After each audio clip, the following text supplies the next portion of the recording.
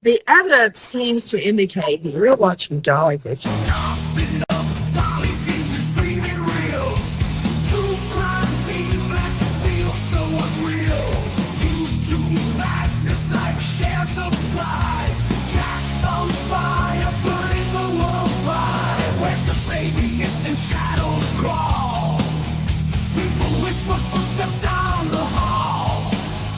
Fingerprints of the dead, cold as stone. He's got the scoop, best around town known. Dolly Vision headlines, King of Peace. Truth unravels, crackling through the heat. Lost soul shining, echoes in the night. Mock the truth while live on their light. Toughen up, Dolly Vision screaming real. True crime scene blasted, feel so unreal. You do madness like share, subscribe. Jack's on fire, burning the world fire. Where's the baby? Missing shadows crawl. People whisper footsteps down the hall. Fingerprints of the dead, cold as stone. He's got the scoop, best around town known. Dolly Vision headlines, King of Peace. Truth unravels, crackling through the heat. Lost soul shining, echoes in the night. Rock the truth while live on air light.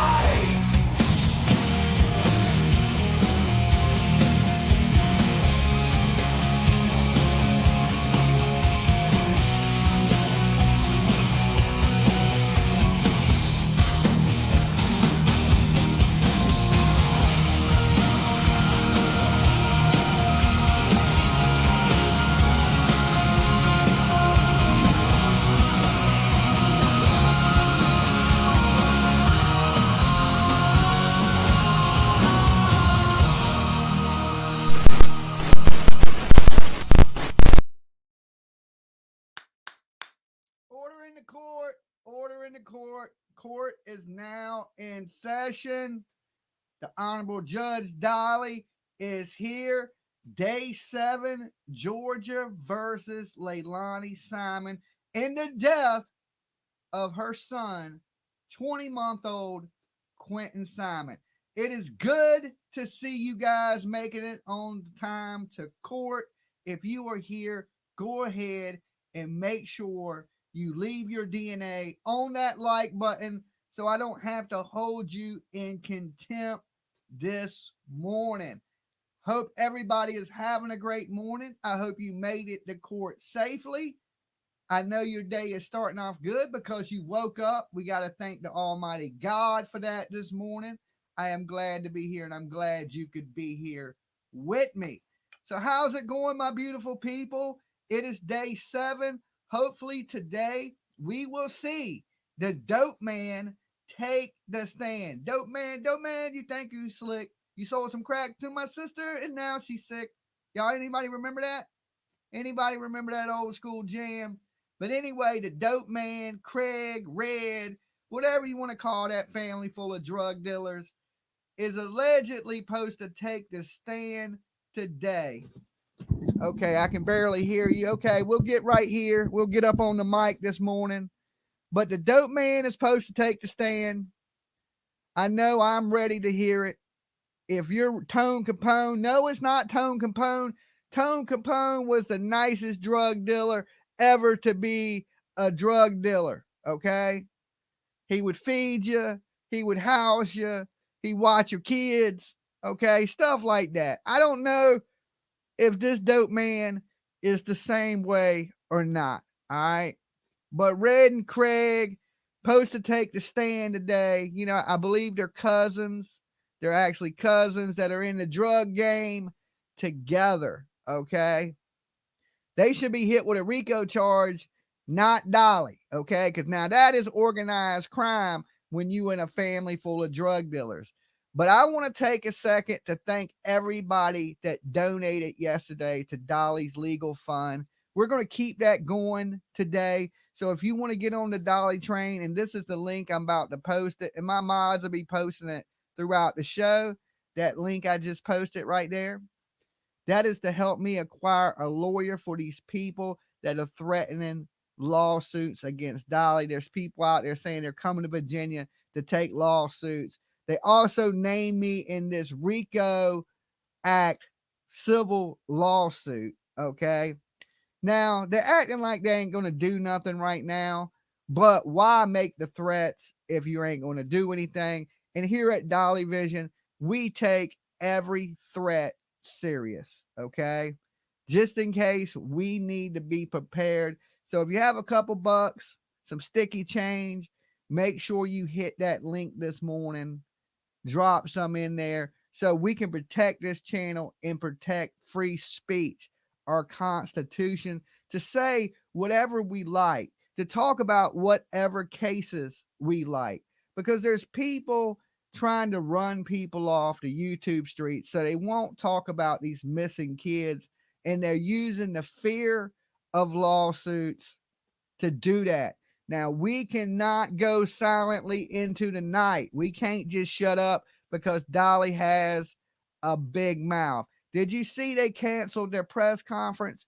Yes, because maybe they're too busy making threats on people, and then people are saying crazy stuff back, and it turns into a big drama show. If y'all seen my video last night, Dolly don't want any parts of that chaos, okay?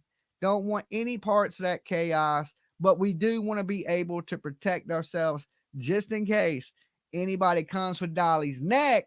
We can protect our neck like the Wu-Tang Clan said, okay? Protect your neck. And that's what it's about. We're building a missile defense system. So if they fire at us, bam, our lawyers will shoot that missile down like a Scud missile in Israel, okay? We ain't having no attacks on the Turtle Gang. So the Turtle Gang got to stand strong. We got to stand united on freedom of speech, right? Even the people out there hate me. You cannot hate the U.S. Constitution. We have our rights, and these rights are protected, but these rights are not free, okay? They're definitely not free. People, our soldiers, fight and die for our rights all the time, and we got to respect that. We can't let one right be taken from anybody. Not anybody on this planet, because once they take one person's rights, they can take all our rights. And then what do we have left? Today, you shut this person up. Tomorrow, you shut that person up. And before long, they'll be shutting you up, and you won't even be able to type in the damn chat room, okay? They're trying to silence people, and we're going to make sure that we cannot be silenced here, right? And with that, there is a little bit of fundraising, and that money will sit there. If somebody comes after us, we will use that to hire the best defamation attorney. My hair is under my hat. I got it folded back today. I got it tied back. You just can't see it, but it's there. To hire the best defense attorney we can to fight off any foreign invaders in this courtroom, okay? Don't matter if you're from overseas or you from America, you start throwing shots at Dolly, we're going to have the legal means to protect ourselves here, because we are the Turtle Damn Army, okay? So thank you to all those people who donated yesterday. I want to pull it up real fast for you guys before we get court started this morning, just to show you all the people that have contributed to the fund. All right, let me pull this over here so I can thank you guys personally this morning from everybody that donated last night. Okay, so let's share the screen. I got to share it anyway, so when court starts, we can hear everything. So share, add to stage, bam, there we go. Let me blow this up real fast. And as you can see, we have raised $1,370. I know what you're thinking. That sounds like a lot, but it's really not when it comes to defamation. Defamation lawsuits are one of the most expensive lawsuits you can be involved in. There's a lot of litigation, all those things. So we're going to continue to raise money. So if you want to get on the Dolly train today, get you a nice seat. If it's under $5, I think you got to donate at least $5 to this, because I haven't seen a donation under $5. But if you're going to donate under $5, hit the super chat, get you a seat in the courtroom today. If you're going to donate over $5, or $5 and up, make sure you do it through the Dolly Vision fight for free speech for everyone. Now, this is really important, right? Like I said, free speech is not always free. You can have an opinion, but sometimes people will try to sue you over that opinion. Like I said, we don't know when who's coming, but we take all threats seriously. Seriously. Right. I want to thank Betty's Blings, right? $20. Thank you, Betty's Blings. You absolutely rock. This is an anonymous giver. Let me like that real fast. Anonymous giver donated 10. And we don't care if you're anonymous. Thank you for helping us. All you anonymous people out there. We still love you all the same. Trisha says, I got your back, Dolly. Love you. Thank you, Trisha. This is another anonymous giver for $5, and it says win. Let me like that. Michelle says, I love you and PJ and the work, time, and dedication you put into all these cases you cover. I pray you keep up the great work. And Michelle, we guarantee you that we keep up the great work. And this is why we're doing what we are doing, so we can continue to keep up the great work. Okay. Like I said, these people are making threats, and sometimes they make threats towards you. Then they say they ain't coming after you. But I don't believe anything these people say. I don't really trust any of them. So we're preparing ourselves for war no matter what. Okay. And I can't do it alone. I'm going to need the help of you. So, Rainy, thank you. Right here. Jenna says, someone said last night that they are not coming after you. And the one of the others once said this morning, you absolutely are involved. Don't trust them. Be ready, turtles. That's what I'm saying. You don't trust any of these people. We're going to continue to suit up and be ready for absolute war. You come at Dolly, you're going to regret it in the end. Okay. You're going to regret it in the end. Mel Crow, 11 hours ago. Dolly, you and PJ both are so passionate, and you guys are the voice for all the children and so many other people that don't have a voice anymore. The turtles have your back. Okay. Be hairless, 11 hours ago. Love you, Dolly and PJ. Laura, $200 says, keep reporting on all missing children. This is going to be extremely expensive. You might want to get a hold of the DUI guy. He's a lawyer, creator. Good luck. Army Mom, $20. Dolly Strong. Barbara Tobias, 12 hours ago. $10. Miss Melanie, $10. We got your shell, Dolly. Let's do this. Anonymous giver, $5. Okay. So thank you guys. Thank you. And Jenny, get you a nice seat anywhere you like in the courtroom. Come up here to the first bench, sit down, get a good seat. It's going to be a good day in court today, guys. We got the dope man today, right? I know you guys are ready. We were looking forward to hearing from the dope man yesterday, but apparently the defense attorneys didn't get a chance to talk to the dope man. But let me tell you, Leilani did enough talking for all of you. She spent plenty of time with the dope man doing a little bit of that bang, bang, bang. Okay. And I ain't talking about the dope she was doing. I ain't talking about that Colombian bam, bam. I'm talking about she was doing the other bam, bam with the dope man. Okay. So the dope man was waxing that ass, not his car. Okay. You know, usually you wax your car, but he was waxing Leilani's ass. So she was cheating on Danny with the dope man, you know, and basically what she was doing is, hate to say it, Carly gifted $1 Dolly membership. Welcome on the Dolly train this morning. Get you a nice seat in the pews. Okay, nice seat in the pews for you. That's a great way to keep us alive, support the channel. Thank you for gifting that membership. And if you got one, make sure you thank the person that gave it to you. Give them a big virtual hug. So basically, she was prostituting like her mama, Billy Joe Howe. Y'all remember Billy Joe Howe used to be a prostitute back in the day, spent a little time in prison. Now, there's some people saying Billy Joe ain't going to take the stand. I don't know if that's true or not. I hope she does, but I'm pretty sure today we're going to hear from the dope man and his cousin Craig and Red. Okay. It sounds like the movie Friday, but it's not. This is real deal. This is the court.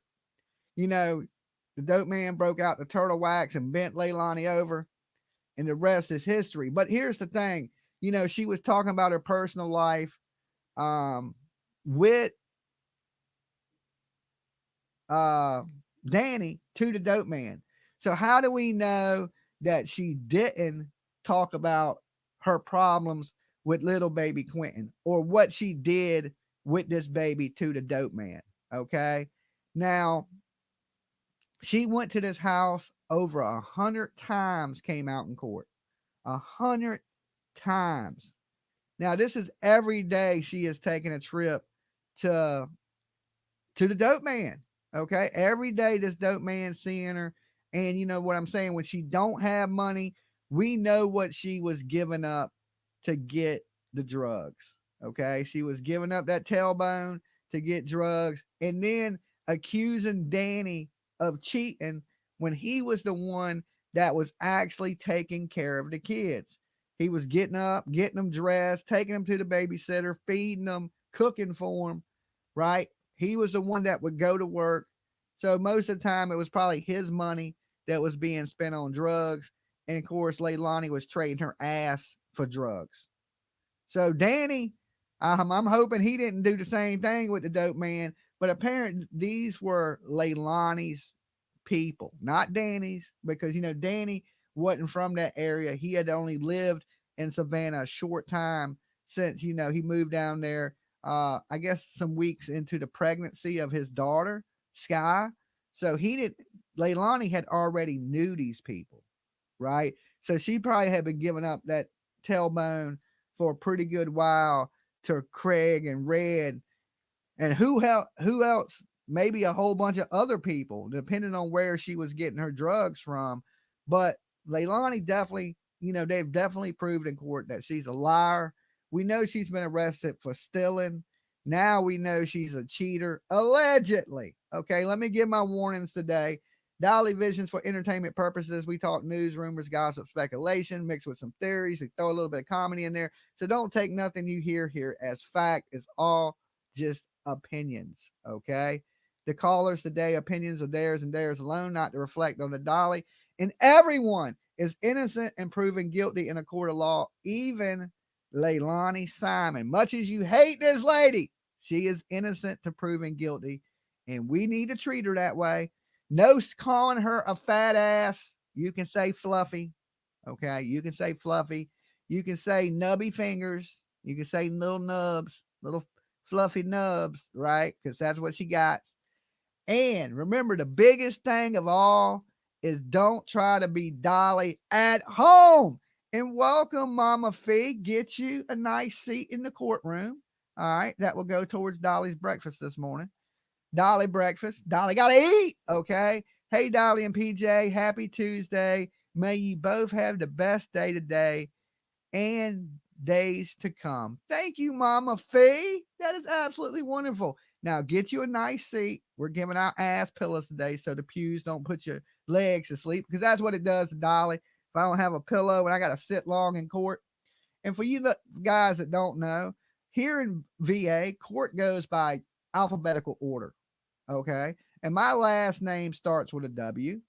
So I am always the last one to call in court. Time they call me, I've been sitting there for 4.5 hours and my legs go completely to sleep. Okay. So time I get up to walk up to go see the judge, my feet are on pins and needles. My legs are numb. My ass is hurting. I got a bad back, right? Now, this is the time in life where you would wish your name just started with an A. Okay. So they could call you first and get it over with. All right. So let's blow this up.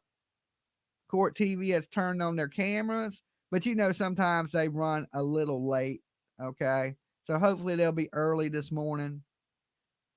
I'm trying to keep up with the chat. If you ain't got you a seat in the courtroom, make sure you get you a nice seat like Sweet Jones. Just grabbed her a nice seat, nice cushiony seat. Good morning, Judge Dolly. Good morning, Sweet Jones. Glad to have you here.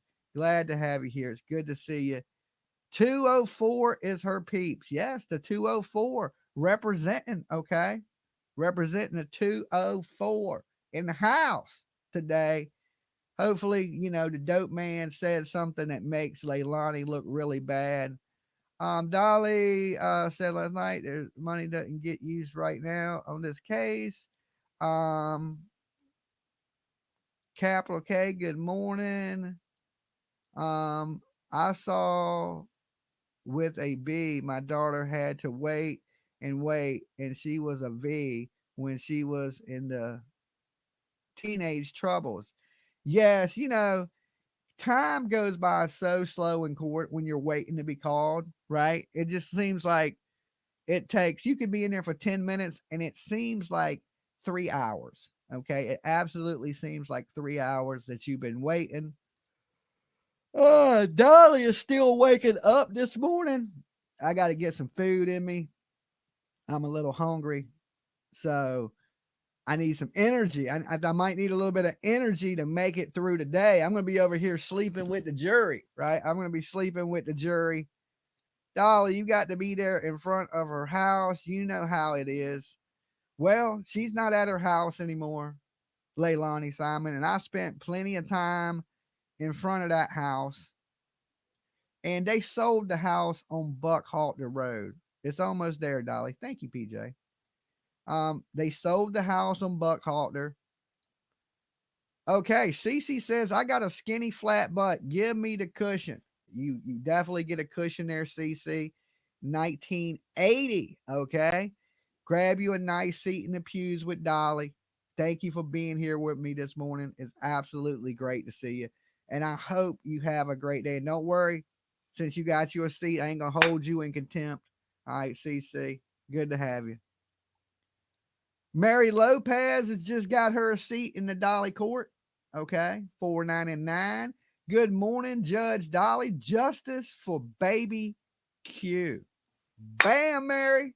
Good to have you here in the court this morning. I wouldn't want to do this court case without you. Okay. Glad to have you. Big virtual hugs. Good to see you this morning. I see you were just as blessed as me to wake up to this beautiful day. And everybody else in the courtroom, right? Good to see you guys. Good to see you. Are y'all ready for another wonderful day in court? Mammy is, right? Because she just grabbed her a seat in the Dolly court. It says, we love you, Dolly, and don't forget to take PJ to breakfast with you. Well, PJ, she's a worker bee. She is at work bright and early. She leaves for work at like 5:30 in the morning. Works her ass off to bring home the bacon. All right, while I sit here and be lazy and YouTube. Okay.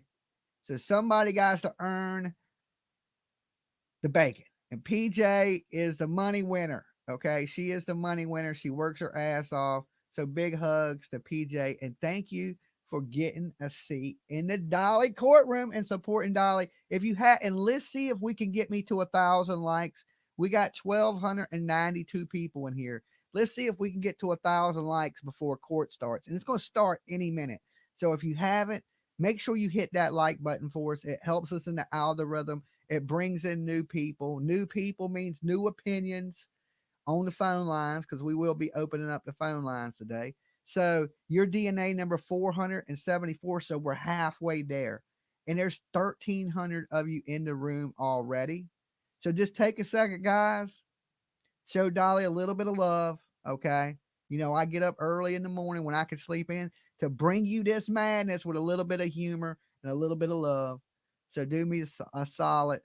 Hit the like button so PJ don't beat me up. Okay. When I don't get a certain amount of likes, PJ comes home and she throat punches me. I know it's violent and I'm scared, right? I can barely talk now. Look at my Adam's apple. That's from being throat punched by PJ so many times because y'all don't like the video when you come in. She's like, "Ooh-gah!" Right? And I'm like, right? And you don't need that. I don't need that. We can avoid Dolly being throat punched. And PJ hits hard. She's bigger than me. Okay. I'm just a little guy. I'm getting old. I'm a little brittle. I'm like peanut. I break easy. We don't need it. So let's get me up to at least 1,000, so I don't get my ass kicked when she gets home, right? She comes in like, bam, kicking in the door. And I'm like, oh shit. And she's like, how many likes you get today? And I'm like, 1,700. And she's like, that's not enough. Waka! Right? And then next thing you know, I'm laying on the floor. Dogs are licking me in the face. It's straight madness. It's straight madness, right? I tried to call the abuse hotline and they said, is this a man? I said, yeah, they hung up on me, right? Apparently, men can't be abused in this world. We're allowed to be throat punched, okay? Help your brother out. Help me out. The judge is in the courtroom. Tammy Stokes, Judge Dolly, order in the court. And just remember, there's still time to get you a seat. And if you could, make sure you drop a couple bucks in that legal fund to keep Dolly free and not in the middle of a damn lawsuit. Okay? Just made another donation to the link. Mama Fee, you absolutely rock. Okay? You VIP with me today. You VIP with me today. And definitely help me from getting throat punched. Okay? Let's make sure we're all the way up. Straw, Birdie, good morning on to this beautiful day, Dolly. Let's hope the drug dealers have the scoop. Okay, grab you a nice seat in the courtroom. All right, I want to see them. They better show them. Mel Crow just got her a seat in the court. Leilani was doing the horizontal tango with the dope man. She was definitely doing that, Mel Crow. Thank you for being here with us. Grab you a nice pillow for your ass and grab you a seat in the pews. We're going to rock it, non-stop it today in court, okay? Who does it better than Judge Dolly? There ain't a judge out here that got shit on Dolly. Not shit, okay? Thank you guys for all the likes and saving my neck. Protect your neck is the theme of today's show. Okay, protect your neck.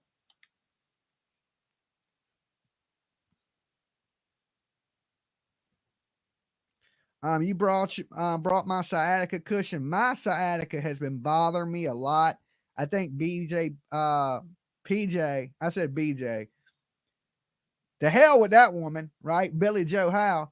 PJ, I think she beats me up in my sleep. I wake up with bruises on me. Okay. I wake up with bruises on me. I don't know how I got this big ass bruise on my leg today, right? On my calf. I don't know if I hit something or PJ's beating me up in my sleep. But it could be because I didn't get enough likes yesterday. I don't think we hit 2,000. I think we hit 1,700. So I think, once I went to sleep, she was like, bam, bam. I don't know. I didn't, because I was sleeping. I couldn't really tell you. But I think that is what happened. Okay.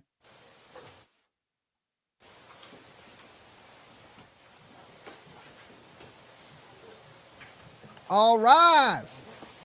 All right. She's dressed a little different today, but has the same jacket.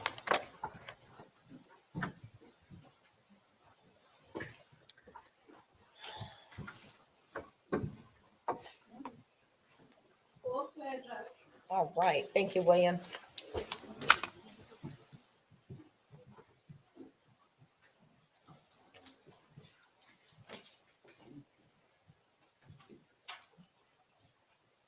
Please have a seat. And good morning. Welcome back. We're going to launch right in. Of course, I have to ask you the question. Has anybody read any news media, observed any news media, watched any TV shows, just talked with anyone about the case, allowed anyone to talk with you about the case?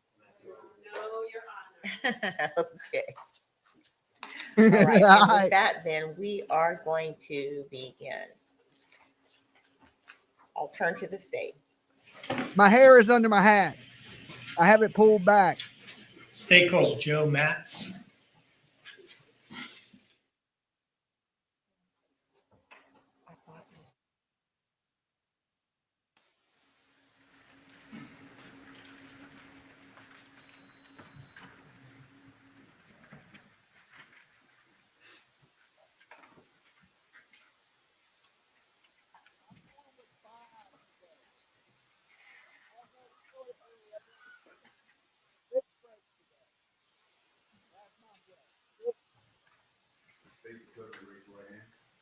The evidence you shall give the court and jury in the trial of this issue should be the truth, the whole truth, and nothing but the truth, so help you God.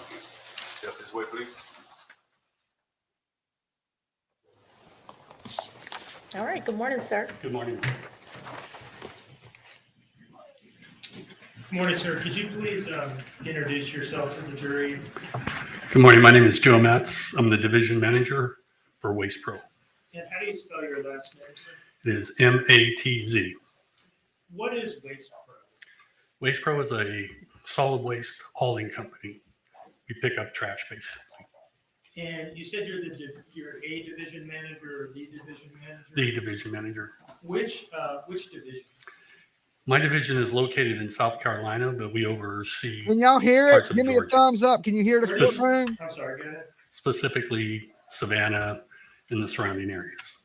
And so where do you work on a day-to-day basis? Where's your office? It's in Hardyville, South Carolina. And you mentioned that you all service the Savannah area. Yes, sir. Tell me how that works. What is involved in being a solid waste hauling company? I didn't say. Yeah, so obviously we have trash trucks that go out into the community on a daily basis from a residential aspect, from a commercial aspect, and then from a construction aspect.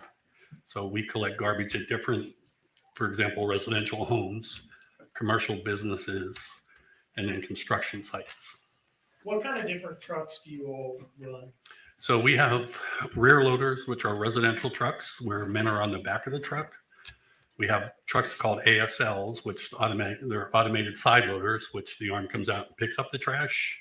Then we have commercial trucks that basically go behind 7-Elevens. They pick up the bin, dump the bin, put the bin back down and go away. And then we have trucks that service construction sites. They're long boxes that we pick up and take to the landfill. Now, I'd like to draw your attention to the days following October 5th, 2022. At some point, you were contacted by Randall Noble of the Chatham County Police Department. Yes, sir. Prior to being contacted by him, had you heard anything of the disappearance of Quinton Simon? No, sir.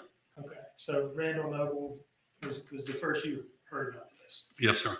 And did he ask you whether you could identify which Waste Pro truck had serviced the dumpsters at Azalea Mobile Home Plaza in Savannah on the morning of October 5th, 2022? Yes, he did. And were you able to tell him that information? Yes, sir.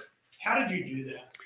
So every day the drivers are assigned route sheets. And so we go into our database, look up Azalea Mobile Home Park, for example. It will tell us what driver, what route he is on that day. And did Detective Noble also ask you whether you could tell him where that truck had gone after servicing the dumpsters at Azalea Mobile Home Plaza? Yes, sir. And were you able to tell him that? Yes, sir. How were you able to tell him that? Our trucks are equipped with GPS system. So basically any stop that they go to, we have what's called these little breadcrumbs from the GPS. So breadcrumb will, once we identify the truck, it will show us where the truck is at a specific time and then where it goes throughout the whole day. Now, if you can do this from memory, I'll ask you. If not, we can just get right into the documents. Do you remember what truck it was that had serviced those dumpsters that morning? Yes, sir. What truck was it? It was 3909. And who was the driver of that truck? The driver is Tawan Lee. Chuan Lee, Yes. TWAN. Yes, sir. What type of truck was it that serviced those dumpsters? It's a commercial truck. By which you mean, you described the various types earlier. What do you mean by that exactly? So the commercial trucks, again, they're the ones that pick up the smaller containers. The truck will dump it. At that time, once the truck services the equipment, the container gets put back in place. The driver will then compact the load, smashing its contents, and then moving forward to the next stop, or in this particular case, the landfill. When you were describing how this particular truck works, you sort of extended your arms out in front of you. Are you referring to the front loading type that slides arms into the slots on the side of a dumpster and then lifts it up and back? That is correct. Okay. And you mentioned a compactor in the truck. Can you describe that? Yeah, so all trash trucks have compactors in them, whether residential or commercial. The reason for the compaction is obviously that from a productivity standpoint, we want to pick up as many stops as we can. So the trucks are operated through hydraulics. And once the trash is in the body of the truck, the compactor is pushed, and then it pushes back and just condenses the load so that we're able to maximize the load. Can you tell us anything about how powerful the compactor might have been in truck 3909? I understand you're a division manager, not an engineer, but I wonder if you know. Well, the compaction ratio, quite honestly, I couldn't give you 120 pounds per square, foot or whatever per pressure, but it will smash everything in the unit, including wood, glass, whatever's in there will be smashed. You've talked about being able to tell Detective Noble that it was truck 3909. It was driven by Twan Lee, and being able to tell him where that truck then went after servicing those dumpsters on the morning of October 5th at Azalea. I don't know whether I've asked for this. Where did that truck go after that? It went to the landfill, Which landfill would that be? Superior Landfill. Is that the one off Little Neck Road? It is the one off Little Neck Road. Okay. And what did it do there? Perhaps it's obvious, but I'll ask you. Yeah, so when the trucks arrive at the landfill, they're scaled going in for the weight. And then as they go up to the landfill, they'll go up to the face of the landfill. They're directed to dump their load in a particular spot. Once that truck is emptied, it will go back down.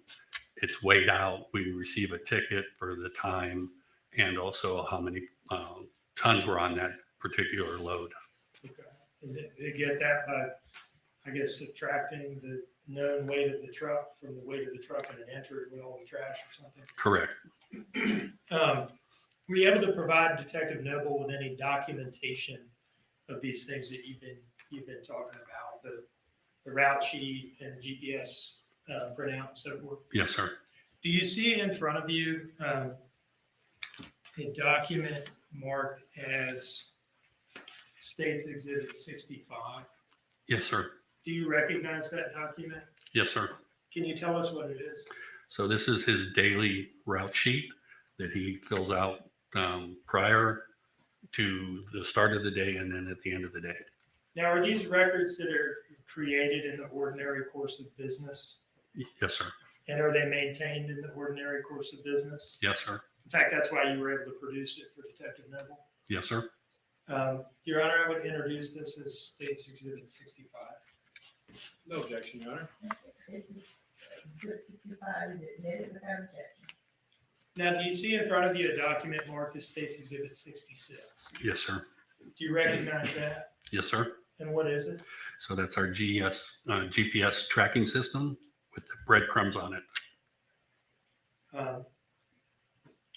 Is that also a document that's created and maintained in the ordinary course of business? Yes, sir. Your Honor, I would introduce this as States Exhibit 66. No objection, Your Honor.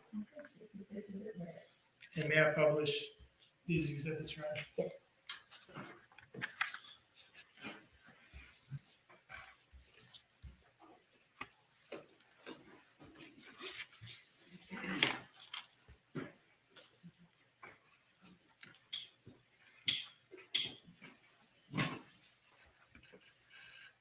All right. Can you see the screen all right from where you're at? Pretty much. There's one right. Oh. I don't know whether that one's better for you. I can see that. Do you mind, if you prefer to stay seated, let me know, but would you mind just stepping down and kind of walking us through these different entries on here and what they mean? Sure. So again, this says that this is Route 405, indicating that that's Taiwan Lee's Wednesday route.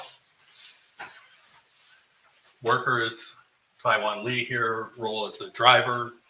Punch-in time is 1:33 a.m. in the morning. We start really early. We also note what time he left the yard. It's 1:45. Is WP yard there? What does WPYD mean? Waste Pro yard. Is that just like where the trucks sit when they're not being used? It's the facility, yes. Okay.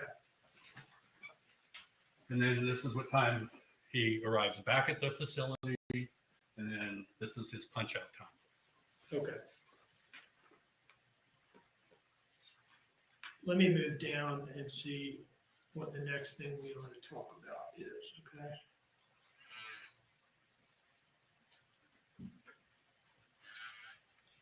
In this box here, these first two entries here where it says destination sup, does that refer to Superior Landfill? It does. Can you walk us through these two lines here?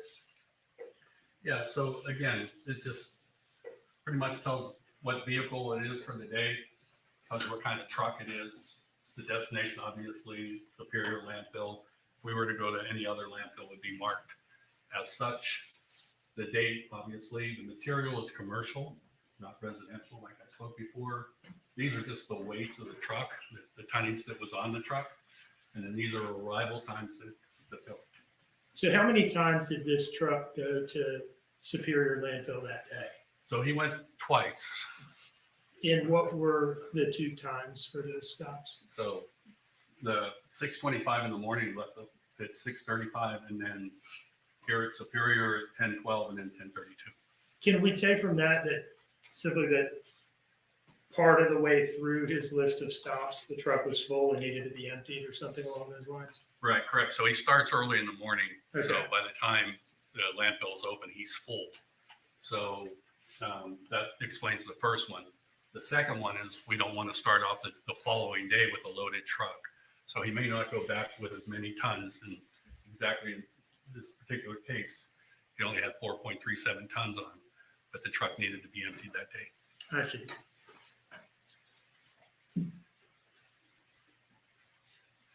Now, starting on top of page 2 here, is this just the list of places that he was servicing that day? That is correct. And are these in order from, first to last? Yes. I'd like to scroll down to the last entry.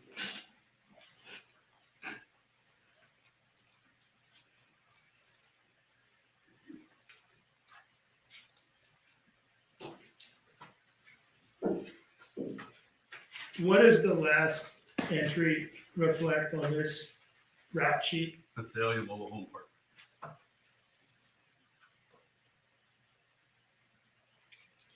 In the this column quantity there, what does that refer to? That refers to the number of containers there at a stop.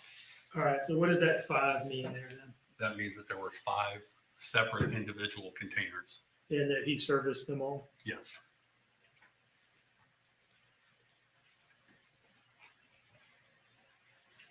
Now, moving to States Exhibit 66, it's maybe a little hard to make out, at least it is for me from here, but can you just walk us through what this is? Again, these are just basically the GPS system tracking the truck. So you can see where he's at his last stop, and then the breadcrumbs will just follow down to the landfill, and it tracks it over to the landfill. Okay, so he's at Azalea Mobile Home Plaza at about 9:45 or so, and then is it the landfill sometime shortly thereafter? Correct. And at that point, if Quinton Simon was in those dumpsters, Actually, Your Honor, calls for speculation. I'll just withdraw it. Okay. One moment, please.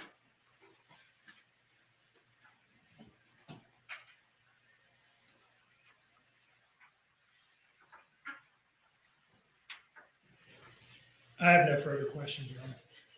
Thank you. You have a seat. Is there any cross-examination?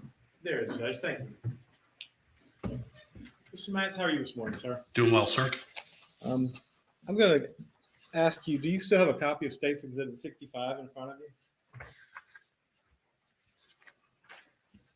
If you don't, I can provide you a copy. I do, sir. I was curious. There's a handwritten note on the top of that that says 10-5, correct? Yes, sir. Okay. And down in the body next to the destination, but before the material in the middle of the page, it says July 6th, 2022. Well, what's the discrepancy here?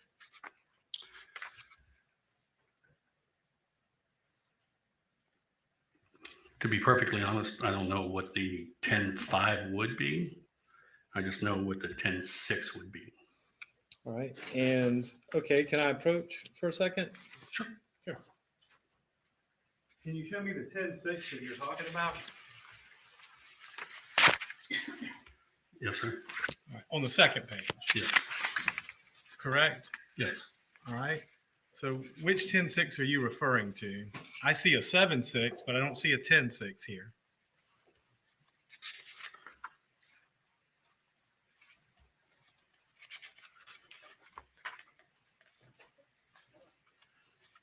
It must have been a misprint.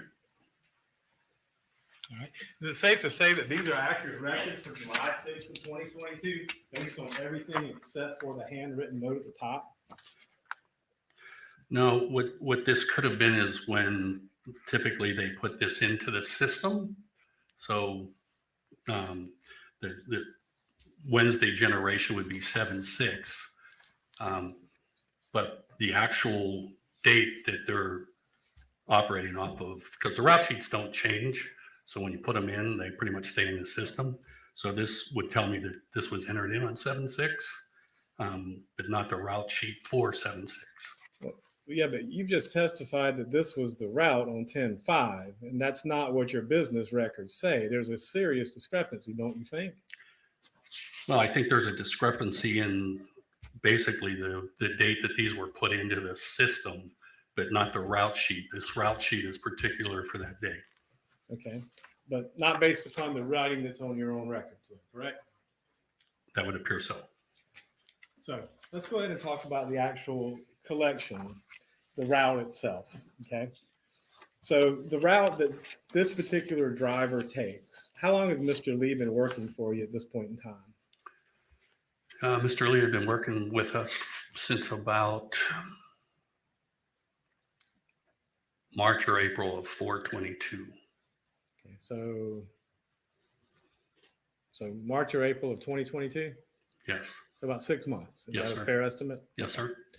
And let's just run through State's Exhibit. The route starts at GSU, correct? Yes, sir. And there's 1, 2, 3, 4, 5, 6, 7, 8, 9, 10, 11. At least 11 pickups on the Georgia Southern campus, correct? Yes. And there can be, it looks to me, and I'm not trying to put words in your mouth, it looks to me like they're all single dumpsters with just one double dumpster pickup, correct? Correct. Okay, and that's on the south side of Savannah, if I'm not mistaken. Yes, sir. Okay. And then it looks like the next pickup is on Ogeechee Road. Is that correct?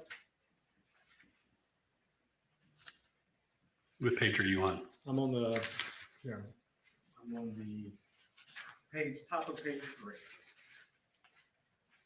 Right. Okay. Right here. Yeah. So, and just out of curiosity, I mean, are these going in order, or is there a set route that would minimize use of gas?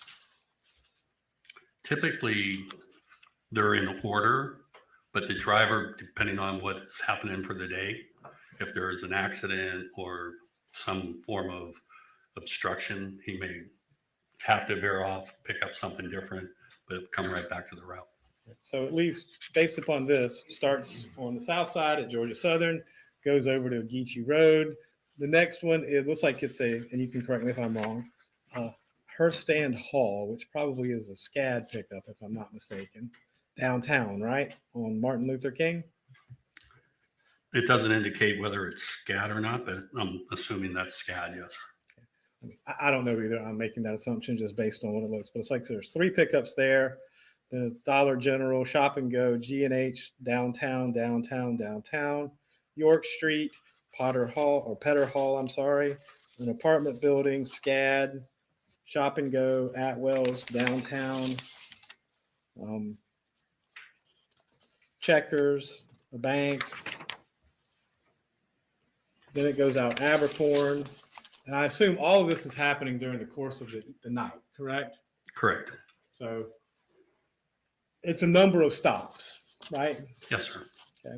And you said it's a commercial truck. So again, my understanding is it has 2 of those big things that come out the front, forks, comes out, goes in, picks up, dumps it in the back, and then sets it down, pulls out, and goes to the next one, correct? Yes, sir. Okay. I just want to make sure it's the right equipment. So there were a number of stops. How many stops are in a normal route? It varies from day to day. On this particular day, he had a total of 56 stops. Okay. And it's 72 total containers Yes, sir. and over 500 total yards of trash, correct? Correct. And was this encompassing both sets of routes or just his one early route? Both routes. I mean, both sets of it during the loads. If you're speaking load wise, it encompasses both loads. Okay. And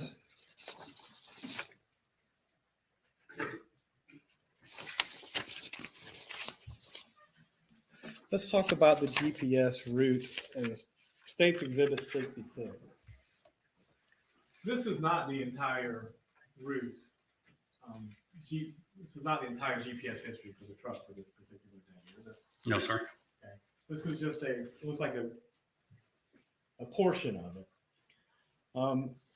And I can't make it out, but I'm going to assume it looks like it's just a portion going down a Geechee Road, then out a Geechee Road, then over to, it looks like the landfill, if I'm not mistaken. Does that seem like a good summation? That is correct. Okay. And it doesn't have any of these other routes that I just discussed. No, sir. But you're saying that this does, right? Yeah, particular. I mean, he would follow this route. So there were how many stops on a Geechee Road that you're aware of or near a Geechee Road?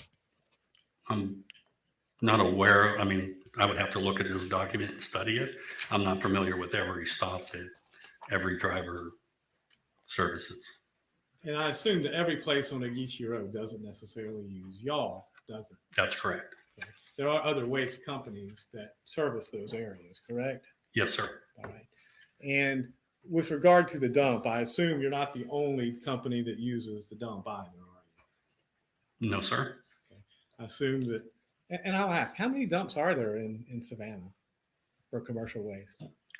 The only one that we use is Superior. So I'm not sure in Savannah if there's any other landfills that some private companies operate.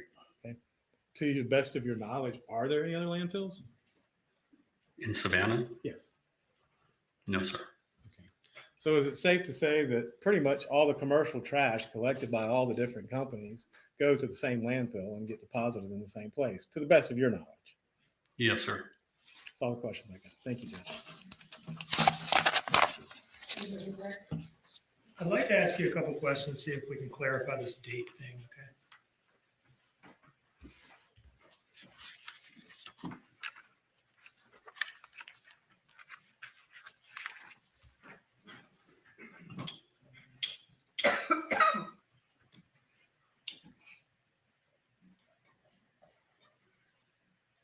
In this block here, where we have notations about when this truck went to the landfill that day. The date typed in here is July 6, 2022, right? Correct. Okay. You said something on cross-examination about how that would have been the day that this route sheet was created, but then the route sheets don't change. Can you explain what you mean by that, just to make it as clear as we possibly can? Yes. So we typically, and when I'm looking at this, what this probably tells me is that there was a reroute that took place. And so whoever was inputting that route, the total in totality on that route, put that into the system that day.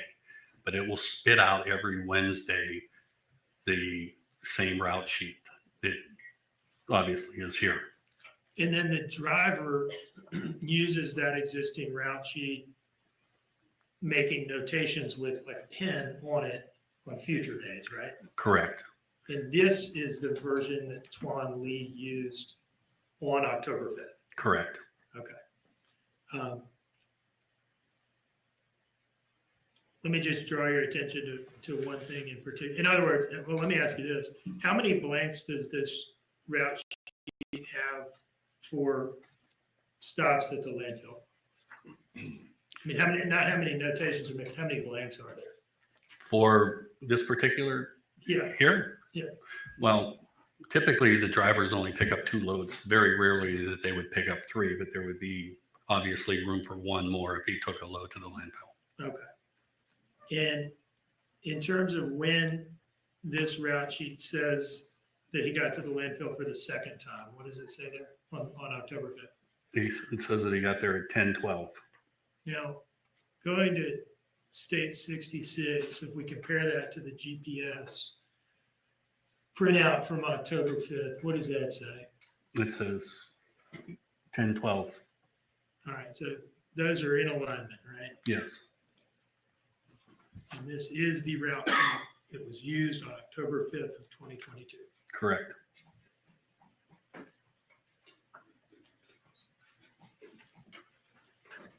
No further questions, Your Honor.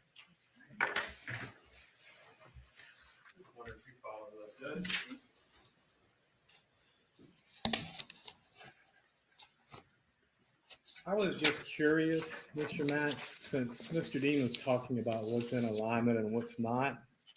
On State's Exhibit 65, oh, sorry, thought I had it turned on. On State's Exhibit 65, I was wondering, there are a lot of hand-marked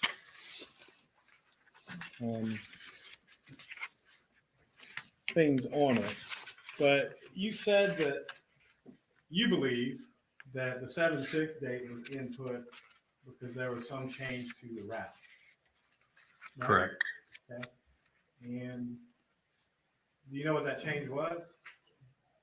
Well, what I'm assuming is that, so No, I mean, what I'm asking is if you particularly know. Do you know if there was a change or not, or are you just speculating? I would be speculating. And it's the same thing here, that whenever you're relying on these records from your computer at your office, okay, I'm going to assume you weren't riding with Mr. Lee that day, correct? That's correct. So all you can do is rely on these records, correct? Yes, sir. So if there's any discrepancy or any issue or anything that's not correct in them, then you would be relying on faulty information, correct? Yes, sir. That's all the questions I got. Thank you. Anything further from this witness?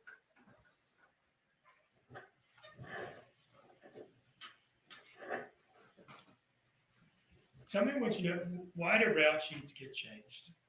I mean, Mr. Hilliard got you to say that you would be speculating, but how long have you been in solid waste removal? Since 19 BC, So, 1976. why does a route sheet get changed? Typically, a route sheet may change. The route sheet doesn't change. What changes would be What we have an exception list. So for example, if a stop would come on or come off, it would just be notated in the front of the route sheet. Okay. In any case, this route sheet is the one that was printed out and used by hand on October 5th, right? Yes, sir.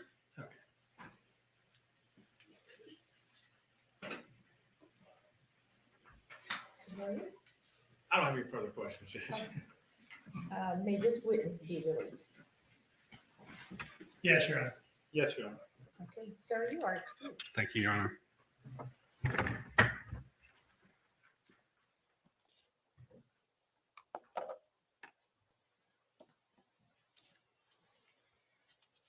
All right, the state may call its next witness. Denard Johnson.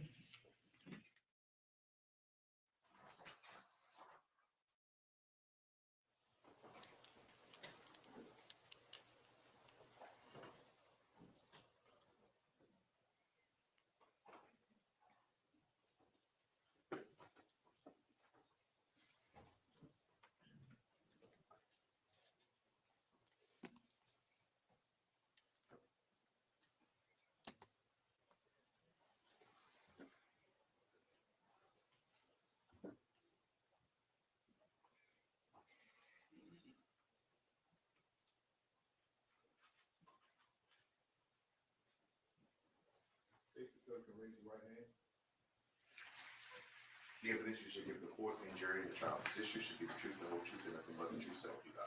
Yes. Step this way, please. All right, good morning.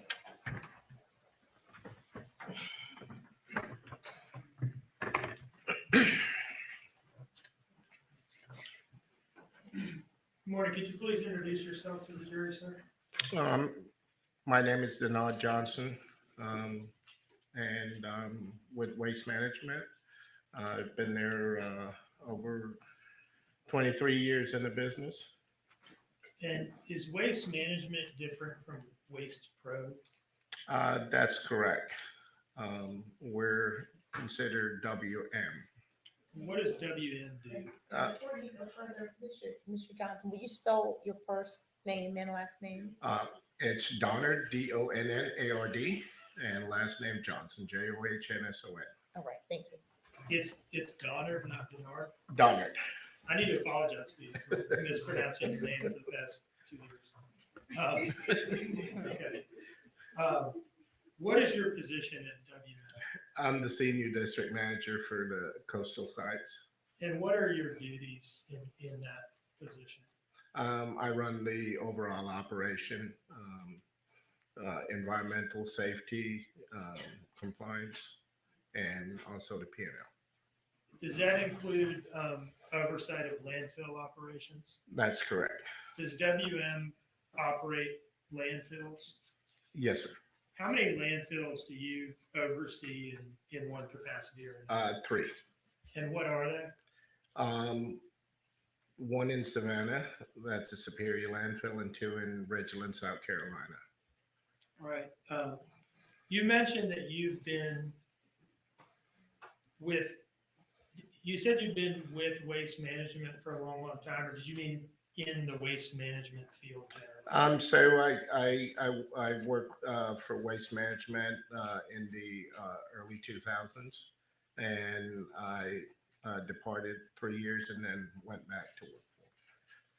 Can you describe the positions you've held and how you've worked your way up in this industry over the years? I started out as a heavy equipment operator. Then I worked my way up the rank as a site supervisor, operation manager, and district manager, and then a senior district manager. And that's the position that you're in today, right? Yes, sir.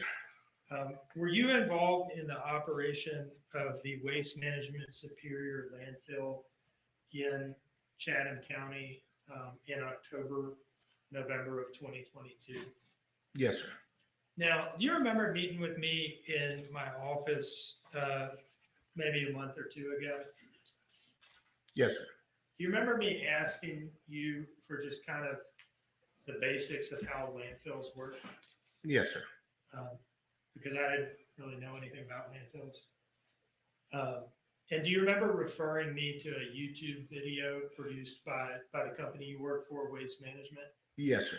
You told me this is like 2 minutes and it'll kind of get you up to speed on landfills generally. Yes, sir. Okay. Is that because you didn't want to take an hour to walk me through it, or what? Well, well, just everybody so you could really understand what a landfill consists of versus what they call a dump. What's the difference between a landfill and a dump? Well, a landfill is just highly engineered operation, and a dump is where you pull the waste off somewhere or in a hole. Okay. Do you think if the jury were to watch that video, it would help them in their understanding of your testimony? Yeah, sure. Do you see in front of you a disc labeled as State's Exhibit 68? Yes. I'd like to open that up and just show you the first frame or two and see if you can tell us what that is. And I'm going to do this on the screen here.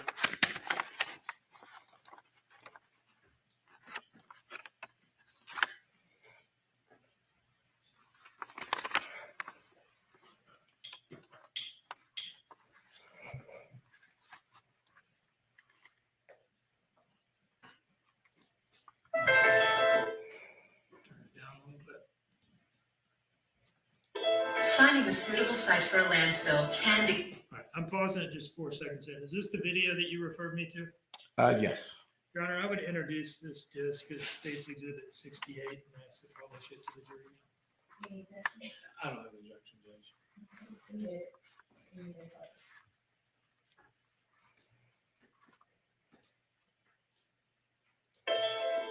Finding a suitable site for a landfill can be complex. Landfill operators will work with regulators to be sure the new facility is located in the right place. Some places, like properties near wetlands, will be carefully evaluated for any environmental concerns. Impacts on nearby traffic will be analyzed. The site will also be evaluated to understand the land, groundwater, and surface water in the vicinity. Community feedback is important to consider, and meeting environmental and land use standards are a must. Once the site is approved by the regulator, the first step is to follow permit plans for sound construction. The second step is to secure the base of the landfill to provide a stable base for the liner. A two-phase composite liner is installed on the base and sides of the landfill.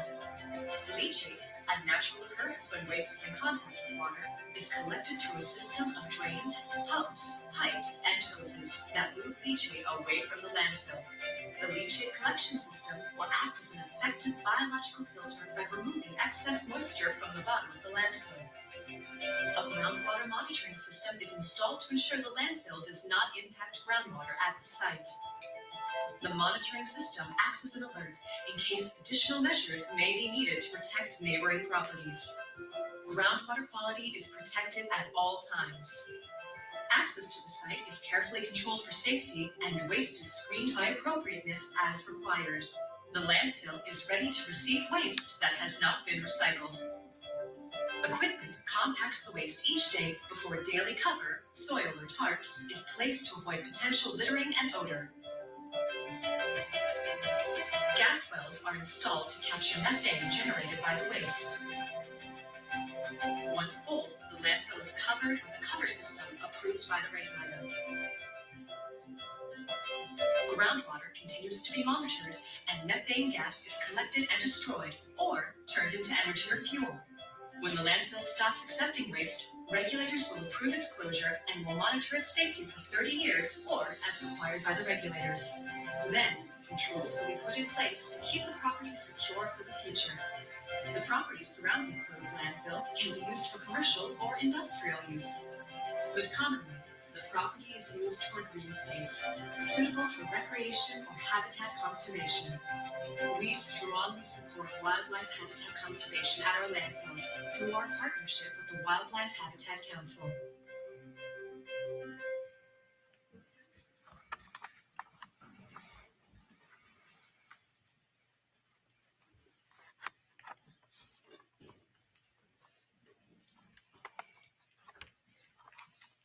Now, with that little bit of background, let me ask you this: what happens when a solid waste removal truck, a garbage truck, shows up at the landfill with a load, and it's going to deposit that load at the landfill? Can you just walk us through it step by step, from the moment that truck turns in to, and we'll go specifically with Waste Management Superior Landfill in Shannon County. What happens?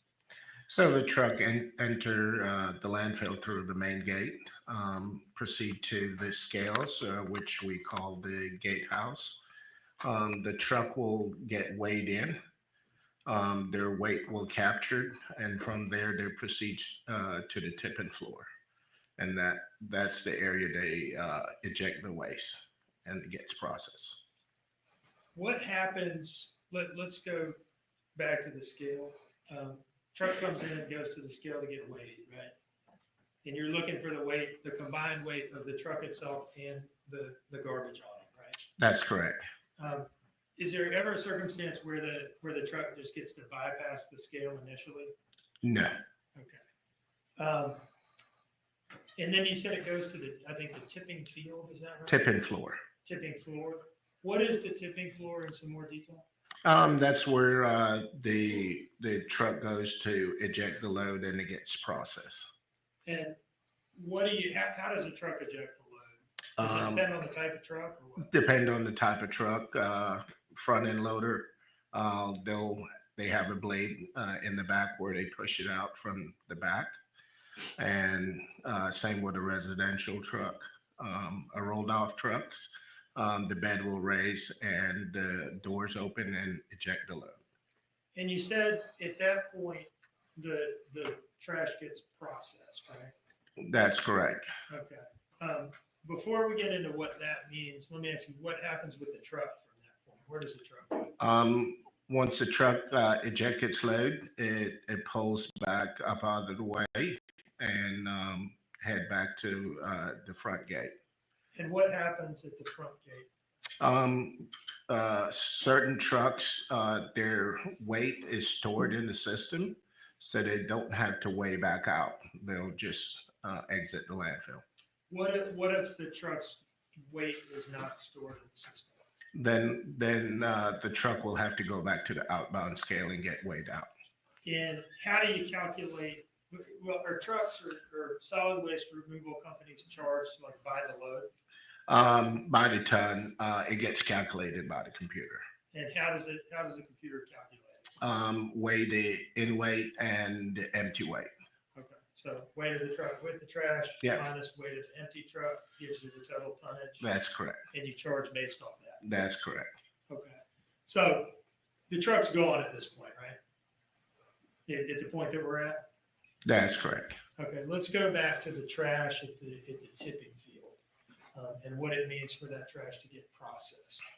Can you tell us about that? What happens to the trash from there? So we have a series of bulldozers that pushes the waste to the compactor, and the compactor has cleat wheels, and that spread the waste and pulverize the waste. Is the place that the trash is pushed by the bulldozers, does it have any particular name that you refer to? Landfill cell. Okay. Tell me about landfill cells. It's a general area that we put the waste in layers. And do you use the same cell all the time? Or no? Until it's up to the approved height. And then what happens at that point? Then it's closed out. What is that? What does it mean to close out a cell? Well, no more waste can be deposited in that area because it's at the approved elevation. What do you do to close it out? We apply dirt, 2 feet of dirt over that area and vegetate it. What does it mean to vegetate it? You Plant use a lot of grass. Technical terms. I'm going to keep hitting you with what does it mean? Plant grass. Okay. At that point, you're done with that cell. Done with that area. That's correct. About how big is the typical landfill cell? And maybe it varies too. It varies. Answer that, It could be 10 acres, 12 acres, or 13 acres. Okay. Now, how long will you use a particular cell for? It also varies on the tonnage that comes in. More tonnage, then that cell generally gets filled quicker. Less tonnage, it opens a little bit longer. So around 3 years the most. Okay.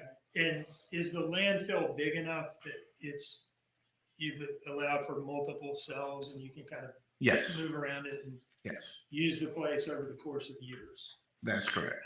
Okay. You mentioned the bulldozer pushing the trash into the landfill cell and then it being compacted by, I think you said a compactor with cleated wheels. Yes. So we use Caterpillar 836 compactors. What is the importance of compaction in a landfill? Why Um, bother? Why not just, Density, fit more in a small space. We sell airspace, so we have to compact and get good density so we could fit more in that area. did you say something about there being regulations about how high you can That's have correct. trash in a cell? Okay. So is it fair to say that the tighter you can get that stuff compacted, the longer you can use that cell under the governing regulations? That's correct. These compactors that you described, do you see in front of you a document marked as States Exhibit 69? Yes. What is that? That's a waste compactor. Is it the type that you were describing? That's correct. Does it fairly and accurately depict that machine? Yes. And does it accurately capture the weight of that machine? That's correct. Your Honor, I would introduce this as States Exhibit 69. No objection, Your Honor. 69 is admitted.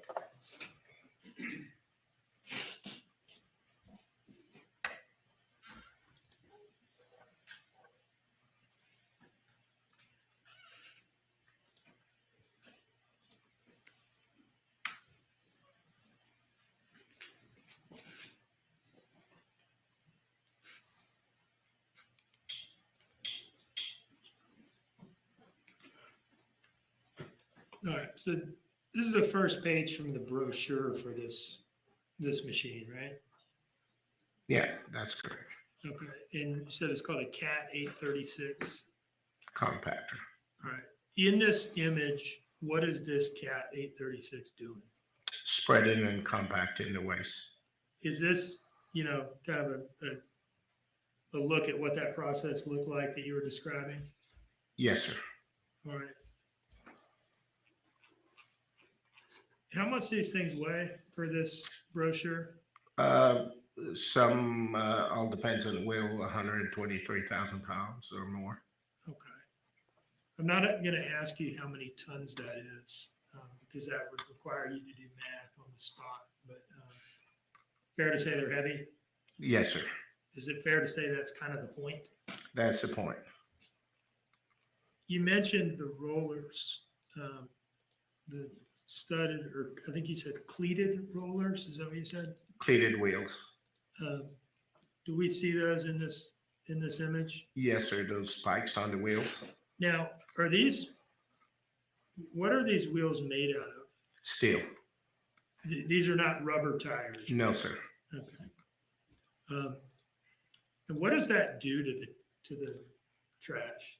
It cuts up the trash, breaks it down. And that's kind of what you're going for, right? Right. We heard something in that video about daily cover. Yes, sir. Can you tell us about daily cover? What does that mean? So daily cover is soil that we have to apply to the waste after our shift is completed At the end of the day? at the end of the day.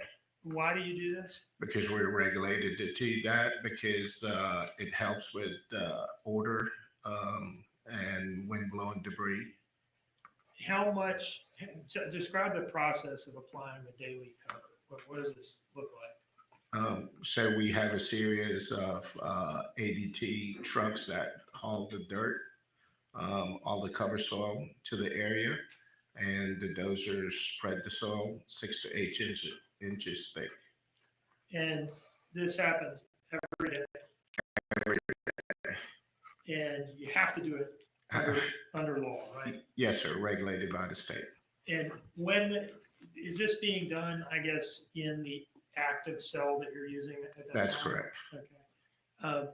And in the course of doing this daily cover and spreading this 6 to 8 inches of dirt over the cell, is it fair to say that all the trash in that cell is being compacted once again? That's correct. What happens with the daily cover the next morning when y'all reopen? We remove that daily cover. And does that also require these compactors with the blade on the front to? The dozer will remove the daily cover. Is that something different from the compactor? That's correct. Okay. Are those also pretty heavy? Yes, between 50 or 60,000 pounds. Okay.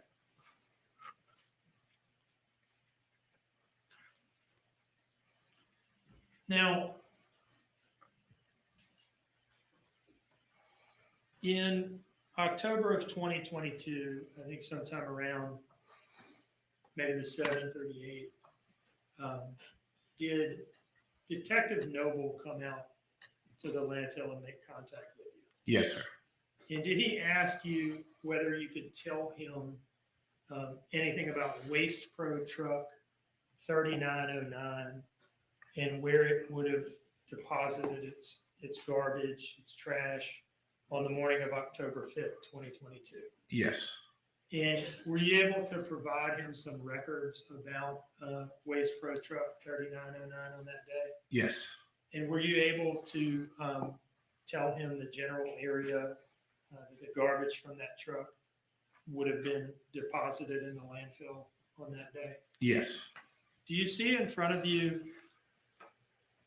the 2-page document marked as State's Exhibit 67? Yes.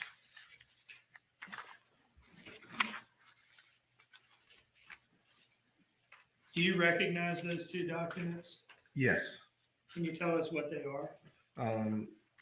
So one is the scale ticket that we issue the driver once he come in and weigh in. And the other location is where we place the waste. Yeah, approach for them.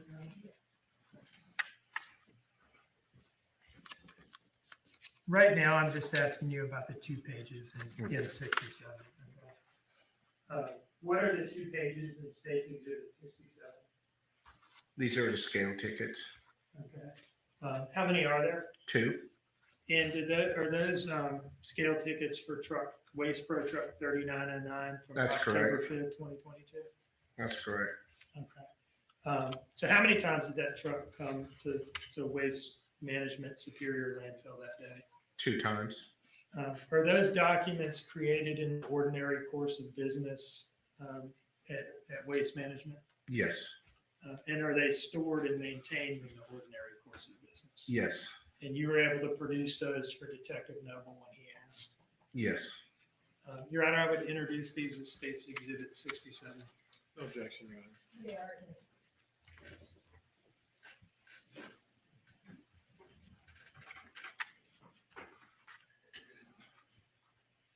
All right, can you see this on the screen here?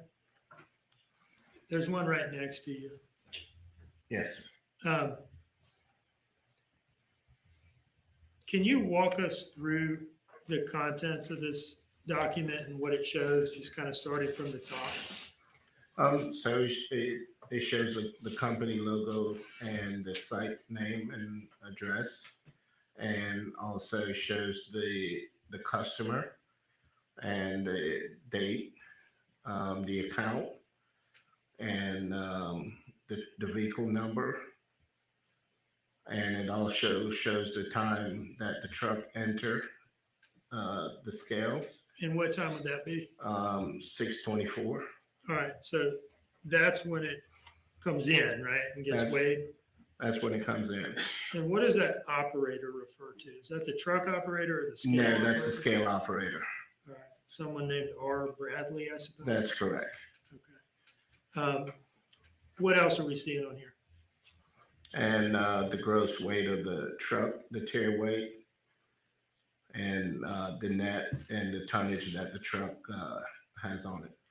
All right, so would the gross weight there at the top be Yeah. the truck and the trash? That's correct. And the tare weight is the Empty weight. empty truck? And the net then is the total Ton- tonnage tons, of the yeah. trash? Okay.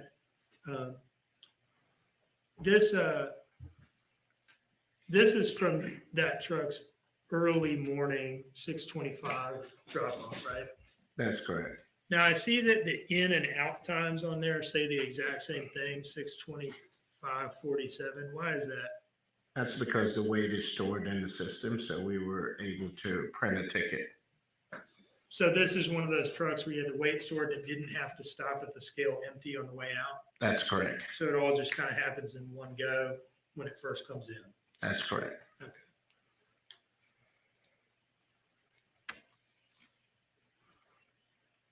Now, what does the driver's signature there say? If you can read it. It's hard to make out. Moving down to the second page, we could skip all the stuff at the top. Let me just ask you, this is also for 3909 up here? That's correct. Okay. And what was the time that this particular load came in on this truck and was weighed 10:12 a.m. on October 5th, right? That's correct.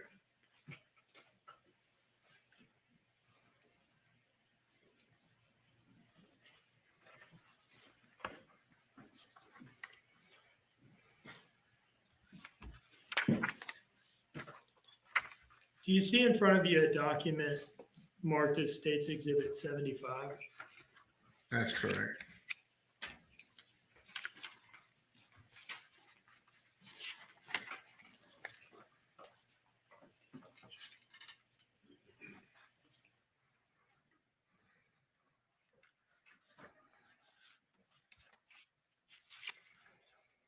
Have you looked through that document, sir? Yes. All right. Can you tell us what it is, if you recognize it? That's the overall landfill footprint. Okay. Do these images fairly and accurately depict waste management superior landfill in Chatham County? Yes. Your Honor, I would move this in as States Exhibit 75. No objection, Your Honor.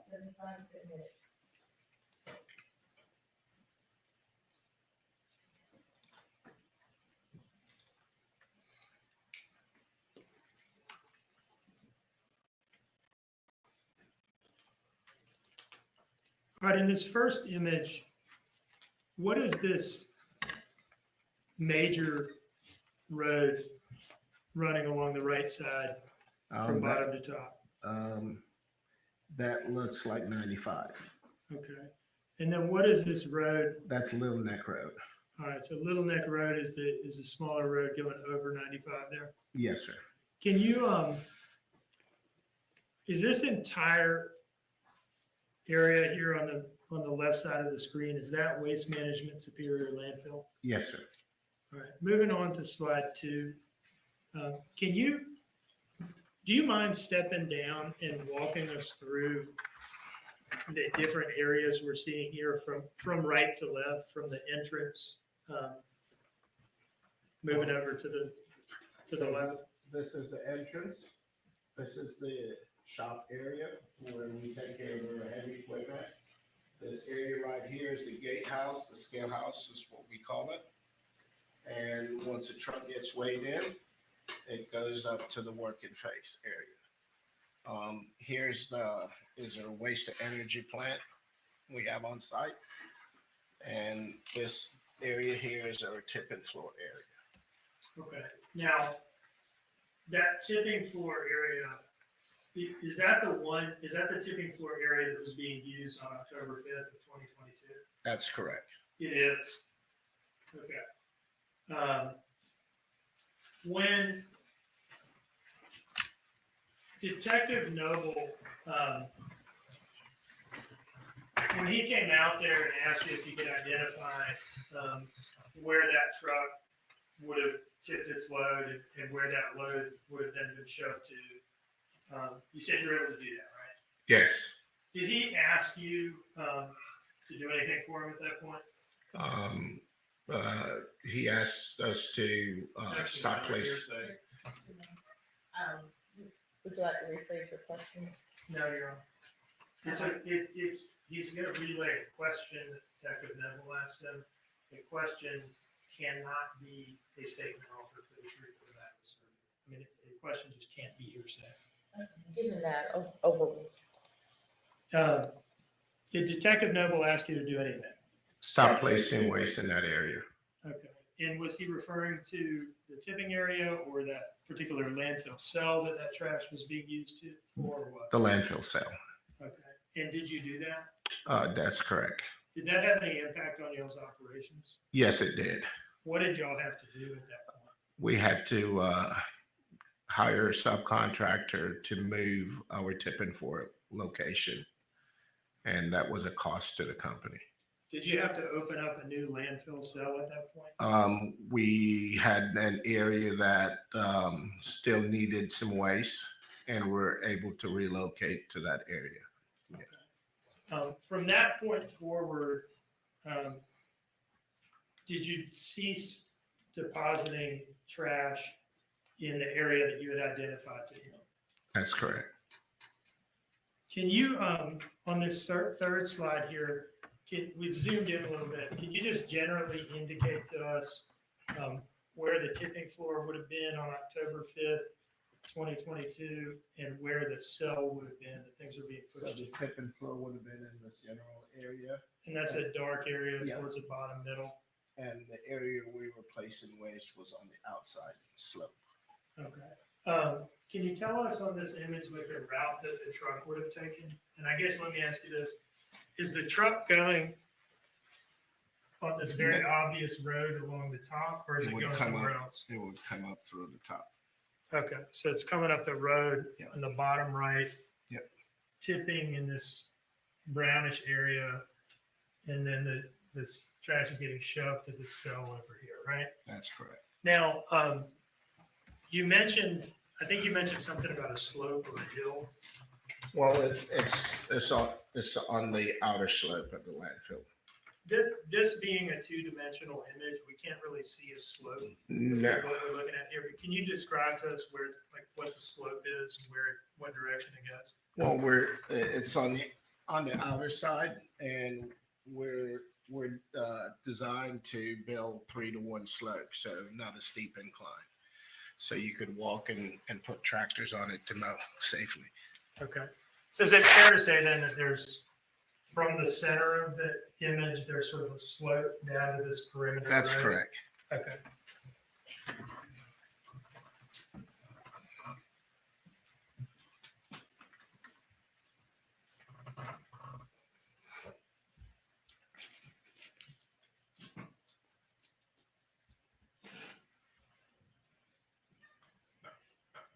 Were you involved to one degree or another in providing personnel and equipment for the search once law enforcement began the search?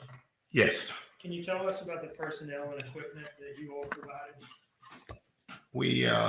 We provided 2 heavy equipment operator and equipment, and also my operation manager and equipment. And what were they out there doing? They were removing the waste and loading it, and moving the waste down on the area that they spread it out and search. And about how long did your people participate in this effort for doing that? Maybe around 7 days or so. Did you all have to do this, provide personnel and equipment? No. Why did you do it? Just because of the significance of what happened. All told, do you have any idea how much money this costs Waste Management to have Objection, Your Honor, relevance. I'll allow it. to shift operations and then divert personnel and equipment to this effort? Once we shift operation, it costs us between $70,000 and $80,000 to move the operation. Were you present at Waste Management Superior Landfill the day that the searchers found Quinton? That's correct. I was in my office. What do you remember about that day? My operator called me and said, Objection, Your Honor, hearsay. Sir, we just don't want you to repeat anything that someone else told you, because that would be hearsay. At some point, did you get a call that caused you to go out there? yes, And were you relieved to hear that the search had been successful? yes. One moment, please.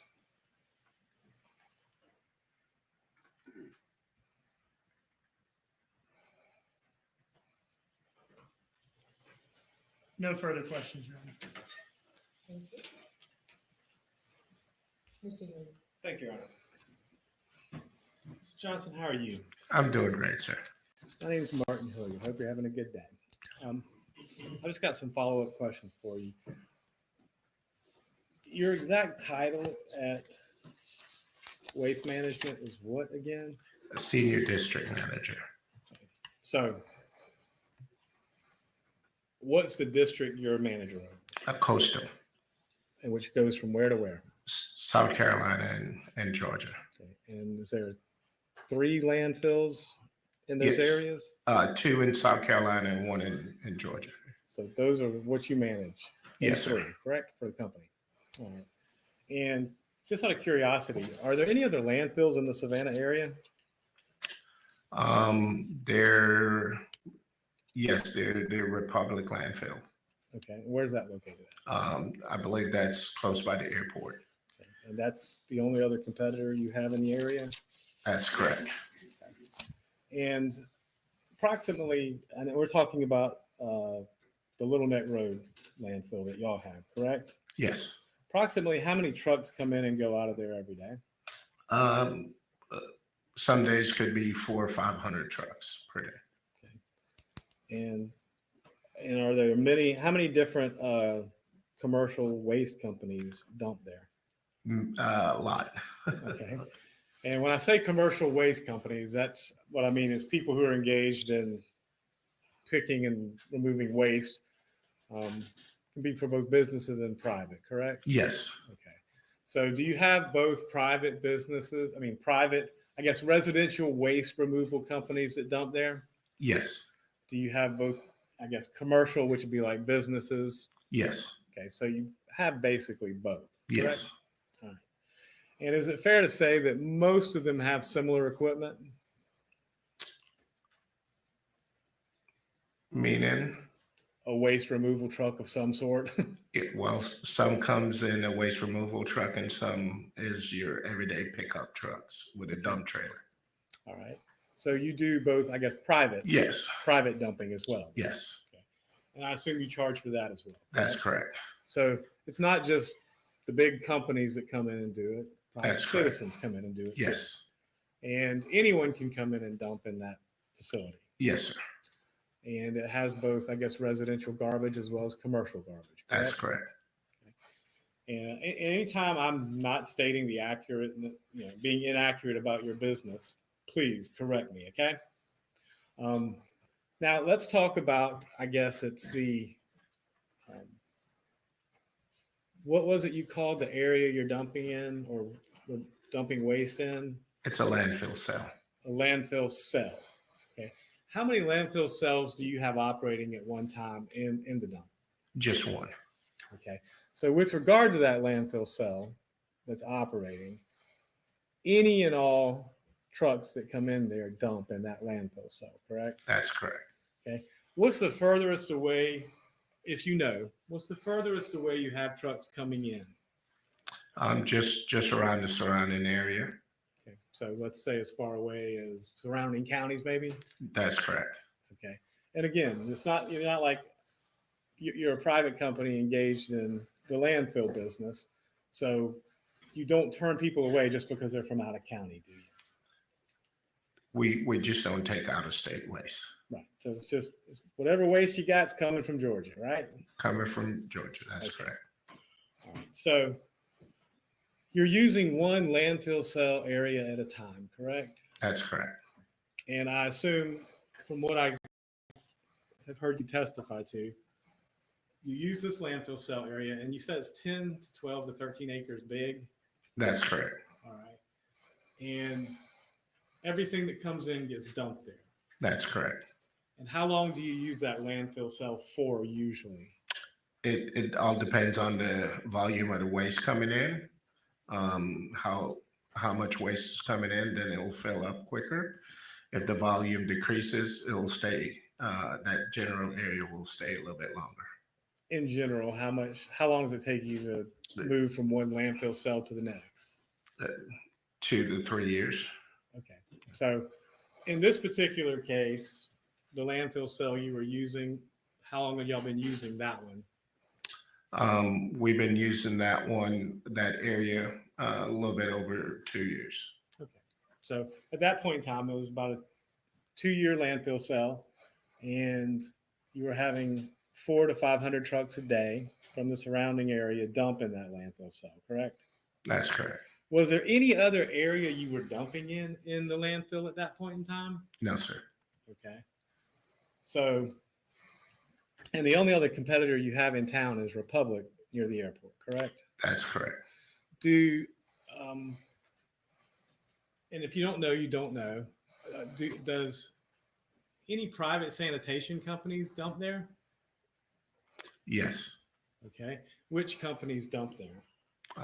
So you have Waste Pro, Atlantic Waste, Pro Disposal. So we got quite a bit. Okay. And when I say, do they dump residential waste as well as commercial waste? That's correct. Okay. So, and what's the difference between residential waste versus commercial waste? Well, one's household garbage, and the other one is construction demolition debris. Okay. So some of these companies are paid or engaged or contracted to go collect people's household waste, typically garbage cans you see along the road, right? Correct. Okay. And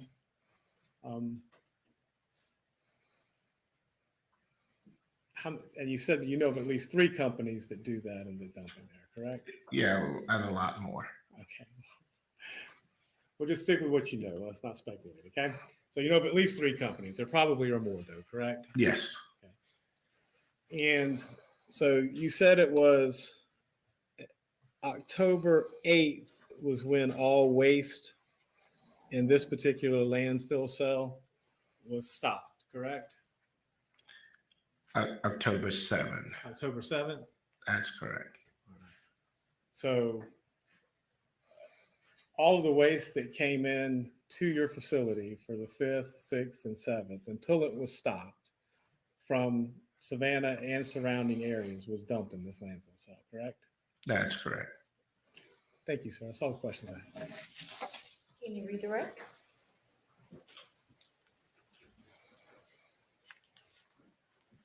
When you were indicating to Detective Noble the area that truck 3909 would have deposited its load, or I guess where that load would have ultimately ended up after being moved from the tipping field. Tipping floor. Tipping floor. For the 5th. Were you indicating towards just like the entirety of the 10 to 12 acre No. landfill cell, or No. to a more precise area within it? Yeah, it's just a more precise area. About how big was that area that you were pointing out to him, if you could estimate? Normally, we work in a 50 by 50 area. Okay. And was Quinton ultimately found in that area? That's correct.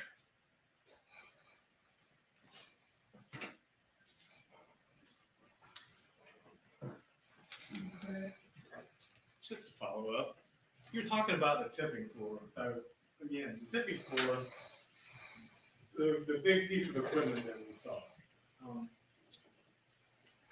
When you're using a landfill cell and you have the tipping floor, We're almost I at assume 1,000 like guys. that Hit that like button. Let's get me over runs back and forth 1,000. over the trash compacting it, correct? That's correct. And it picks it up. And We're like moves it, 10 away correct? from 1,000. Well, the dozers, well, everybody knows that bulldozers will take the waste to the compactor, and then the compactor spreads the waste and compact it. Okay. So when you say the bulldozer, everyone knows this. Let's just assume I don't know anything about landfills. I don't know anything about how it works. Okay. So, but what we're saying is all the waste that gets dumped is compacted, dozed, moved, pushed, compacted. How many times does this happen? Once the waste is pushed in that general area, it don't get moved, it's just get compacted. Okay. And so when the waste gets dumped, it gets dozed, moved, pushed, compacted, and then that's, I guess you start doing what we call the daily Cover. cover. Okay. And every day you have to cover it, and every day you have to uncover it. That's correct. And once you uncover it, do you dump more and do that again? That's correct. All right. So you compact it, dose it, move it, cover it, uncover it. The next day, dump more, compact it, dose it, move it, cover it. Next day, uncover it, do the same thing again, and then stop, correct? That's correct. Once we reach our general height. Thank you. Mr. Dean? No question. Thank you. And may this witness be released. Yeah, sure. Yes, sir. All right, Mr. Johnson, thank you very much. Thank you. You are excused.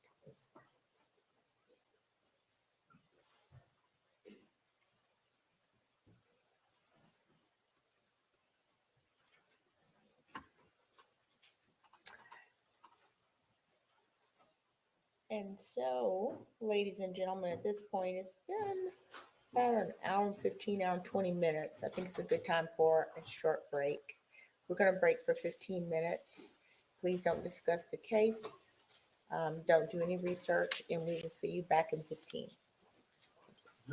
Okay, 15-minute break. This is break number 1. Okay, so yesterday there was 5 breaks.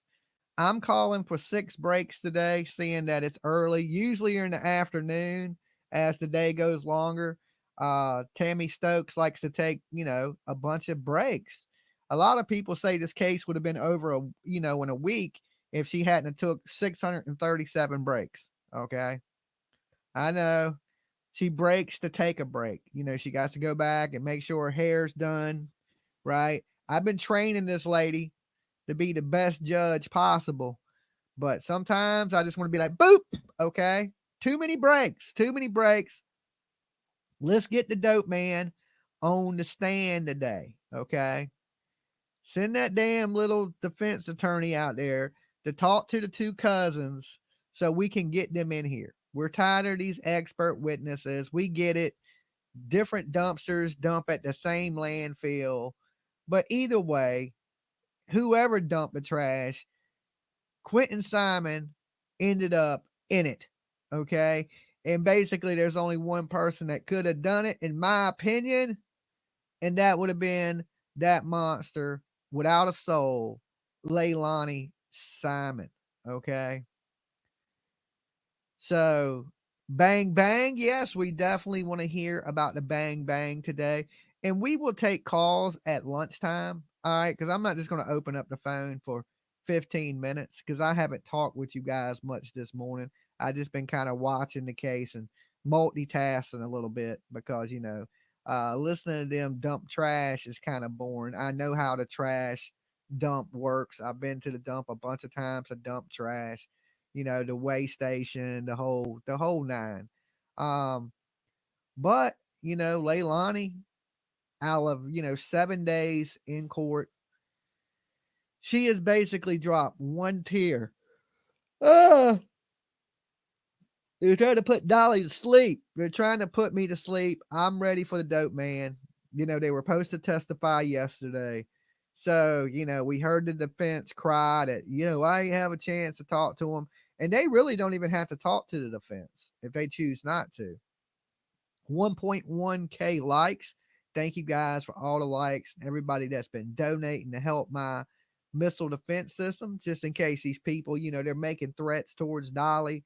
And Dolly wants to get my missile defense system, just in case we have to hire an attorney, right? If these people fire this shot that they're threatening, underline threatening, like they don't want to say directly, but they're making, idle Joe Exotic threats, a bunch of different people. So we're going to be prepared for all obstacles that we have to face in the future. So I'm keeping my campaign up and running. If they do not fire a shot, which, they're just trying to use fear to keep people from talking about certain things on YouTube, then whoever does come will have that in place for them. So when the bad stuff happens, we don't have to raise funds or anything like that. Our missile defense system will be strong and it will be able to take on all comers. I hope it don't turn into something like that. But big virtual hugs to each and every one of you that have supported this and the right to have free speech on the internet. Apparently, I read some of my comments from the video last night. Apparently, everybody don't believe in free speech. It's kind of crazy. They're so set on hating certain people that they get blinded to what is right and what is wrong in this world. Okay. And then we're not going to get caught up on hating ass people, because there's one thing Dolly don't worry about is I don't worry about haters. I only got time for the people that I care about and that care about me. So if you come to this channel and you leave something negative, this channel probably ain't for you. You probably don't belong here. Okay. I only worry about the positive people, the people that support me. If you don't support me, why should I worry about your ass? Right. And I don't mean financially support me, but I mean just support me in general. My friend, care about my well being, like the videos, share the videos, enjoy your time here. That's what I mean. That's what I mean by support. I don't mean financially. I always tell people, if you don't have it, don't give it to me. Okay. But if you have a couple extra crumbs in your couch, little sticky change in your car console, help the cause. Okay. Because we don't know. We just know that you can't believe any of these people up here. You can't trust any of these people. They can say, oh, we're not messing with you. But then next thing you know, you get hit with a lawsuit and you unprepared for it. Right. You're not sucking me into some shit like that. I'm a more of a take all precautions. Be prepared for the worst, expect the best. Okay. So that's how we run things around here. So if you have negative things to say, carry your ass. Okay. This probably ain't for you. There's a million YouTubers on YouTube that you can find somebody that you agree with and you do support. So if you're here hanging out with us, I hope you do support my journey on these YouTube streets. Somebody said I'm a doomsday prepper. Jennifer, you ready for everything. So you got to know in this world, you have to be prepared. You have to be prepared for any situation. When I make a plan, I also make a backup plan. My backup plan has a backup plan. So, if A don't work, we go to B, and if B don't work, we go to C. It's just, oh my God, he's still on the stand. That's just the way we run things around here. Everybody might be like, well, you're preparing for something that hasn't happened yet. Okay. And what is your point? Right? It's happening to everybody else around. What makes me any more special than any other than these people? Right. And, from my understanding, Dolly, when they had that hit list of channels to take down, Dolly was way up there on that list. Okay. I was way up there on that list. And, they're saying, well, maybe the people they're talking about from Virginia's TikTokers. I don't think that's the case.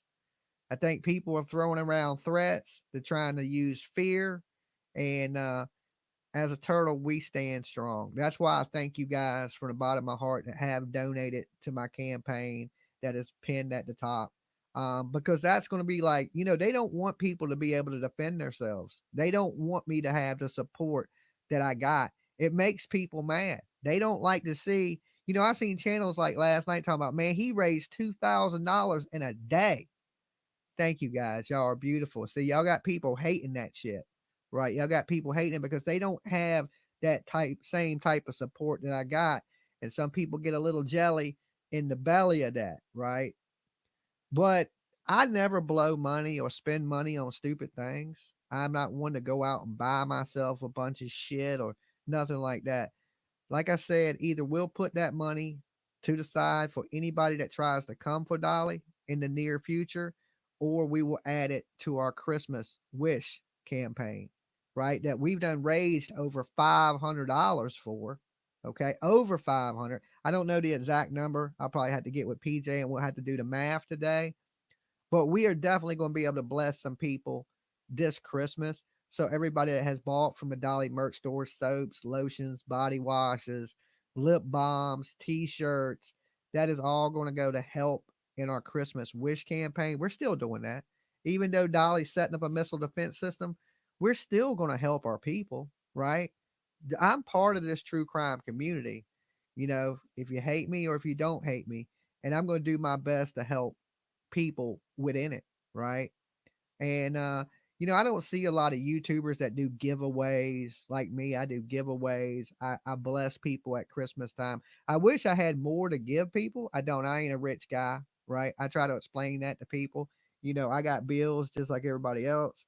Ledger bill, cable bill, water bill, insurance bills. So, and you know, and I do YouTube full time. So I got to be able to survive and eat, you know, eat food these days is damn expensive. And, you know, with me changing my lifestyle up and trying to eat healthier, you know, all this fruit I'm eating costs a damn fortune.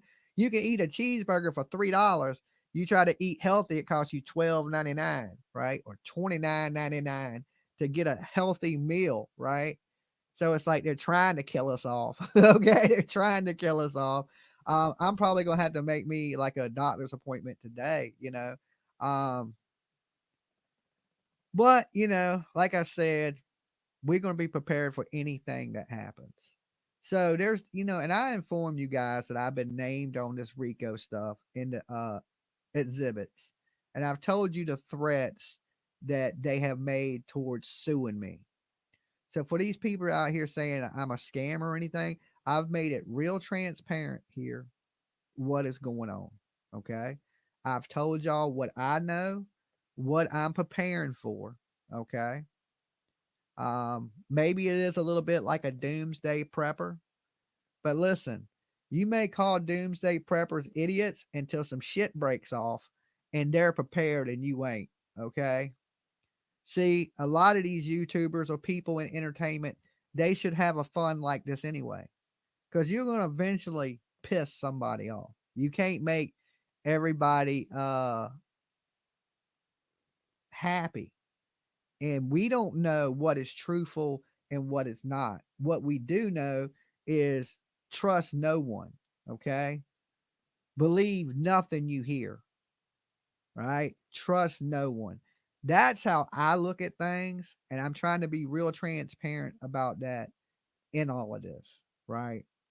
So they can say whatever they want to say. But when you're up there making these Joe Exotic threats, right? I'm sure Carol Baskins didn't think Joe was going to hire nobody to kill her either, right? She was probably like, oh, he's just talking YouTube shit, right? But then, you know, he crossed the line and he tried to hire somebody to kill Carol Baskins. And now he's sitting his ass in prison for 24 years.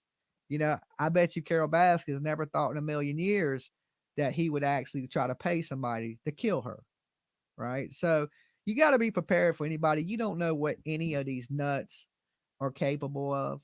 And hopefully they don't do anything. And what they're saying right this minute is true, that they're not bothered with me and they're not coming for me.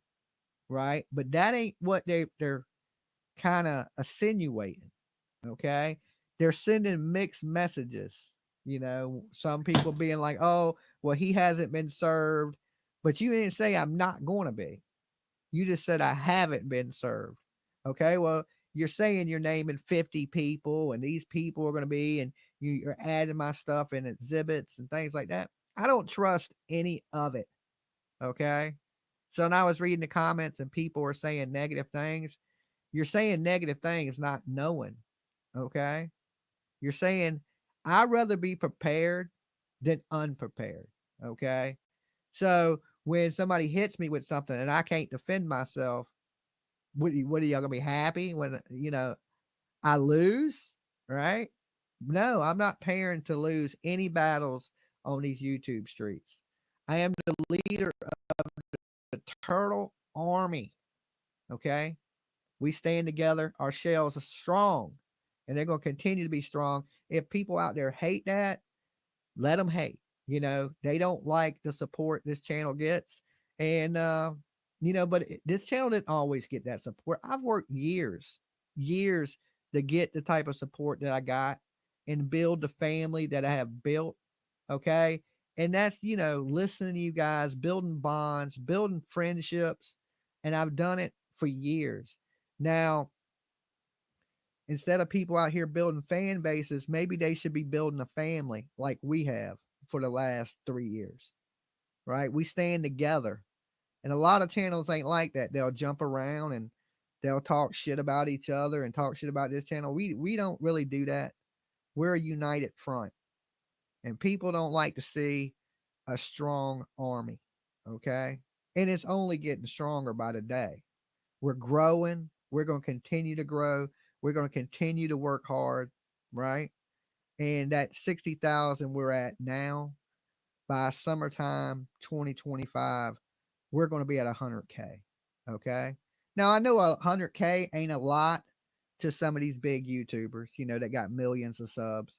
But in a true crime, 100K is a pretty legit channel. Okay. You've done the work, you put in the mileage, and people respect you to get to that number.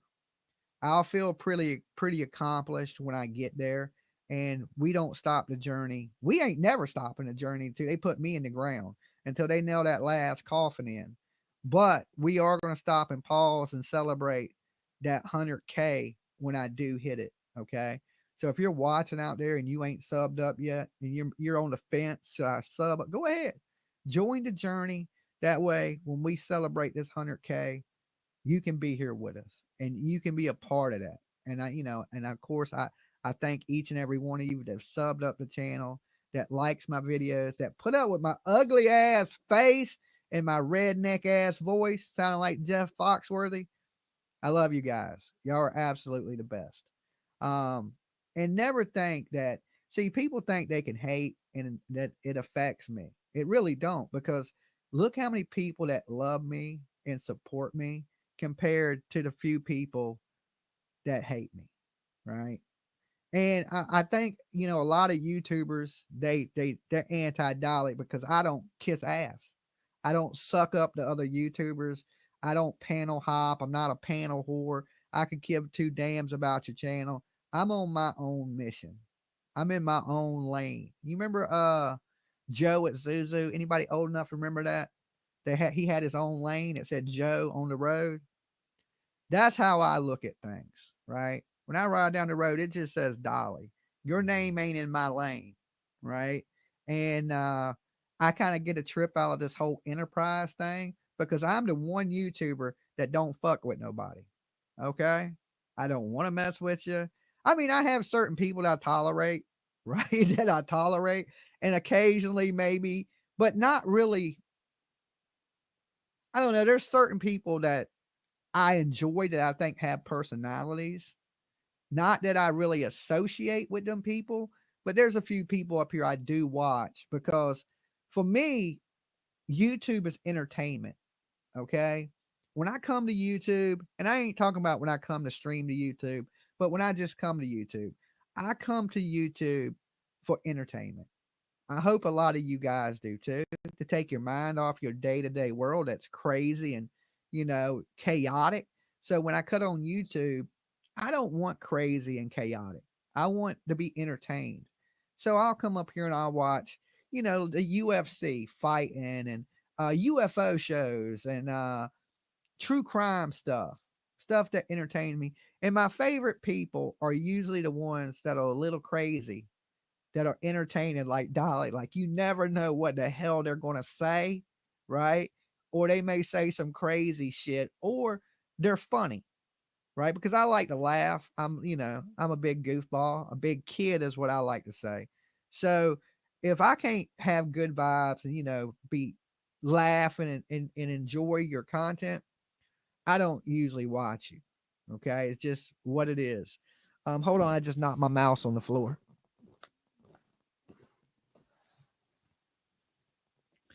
My life is kind of chill, LOL. So I like the craziness of YouTube. And some people do. Now, listen, I'm not hating on everybody that likes that drama and goes back and forth, right? I do know there is an audience for it. It's not a huge audience, but there is an audience for it. There's people that tune into channels every day to see who is fighting with who. So there definitely is an audience for it, right? But there's a way bigger audience for good entertainment. Okay. Joining in late, any pews in the front row open? Yes, fish. Come on in. Come on. There's plenty left today. There's plenty left today. So come on in, jump in, grab your spot. Good to see you today. Good morning to you. Well, it's about to be afternoon here on the East Coast. You do you, Dolly. I am the same. I come to YouTube for less crazy. I can understand that. A lot of people have kids, grandkids, a million things going on, and they're trying to escape that. And usually when I come to YouTube, that's what I'm trying to do, escape that or boredom. And I need something to do, to entertain my mind, and I'll click on something to watch. Right. But I never go, well, let me get on YouTube for some damn drama, or let me get on YouTube to fight with people or anything like that. I never do that. That never crosses my mind. And, like I said, I don't watch most of these channels, so I don't really know who's fighting with who these days. Last year, I could have told you, right? I had to keep up with all that shit because so many people were trying to suck me into be a drama channel. So I could have told you who was fighting with who last year. Been watching you since right before Up Church was on the panel with you. Lady, yeah, Church is the man. Congratulations to Church. He finally is a father. And I'm going to tell you, that's going to change Church a lot. I think it's going to make him a lot better person, a lot chiller person. And he's going to appreciate the smaller things in life that he may have overlooked, especially being a young celebrity. And you got to remember, I know all about that young music life because that's what I did when I was a young man. I was touring. I was in a metal band. I played all over the damn country, played with some huge ass fucking rock stars. So I get it, right? I get chasing what he's chasing, but you'll realize that, when you become a father, there's things more important than the rock and roll lifestyle, right? But you'll also learn that you better take it serious because you have to provide for your family. So it makes you grow up a little bit. Okay. Um, Church, some of his views are a little controversial, right? And listen, people are entitled to their opinions. Like I don't agree with everything he says, but he is one of my favorite YouTubers. Like I started watching Church before I even knew he was like a country rapper. I really liked his video vlogs, like just him, like a normal dude, country dude, living his best life, just talking shit, right? I really enjoyed that. Then when I found out he was a entertainer, singer, and I checked him out, and I was really surprised. I really like Church. Now I'm a fan of his music. I'm a fan of what he does on YouTube, and he's generally a really good guy, right? So I can't say nothing bad about Church at all. He's helped me out a lot. See, he may not realize, some people don't, how many people they help along the way. And when I look at Church, I think of, man, you helped me so much and just don't even know it. Right? Not far as viewers. I'm not worried. Some people did sub because Church was coming up here on this channel. And that's great. I love you guys. But that ain't what he helped me with. I mean, he did get me some subs. That's awesome, right? But what he helped me with was get out of my small bubble. I didn't fly. I was scared to get on an airplane. And he came in and he gave me tickets to a show in Nashville, and he gave me enough money for the damn plane ticket. And there was no way, just as a gift, that I wasn't going to get on that airplane. Let me tell you guys, I was scared to death to get on that plane the first time. Scared absolutely to death. I was scared there, scared on the way back. But after that, I wasn't scared anymore.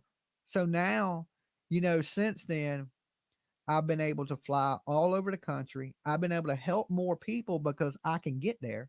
I've done flown to Nashville multiple times. I done flew all the way across the country to Idaho. I done flew to Vegas, to Boston, and New York. You name it, I've done flown there. And I didn't do that before church, right? So he may not realize that he's helped somebody, right? Oh, yes, Creek Squad, right? But he has. And I thank him for that. And maybe one day I can return the favor and help him with something, right? Now, like I said, a lot of people, you make a difference in people's lives and you don't even know it just by being good, right? He probably didn't know that he changed my life by making my bubble a lot bigger. You know what I'm saying? If you was stuck in a barn and somebody opened the barn door and said, "Hey, you can come outside the barn," wouldn't you be thankful? Now you just got so much more room. Now I'm able to see the country, the world. Now I'm planning trips out the country, right? I've been talking to PJ about it. I want to go to Japan, right? I want to be able to see this world a little bit before I kick over into the grave. So, and it started with that. So for me, I'm super thankful for church. Everybody has everything happens in this world for a reason, right? And maybe he came here to help me face my fears, right? And like I said, I'm thankful for that. And I wish him nothing but the best. And congratulations to the birth of his child. Big moves, right? To me, that is better than any Lamborghini you could buy. Okay. I love my kid to death. Would I trade her for a Lambo? Nope. You know what I'm saying? It's better than anything music could have brought him. Right. So I'm happy for the guy. Love your clip of Earth Church at the fair. You can ride my Range Rover. Yeah. So now I've got to see church a few different times. And, I get to fly all over the place. I like Jelly Roll too. I watched Jelly Roll the other night at the Rock and Roll Hall of Fame's introduce Ozzy. And he actually sung the song Mama, I'm Coming Home as a tribute to Ozzy, which I thought was awesome. Jelly Roll was the man. Okay. Jelly Roll blew the hell up, right? So it's good to see some of these country boys, you know, probably not always the best people. Jelly Roll wasn't always a good guy. He was a drug dealer, drug trafficking, spent a lot of time in prison. But it just shows you that you can change your life. It's a good story. The story of Jelly Roll, the whole, Bad Bunny thing, and how they fell in love and where they're at now with their kids. And it's an awesome story. It's just an awesome story from rags to riches. And basically, that's the American dream. And so many people chase their dreams. So many people. A lot of people never catch those dreams. But in the words of Vince McMahon, and I've said this a lot, the only people that catch their dreams are the people who chase them, right? You can't just sit on your chair and think magical things are going to happen. You got to get out there and put in the work. You got to get out there and try. You got to give it your best shot. You may fail a million times, but you only got to succeed once. Okay. That's it. You only got to do it once. So don't never stop dreaming. Never. I don't care how old you are, how set in your ways you are. Never stop dreaming. And a good example of that is, anybody seen Mr. Deeds with Adam Sandler? Right? And they get into that meeting and they were like, what would the young Mr. Deeds think about the Mr. Deeds today? So I look at life like that. What would the young Jimmy, the kid, the dreamer, the one that wanted to rule the world, what would he think about the old Dolly now? Right? And I think the young version would be like, hell yeah. Right? Hell yeah. You're doing all right. You never lost the kid in you. And that's important. Never lose that Toys R Us kid in you. Never lose that young spirit. It's important to have, right? And I think that'll keep you happy in life, and it'll keep you chasing your dreams and not taking things too seriously, right? Because you can't change what is, right? You can only control the now. Like I can't control the future and I can't change the past. But what I can focus on is the now. Never stop chasing your dreams, Dolly says red fish, blue fish. That is absolutely true. Now, your dreams may change a little bit, right?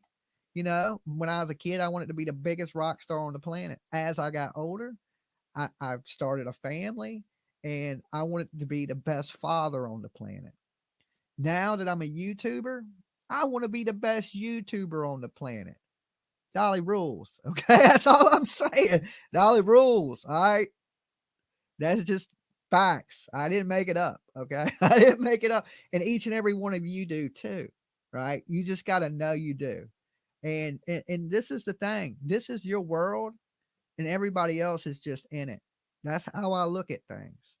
Right. And you only got time to love the people that love you because we're only here for a short minute. You don't want to focus on the negative things and the people that don't like you. Worry about the people that love you and care about you and support you. And you know, that's my motivational speech for today. Okay, your 15-minute break with Dolly. I wanted to hit y'all with something a little that motivates and makes you think. All right. Jax, come grab you a seat in the court. Judge, does this courtroom have a bar? Yes. Okay. We serving mixed drinks in the side. You just got to go over to the bailiff, right? And order you one up, right? It's the only court in America where you can get a shot of Bacardi. Okay. I ain't a big drinker, me myself. I am a social drinker. So like I don't sit around the house and drink. If I'm not doing anything, I don't drink. If I go to a club, right, with my homeboys, yeah, I'll have a beer, some mixed drinks, and get a little twisted, right? But if I'm not doing that, I don't drink. Like I don't sit around and drink and watch football or sports. I never really been addicted to anything like that. Now I'm not going to say I'm not a drinker because, like I said, maybe once every 3 months, 4 months, sometimes even longer than that, I'll go out and have a couple drinks. Matter of fact, I bought a beer the other day, right? It was a 22, and then I didn't drink it. It's been sitting in the fridge for like a month, right? But I got it, right? I was in my cooler in the truck. It ain't even in my fridge. I never even brought it in the house. But when I was at the campground, you know, there ain't really much to do. I was gonna sit there and drink a beer, start a fire, and I never ended up drinking the beer. So I've never really been a big drinker.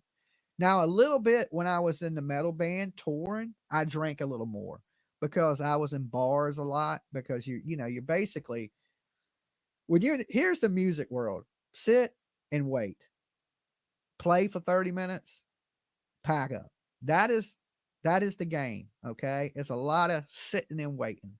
You know, just rock star life is sit and wait for your turn to hit the stage, so you can get that rush for about 30 minutes, that high that you're chasing, right? But most of the time, you just sitting around waiting, moving shit, looking at a bunch of silly ass people that, you know, you got to deal with every day for the next 10 years that are in your band. And, you know, personalities and different people clash. And so it's a lot of sit and wait. That's the best way I describe the music world. You got to be a patient person. It's a lot of waiting, a lot of waiting. Thank you, Lexi and Madonna. I need a drink if I gotta look at Leilani's face all day. So what I was saying, when I was in that lifestyle, I drank a little bit more. And as you play some of these bigger shows, you know, in front of thousands of people. Now, you know, a basic night, club night for me was maybe 150 kids, you know, and then you would have venue nights where, you know, I'd play venues opening up for a lot bigger bands, and you're playing in front of 1,000, 2,000 kids. Now, them shows made me a little nervous, you know, not kids, but, you know, 18 to 25, that age bracket, or 16 to 25, I think was our range of people that were into our music. So I would drink a little more on them bigger shows. Now we played some huge ass shows where we played in front of 5, 10,000 people. Now I tend to get a little hammered for them shows because it's the nerves, right? It was the nerves. So I would tend to drink more when I was a little more nervous about, hey, I'm about to walk out here in front of 10,000 people and I got to entertain and I got to make sure these people get a little crazy, you know? Um, so I would, I'd start hitting that Jaeger, you know what I'm saying? And then just rage straight hell and, wake up hungover, regretting it, but I think like I said, I drank a little bit to kill time and a little bit to help anxiety, right? So he was born in 1913. He said when he died, he go fishing more because he had the worms. He go fishing more because he had the worms. Okay. Well, people be like, well, you got insomnia, you don't never sleep. You go, go, go, go, go, go, go, go. And I always tell people, I'll sleep when I'm dead. Like I'll have plenty time to rest when this is all over with. And but like I said, I've always, from the time I was a young man to the day, I've always been chasing some type of dream. Like some of them I've gotten really close to catching. It's like the coyote and the road runner. Sometimes he gets close, right? But he never catches the road runner. Being a dreamer is like that. Okay. You're running and you're chasing, and then an anvil falls right on your head. Okay. Bon Jovi, what did it say about Bon Jovi? Ozzy is my uncle. Sharon, that's awesome if it's true. Let me get an old timer with your best bourbon. Okay. I'll tell you one thing, right? So I go in this bar one night, and beside me is the local news guy from our main channel. I think it's Wavy TV 10. And he's like one of the main guys from the news channel. And he's sitting next to me at the bar. Right. So, I'm just chopping it up with him, talking to him. And I asked him what he's drinking. And he is drinking some 13-year-old scotch. All right. So I was like, let me buy you a drink. What are you drinking? He's like, yo, I'm drinking 13-year-old scotch. He's like, you don't have to buy me a drink. They're really expensive. That's what he says to me. And I was like, look, man, I'm not worried about it. I'll buy you a drink. Matter of fact, let me get one. Right. So, they put it in this little drink, this little fancy cup with a big ass one block of ice. They pour it in there real slow and shit. And I just take it like a shot, like bam. You know what I'm saying? And he's kind of swirling it around, smelling it, sipping it. And he's like, you don't drink it like a shot. And I'm like, okay, well, give me another one. Give me another one. And I'll sniff it and swirl it around and try to be all bougie with you. You know what I'm saying? Because, I'm not that guy. Just bam, And so I get another one and I go to pay my bill. And that shit is like $160, right? I don't know what the hell he was drinking, but that shit was expensive. Listen, I had drank a little bit before I got there. My buddies literally had to carry me out the bar, carry me like this limp drunk, right? That shit, that 13-year-old scotch will tear you up. Okay. Don't do it. I don't know why they aged that shit, but good Lord, that shit had me drunk. I mean, just like, they were like, you all right, Jimmy? What'd you drink? And I was like, some 13-year-old scotch, right? I just remember, and it was with the news guy, right? With the news dude from the local news. They must have a bar in there today because this break is insane. I know, it's definitely insane. Judge probably had to poop, says Jax. That's a little graphic, but I don't want to think about old Tammy Stokes and there taking a deuce, but thank you for putting that into my mind. She's probably fixing her hair as she wipes her butt. I don't know. Are they at lunch? No, not yet. I used to have a guy that come into my place I worked at and had fancy scotch every Friday. Yeah, I mean, I don't know. When I drink, it don't really matter what I drink. You know, when these people get all this fancy shit and they bring out the nice bottle and it's been aged like it's a bottle of wine. I don't know the difference. Does anybody know? Ron White? Yeah, I guess he sips his little shit, right? But that's what the guy told me as soon as I slammed it. He said, "Nah, man, you don't drink it like that." I'm like, how the hell you drink liquor? All right. I only know one way to drink this nasty shit, and that's tilt that cup back and slam it, right? Scotch is just nasty. Listen, it ain't what I usually drink, and I ain't drank it since. I think I learned my lesson, right? When they were carrying me and I lost a shoe, right? From them dragging me, right? So, yeah, I learned my lesson on that one. And I'm not a whiskey drinker either. Okay, I'll share this one with you since I got a minute. We're on the subject. I was at this Halloween party. Okay, I'll never forget it's a Halloween party because you'll know in just a minute. So there's these two guys. They're probably 21, 25, somewhere in that adult but young adult age, and they're drinking some cheap ass whiskey, right? Some cheap ass whiskey.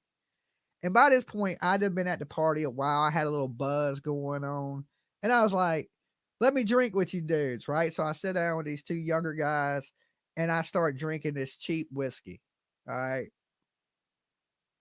Somewhere in that, the room starts spinning. Okay. So these people live on the water. They got a lake house. And, lake houses flood. So they build the foundations of the house up a little bit higher, okay, than your average porch. So I start getting a little dizzy, like, whoa, okay. And so I walk out onto the front porch to get some air, and their porch didn't have guardrails. Didn't have guardrails, not one guardrail on this high ass porch. Right. So I don't know. I guess I'm going to go get sick. I'm about to throw up from this cheap ass whiskey I've been drinking. So I go to lean over the porch to throw up, and I fall head first off the porch. Okay. I'm talking about this ain't no low ass porch, right? So I hit the ground and it knocks me out. I'm just out like a dead body on the ground, right? And there's hundreds of people at this party. I mean, it's a huge, because I'm in a metal band, so it's all these other metal bands, all these people they invited. There's bands playing, there's people fucking everywhere. And I done fell head first off this porch in front. I don't know. God knows how many people, right? And so since it was Halloween, they had this big inflatable in the front yard, and it was two horses, a carriage that was like a hearse, and a coffin, right? And I was laid out like a dead body right behind the coffin. So everybody was taking pictures, and it was me, right? This is during the MySpace era, right? So I click on MySpace. Next day, I'm all hungover and shit. And my buddies carried me to the car. At one point, they went to wake me up. And they said I got violent, right? I've been drinking whiskey, right? A whole bunch of whiskey and drinking. I said, leave me alone. And they brought a blanket and a pillow out there. And I'm laying. Now, these people live in $1 million neighborhood. Okay. It's a big, huge house on the water. And I'm literally in the front yard with a pillow and a blanket asleep on in their yard. So there's pictures of me laying on the ground first with no pillow and blanket, looking like a dead body that just fell out of a coffin, right? So everybody's snapping pictures. It's all over the damn internet, right? And then there's pictures of me snuggled up with a pillow and blanket in the grass. And I'm thinking, oh my God, right? Oh my God, this is terrible, right? Like I ain't never drinking again. It was one of those moments, right? It was just one of those moments. So sometimes, you do something stupid. You don't want to do it when there's cameras around, right? Apparently a lot of people, because, it was all, they're like, they're tagging my band in it, You know what I'm saying? And at the time, this is ironic because the band is called All Has Fallen. Okay. All Has Fallen is the name of the band. And I'm literally done fell off this porch and I'm unconscious on the ground. Everybody's walking by, boop, boop. Now I know why they named the band that, right? Now I know why they named their band that. And they're just snapping pictures and shit. So yeah, I learned my lesson on that one. Don't drink whiskey. Don't drink scotch. Okay. And stay away from the Jägermeister. I don't know what they put in that stuff, but stay completely away from it. So, but the thing about not being a drinker is when I do go to drink, it doesn't take very much to get me tore up. I don't got to drink bottles of liquor. I can drink 3 beers and I'll be buzzed up, right? I drink 4 shots, I'm probably going to jail, right? It don't take very much to get me completely wasted, right? So anytime I try to be like a badass and be like, yeah, let me do this, I paid a price for that, you know? But for some reason, when I get a little buzz, I start to think I'm a superhero when I can drink, right? I don't know what happens, but yeah, I can't drink. I cannot drink. That shit has me tore up from the floor up. So, and as I gotten older, the hangovers got so bad that like it almost kills me. I feel like I'm sick for 3 days. If I drink any type of liquor, it feels like I'm sick for the next 3 days. You a cheap date? Yeah, right. Me and PJ went out on our birthdays. You know, we were on that vacation. We went to like I drank one of those drinks at Applebee's, and you know, usually Applebee's, um, Guar. I love Guar. The Guarbecues. I wish Dave Brocky hadn't died. If anybody don't know who Guar is, they're a band from Richmond, Virginia, and they wear alien costumes. They were on Jerry Springer. But for anybody who don't know, my album was put out by Guar. That's who produced my album. But they're these aliens from outer space. And they're a really big band. And a lot of them had died. 2 of my friends were in it, Dave Brocky and Corey Smoot.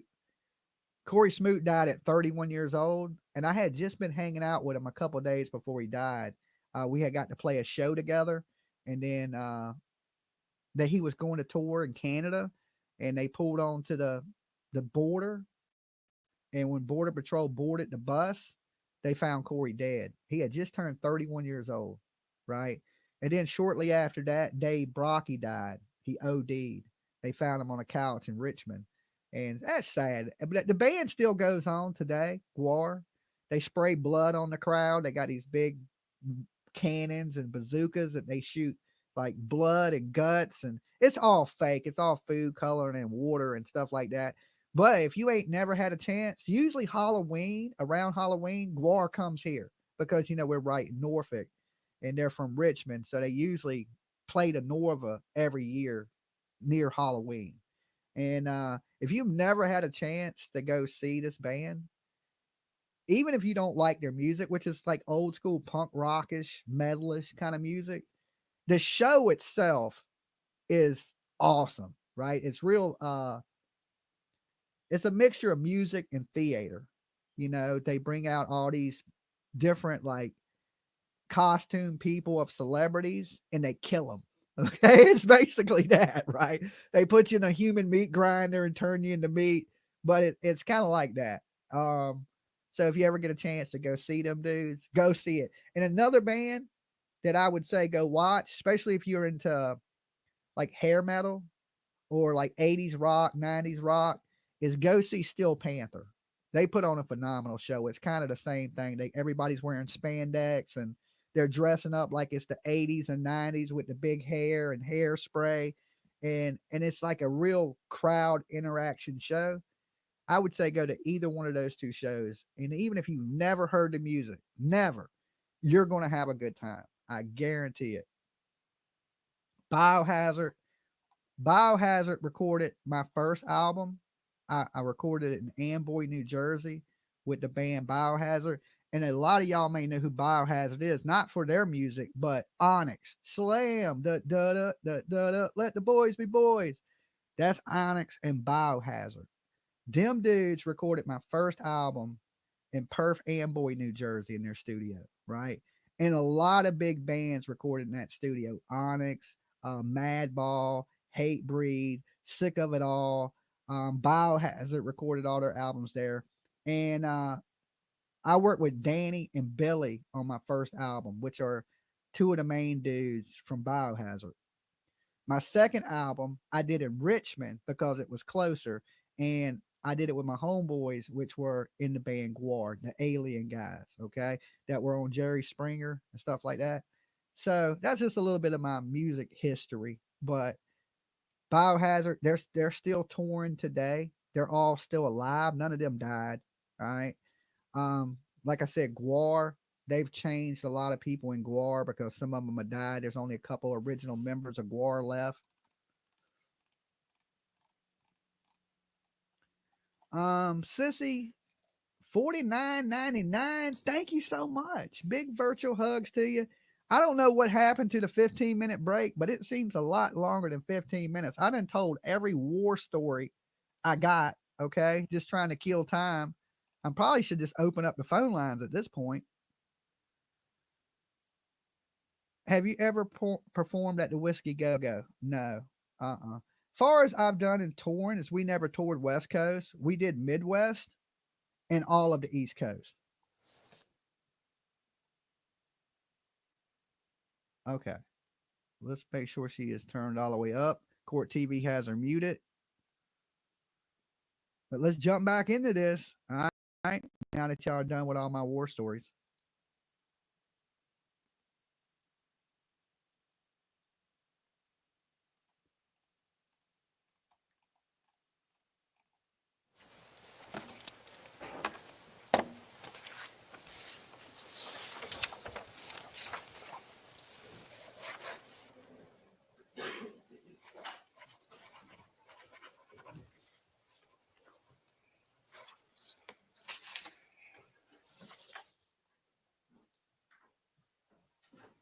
She had to freshen up? I think so.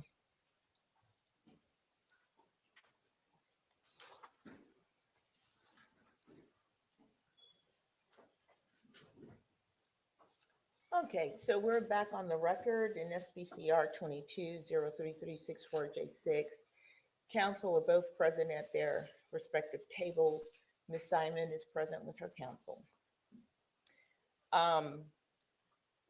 Ms. Parker, I've had an opportunity to review the motion for immunity, and I am signing the order granting use and derivative immunity. I'm going to hand it down to the clerk, both documents out to the clerk, so they may be filed in. Who is she giving immunity to? And of course, that is regarding the witness,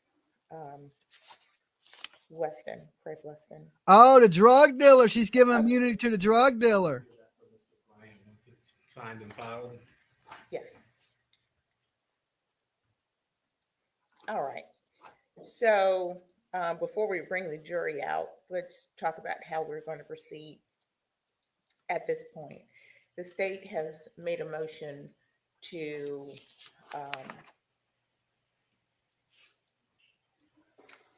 not broadcast or have recorded certain testimony. What? Mr. Dean, if you'll state the state's position on that. So we're objecting to any recording, audio or video, and broadcasting of the testimony of Craig Weston. You got to be kidding me. Should he testify? You got to be kidding me. We're objecting under OCGA 15.1, 10.1. They're not going to show it? Multifactorial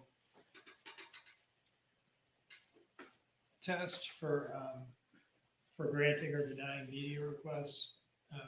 In particular, we are relying on the first two factors: the nature of the particular proceeding at issue, that proceeding being just is or their testimony, And the second factor, the consent or objection of the parties or witnesses.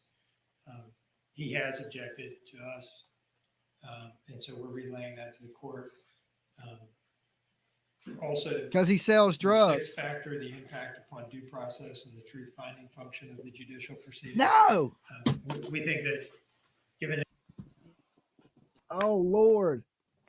Oh, Lord. Hold on, guys. Technical difficulties real quick. Hold on.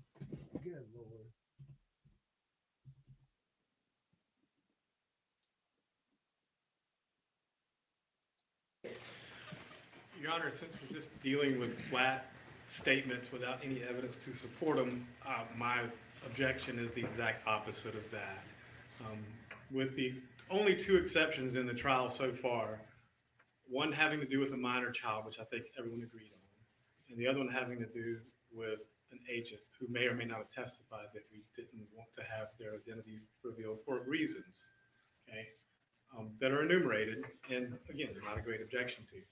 We don't have that here, okay? Mr. Weston is a civilian. He's not a minor. He's not under indictment. He's been granted use immunity. I'm sorry if the things that he's testifying about may be personally embarrassing to him, but I didn't call him as a witness, and the rules we've been playing under have been the same for everyone. I don't see, Mr. Dean baldly states, well, a due process can be served by this. Well, I'm on the baldly defense state that side due now. process would not be served by it, and we're right back at the beginning of the analysis. So everyone in here has objected to the media coverage thus far, every opportunity we've been given. So I'm not saying this because I'm any great fan of having cameras in the courtroom, because I'm not. Okay, I am saying this though, that the rules that we've been playing by, every witness has had to come in here and testify. So far, I agree with this prick this time only two too. exceptions have had to testify in front of the cameras. So I think Mr. Weston should have to as well. I'm sorry if he finds it embarrassing or he doesn't like it. But other than that, he has use immunity. So any potential legal ramifications are out the window at this point. So I think that that use immunity promotes due process and fairness more than anything. Other than that, we're just talking about his own personal embarrassment, and that's not one of the factors. So we object. Mr. Dean, looking at considerations 1, 2, and 6, is there anything particularly about the nature of the particular proceeding at issue? What can you tell the court more about that in your objection? this witness is likely going to be asked to touch on private sexual matters. It's one thing he is a private citizen. He is likely going to be asked to touch on private sexual matters. He's testifying under compulsion and under a grant of immunity, and might also be asked about perhaps about criminal activity for which he will never be tried and will therefore never be vetted in a court. And this is the same reason that the federal government doesn't name unindicted co-conspirators in indictments, because unindicted co-conspirators are never going to get a trial and an opportunity to flesh out the truth or falsity of the allegations against them. There's sort of a parallel thing going on here with him. And as to, so I think that's enough factually to state that, and that goes to the nature of the proceedings. As to the objection issue, I mean, I'm just proffering and stating in my place as an officer of the court that he objects, and he objects strongly. And you cleared up a question I had in my mind. So, may I say one more thing? I'm sorry. You sure you If not, that's fine. You're not going to hurt my feelings. I'll sit down. What do you want to say, Mr. Dean?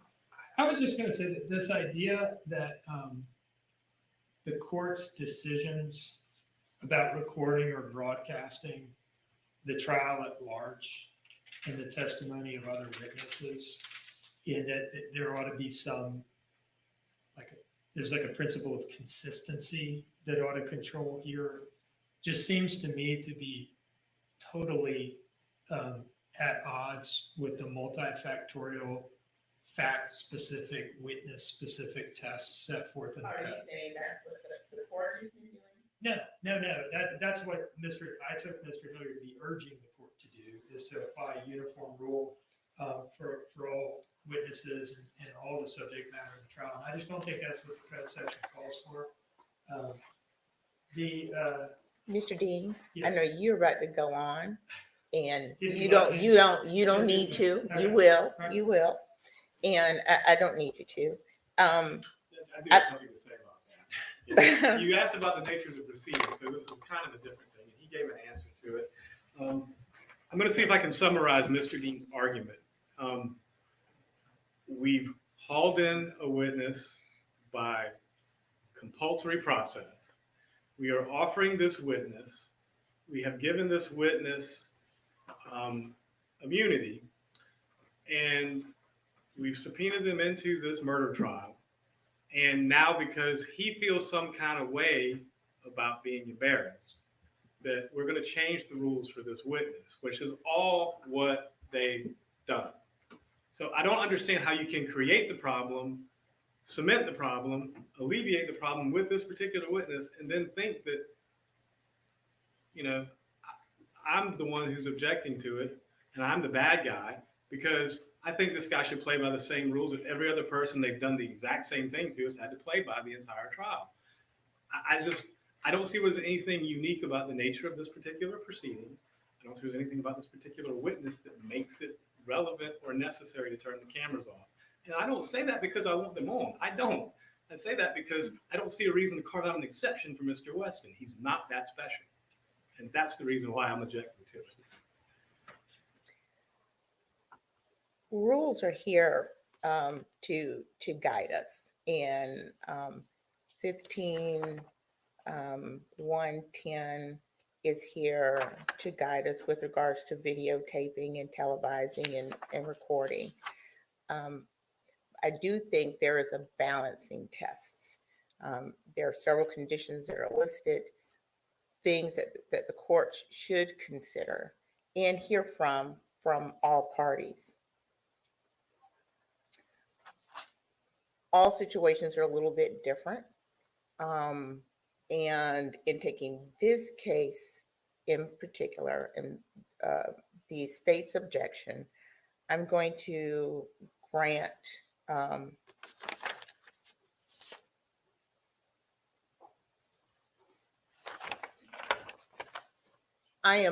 not going to require Mr. Weston to testify with the cameras on. I think that Mr. Dean gave an argument for, one, the nature and particular proceeding at issue that helps satisfy the court. He Damn, also Judge stated Stokes, damn. condition 2, but condition 6 I find is very persuasive. The impact upon due process and the truth finding function of the judicial proceeding. Given what the particular scenario is with this witness and some of the factors that play in, I am going to require that cameras not roll and that it not be recorded. Of course, the fact finders who are here will still be able to hear all of the evidence. They will be able to see him. And anyone who's in the courtroom will be able to hear from him. This is still an open courtroom, although in my discretion, I am not going to allow this witness testimony to be broadcast. Okay. And so with that, is there anything else that we Wow, need that to take up sucks. before we bring in the jury? No, Your Honor. And you need Mr. Hilliard, you wanted a copy of the order? I have it right here, Judge. I did want it to be certified, though, just so I could use it on Mr. Weston when the time comes. Okay. Okay. All right. Mr. Bryant. Yes, Grace.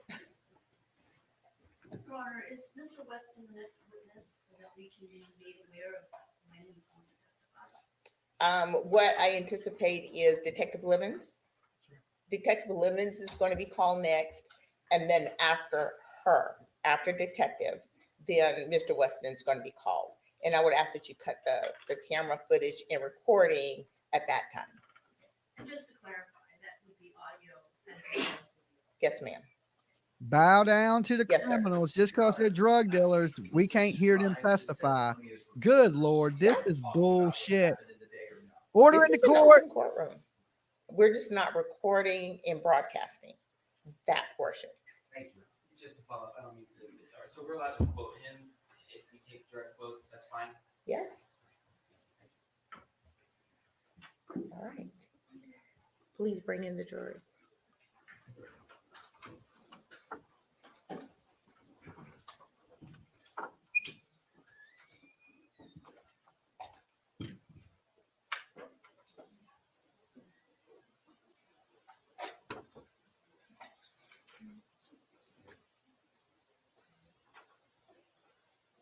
jurors and sworn. This is total bullshit right here. Total bullshit. Bad call by the judge. This is the only time I've been on the defensive side. They should have to show their face. They can sell drugs in our community. They can hurt people. They can, do all these terrible things, but we ain't allowed to see them. That is bullshit.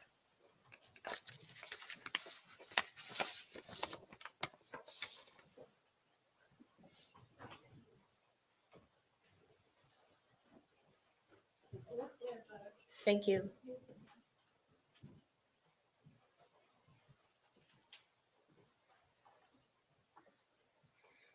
All right, please have a seat, ladies and gentlemen. I think I said 15, but I think it grew into an hour. So I appreciate your patience. Honestly, we are not dancing and having a party while you guys are in the back. The work continues. I'm going to turn now to the state. You may call your next. This is bull crap. Marion Bull crap, Lemons. people. Immunity, and we don't get to see or hear what they say. What are you trying to hide, Ms. Stokes? What are you trying to hide? The evidence you shall give the court and jury in the trial of this issue, so you give the truth, the whole truth, and nothing but the truth, so help you God. We know Chatham's a small place. Are these your cousins? What is going on? Time for good measure. Yes, ma'am. Are they informants for the police? Why are they getting special treatment? All right, you testified, feels like a long time ago now, about the defendant's October 5th interviews at Chatham County Police Headquarters, right? Yes. And over the course of that day, she disclosed 2 trips away from the residence on the night of October 4th, morning of October 5th. Yes. And on that day, what was the story as to the first trip, the earlier of the 2? She described going to the Flacco's Tacos to meet up with a gentleman she knew as Red To do what? to pay back a drug front. Over time, I guess by October 12th, in the interview with Special Agent Snyder and Special Agent Solomon that we watched more recently in time, did that story change? Yes, it did. How did it change? It moved from meeting Red for a drug front at the Flacco's Tacos into meeting Red/Craig on Arkwright to buy cocaine and Percocets. What do you mean by Red/Craig? She told the interviewers that Red is Craig in that interview. Okay, same person. Yes. Okay. As early as October 5th, you had thumbed through her phone, right? Yes. And on that day, did you at some point, did you see messages in her phone between her and a contact saved as Craig? Correct. When do you remember first seeing those messages? I believe I mentioned them on October 5th to her. Okay. And did you ask her a question about Craig that day? I did. What was the question that you asked her? I think I asked her specifically who is Craig. Did you ask her whether there was anything going? What did she say to that, if you remember? I believe she referred to him as an older white male that was not Red. And it was on the 12th that she said, actually, Craig and Red are the same person. Yes. And it's an African-American gentleman, right? Yes. Okay. On the 5th, you had seen messages between her and a contact saved as Craig, right? Day Yes. one. And did you ask her whether there was anything sexual going on between the two of them? Yes, I did. And what did she say about that? I believe in that specific interview, I don't fully remember what she said. Okay. At some point in the investigation, did she deny that though? Yes, she did. Okay. You later received a copy of her cell phone extraction, correct? Yes. And did you select and export from that cell phone extraction all of her communications with the contact saved as Craig? Yes. Do you see in front of you States Exhibit 91? Yes, I do. Can you tell us what that is? So this is an extraction report of all communications and anything that has to do with the user she has saved as Craig. Your Honor, I would introduce this as States Exhibit 91. No objection. It's admitted. Now, does this exhibit show when she first saved Craig as a contact? Yes, it does. And what was that date? On September 16th in 2022. Okay, so that would have been how long before Quinton's disappearance? Like a little less than 3 weeks, maybe? Correct. Okay. In moving forward from that, is there a series of text message exchanges between the two of them leading up to October 4th? Yes, text messages and phone calls. And does this document include all of them? Yes, it does. Before we get into, reading individual ones and describing when they were sent and received and so forth, let me just ask you, can you kind of summarize what these communications show as far as what was going on with the two of them, between the two of them during, say, late September, early October? So pretty much from when Leilani saved Craig into her phone, it appears that they began a sexual relationship and were scheduling meetups to meet and have sexual intercourse. And where was it that they appeared to be meeting? At his place of residence. And where is that? Off of Arkwright. Okay. On Arkwright Road? Yes. Off of Highway 204? Yes. Okay. And I think you testified earlier that you identified Craig as Craig Weston of Arkwright Road? Yes. Okay. Let me draw your attention to a few of these and have you talk us through them, okay? Okay. Can you go to line 7? Yes.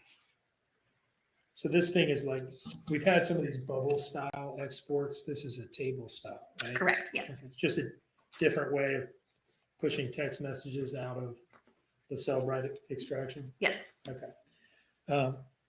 Bank. Line 7. Can you walk us through this message, including like the date and time and who sent it to whom and what it says? Okay. So again, these are only from Craig and Leilani. So this one's from Craig saying WRY, which is commonly known as Where Are You? On September 25th at 2:24 a.m. All right. So middle of the night. Yeah. All right. Line 8, can you just kind of walk through these from that one through line 16? Okay. So the previous message was at 2:24 a.m. The next one is from Leilani at 2:25 that says, I'm home on Buckhalter. Somebody at 2:25 from Craig. Book so we can Hello. get a picture of them. 2:26 So a.m. Craig from Weston, Leilani. I can come back. I can come back out there Red. at 2:38 a.m. Find a picture from Leilani on the way. Guys, okay. See if somebody can find it. One of my mods. And then at 2:46 a.m., Leilani sends a video message. This is a thumbnail of the video that she sent, and it appears to be of a trailer from inside of a vehicle. Now, you've been to Arkwright Road? I have. And you've seen the structures out there? Yes. Does this appear to show that she was present there at that time? I believe it's the back part of our grade. Craig Westland, Savannah, Georgia. And that was at 246. Correct. So it looks like she's there at that point. Yes. Okay. Moving on to line 13. His So name at is Craig Westland, 2:48 a.m., Savannah, Craig Georgia. says, okay, 1 minute. And then it skips to 5:55 p.m., so several hours later. That would be like 13 hours later or something Yes. like that. Okay. Craig asked, you okay today? You man here.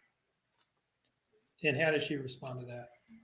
At 6:54 p.m., she says, yeah, I'm okay. He's on his BS today, and I don't feel like arguing.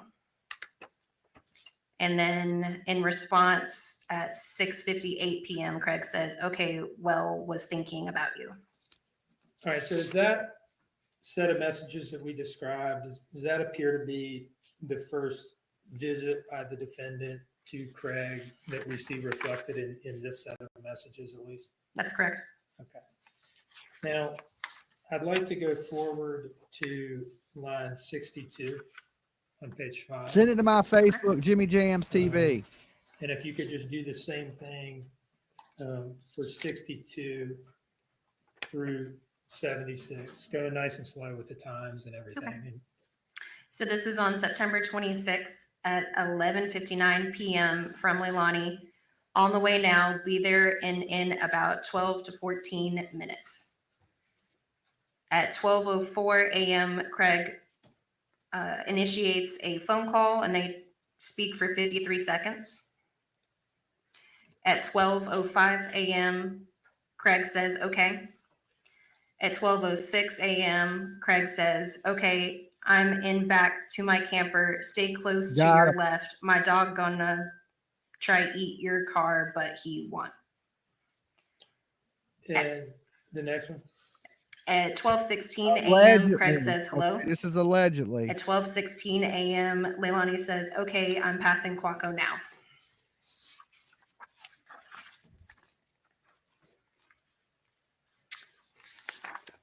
This is Craig.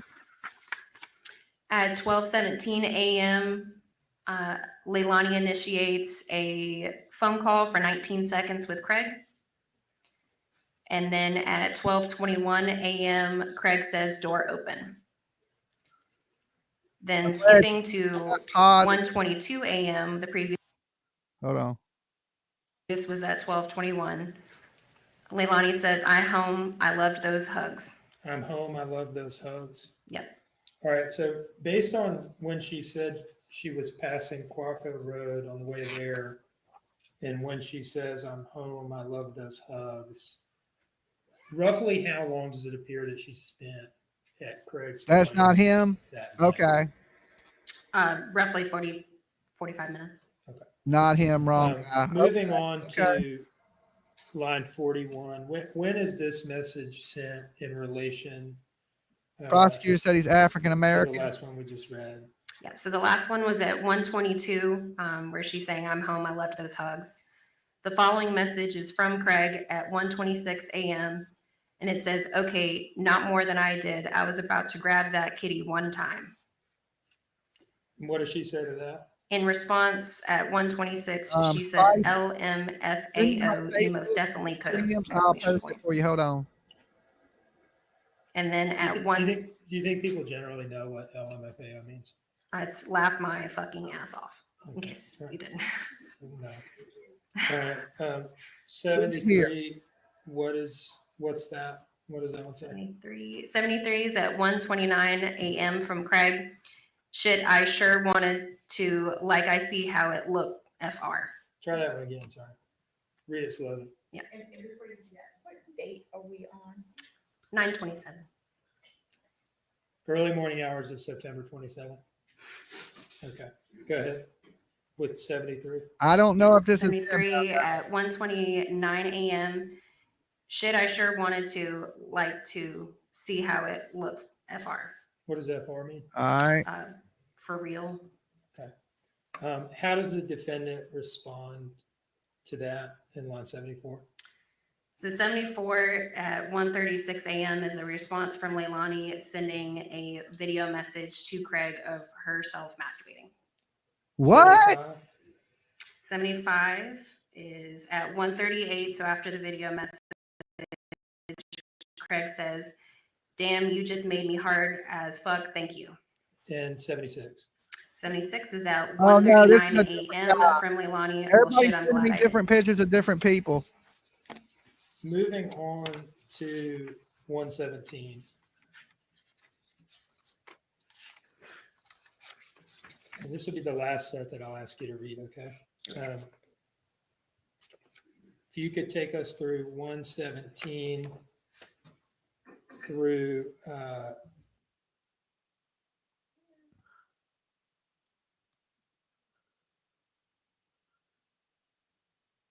I'm not for sure if this is him either.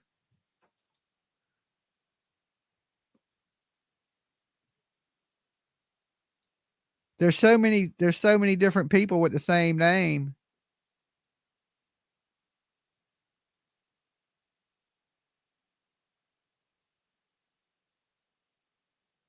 Okay, Sherry, I don't think that's him.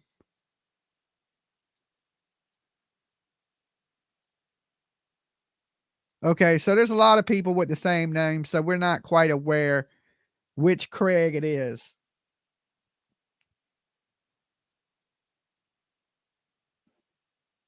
$131. Stop at $131, okay? Okay. So it's on to park at rideshare. What is rideshare? It's pretty much just like an empty parking lot about a quarter mile from Arkwright. It's commonly known in that area as the rideshare. Okay, go ahead. At 1:26 a.m., Leilani says, "Yeah, I will." PJ At needs 1:56 a.m., Leilani says, "Just pulled in to the rideshare." At 2 a.m., they have a 2-second conversation over the phone.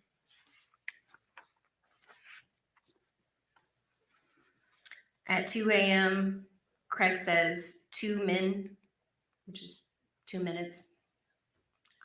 And then at 2:01, Leilani says, "Okay." All right, so per those messages, it looks like by shortly after 2 a.m. they would have been together then? Yes. Okay. And the next message, 129? So that one is at 3:23 a.m. The previous was at 2:01. Craig's, Almost like an hour and a half has passed or so. yes, Okay. more than an hour. "That was good as fuck. I'll take that anytime. FRI, no, I made you come for a long time." That was from Craig to the defendant. Yes. All right, the next message. That one's at 3:56 a.m. from Leilani. "I would be down to do that again anytime." 131. At 3:56 a.m., Leilani says, "And yes, you did for a good ass min." And then the following message is at 11:59 p.m. So how much time has passed at this point? Well over 12 hours. Okay, so this is like the next night. Yes. Okay. What is the date? It is 10:01. So at 11:59, Craig says, "You okay?" On 10:02 at 9:02 a.m., Leilani says, "Yes, I'm okay." She then responds, "About to drive over there actually." At 9:46 a.m., Craig responds, "Damn, you was tired, or I got rid of a lot of your stress." At 9:46, Craig says, "LOL." At 9:47, Leilani says, "A lot of stress was released. I need that sleep." At 9:54 a.m., Craig says, "That's good shit. I was ready for round 2 last night, but it's okay. You needed that rest. You look well rested." And then 140.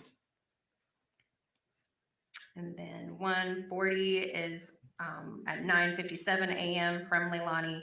"I'm still wiping the crust from my eyes." All right. So these seem to show that over the week leading up to Quinton's disappearance, that the defendant was getting male attention from Craig like 3-4 times, something like that. It would appear so, yes. One moment, please, Your Honor. No further questions. Mr. Hilliard? I do have a few about State's Exhibit 91, Judge. Detective Lemons, let's talk about the text messages you didn't mention. Okay. I'll start on page 1. So the contact for Craig was added on September 16th, correct? Yes. That's the first time that appears anywhere in here to the best of your knowledge or in mine, correct? Yes. Right. Did you see anything to this number prior to that? No. Okay. So on the I first found page, them. I'm just trying to get a good picture. instant message 6. If you would, did Mr. Dean ask you to read that one? No, he didn't. Okay. What does that one say? And who's it from and who's it to? On 9:25 at 2:23 a.m., Leilani says, I needed a 50, but no one was there. What is a 50 commonly referred to as? Is that a drug slang? I believe it's just a number. I needed a 50, but no one was there? I don't know what she was intending there. I mean, I can assume it's drug lingo, but what exactly it is, I don't know. Okay. Well, you seem to know what WRY meant, correct? Yes. And you're currently stationed at CNT, correct? I am. Okay. So using your experience and your knowledge as an agent over at the counter narcotics team, when someone says they need a 50, what are they commonly referring to? I asked and answered. I'm going to allow Mr. Hilliard his line of questioning. Yep. So my understanding is almost everyone has their own drug knowledge. Usually when I don't know something, I'll ask one of the other agents there. So right now I don't know what she's referring to. All right. So let's move on then. Look at. I'm awake.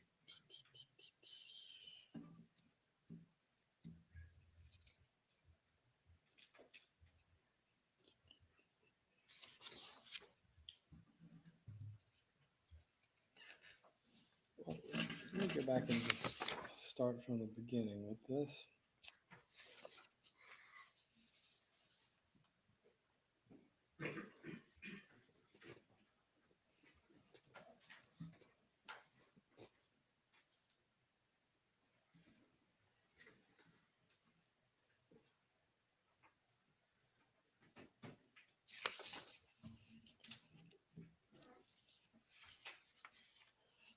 On page 3, line 26, who is that from and who is that to? And what does it say? It is from Craig to Leilani, and it says, I'm going to be your first black guy, not that it matters. And that was on September 26th. Yes. And at that point in time, that seems to imply at least that they had not done anything, correct? Yes. Okay. So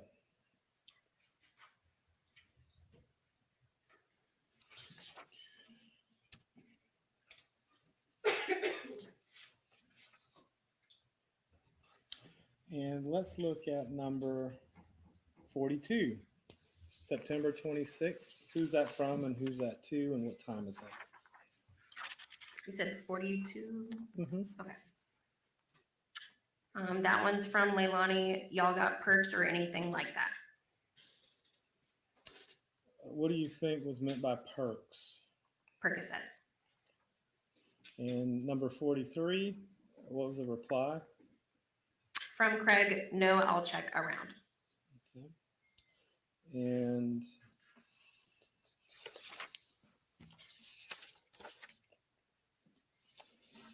There he is. This is the guy we think it is. Not sure. who's that But from this and guy who's looks that like to? he's in jail or something, or a cheap hotel. That one is from Leilani. This dude looks like he's in prison. And what's that asking for? I don't know if that's You him got either. a half of tree.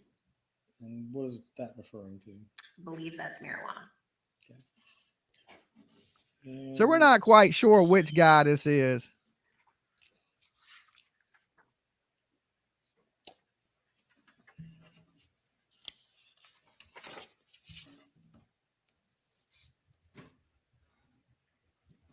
We believe it's P. Diddy. Okay. And the instant message that y'all are referring to was, I believe Mr. Dean asked you about.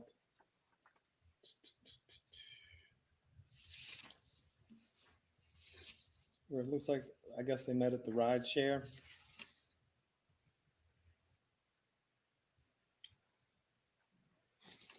What day was that again?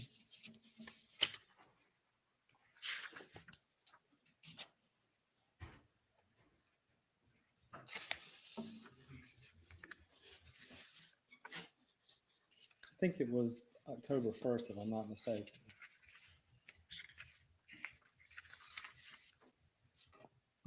Leilani. And Good that seemed Lord. to be when there was some sort of activity between the two of them. Yes.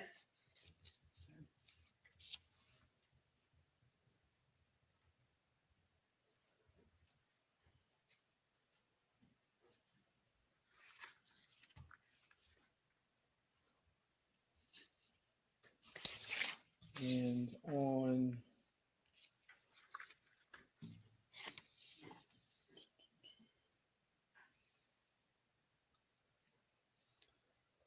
I think it's the last page, but I'm not mistaken. Hot chocolate. All right, here we go. It's like number 143 at the top of the last page. Who is that from and who is that to?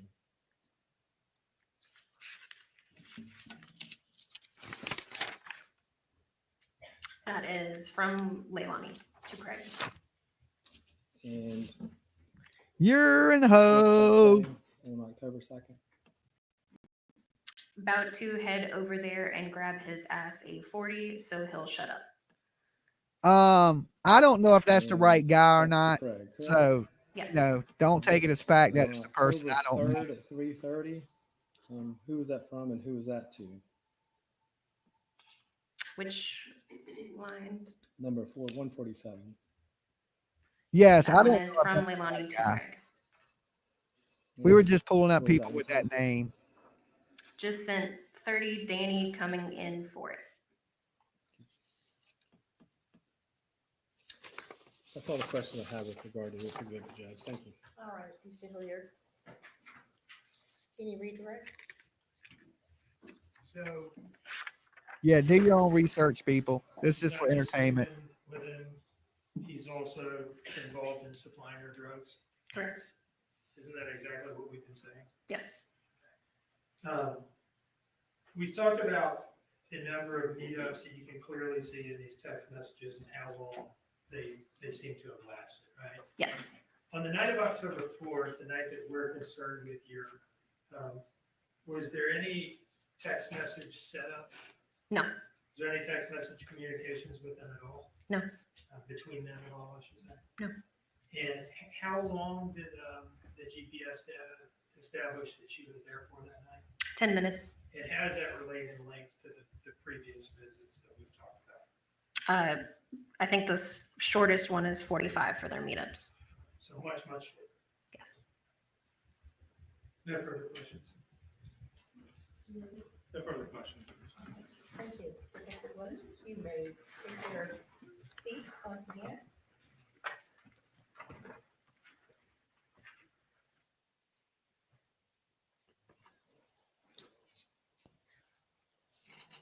The state may call its next witness. Your Honor, the state calls Craig Weston. Okay, and at this point, this is where video stops.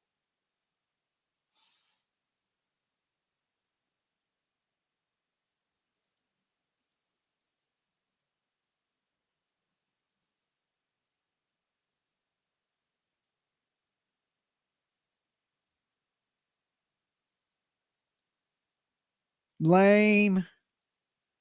Yes, he's coming into court, but they're not going to show him, and we don't get audio.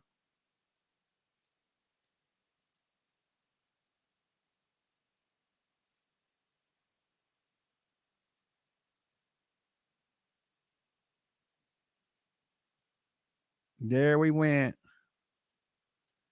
Damn it. Damn it. Damn it. Damn it. Okay, so the dope man is now testifying. They're not going to show him on camera.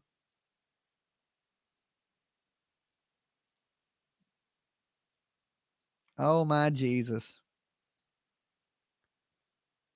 Jimmy, look at Messenger ASAP. Okay, hold on. Give me a second.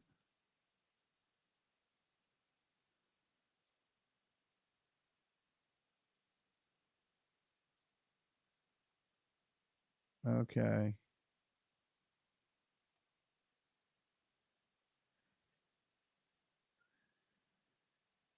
Okay. Found the relatives. I'm sure one of them have a picture of him. Okay. He's 48 years old.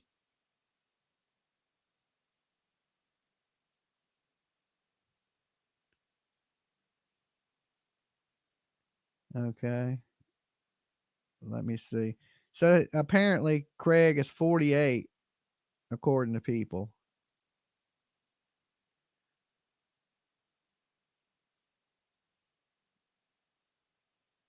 All right. Let's see. Hello. Jimmy, hello. This is him.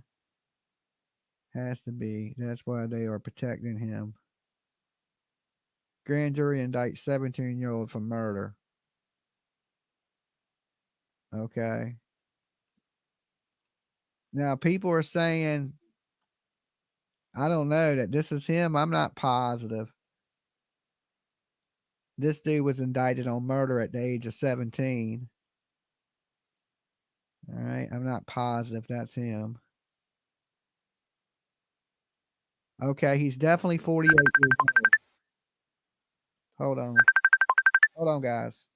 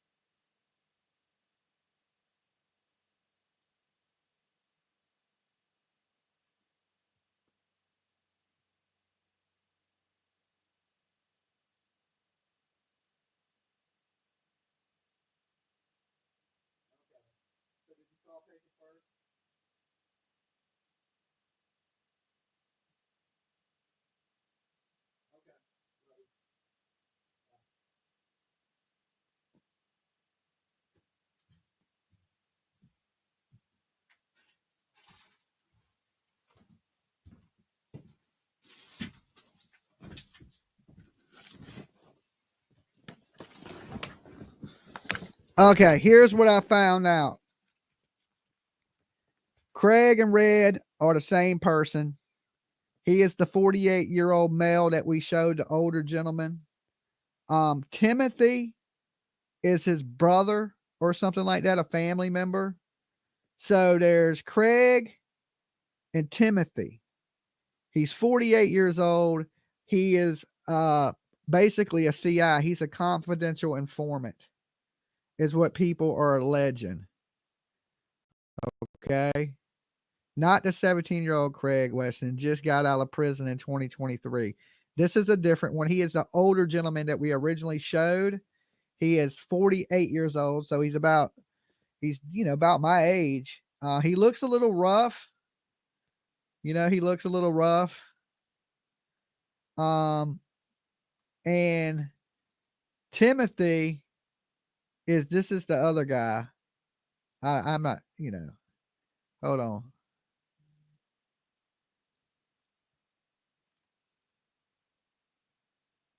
No, that ain't the guy. People are still sending me the wrong guy. That ain't him. Okay. He is the 48-year-old gentleman.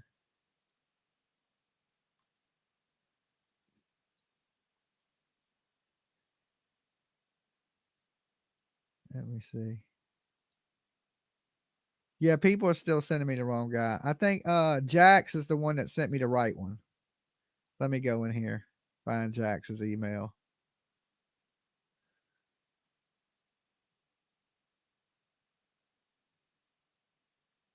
Now I don't see it. Oh, right here. 48 years old. Allegedly. And this is allegedly. I'm not positive. This is public record. This is the man right here. All right. He's an older gentleman. He's 48 years old. So he was born in 76.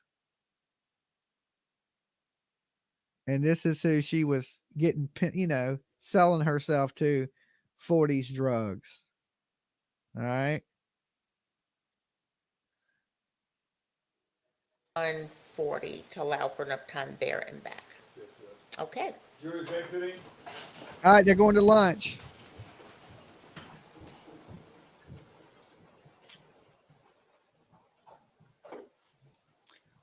Well, let me save his picture. Give me a second.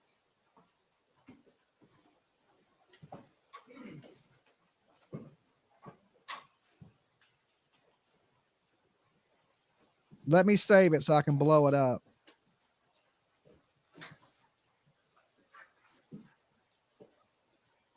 And he was in jail. Yes, he's 48. He was multiple convictions of cocaine.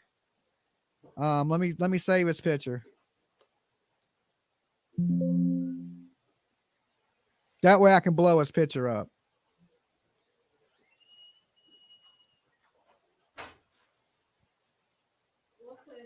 Thank you, Williams. Okay, and with that, we'll be in recess until, yes, ma'am. One issue. Hello? May the court dismiss the material witness warrant that was signed the witness yesterday? Yes.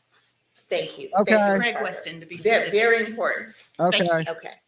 All right. All right, bye. I have to go file objections to a PSR real quick on the lunch break. If I'm a few minutes late, just to tell you ahead of time, that will be why. Oh, I understand. Somehow life goes on, doesn't it? We It still have does, requirements. and the federal court does not care what I'm doing over here, so. So, the time now is 12:38. We'll plan to start back up at 1:40. Okay, we're in recess. Thank you. Thank you. This is the man. Okay. 48-year-old Craig. He also has a family member named Timothy. I guess he is the man that goes by Red. All right. Yes, he's been multiple convictions. Now, listen, I'm not positive. This is for entertainment purposes only, just in case I'm wrong. But after our research, everybody's looked into it. This is the person we have come up with. This is Craig. Okay. He's from that area, multiple cocaine convictions. He's 48 years old. All right. He is kin to this family, definitely. We got people sleuthing. And this is the man she slept with. Okay. So, and she, she is a 22-year-old girl sleeping with a damn near 50-year-old man.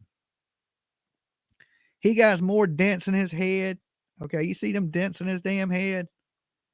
He looked like he been beating the head with a damn stick, an ugly stick. Okay, good Lord, woman. Good Lord.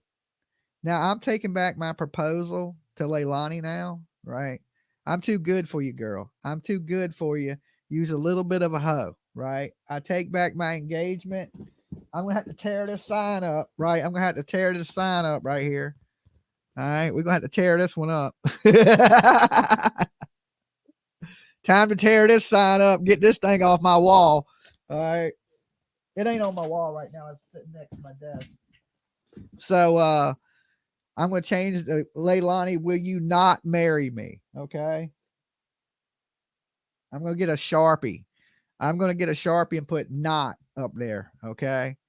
She's a big old hoe. All right. And everybody know. Craig know. Craig got fired on his day off, right? Good thing they didn't show him. He might have broke the camera with his ugly ass. All right. You know, I ain't usually a judge of men, but good Lord. Good Lord. Lord to the Lord. You still have that sign. Yes, I still have the sign. Good Lord. Lord Craig. Craig, good Lord, Craig.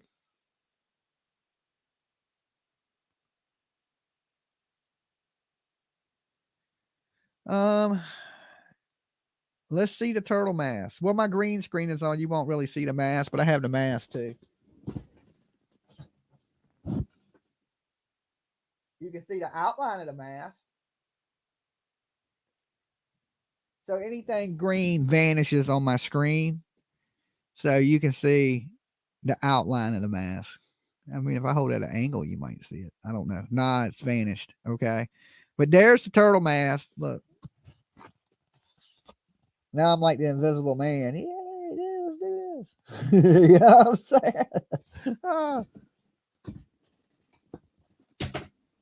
I look better with the turtle mask on. Too old for Leilani. He's for Billy Joe. Maybe that's who Billy Joe was getting her dope from too, because Billy Joe was definitely on drugs. And I don't know how long I'm going to be here with you guys today because, you know, I told you I woke up with a big ass bruise on my leg. Now, I am taking a bunch of blood thinners, so I don't know if it has anything to do with that. So I am going to go to patient first and have them check out my leg to make sure there ain't nothing medically wrong today. And if I do that, I will leave the stream playing. Okay. I just won't be here with you guys because I'm going to go get checked out today by my doctor just to make sure I'm okay. And that's, you know, it could be just from the medicine, but we want to make sure it ain't no blood clot or anything going on in my leg. Okay. So I'm going to be going to the doctor here in a little while as soon as PJ heads back. Does it hurt? No, it don't really hurt. But it's a pretty big size bruise that came out of nowhere. So a lot, you know, if you look at WebMD, they'll make you think you're dying, right? So it could be something that's common, but I just want to make sure everything is good. So I am going to go to the doctor today and have it checked out. Dolly, the mass is cool. How big? I mean, it's about the size of that, maybe right there, about that big. Blood clots hurt.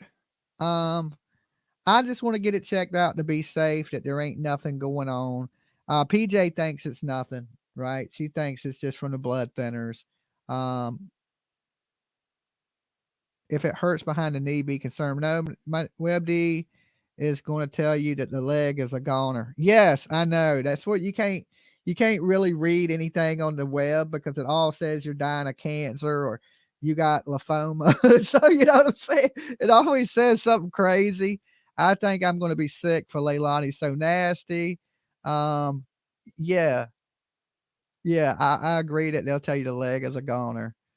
If it hurts behind the knee, be concerned. Always safe than sorry, Dolly. Good, you are taking things more serious with health. Yes, you know, my visiting nurse heard you say go get checked to rule out blood clots. Okay. Yes, I'm definitely going to go get it checked out. Dolly, your health first. He has 1 ounce of red bone in him. Okay, until it's best to check it. I'm a nurse, but get it checked. It's common. I'm a nurse, but get it checked. Okay. Um, yeah, I find it weird that you don't hit nothing. You don't. I didn't touch it or nothing. And then I wake up today and it's a big old bruise there. Like it don't really hurt, you know. But with me just having a heart attack, it concerns me and worries me a little bit. Better safe than sorry, yes. I get blood clots in my lungs all the time, and it's scary as heck. I pray my meds keep them at bay. Well, I hope you're okay. Um, Probably just blood thinners. You have hit your leg on something. I mean, maybe I did, and I don't realize it. Maybe I don't know, but um I have insurance, so I will go get it checked out. We're going to go to patient first.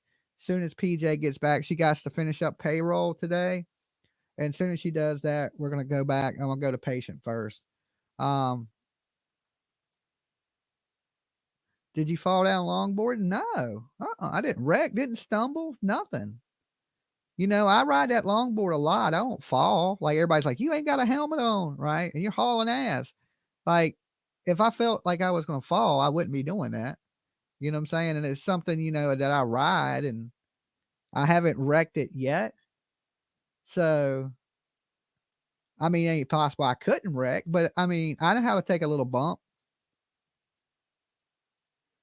Blood thinners make it easy for you to get them. I understand that, but not even touching it.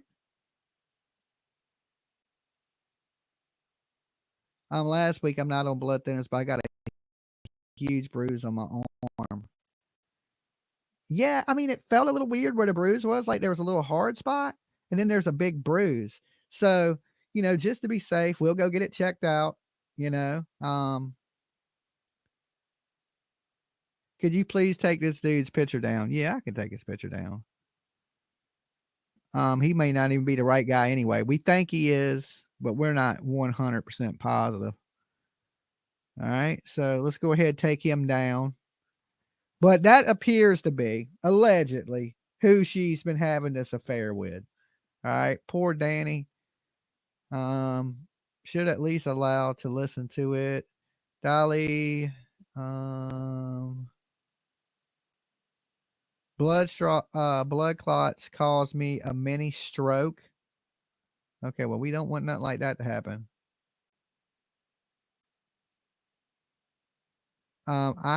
I have had a blood clot, and I will tell you, it's very painful. But I've been having this pain too, so I don't know. But I think that was. Yeah.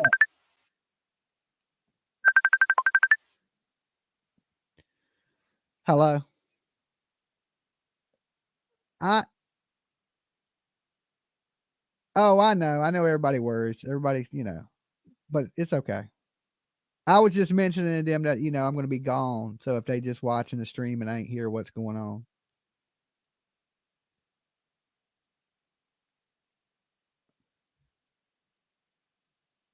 Okay. Okay. I will be. All right. Bye. Okay. So that's PJ. She's like, don't freak these people out. They worry to death about you, Dolly. Okay. So I'm not trying to freak anybody out. It's just, something abnormal that I don't usually wake up with bruises on me unless there's a ghost beating me up in my sleep. So we're going to go have it checked out. So don't worry, people. I'm going to go have it looked at to make sure I'm okay. It's just a bruise. It could be just from the medicine. When I looked it up, it says this is common with a lot of people that are on blood thinners. Okay. So we just want to make sure.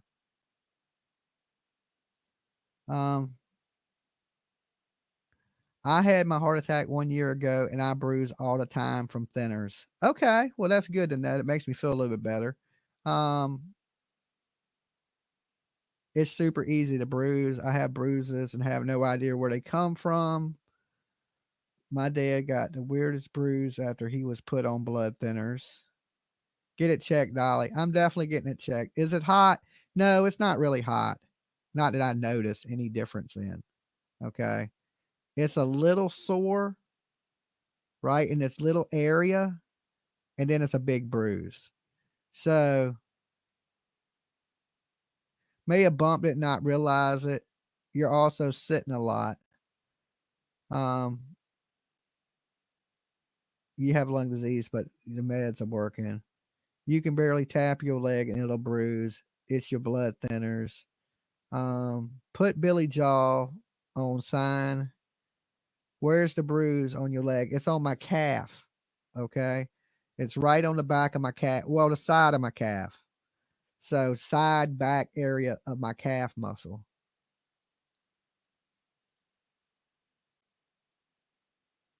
You didn't have to hit it hard. The bruises like that, blood thinners cause bruising. I've seen it with my grandma for sure.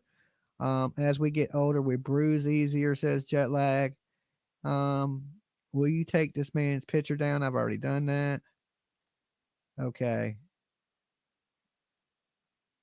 Has the dog jumped up on you? Yeah, maybe so. Yeah, the dog's been jumping on me. Did he jump on my calf muscle though? I don't think so. I'm not positive. But yeah, the dog's been jumping on me, Wrangler, and he's heavy. He's a little fat head. So maybe it has something to do with that. Please keep leg elevated. When you're on blood thinners, you can cough and get a bruise. Have they checked your pro time labs? I don't know. I have a appointment I got to get to like in just a couple weeks where they're going to test my blood, my cholesterol levels, all that stuff. So, and then I got to go back to the heart doctor in like a month. So, I don't know. I don't know. But don't worry, guys. I'm going to get it checked out. If it's anything important, patient first sits right across the street from the hospital. So, and I'm in good hands. PJ got me. So don't worry too much. I'll keep y'all guys informed. But like I said, I'll leave the stream going and I'll take my phone with me. So, I can be with you guys on the go.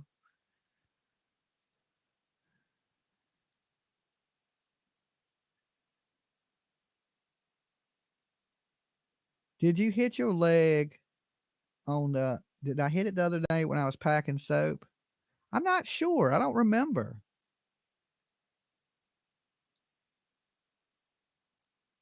Thank you. Usually blood clots are warm. This is not really warm. It feels about the same temperature as my leg. It feels like a little tiny knot, maybe, and a bruise. It's not like a massive bruise, but it's definitely red and has some some color to it. Always better be safe. Go get it checked. I am. I'm just waiting for PJ to get back. She has just to finish up payroll and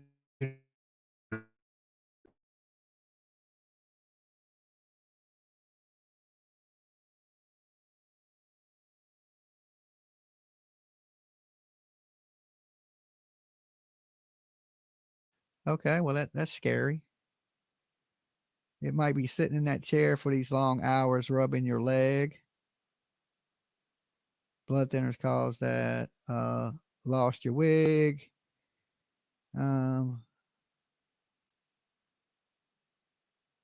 Elevate your leg.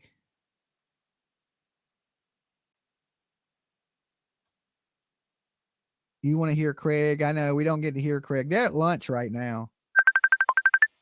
Okay, hold on. PJ's blowing me up. She's gonna call me every 2 seconds. Hello? What? Okay. All right. All right. Love you. Peace. Okay.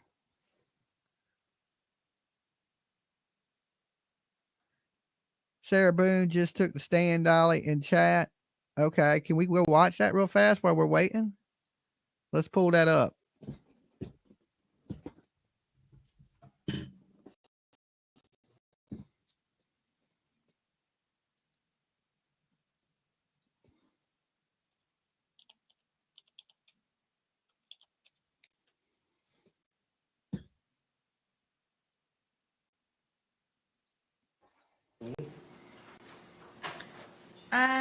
He was very handsome.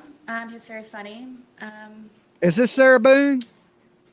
He was smart, and I would show up in workout clothes and disheveled hair, and I guess I kind of felt broken from being in the process of the divorce that he knew about. But then one of the things that we could relate also was the fact that he was here in Florida because he had just been divorced from his second wife.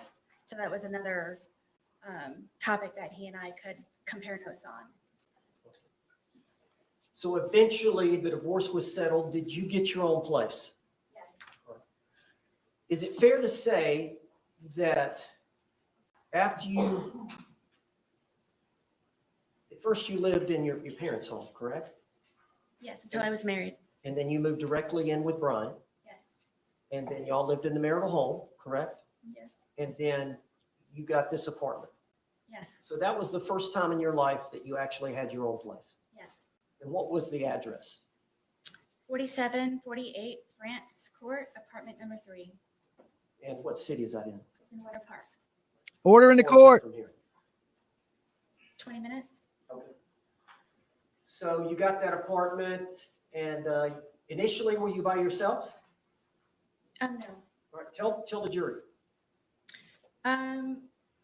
In the almost year, about 10 months of separation from Brian, my ex-husband, that is the time when I met George. And my ex-husband was trying to buy me out or force me out of our marital home, and I needed to find somewhere to live. And So did you and George agree to rent the apartment? yes, I needed extra income. We could not afford it just on my own. You were receiving some income from the marriage settlement, were you not? Yes. So you did have a consistent monthly income coming in from the marriage settlement, For the most part, yes. but you needed more to live. Yes, to pay the bills and for rent. So did you and George have some agreement? We did. All right, what was the agreement? The agreement was that if I decided for he and I to live with one another, Maybe it would be cross under my my legs. name, I don't that know. he would help She with the did. monthly She bills videoed it. and on a regular basis where it wouldn't be something that I would have to argue with him about. It would just be an automatic. Make sure that everything's paid first, and then from there, hopefully have some fun with it. Okay. So I understand from that point on, would it be fair to say that y'all saw each other on and off for about the next 3.5 years? No, I would consider us a couple. At some point, he asked me to marry him. Okay. But y'all did have times where he left and went to live with his parents. Yes. Is that fair? Yes. And there were times where there was an understanding that y'all were going to break up. Multiple times. Okay. All right. So again, on again, off again. Yes. This was actually before we had our apartment. That was, I guess, our dating phase. Okay. So y'all were together for 3.5 years. Is that fair? Mm-hmm. Yes. And y'all had actually agreed to marry? He had asked me yes a couple of times to marry him, and one time I agreed to yes. Okay.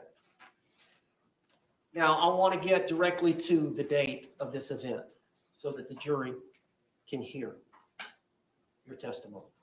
All right. So tell us, I believe the date is February the 23rd of 2020. Explain to the jury that whole day from the time y'all got up, the whole thing. Approach.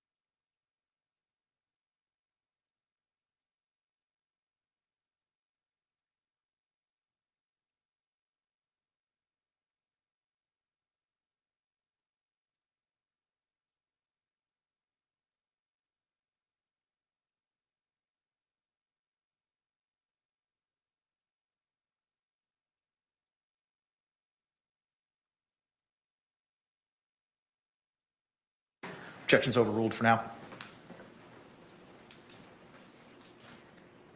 Now, Ms. Boone, let's just, instead of one long speech, let me break you up over the course of the day. So do you remember the date of February 23rd, 2020? Yes. Do you remember getting up? Yes. All right, just tell the jury about that morning, what y'all did that morning, what you and George spent the night together at the apartment. Yes, at that point, he was living there. Yes. So y'all slept in the bed together upstairs, February. So you would have gotten up, y'all would have gotten up that morning, February 23rd of 2020. Yes. All right, tell the jury what happened when y'all got up. He was already downstairs and I went downstairs and he wanted to start the day off by drinking because it was a day off from his job. And I talked him into cleaning and tidying up the house for a sense of accomplishment. So that is what we did for however long that it took. So we did tidy up the house and got everything in order, and it was kind of a reward, I guess, to be able to sit and enjoy ourselves and sit on the back porch. All right, what do you mean by cleaning up the house? What did y'all do?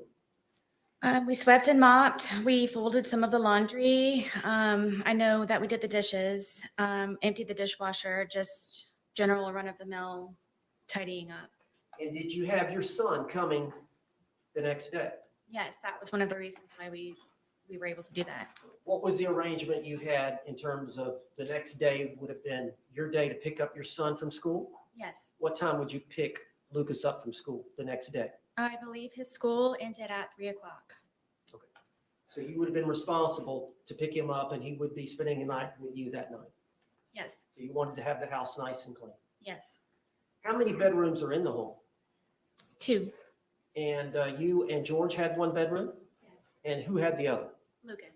All right. Is that exclusively his bedroom? Yes. All right. So how long would it have taken y'all that morning to clean? I don't really remember what time we woke up, but maybe a good 2, maybe 3 hours. Okay. And would it be fair to say that you and George both smoked cigarettes? Yes, And would it be fair to say that you and George both drink alcohol? yes, So at some point, y'all finished your chores, right? And then y'all were going to enjoy the day. yes. All right. What was the plan?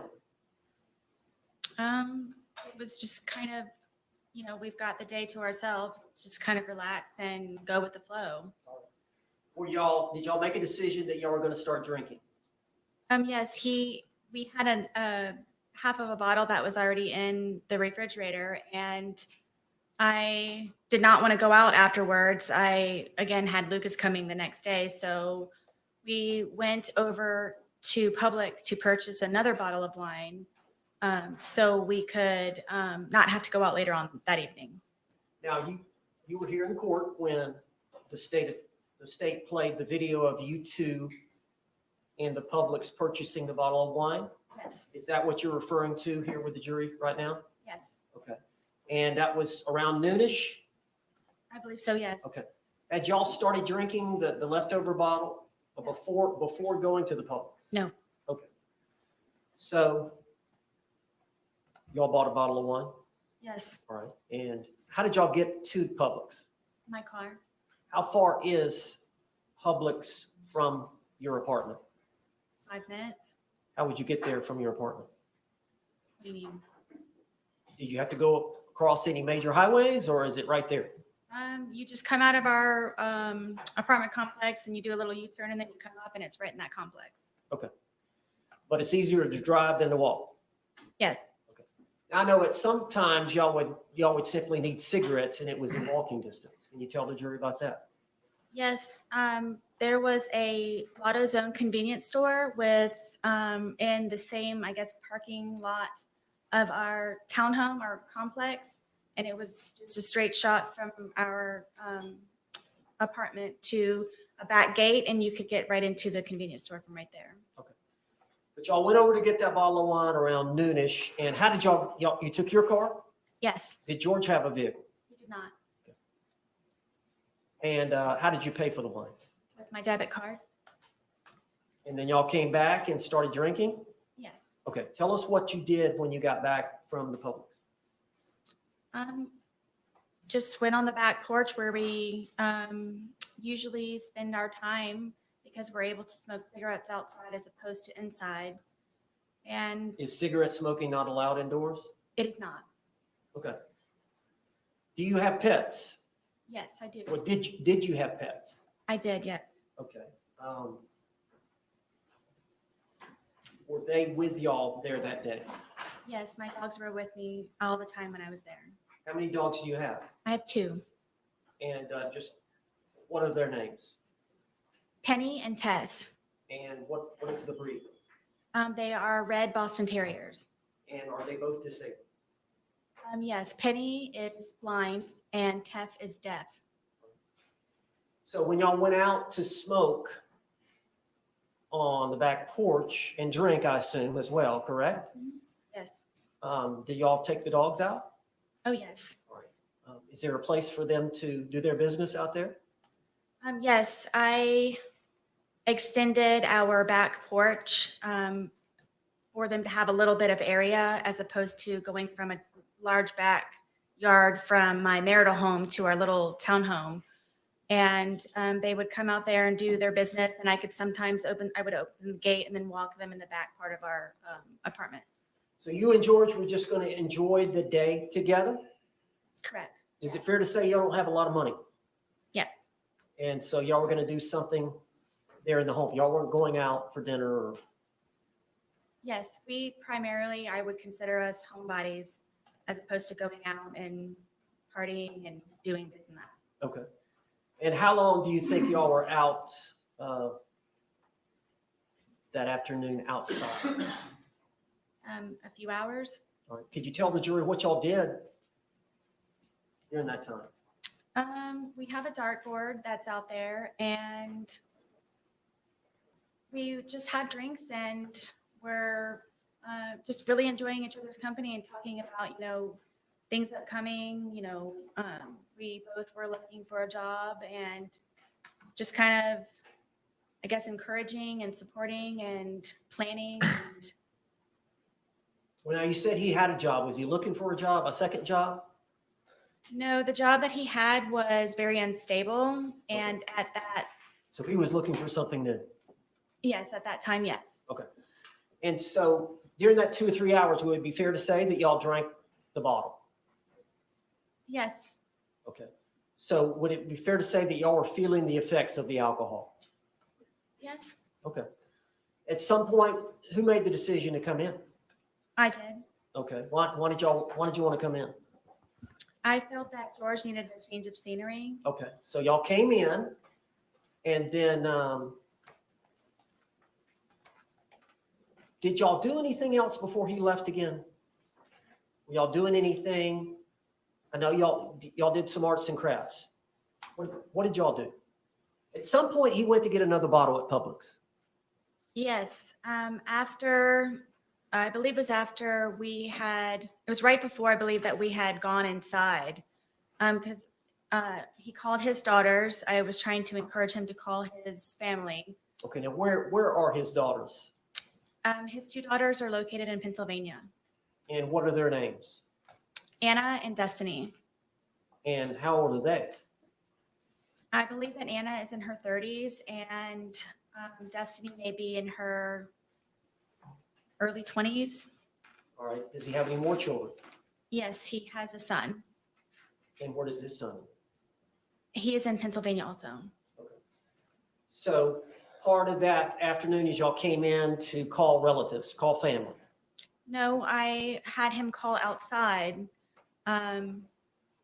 just trying to, I guess, boost the mood. The first daughter didn't answer, and I don't remember the reason I didn't speak to the second one. I believe if he did, it was just for a moment. All right, now whose phone we are using? My phone. All right. And is that common for y'all to use for y'all to share that phone? It was because George said that he didn't have a phone, so it would either be lost or given to him by his mother. So I didn't know he had a cell phone, so we would use my phone. So it was primarily your phone? Yes, Okay. And you took a lot of photographs that were on that phone? yes, Videotapes, yes, text messages, yes. phone call? Yes, he and I both on the phone calls. So he would use it as well. Yes, And that phone, is that the one that was seized in this case? yes, All right, so y'all called his daughters, and then during that phone call period, did you also call his brother? yes. Okay, and which brother was that? John, Or now, how many brothers and sisters does George have? I'm gonna list them if that's okay. Okay, It's John, Pharrell, Isaac, Mo, and his sister. okay. And do they all live here in Florida? Yes, Are they close by? as far as I know, yes. What about his parents? Yes, They live here as well? yes, Okay. But his ex-wives and his children live up in Philadelphia? yes, So you called the girls, then you called, or George called his brother. yes. Was that conversation that long? No, it was not. And then after that phone call, were y'all inside by this time? Yes, at this point, I believe that it was a good time to get a change of scenery. So I thought George would be better off inside, and frankly, I didn't want to be outside any longer either. Okay. So just to get an idea, about this time is when he went to get the second bottle, or did y'all stay inside for a while before he left? No, from what I recall, I thought the day was over and it was going to be get ready for the evening, for the day. What do you want for dinner? You know, do you have an extra load of laundry that you need to throw in, kind of thing? And that was my understanding. And This was about 5-ish or something? I don't remember the time. Okay. At some point during that time period, did George go to Publix again?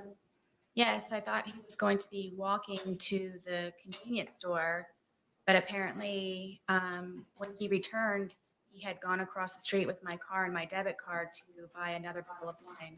What was your understanding of where he was going? To the convenience store, walking. For what? Cigarettes. Okay.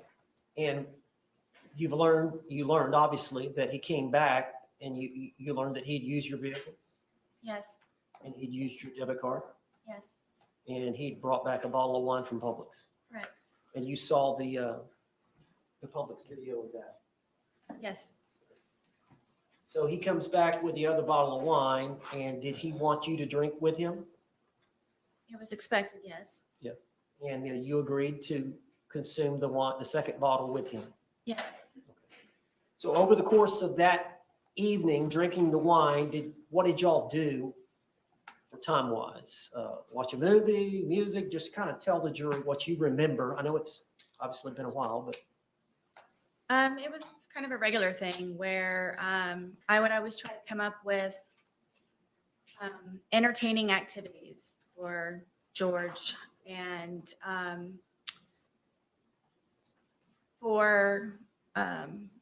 I bought a puzzle.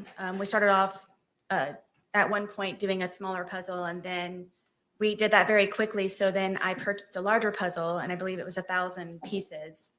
So I thought to get his mind off of things and to focus on something, it would be smart for us to do the puzzle. So for however long that took, we finished the puzzle. So that was one. Did you every piece was finished or was? Every piece was finished. It was strange that we couldn't find one piece, and we thought it was funny that it was like in like the perfect place on there. But yes, every one but one piece. All right, after the puzzle, what did y'all do? I decided to continue to maintain and focus him, and I have a bunch of paints that I used of my son's that his grandmother bought him. It's a very big art wooden box, and it's got pastels, pencils, paint, any kind of whatever. And he and I were very much into art. And with this resource, it got him very interested in being more creative. How long have you been into art? Ever since I can remember. As a child, You like to draw? I like to do anything artistic. And I know, we saw some of the pictures of your apartment, but it looks like there was pictures and artwork up. Is that all your work and George's work? The majority of it, yes, are belongings from my home. And then also some of George's, yes, on the wall.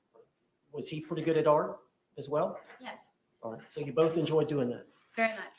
So y'all got out Lucas's art set. What did y'all do with that?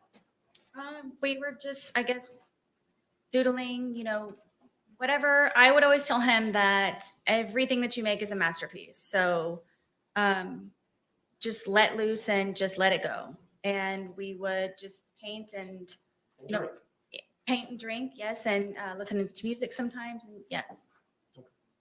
Now with the dogs, did y'all get the dogs involved? Oh, yes, my dogs follow me everywhere, yes. Was there some dancing going on with the dogs?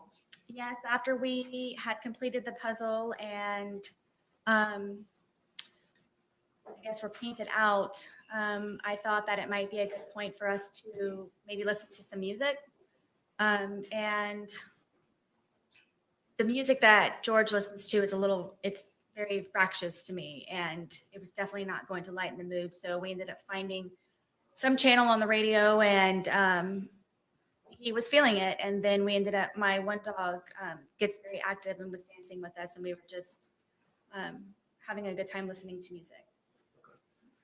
And I guess it's getting pretty late in the evening. Yes. Anything else I've missed?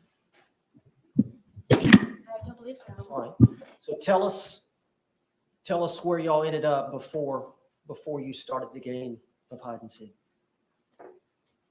We were there. I couldn't think of anything else possibly that I had to continue entertainment. But I Frozen remember guys. sitting at Why the not? end Shut of the up. couch and him sitting in one of my son's chairs that was in the living room, and just kind of doing this. Like, what are we going to do now? Like, I very much would like to go to sleep. Had y'all finished off the that bottle that he had bought?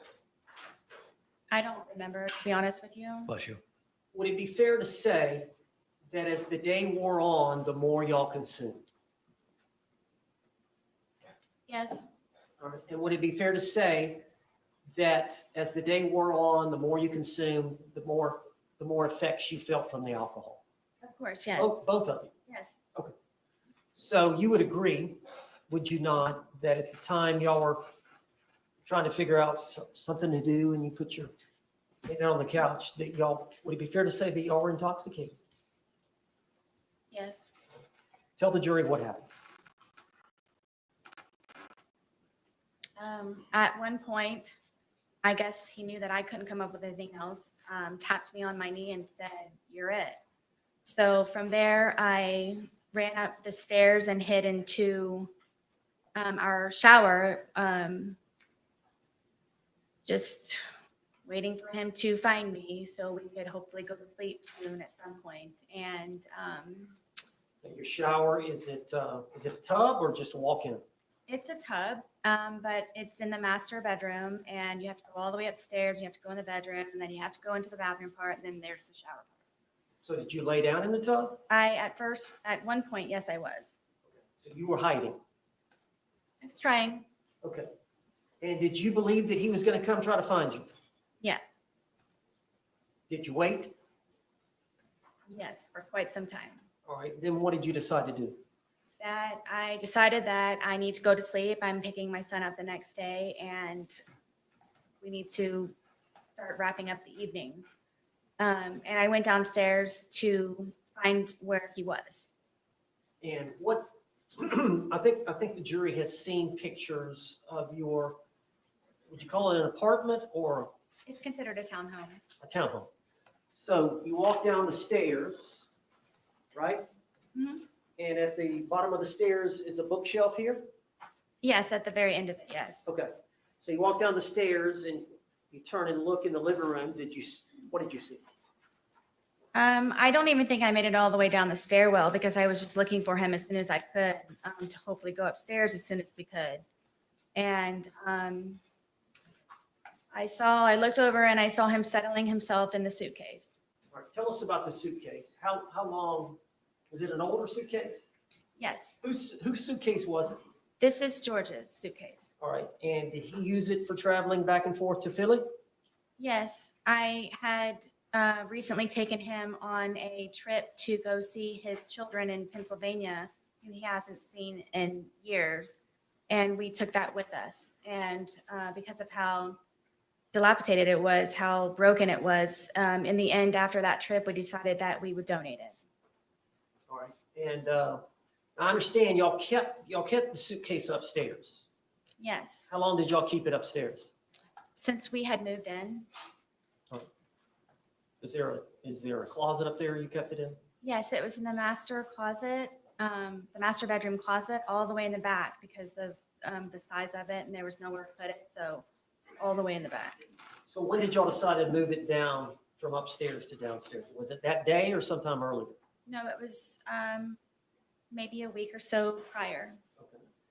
And so what, y'all were gonna donate that to Goodwill or? Yes, we were going to do, I guess, a spring cleaning. Anyone who has children understands that they grow quickly, and there was a lot of clothes that I needed to go through of my sons, and then also from George and I moving in and just kind of putting everything in there, at one point where we just needed to actually go through it and organize it and get things more in order. So is that the reason it was downstairs? You were gonna donate it and a bunch of things that you're gonna put inside of it? Correct, yes. Okay.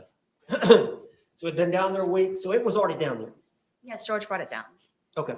So you said that you got down there, you're looking for him, you see him settling into the suitcase. Yes. What did you do? In my head, I said, oh man, we're obviously not going to be going to sleep anytime soon. And I walked over and he was trying to get himself flat, so I couldn't tell that he was in there. And then Now, let me stop you there. The suitcase, is it the suitcase over here in the yes, box? You've seen it, you saw it. yes, It's a pretty big suitcase. yes. How big is George? George was my height. How And tall are you? I'm 5'3". Okay. And how much did George weigh? I thought it was 100 pounds. Okay. And how much did you weigh? I was 98 pounds. All right. Do you agree you put on some weight? Since I've been incarcerated, yes. Well, at the time, though, y'all were pretty skinny. Yes, So from the pictures, it looks like y'all were both pretty thin. yes, All right. So because of his thinness, is that how? And he's a small man. yes, Okay. So he was able to get in the suitcase on his own. yes. Did he willingly get in the suitcase? He was already in there. Okay. When you got to him, did he see you? Yes. All right. Tell us what happened. I mean, I zipped him up. We thought it was funny. And we're joking about how he was, I guess, small enough to fit inside of the suitcase. All right. So what happened then? From there, it was just, we were laughing about it. And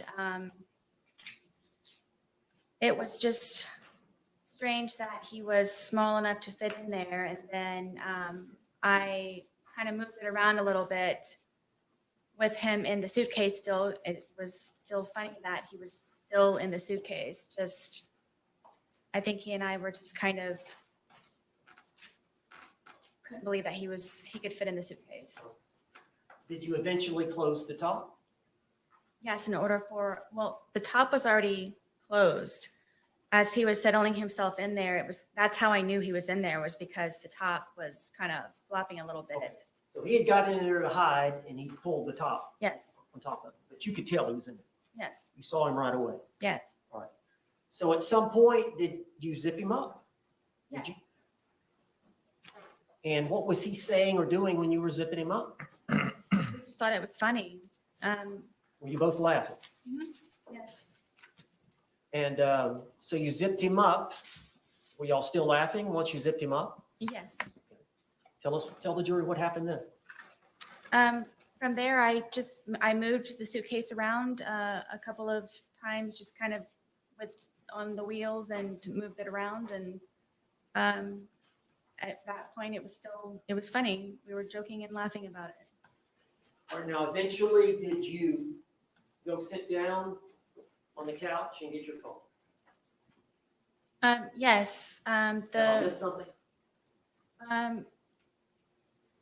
Well, the suitcase had, for me moving it around was flopped over.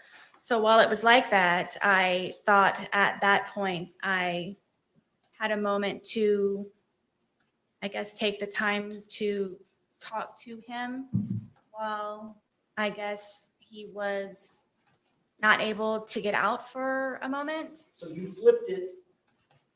You got it on the top, right? Yeah. It gets in, but at some point you flip it over so the zipper is on the bottom. Well, it was just kind of how I was moving it around that it ended up kind of flopping. So It was upside down. yes, So after you did that, what did you do? that's when I went over and decided to videotape to Wow. just see I guess the gist in it for him to understand that right now I feel safe and right now I have the ability to actually speak to you in a manner that normally I would not have the ability to do. And you were intoxicated, Yes. and you would agree that you said some things you should not have, Yes. but you realized he could not get out and get at you. Is that fair? At that moment, yes. So it goes on for about 10 minutes. Yes. You heard it here today, did you not? Yes. You heard his voice as he was speaking from the suitcase. Yes. That was his voice on the video and audio. Yes. And you heard your voice on the video and audio. Yes. That was your voice. Yes. All those things said by the man were said by George in that 2-minute video. Correct. All the words said by the female were said by you in that 2-minute video. Yeah, she was laughing. It's And you're terrible. intending on showing him the video the next day. Yes. At the time or the next day, is it fair to say you don't even remember a videotape? I do not. So from what you can tell from watching it, did that refresh your memory about that event? It did. Yes, we're going to go back to the Leilani case in just a few minutes. It's lunch break, so we're just jumping over to Sarah Boon. She put her husband, well, he put himself in a suitcase and she left him in there to die.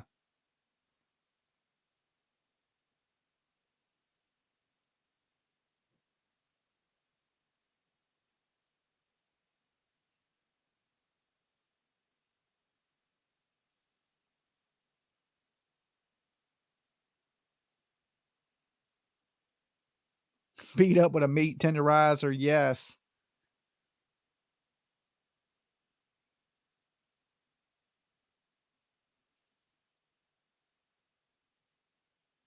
Is she smiling?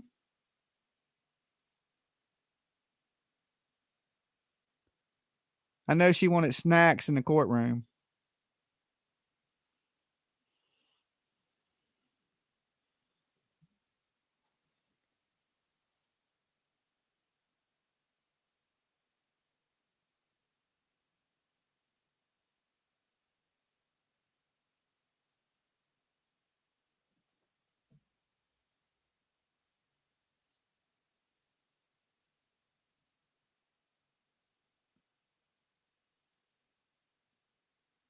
Holly, I think you're right. She does look like she wants to laugh. There doesn't seem to be a lot of remorse. I don't think so either. So Leilani's at lunch, so we jumped over to the Sarah Boon case. And then when they come back from lunch, we'll jump back over.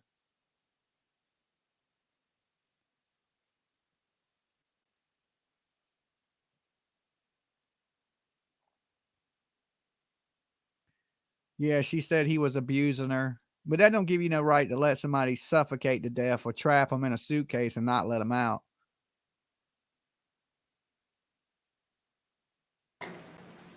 Mr. Owens, you may proceed.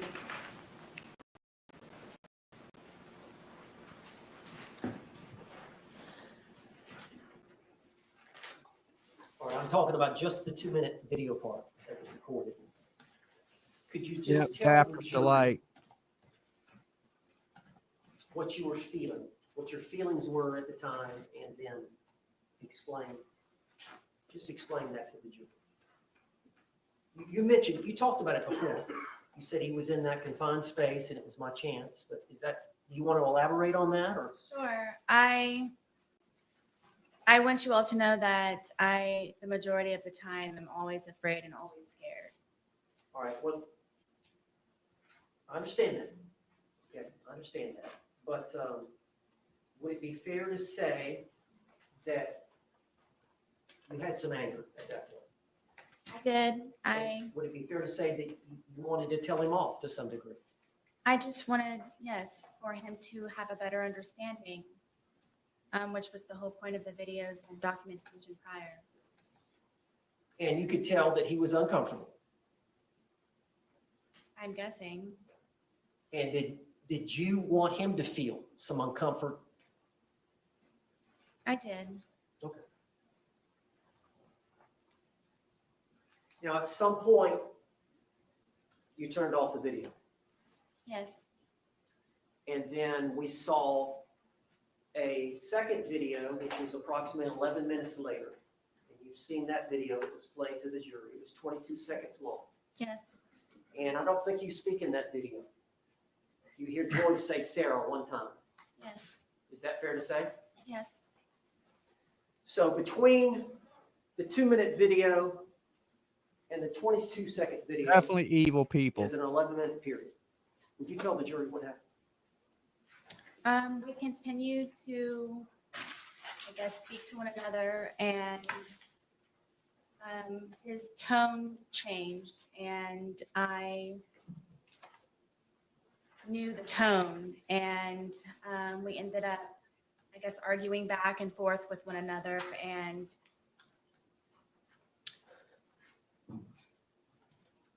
it was the things that he was saying very much frightened me, and cursing at me and threatening me.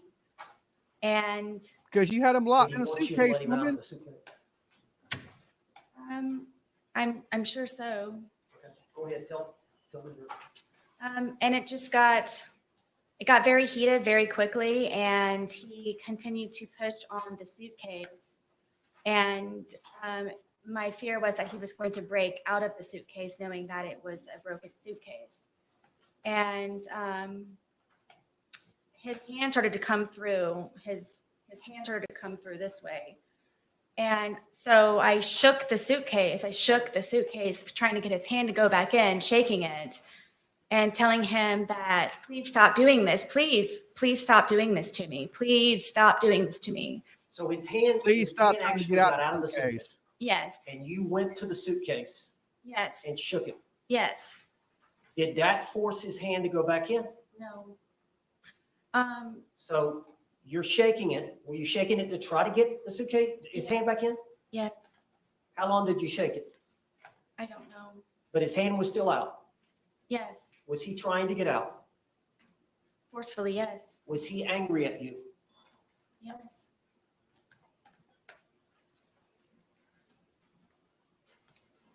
Were you in fear? Always. If he would have gotten out of the suitcase, what would he have done to you? Like he used to tell me, he probably would have made me unrecognizable, or I would have lost my life. Oh, stop your line. Did you lose the grip on the suitcase? Yes. Where was the bat in relation to the suitcase? It was leaning up against the dining room table right there.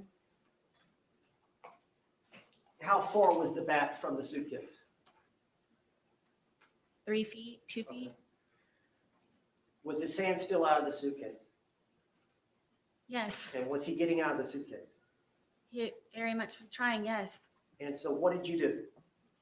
For the split second reaction that I had, I happened to see that and I grabbed the baseball bat and was trying to poke his hand to go back in to please don't break through, please. So I hit his hand. You hit his hand with a bat. Oh my Outside God, photos. that's murder. Yes, The We've guy's seen the 5'3", 100 photographs pounds, of his super left hand. scary. Did you cause the bruising there? I'm guessing yes. Now, you've seen the bat. It's a youth bat. Yes, I bought it for my son. Is this the bat you used? Yes, And you said you poked him with it?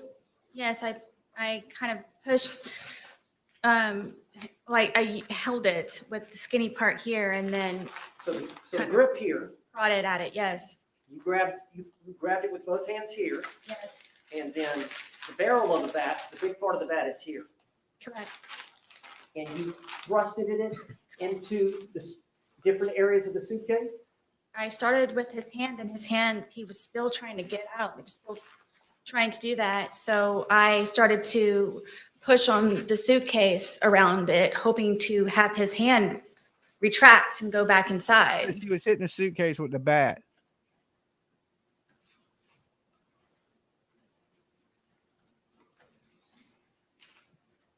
You made those injuries.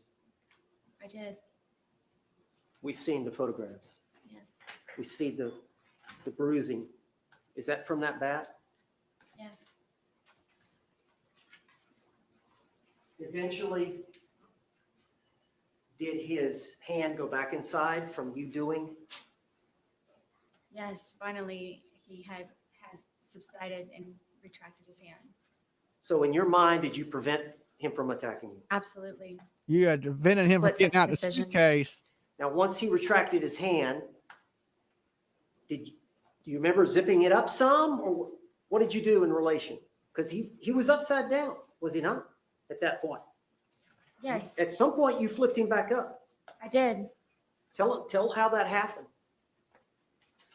He wasn't cursing, he wasn't threatening, his hand was inside foremost. There was no more of him trying to break through the suitcase. So I felt safe enough to turn it back over. It wasn't happening anymore. Yeah, because you probably done knocked him unconscious with the bat. You went back to the video and the couch,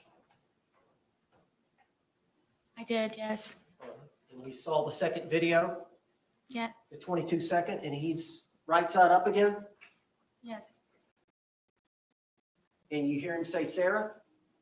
yes, Had you left enough room for him to get out? Zipper to zipper. yes. That's how his hand was trying. That suitcase has 2 zippers, doesn't it? And they meet at various places along the line? Correct.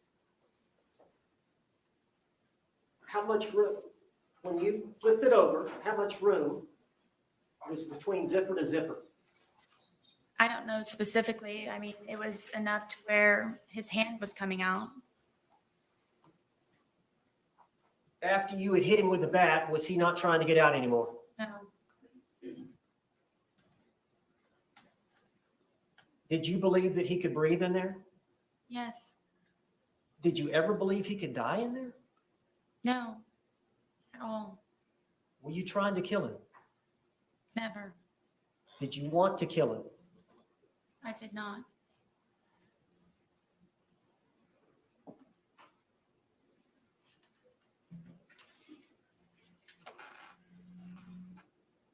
Did you walk upstairs?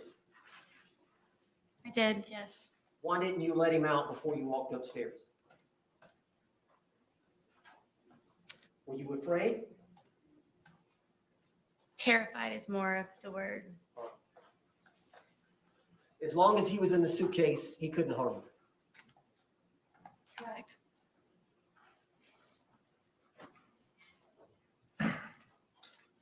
When he's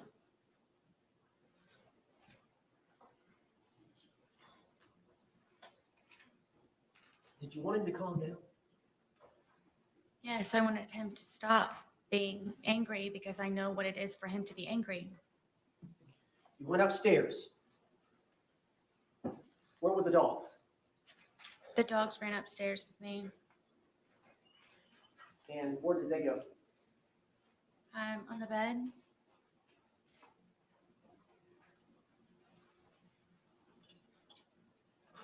Did you have the phone with you? Yes, I know at some point you called your husband, Brian, did you not? I did. Do you recall how long that conversation was? Not very long. Can you recall what was said? I don't remember exactly. No, I don't.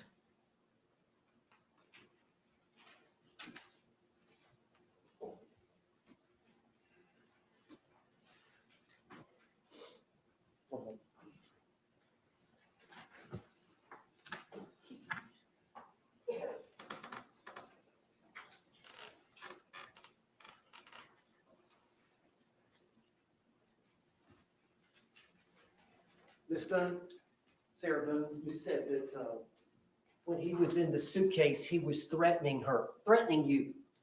Can you tell the jury what he was saying? I don't know. Am I allowed to curse? Yes. But he was going to fucking end me. And that's what made me ask him please to stop doing what he's doing to me. That he was going to, I'm guessing, try his best that night to probably take my life. But what the threat you heard was he's going to say the fucking word. end me. Excuse me? Fucking end me. End you? Yes. One more. Yes, sir.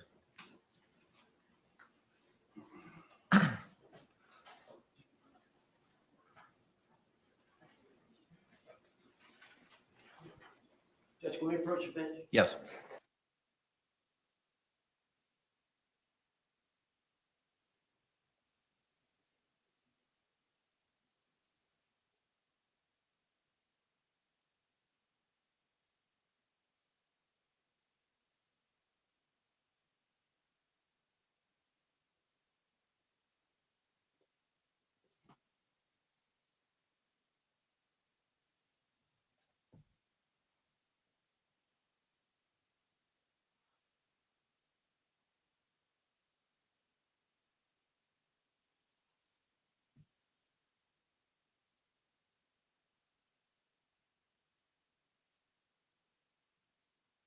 Safer to stay single these days. You're probably right.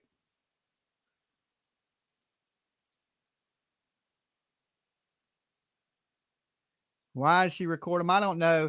PJ played it the other night for me, and I couldn't even watch it, guys. It's basically just a guy begging for his life, going, "Please, Sarah." And I just didn't want to listen to it. It kind of hurt my soul. So All right, members of the jury, it is 2:14. I have a matter that I have to discuss with counsel at this point in time outside of your presence. So I'm going to ask you to retire to the deliberation room. We'll bring you back in as promptly as possible. Again, similar instruction that I've given you. Please do not conduct any independent investigation or research as the person, places, things, or charge involved, and do not have any discussions amongst yourselves or anyone else about those things. We'll bring you back in as promptly as possible. Thank you.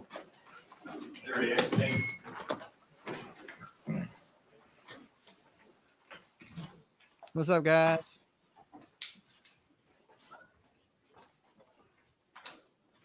So, I am going to have to leave you guys for a little bit in a little bit. Dolly, emergency room will know if bruises are serious. Well, I'm going to go to patient first, see what's going on with it. Make sure I'm all right. There ain't nothing, any complications from anything. So I will be okay. Y'all may be seated. Thank you.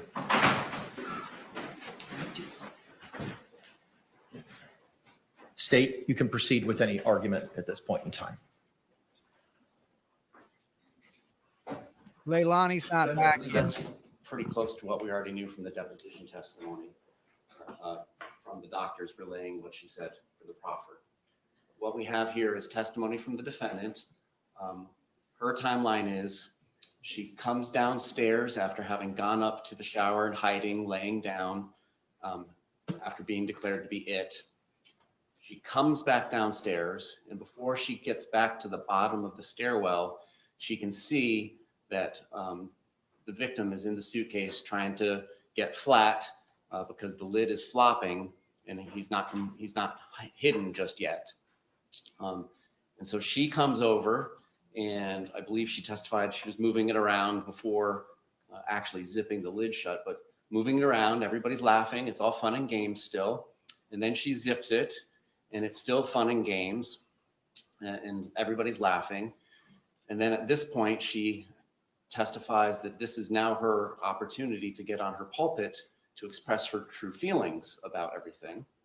And that's when she sits down on the couch and opens up her phone device and begins recording what later turns out to be IMG _1062.movie at 11:12:45 for 2 minutes and 3 seconds. During this period of time, the decedent is expressing meekly that he can't breathe. The only time he ever curses at her is, Sarah, I can't fucking breathe. Babe, I can't fucking breathe. He is demonstrating under the law that he is in fear of losing his life. She has committed an act. No, I didn't get hurt. I just woke up with this big bruise on my leg today. She was We're gonna make sure there ain't nothing going on. I don't believe I hit it on anything or anything like that. She then goes on to say that during this period of time between the end of the movie at 11:14:48 seconds and before the next one starts at 11:23, that it's now at this time, while he's still constrained and clearly unable to get out under his own power despite having his hand out, she begins beating him with a bat, poking his hands, poking the suitcase with a deadly weapon. A bat is used for baseball, but it can also be used to harm another person. And according to the medical examiner's testimony, there was great harm caused to him, deep ecchymosis bruises. She can't start to do this out of fear, like the analogy I gave earlier. If I pull a gun to rob you, Judge, and you pull a gun, I can't shoot you in self-defense. She started this. She started this. There was no overt act. And therefore, we're asking for you to prevent, under the case law, any prior instances of violence, any reputation evidence, and any battered spouse syndrome evidence, because that's simply just what the case ended up being. Thank you. Response.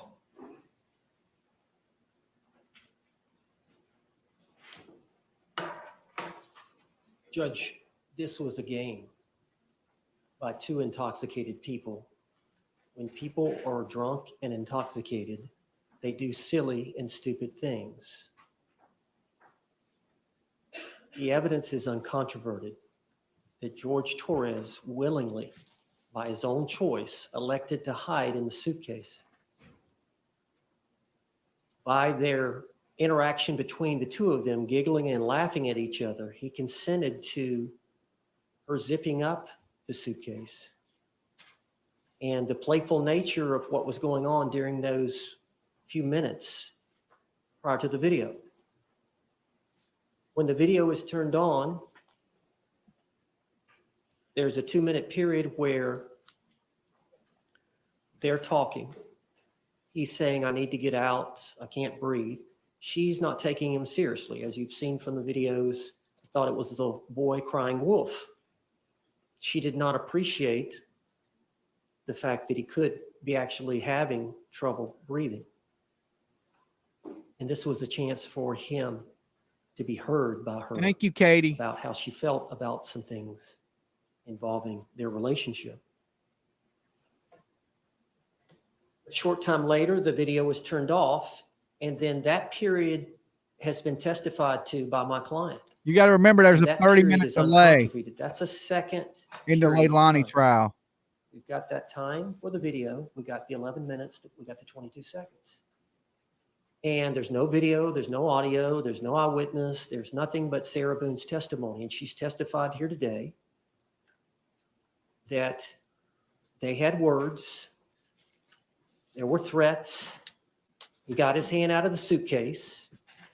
She knew by the threats and him getting his hand out of the suitcase that he was about to get out of the suitcase and he was going to hurt her.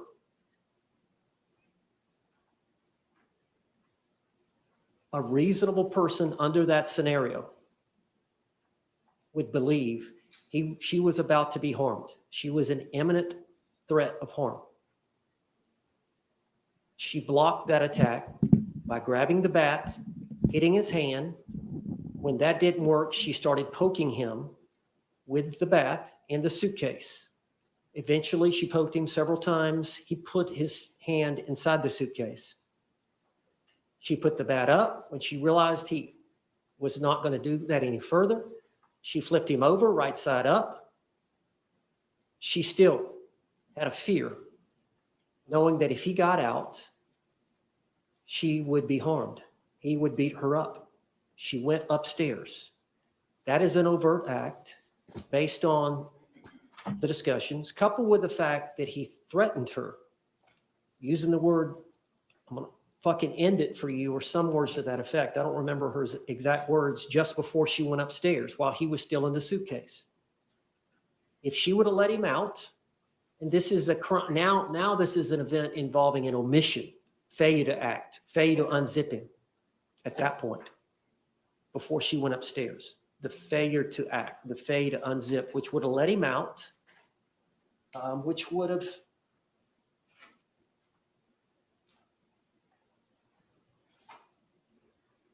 created a situation that she believed was imminent bodily harm to herself. And I guess I'll get a couple of examples. Let's say that a police officer is called to a scene and the only thing he hears is there is a suspect and the suspect may be armed. So of course the officer pulls out his revolver and he's walking around. Well, then eventually he finds the suspect and the suspect reaches for his waist. The officer doesn't see the gun, but the officer sees the movement to the waist. The officer fires and shoots the suspect. The officer is justified because there's an immediate threat of harm. The officer has to react instinctively. There's no time to think. Similar to the actions that Sarah Boon had to take. Another example, you're in a bar with your buddies and you've had something to drink and another group has had something to drink and one of your buddies gets into an argument with one of the buddies on the other party. And one of your friends, seeing that it's being escalated and the guy that's arguing with your buddy is aggressive, more aggressive than your buddy is. Your buddy's trying to settle the thing, but this other individual, maybe he's had too much to drink and he's more aggressive. So you go around behind this individual, and before he's able to strike your buddy, you grab him, you lock him up. That's physical restraint to block an attack. Or you grab him by the neck and you choke him. Physical restraint to block an attack. That's what she was doing with the suitcase. If she let him out of the suitcase, she was going to be harmed based on him trying to get out with his hand, based on the threats he made while he had his hand out, and based on the threats he made while he had his hand inside just before she went upstairs. Thank you. Court's going to review all the case law that it's obtained in its research in this matter and come back with an oral ruling momentarily.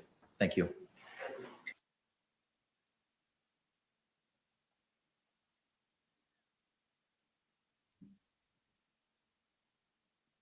Still no court TV for Leilani Simon. Okay. So they're taking a pretty long lunch today.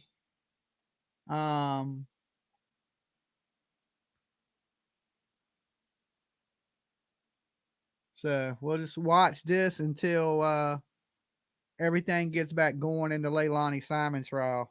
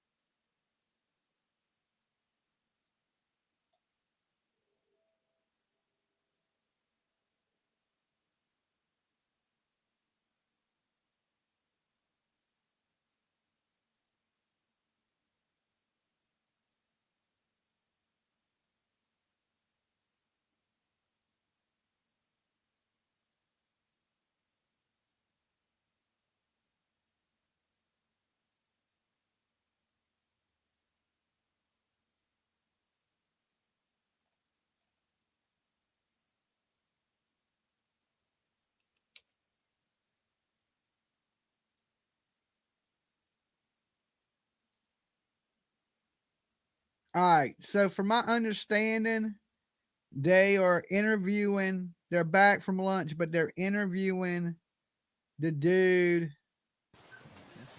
that we can't see. Okay. So we can jump back over here. Oh, it's back. Just in time.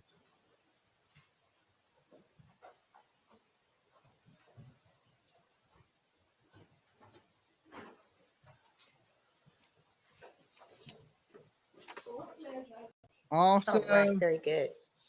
our campaign is up to 1435. Let me share it. Right, please have a seat. Welcome back from lunch. Thank you. So, was everyone able to Fabio comply with my Huckleberry, instructions not to discuss the case, not to Mama research the Fee, case? Margie. All right, Thank you, excellent. guys. So let's begin. Mr. Dean? Thank you so Kimberly much. Johnson.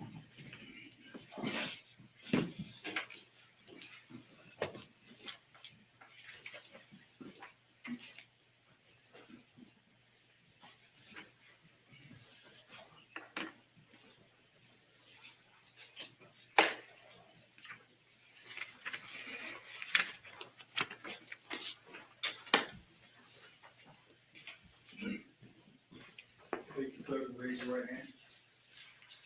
Do you have interest to give the court and jury in the trial of this issue should be the truth, the whole truth, and nothing but the truth, so help you God? Yes. Step this way, ma'am. I hear you, Yorkshire. I'm not worried that Good way. afternoon. I'm going to have everything checked Mr. out, Dean. make sure I'm 100. Good afternoon. Could you please introduce yourself to the jury? Yes, I'm Kimberly Johnson. I work for the Federal Bureau Thank you, of Sandra. Investigation as a forensic accountant. Is that different from a Everybody that's been special agent? supporting. Yes, no gun, no badge. What does a forensic accountant do? What do you do day to day? I'm tasked with using financial information as it relates to criminal investigation. Can you tell me a little bit more about that? Mostly bank records, titles, tax records, whatever may come in, invoices from a company, just trying to put the picture together from the money side of an investigation. So is it fair to say that day to day you're in an office analyzing like Excel spreadsheets and things like this? Yes, in an office behind a computer. How long have you been doing that for the FBI? Just short of 27 years. Do you have any collateral duties or I guess like side responsibilities at the FBI? I do. I'm collateral duty as a member of the evidence response team. And what is the evidence response team? We are a team that goes out for searches and crime scenes, and we're responsible for collecting and packaging evidence that's discovered.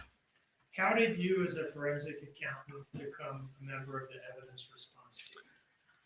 It was voluntary, and like I said, it's collateral to my regular job. And me personally, I was motivated after 9/11. Is it a volunteer duty, your service on the ERT? Yes, it's absolutely voluntary.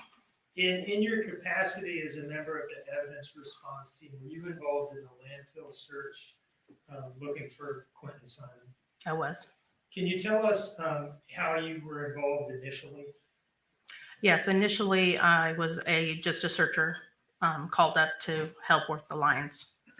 Later in the search, I had a few days where I acted as team leader. And what does the team leader do out there? Basically responsible for managing the search and the personnel on that day. And were you the team leader on duty at the Waste Management Superior Landfill on the day that the search team out there found Quinton? I was. I'd like to ask you a little bit about the layout of the landfill search. What was the search area? Can you describe that? It was basically the area that was identified in the landfill where they were digging the trash out for us to search. Sort of a hillside Yeah. of garbage? Yes. And what was the search deck? The deck was where they actually spread the garbage that they'd taken out of the search area.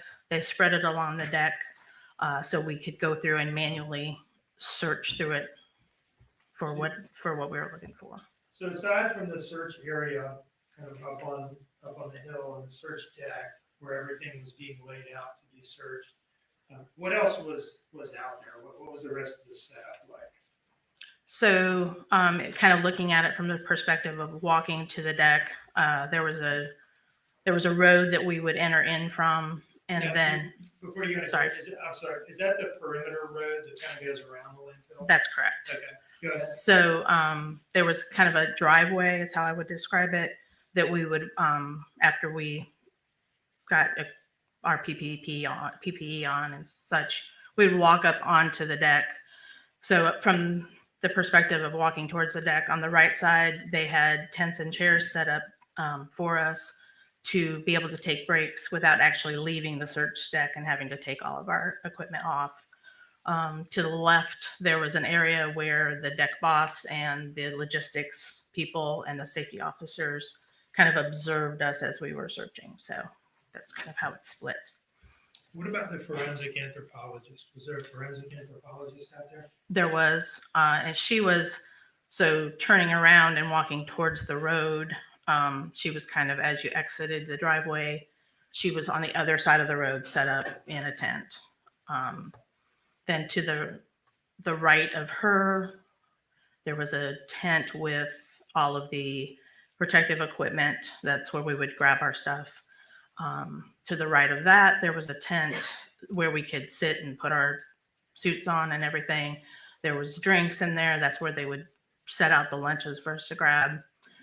And then to the left of the tent, there was another supply trailer. So that was like extra supplies. So the logistics guys would bring them from there to the tent if we were running low on gloves or whatever. I'd like to ask you a few questions about the different personnel that was were out there, in their different roles. You've talked about the team leader role a little bit. As a team leader, what sort of gear did you have on a day-to-day basis? Pretty much the same as searchers. I dressed out in regular PPE. In addition, we had buckets or those silver like catering trays that we would collect items that people found while they were searching that would then go to the forensic anthropologist to scan through. So you had a bucket or a tray? Yeah, like the Home Depot, like the 5-gallon bucket, or like I said, those silver catering trays. And what would you do with the bucket or tray? Just kind of walk me through how that would work. Okay. We didn't want to leave the deck because we were suited up. So there'd be a runner that would come up and meet us kind of at that driveway area and take whatever we had collected from the line and then take it across the road to the tent where the forensic anthropologist was so she could do her screening. What was the process of collecting material from the line? Just what did that look like? You have this bucket in your head. What happens? Yeah, so everybody did it a little bit different, each individual. Most people, when they got dressed, we called it a bone bag on there. They taped it to their suit and used tongs to pull out things that they thought were of interest, and it would go to the bone bag. It saved you from having to call somebody over every time you found something. So at the end of the line, when we were done, it was considered complete. Then we'd go along that line and basically dump everything into the buckets out of the trays and then send them across the road. All right, so it's the individual searchers that have the bone bag, and then at the end of that line, all that gets dumped in the bucket and run to the anthropologist across the road, if I understand you correctly? Correct. Okay. Tell me about the searchers. Who were these people, and Yes, what were guys, they I'm gonna wearing leave it up when I go. I can control it from my. We had representatives from federal, state, and local departments. I think over the 5-week span, there was over 75 different people that came out to help us search. The PPE, it started with a pair of steel-toe boots. They were required, and then a white Tyvek suit, which is the white suits that look like paper. They're not paper. They're more like a nylon plastic, not very breathable, so pretty hot. And then we had booties over that we were duct taped around our ankles, and then a yellow like plastic booty over that, like a Go tall back on the boot record, on state of top of Florida that. versus Sarah Boon, case number Um, 2020 CF 2603. Then we This had is for safety vest on. We were gloved up. Most people put cotton gloves on, and then what we call a nitrile glove, which is like a surgical glove. And then that was duct taped to the Tyvek suit. And then we put work gloves on top of that. And then we had boonie caps. Most people, because it has a wide brim to kind of keep the sun off of us. We were required to wear safety goggles and what we call a half face respirator. So if you can imagine like an oxygen mask is how it fits over your mouth and nose. And then it has like detachable, not reusable, throwaway filters on them. They also were hot, but it helped us keep the smell down. So we didn't like wearing them, but it was helpful. Like I said, bone bags taped on our hips. I think you mentioned tongs earlier. Was there any other sort of implement that y'all would use for the actual searching the lines themselves? Yes, we used, I think they call them fireman's rakes, but they're big 6-foot-ish long, heavy kind of rakes. And they've got 3 or 4 prongs, like wide prongs on the end, to kind of rake through the trash and pick out stuff as you're going through it. So Now, we're going to see some pictures, but I just want to ask you, What does trash look like as you're going through it on the search deck? We all throw away bags of trash and they get carried away from our house and then they're gone. But what does it look like by the time that you're out there on the search deck going through it? It doesn't look like a pile of bags. By the time it got to the point where we saw it, it had been shredded and mashed and mixed with dirt. So it's kind of just a gray, muddy looking field. You do occasionally find an intact bag or an intact piece of furniture or a roll of carpet, but most of the things that we found were broken in pieces. And if we would find like an intact bag, you'd get together with, another person or two other people to kind of rip those bags open to make sure that there wasn't anything that was of interest in there, or unroll the carpet rolls. Or Now, were there heavy equipment operators out there helping you all conduct the search? There were. Can you tell me what kind of gear they were using and what they were doing with it? So there was an excavator on the hill at the search area that would scoop the trash out and put it in a dump truck. And then once the dump truck was full, they would drive it up down to the deck, and then kind of bounce along and kind of dump the trash out in kind of a line. And then there was a smaller excavator that came along and kind of spread it so it wasn't quite so deep, spread it thin. So it was a little bit easier to get through because it's pretty heavy. And once the excavator had come and sort of spread it out on the deck, what do you call that? I called it a line. I don't know if people may have called it different things, but I just referred to it as a line. Other personnel, you've mentioned the forensic anthropologist at this point. I think this person has come up.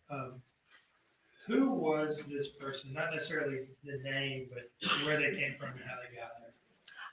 Yeah, thanks. I'm not good with names. She was, my understanding, contracted from Georgia Southern University, and she would come out to provide that expertise. And she would normally bring one or two of her students with her to help her with the task. And what was the purpose she was serving out there? What was her function? She was the subject matter expert on the bones and things that we may find. As this in our roles, I'm no expert at the difference between what this bone looks like and what this bone looks like. So we picked up the bones and then she let us know, if they were of any importance or not. So it's like a screening role. A screening role for sure. Might be of human origin. This definitely isn't, that kind of thing. Correct. Now, just to be clear, this is a different person in a different role from the forensic anthropologist at the lab. Oh, yes. Yes. Okay. Why do you need this forensic anthropologist out there conducting this screening role? Do you find a lot of bones in the landfill? You do. Can you tell us about that? Yeah, we probably, to say hundreds of bones a day would probably not be exaggerating. If you can imagine every chicken wing place, barbecue restaurant, animals that were disposed of, there's a lot of bones. And can you describe kind of how the screening process would work from emptying the contents of the bone bags into the bucket onward? Yeah, like I said, the runner would come and get them off the deck from us, take them to the forensic anthropologist. Wasn't really involved in her actual process, but she would go through everything that we had picked up and determine if there was anything of human nature. And if not, then it's my understanding that they were then thrown away.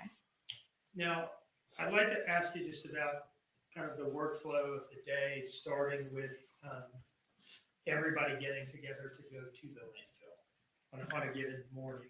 Okay. Can you tell us about that? What did the day look like? Sure. We usually started the day pretty early. Like I said, when we first got started, it was pretty hot during the day. So the earlier we could get started, the better. We would rally at Scottsdale Park. And that was where the command post was set up. And there was a building where, we could sit around and get ready for the day. About 7:30, we try to start a briefing. Usually it started with the search team leader that would just brief up from anything that had occurred the day before. If we had anybody there that was new, kind of explain what we were there for, what we were looking for. After that, usually a member of the case investigative team would brief us up on any investigative updates. And then we would hear from the logistics guys and anything we needed to know about the deck, the heavy equipment operators, anything that was going on with the search area or deck. And then the safety officers would just, again, remind us to keep our safety glasses on. Those were really hot, so a lot of times you just want to tip them up a little bit to breathe. And then to make sure everybody's staying hydrated, not falling out on the line or anything. After the brief was done, we'd load up in a couple of transport vehicles that would take us to the actual up the road and to the search area where we would dress out. We would get all our PPE on and usually try to be like on the line between 8:30 and 9 o'clock in the morning. We would search lines until about lunchtime and then take our lunch break. At the point we took our lunch break, like I said, there was that area where we could like grab something to drink without getting out of our PPE. But for lunch break, we had to be cut out. So if you can imagine somebody with a razor cutter coming down your back, kind of cutting you out of these things so you can throw it away. Do the lunch and then repeat after lunch, putting all the PPE back on, headed back to the line until we quit for the day. Sometime between 4 and 5 usually is what we aimed for. It all depended on where we were in amount of lines, what the daylight was doing, that sort of thing. If there was anything special happening, we would again get cut out. We'd have a brief if there was anything that we needed to relay for that from the day at that point, and transport back to the park, and everybody would break for the day. How many days a week was the landfill search conducted? The first week, it was only 4 days because they didn't start till Tuesday. The next 2 weeks, I think, was 5.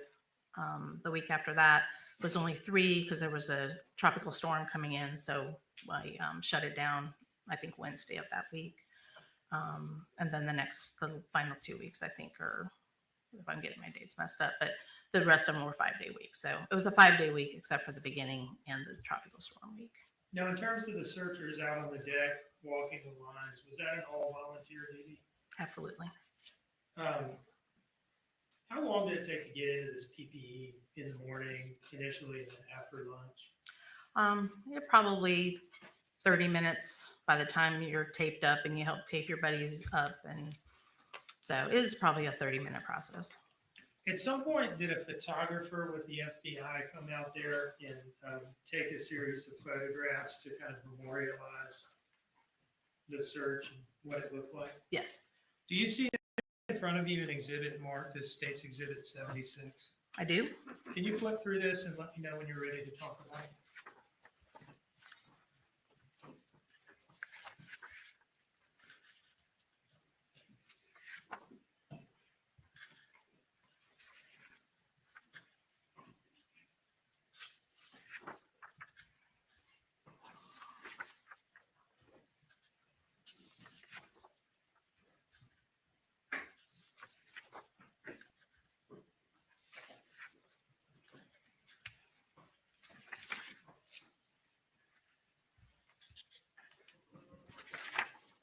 Okay. Is this a selection of photographs of the landfill search operation? Yes. Do they fairly and accurately depict the operation as it appeared to you? Yes. Your Honor, I would move these in as State's Exhibit 76. No objection, Your Honor.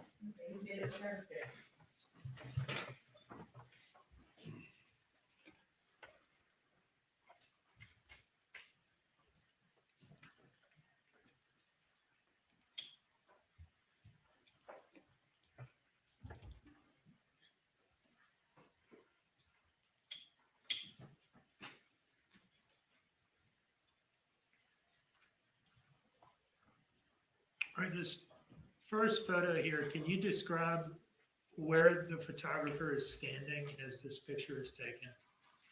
Yeah, kind of at the base. I talked about the driveway that we walked up to get to the deck. So she's like kind of to the right of that driveway. So the deck would be the upper left. The search area would be, I'm sorry, upper right. The search area is on the left there with that excavator. And then the road, these guys here are kind of standing on the inside of the road. The only thing I wanted to hear about was the drug dealer. Man, that sucked. Outside of the landfill? Yes. Okay.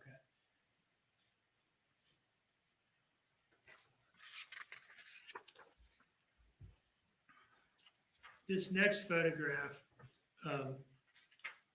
you described earlier, there's an excavator up in the search area that would scoop out trash and load it into a dump truck to be taken down to the search deck. Is that what we're seeing here, this excavator and this dump truck? Yes.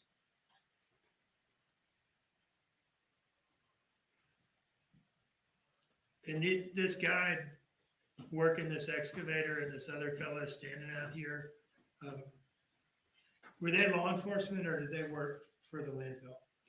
They were employees of the landfill. I believe one of the heavy equipment operators was from Chatham County Parks and Rec. And I think he just volunteered because he was knowledgeable in heavy equipment operations. So. Yeah, I like to hear from Billy Joe next too, photograph, and what are we Bubba Moss. Those are the boots. So you basically have the booties and the tie, that's the white Tyvek I was talking about. And then these yellow covers went over that, and that's what we were all duct taping with. Okay, so you got There'd be steel toe boots under this this gray booty here. Correct. Over the gray booty, you get the yellow rubber plastic. Yes, and the bone bags we used, those were actually the bags that the booties came in. So we kind of multi-purpose that. So about the size of a loaf of bread, if you can imagine that size of bag. So.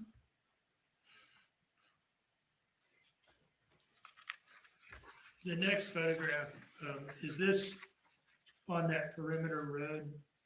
Yes. And then we can see the search area on the far right there. Correct. All right, and that, would that driveway thing Probably be just be off frame to the right, yeah. Okay. What is happening in this picture? It looks like we're suiting up to go back in probably after lunch, giving as bright as it is. About how many searchers on any given day? It varied a lot more in the beginning, like could be close to 40 in the beginning. And then, you know, as people had to split off and go do other things, never less than 20 though, probably 20, 25, 30 on average. The next picture, what are we seeing here? What's happening in this picture? This is us coming onto the deck and just kind of getting perused by the safety officers to make sure that we had everything on that we were supposed to have. The next picture? Yeah, those are the fireman's rakes I was talking about.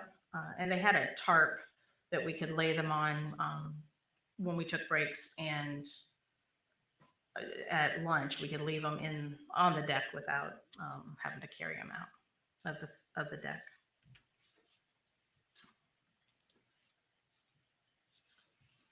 This next picture?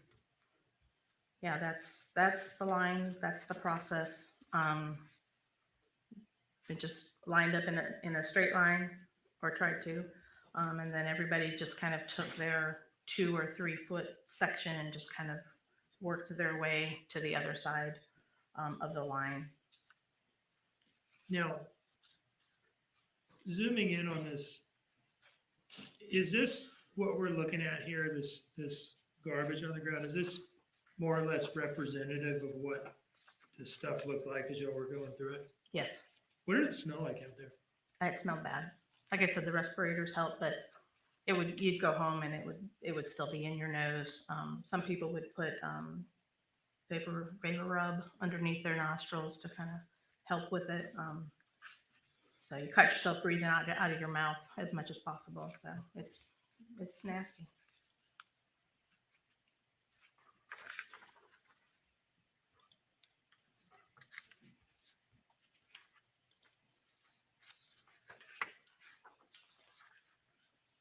What are we seeing in this picture here? That's one of the buckets. Like I said, some people use the bone bags. Some people, we'd have buckets along the way that they could throw something into. And again, the process, it kind of varied by day. And like in this case, I don't know why, but we would start in a line and we would end up in a circle almost every single time. I'm not really sure how it happened, tried to stay in straight and always ended up in a circle, but I guess it worked, so. This searcher right here who appears to be, I don't know, tossing something into the bucket, perhaps. Do you recognize this person?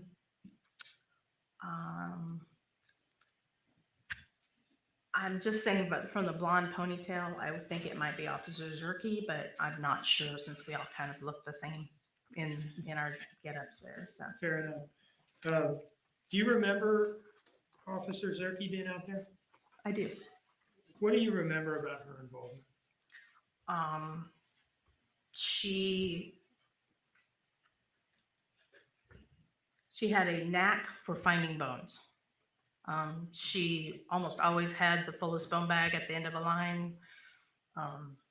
She just had the eye to catch everything, I felt like. So she was really good at what she did. So What about her level of commitment to this operation? well, she was one of them that was there every day. So that says something. She was never sick or had to call off or anything. Was that typical? I mean, were there people that were involved in this for a period of time and then, tapped out after some days and unvolunteered, I guess? Yeah, I don't know if it was so much unvolunteered, but this comes up in the middle of people's lives unexpectedly. So you might have a work commitment, you might have a personal commitment. But her and a few others from Chatham County PD were there every single day. Now, this next photograph with this series of trays here, who are we looking at here? Yeah, I believe that's the forensic anthropologist. Again, with the mask, it's kind of hard to tell, but and that's the catering tray I was talking about. So she would go through those. I separate things out, take a look, analyze it, screen it. That was what she was there for. Just to be clear, this is not an image of Quinton's remains. This is just like No, a that given looks day. like, yeah, just a I say regular, but just the results of a line search. Okay. And she's about to go through those and Looks like it, yes. determine that none of them are Quinton. Yes.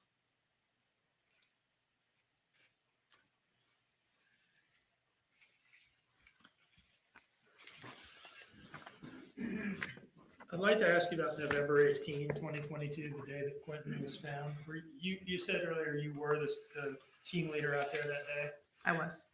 What do you remember about how that unfolded? Started off like a regular search day. It was much cooler than it had been, which it was a relief not to be so hot.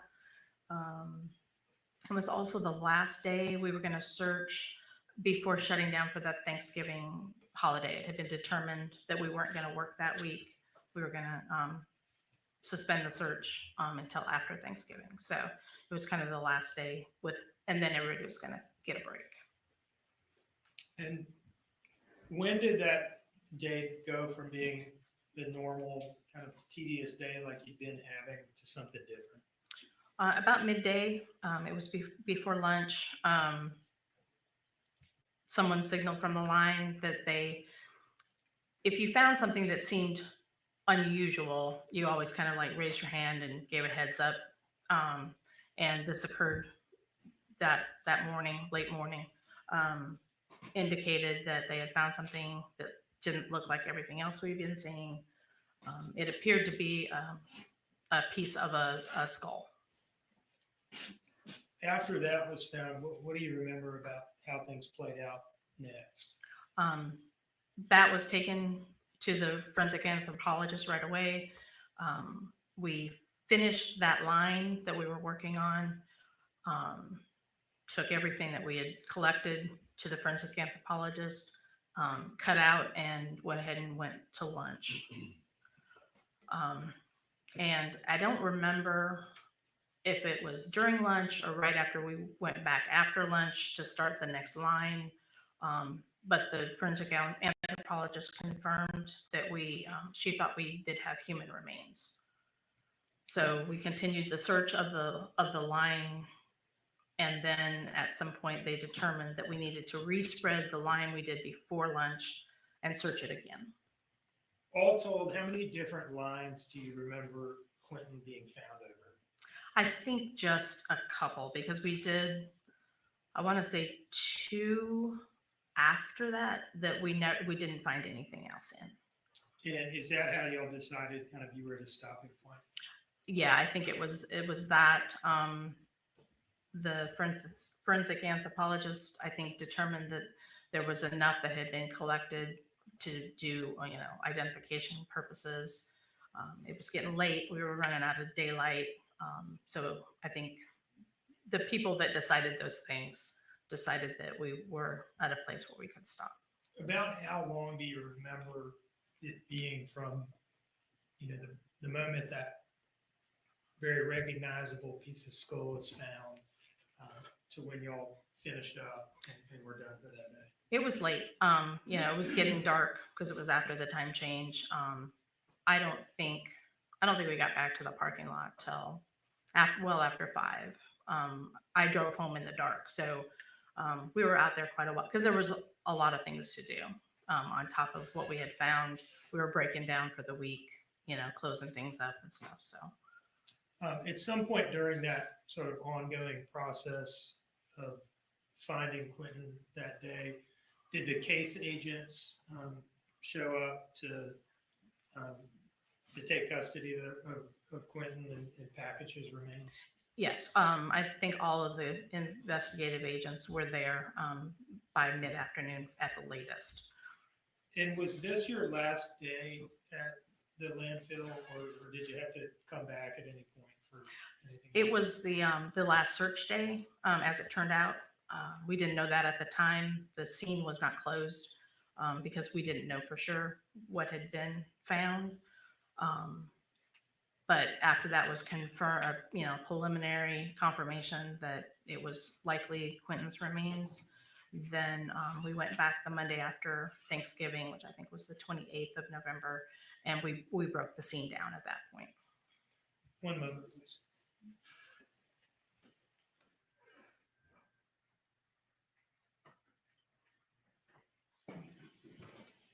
No further questions, Your Honor. All right, thank you. Mr. Hilliard?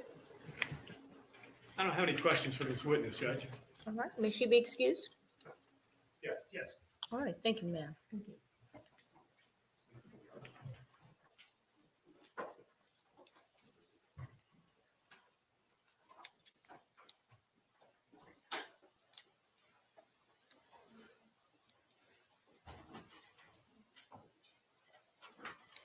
Thank you. All right. And so the state may call its next witness. Sophia Zerke.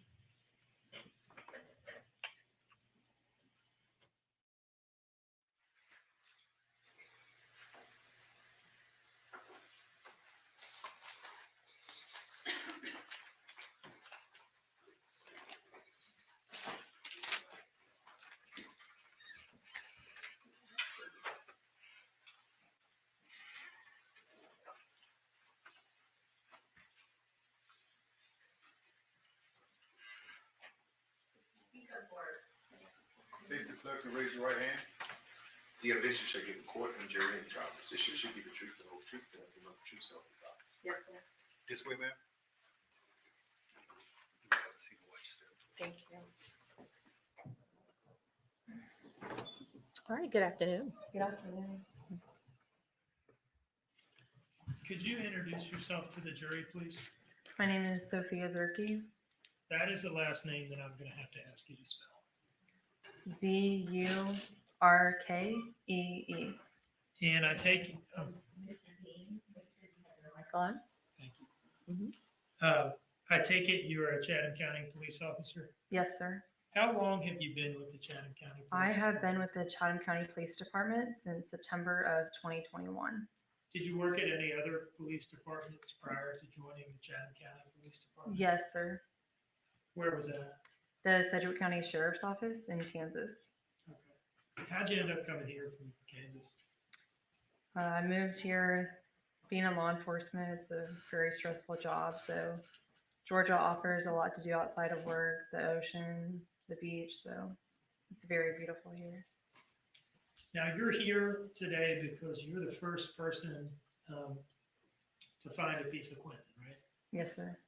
Now, I'd like to show you slide 8 from State's Exhibit 3, which has already been admitted into evidence.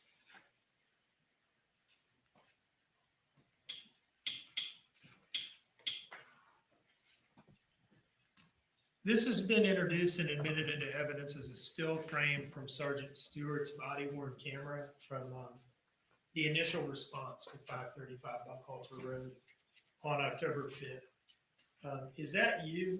Oh, that brings Yes, back sir, so it is. many memories. Was this your beat that you were patrolling that day or no? It was not. I was in beat 8 that day. This is considered beat 7. And how did you end up there? When there's a missing child, time is of the essence. So it's all hands on deck at that point. So I went over to assist with the search. And on this day, were you involved in canvassing the neighborhood or the woods or something like that, looking for Quinton? Yes, sir. So is it fair to say that you started looking for Quinton initially on October 5th, Yes, sir. day 1? Later, did you become involved in the search of the landfill? Yes, sir. How did you become involved in that? I asked to be a volunteer to help. Had you heard, I presume you had heard that this was a thing that was about to start happening? Correct. How did you hear about it? Our department. And were they soliciting like department-wide for volunteers or what? I can't recall on that. I just know they asked us to be some extra hands to help.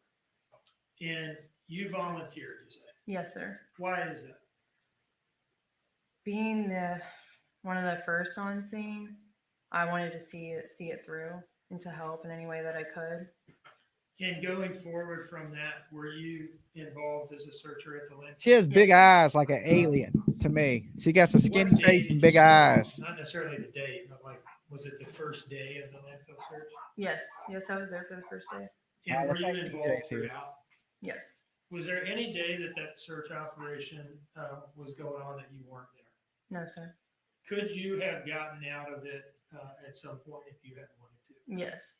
What was that like doing that for, I don't know, 5 weeks or whatever it was? It was a lot. It was mentally, emotionally, and physically draining every single day. Now, I'd like to draw your attention to November 18, 2022, the day that Quinton was found out there. What do you remember about the morning? From what I can recall, it was like every other morning it started out. We have a briefing, kind of talk about how the day is going to go. We get ready when we start searching. Would you like me to kind of go through, our attire, to be more specific in that aspect? Or No, we've had that with a previous witness. So I guess let me ask you this. In the morning, was it a normal day? Yes, sir. What do you remember about the point where it became not a normal day? I was just breaking through the garbage, and then I had observed a white small object could fit in the palm of my hand. It looked like bone to me. So I remember seeing my Lieutenant Foster, because they were all on the side, and contacting him, and they came over and removed it.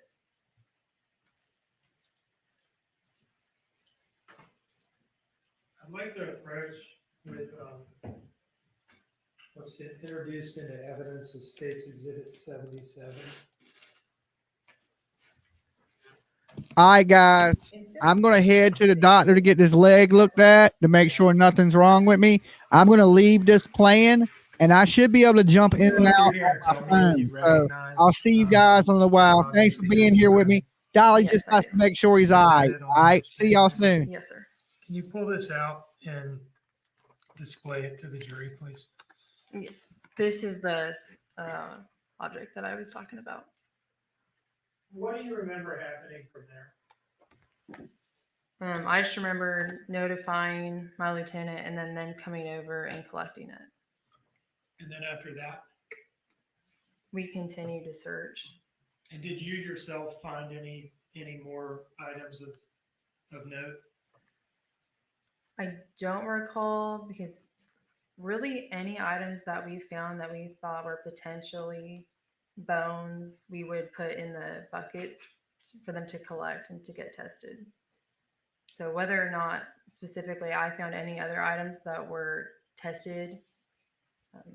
Yeah, I'm not- it's a difficult thing for you to Right. answer, right? Let me ask you this. After having been out there for weeks, going through line after line, tell me what it felt like to see that little piece of Quinton's skull and pick it up and realize what it was. It was heartbreaking. Was it rewarding also? I have no further questions, Your Honor. Think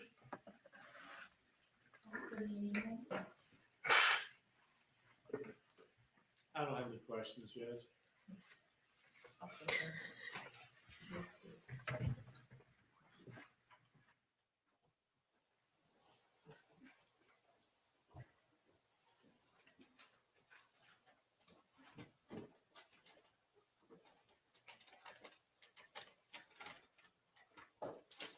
Wait if I'm gonna close the door. Okay. And so at this point, Mr. Dean, does the state have another witness to call today? One moment, please, Your Honor.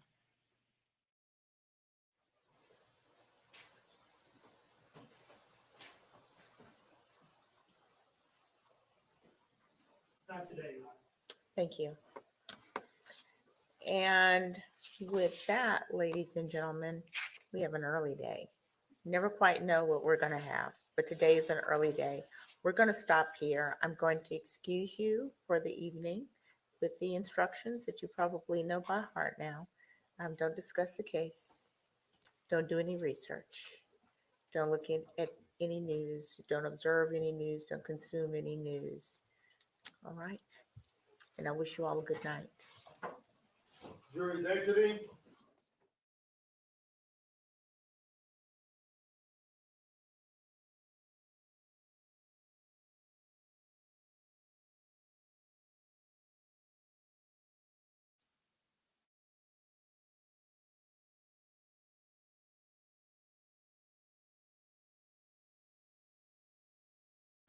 That was good timing. I was getting ready to walk out the door, and PJ said they're calling it. It's going to be an early day. That was the last witness. Is that what you said, PJ? Yeah. So closing arguments for tomorrow?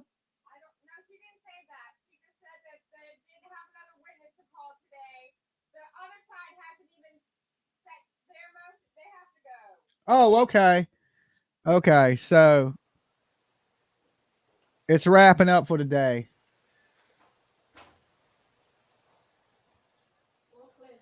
Thank you. Everyone, please have a seat. Before we go, I do have the material witness arrest warrant. I'm going to dismiss both or just one. Just the one for Craig Weston. Yes, we can switch over cases. Thank you, Mr. White. I'm gonna hand that back down to you. I will dismiss this one, and I am going to do it. All right.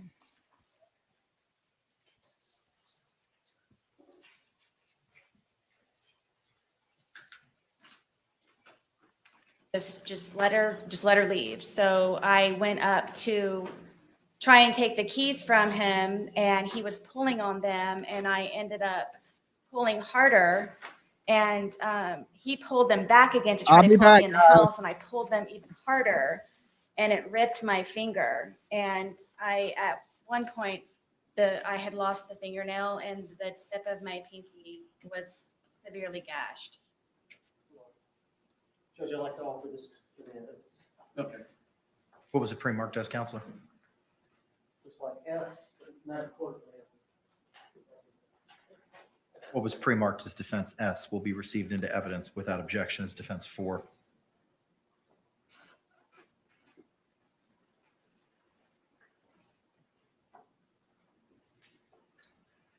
Ms. Boon, for the jury's sake, is this the picture you're referring to? Is that the nail, or was it on? Still on? I believe so, yes.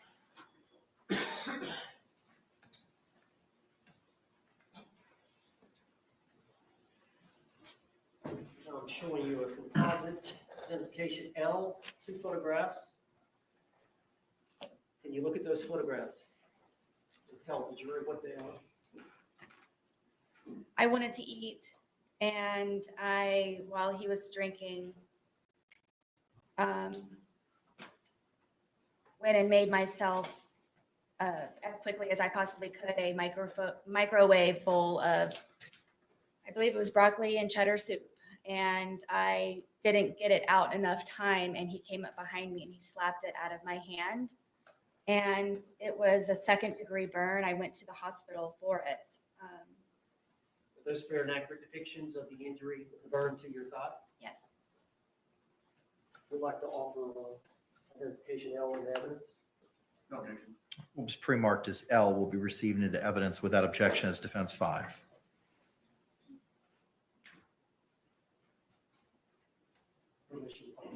Yes, sir. You had to go to the hospital as a result of these injuries to your thigh? Yes. Okay. It was extremely painful. Is that a depiction of the burn? Yes. Is that your thigh Oh my God, yes. and your knee? Yes.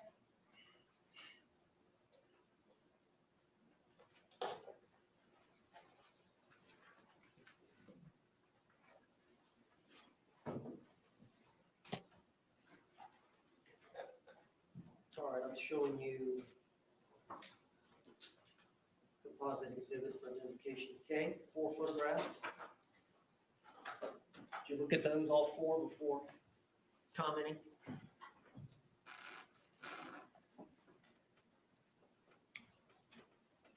This is a longer story, isn't it? Go ahead and tell.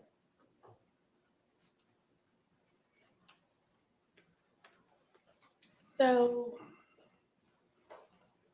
George stabbed me in my leg. I almost bled to death.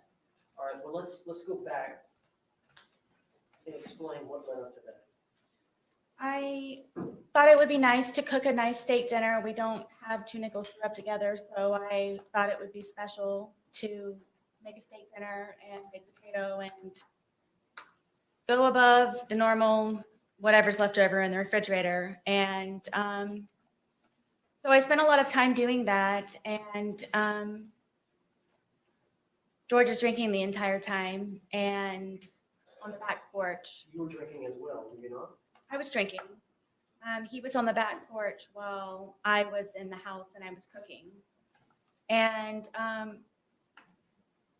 it was one of those where maybe if I start making dinner now, it will be over at a particular time and we can go to bed at a reasonable time. And I even put it in the bedroom and had a movie set up for us to watch. So it would just kind of be dinner in bed.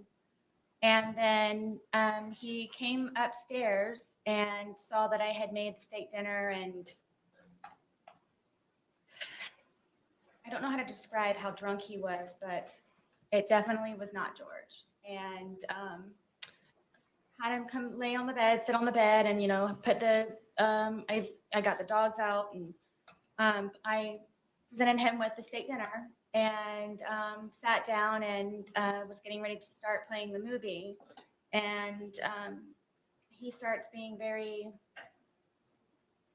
rude and cursing the steak and finding fault with it. And then, I'm having to encourage him to eat. If you want me to cut it up for you, I will cut it up for you. Did you want some more sour cream for your potato? What can I do to make you happier? And then he started to pull on me and kept saying that, that I just want to fuck you on the steak and fuck you on the potatoes. And I took offense to that, and I kept trying to encourage him to eat. I started to eat. Is this just him really drunk and saying nonsense? I don't know why he was so angry that day. I don't know if it's because I got steak. I don't know. Most of the time I don't know the reason why. I couldn't take it anymore. Obviously, I was not going to be able to eat. So I started to crawl off of the bed to leave, just the bedroom. And he told me again that I'm not going anywhere, and he stabbed me in my leg, and it crunched. You could hear a noise that it made, and blood just started to come out of my leg, just like a fountain. So I got off of the bed. He's starting to freak out, and grabbed me a towel. I got a wet towel, and I'm sitting here holding the towel, and it's increasingly becoming even more and more saturated by the minute. It's just minutes. So I'm going through towels, and I said, George, I think I need to go to the hospital. This is not stopping to bleed. This is serious. And he got on his knees and begged me, please don't call the police. Please don't call the police. Please don't call the police. And inevitably, he went and got my car keys and put them around his neck again, and my cell phone. So I was not able to call anyone, and I wasn't able to leave in my car. So I figured I would just go downstairs, and I'm just going to go downstairs. And I had propped my foot up on the glass table that we had, and blood is just everywhere. Blood is everywhere. I can't keep up with the amount of blood, and I'm starting to feel very weak and really weird. And he comes downstairs, and he's still begging me, please don't call 911. Please don't call 911. I kept telling him, there's something, this is serious. This is something. Because he knew that he would probably get arrested or something bad would happen to him. So I couldn't take him anymore. He was just all over me, and just, I'm bleeding. I'm bleeding very badly, and he's having me try to console him. And I kept telling him, please, I need to call 911, please. And I said, okay, just give me a moment. And I crawled upstairs to my son's bathroom, which is the furthest bathroom away from everything. And I remember holding onto the sink, and I looked into the mirror, and my lips were blue. And I knew I needed help. I needed help. And he came upstairs looking frantic for me, calling my name. And then I turned to him and I said, please, I'm going to die. I've lost a lot of blood. There's something wrong. My lips are blue. Please, we don't have to call an ambulance. If you could just take me, I'll drive whatever I can do, please, to go to the hospital for this. And he said that before anything happens, I had to concoct a story in order for him to not be arrested or be in trouble when we did inevitably get to the hospital. So I'm sitting there with this blood-soaked towel with blue lips, trying to come up with a story of what I can tell them when I go down there so he's not in trouble, and telling him that it's okay. And I came up with the story of that we were sword fighting silly after drinking with our steak knives, and he accidentally punctured my leg. And from there... How did you get to the hospital? Originally, he told me to drive, and because of the amount of alcohol that he drank, and I couldn't. So he got into the driver's seat and drove me, and the entire time he's barking at me to make sure that I get the story straight. We're sword fighting, okay? We were drunk. Did you you go to being the silly. emergency room? Yes. All right, and then you get treated there. Yes. I was bloody and All right, let me show you the photograph. I'll show you these. All right, is this a fair and accurate depiction of the injury to your leg? yes, I had to go to 2 different hospitals for it. And you lied to medical personnel about how this happened? Yes, they brought in sheriffs and everything. Was it consistent with, they brought in sheriffs? Did you have to answer to the law enforcement officers? Yes, Did you stick with the story that you and George had agreed? I did. Judge, I'd like to offer this composite exhibit. Okay. What was pre-marked as K will be received into evidence without objection as Defendant 6.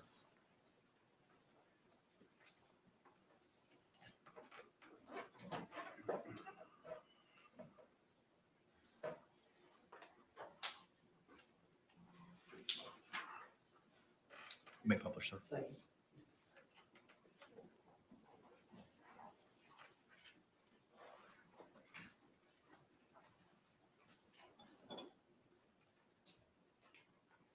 And is this you at the hospital?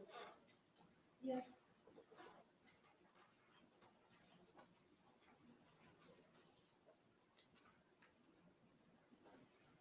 Is this the stab wound to your leg?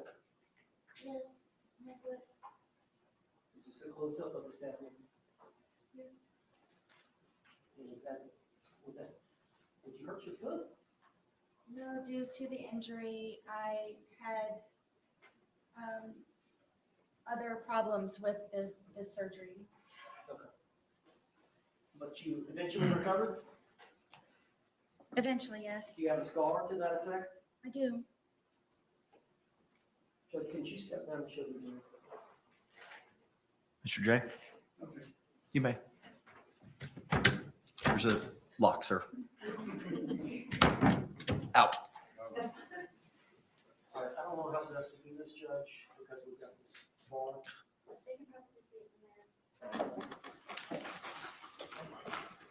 Is this the injury here? Looks like there's an admission.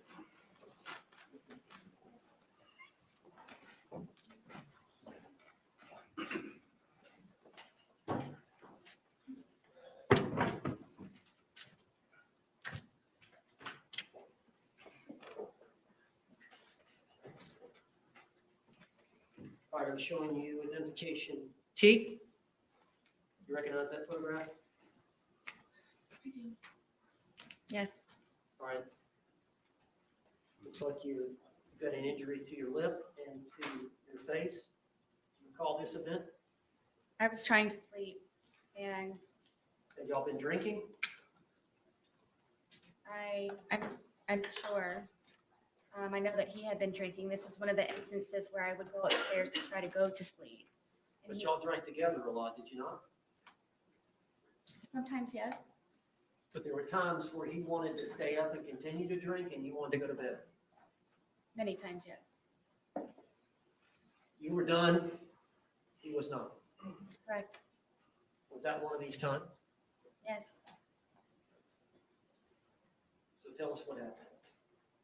I'm sleeping in the bed, sound asleep, and he comes into the room and grabs me by my hair a lot of the times. And from here, he scratched me from trying to grab me, and then grabbed my hair and pulled me off of the bed, and then raked my face across the carpet.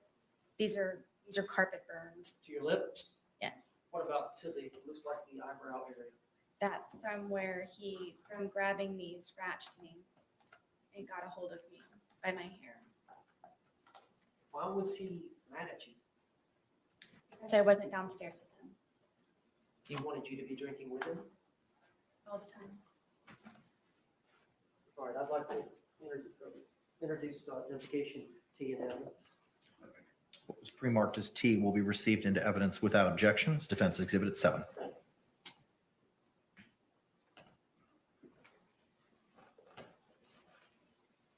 Oh, permission, Bob. You may, sir.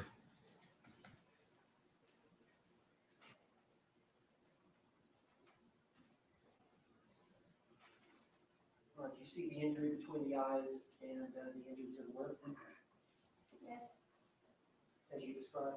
yes, and then the blood going down my eye, yes.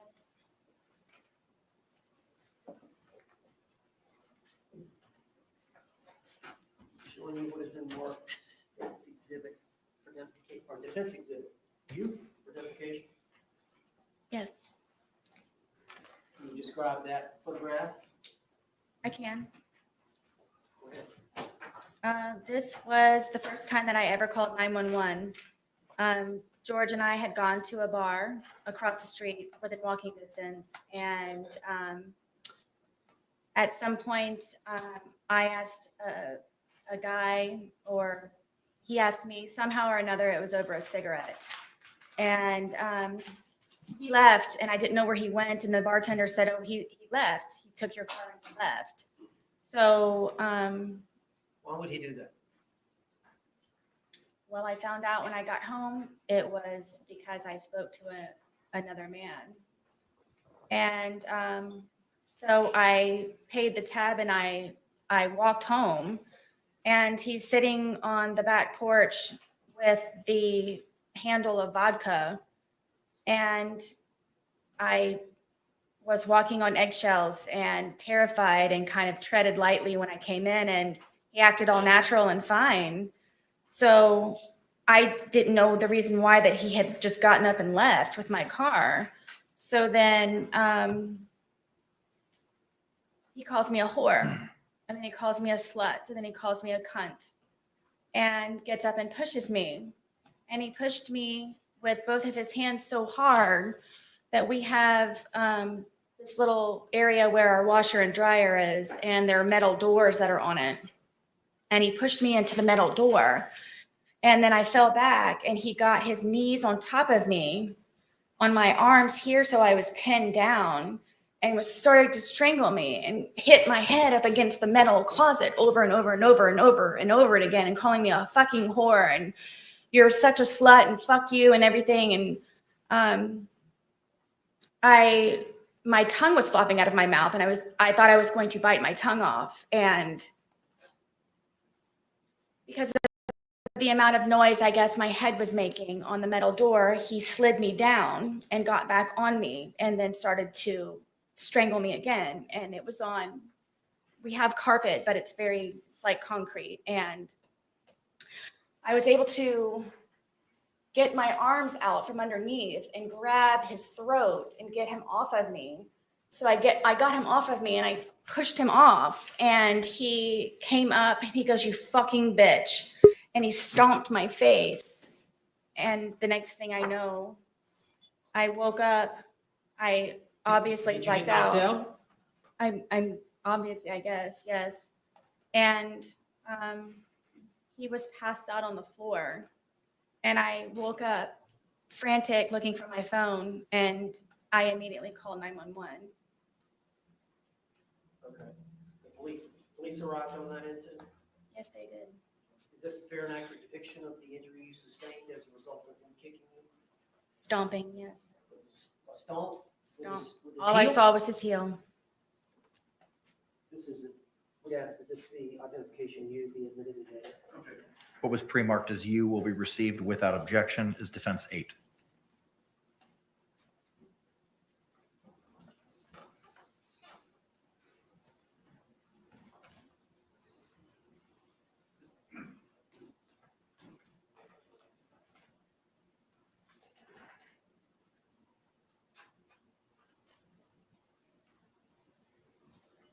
Was that the next day, or is that a few days later? That's a couple of days later. And that's the bruising from the kicking of the eye? Yes. Now, the police will call, and we'll talk about that in a minute. Let me go through the return.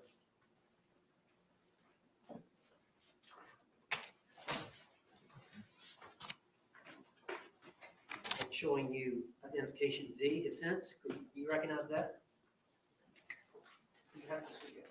Yes. Can you identify that picture? Yes. Is that your leg? Yes. And is that just like the injury to your knee? Yes.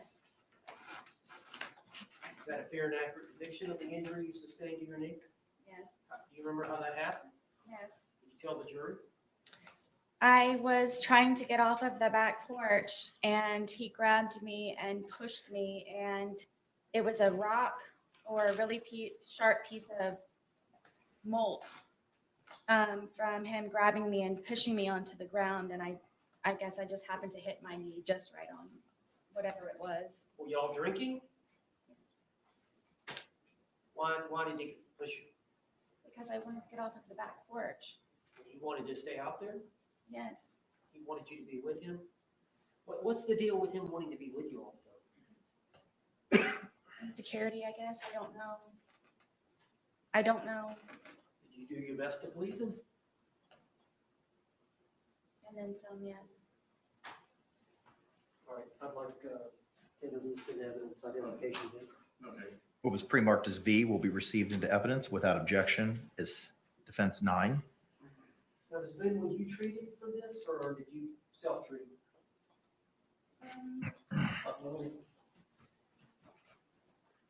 Show the jury now.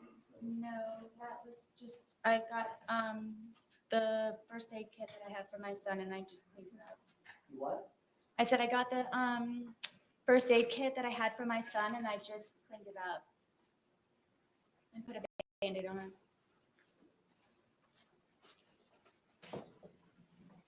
All right, I'm showing you identification W. What's identification? You recognize that photograph? Yes. What is that a photograph of? This is a photograph of my arm. And is that a fair and accurate depiction of your arm with some type of injury? Yes. Do you remember this event? Multiple times, yes. Well, I'm talking about this isolated event where this photograph was taken, the injury you sustained. Yep. Who injured your arm? George Torres. Do you remember this event? Yes. Did you tell the jury about it? This was one of the instances where I would try to pull away from him, and I don't know how my arm started to do this, but from him pulling from this way, how hard he would pull, with me trying to struggle to get away from him, it would leave these bloody under the skin splotches. So he wouldn't hit you sometimes, he would just grab you and pull you. Yes, from me trying to pull away from him, that's the point of it doing this, from me pulling away from him. Now, this is one of the many times y'all were both intoxicated. I mean, I can't say for sure, but yes, but whenever it would happen, yes, we would be drinking. Identification W is evidence. What was pre-marked as W will be received into evidence without objection as defense exhibit 10.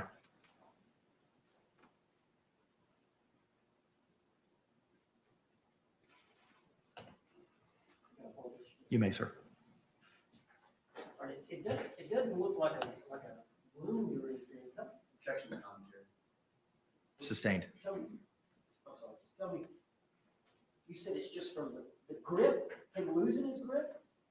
Yes, it would be from me pulling away from him and whatever under the skin it was that it was disturbed from the amount of pressure of him holding and then pulling from me would create those on my arms.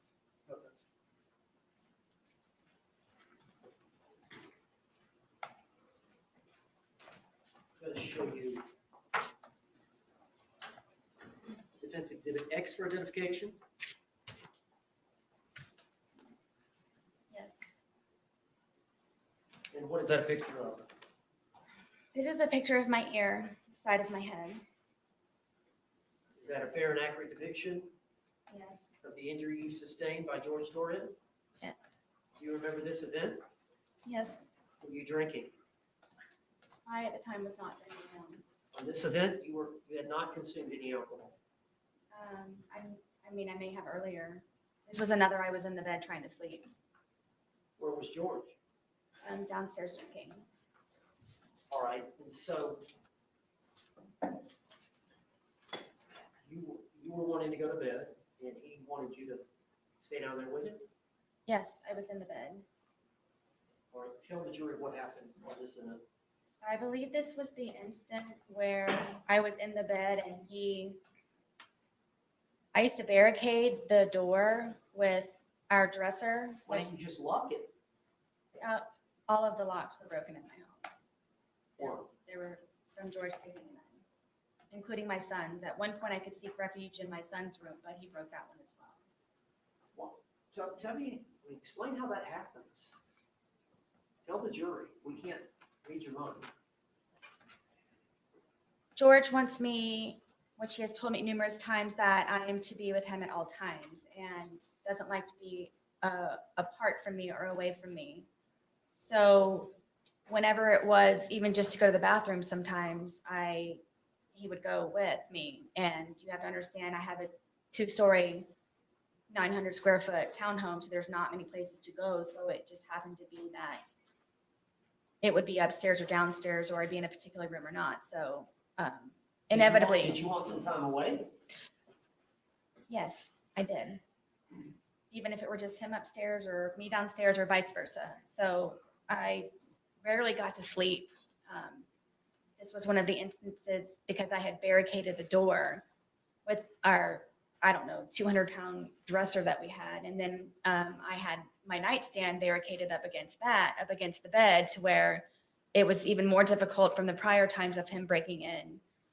And he would, I don't know how he would ever do it, but he would get himself in through the crack of the door that he would be able to wedge the dresser in the nightstand. And he pulled me out of the bed and told me I was going to die. And I believe it's this incident, and punched me and Punched you in the side of the head? yes, in Was my it- temple and everything. Was it an open fist or a closed fist, or do you know? It was fully closed.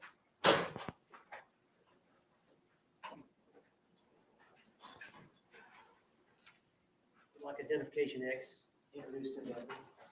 What was pre-marked as X will be received without objection as Defense Exhibit 11.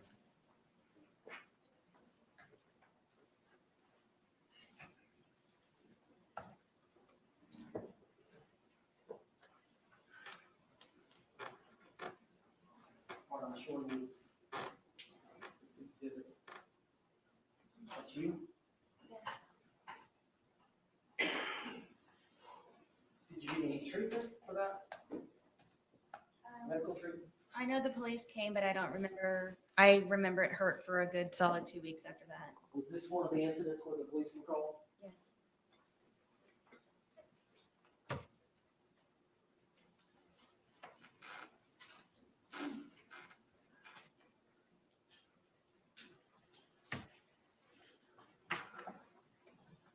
Now, do you recognize this photograph, which is identification Y? Yes. Was that the date of the incident? The date of this event?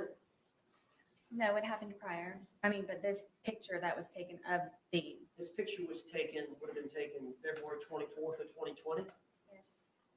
And do you recognize that as your close-up facial? Yes. Is that a fair and accurate depiction of how your face looked on February 23rd of 2020? Yes. What's the significance of this picture? Again, because I was sleeping, George was upset with me and came in with a metal curtain rod and bent it and snapped it in half and then crunched me in the forehead with it. And then started to beat the furniture that was in the bedroom. This is probably a good month before or after it had happened, before I really do believe that I should have gotten stitches, but I was not allowed to go to the hospital. Judge, I'd like identification Y introduced into evidence. It was a gash. What was pre-marked as Y will be received into evidence without objection as Defense 12. Is that the same curtain rod that you mentioned in the 2-hour interrogation video? Which they didn't take, yes.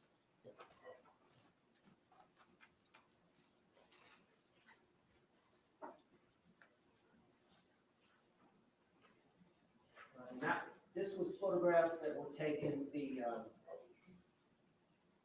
I guess it would have been the crime scene. Was it the crime scene investigator that came out and took photographs? I don't remember who it was, but yes, someone bit on. Okay, so I made it to the doctor's office, but I want to cut this mic off, listen to the case a little bit. But is it this one right here? Yes. And remember, that's a month later. And then on that same date, they took, same time, they took this photograph as well, which is identification R. Yes. All right, and what does that do? I believe it's from holding the baseball bat, and Is that an injury to your hand? it's a bruise. Was that taken, February, was it February 23rd, 2020, when the investigators came out on February 24th, I believe. February 24th? Okay. I'd like to introduce identification on the evidence.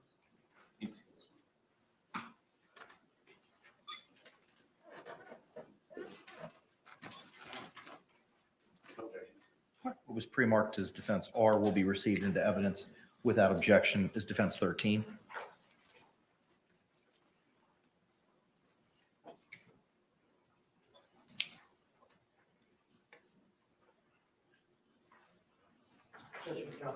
Yes, sir. This is not a great photograph, copy of the copy. But February 24th of 2020, is that what you were wearing? Is that you? Yes. And there's some discoloration up here of your palm. You see that? I do. Is that from you jabbing him with a baseball bat? Sustained. Do you know how you suffered that injury? I believe it's from holding the baseball bat. When you poked him with it? Yes, trying to get his hand back in.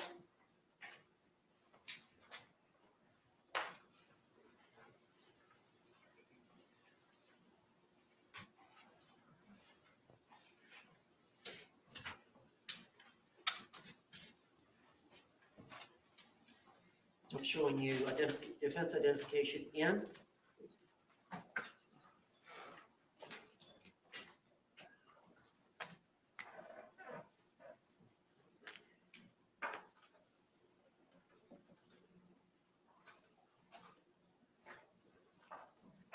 Just like 5 photographs. Can you look at those? See if you recognize them.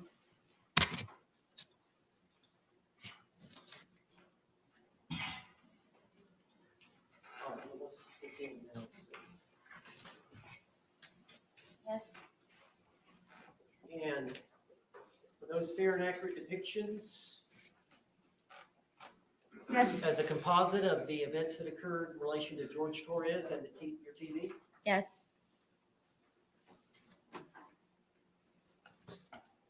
Yes.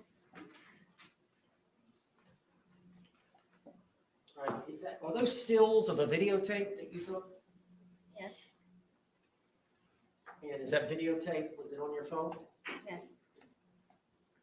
So when law enforcement sees the phone, they would have had access to this video? I believe so, yes. And tell me about it.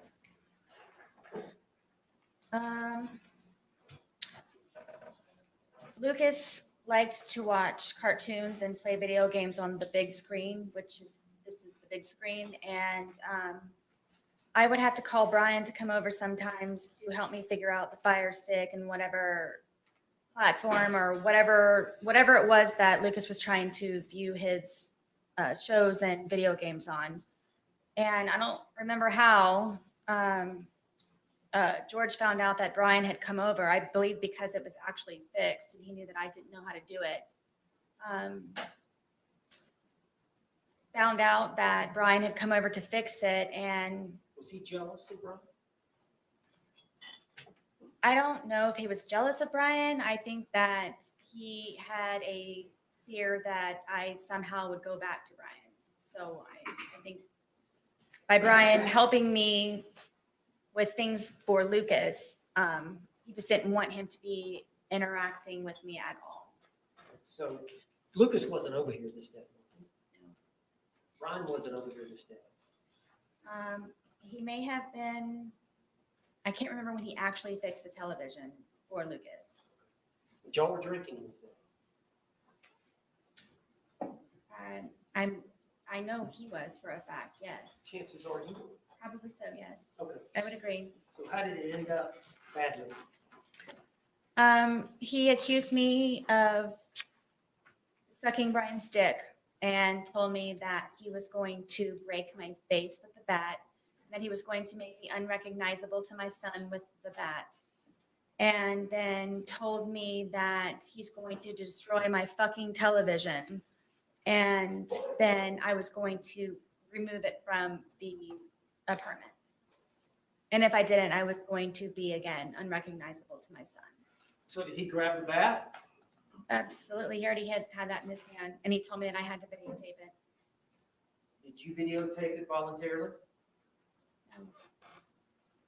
All right, but there is a video, but I'm gonna go ahead and ask Judge if I could introduce this identification of these 5 photographs into evidence. Okay. Is it O or N? I have O being a composite with 5 photos, and not having a single photo. We're moving in O. Okay. All right. What was pre-marked as O will be received into evidence without objection as defense 14.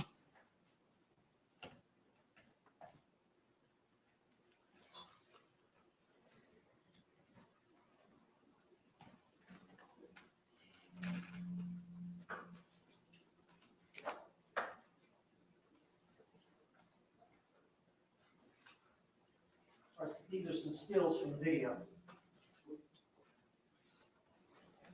This was George that particular day holding the bat. You guys telling me that I'm going to take the television out once he destroys it. He wanted you to take the television out?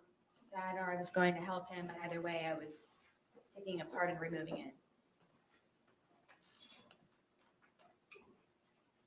And what is this picture of? In the process of him destroying my television. While your video is taken. Correct.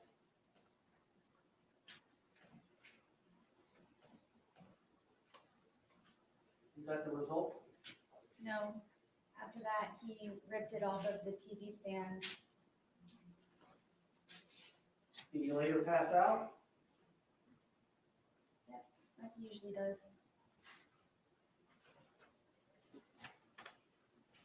What's he drinking then? I don't know. Vodka and something, I'm sure.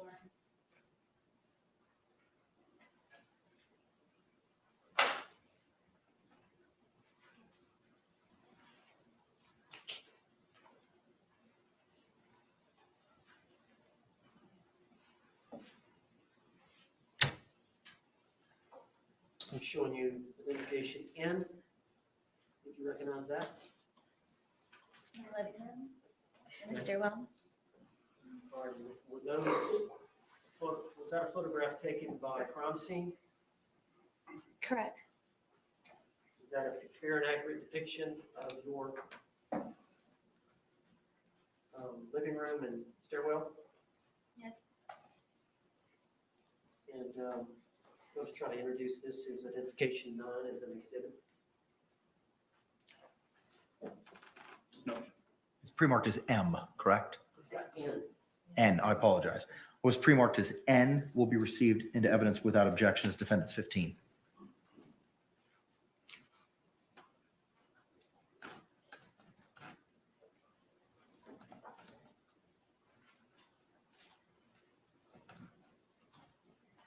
Can you tell us a little bit about this room?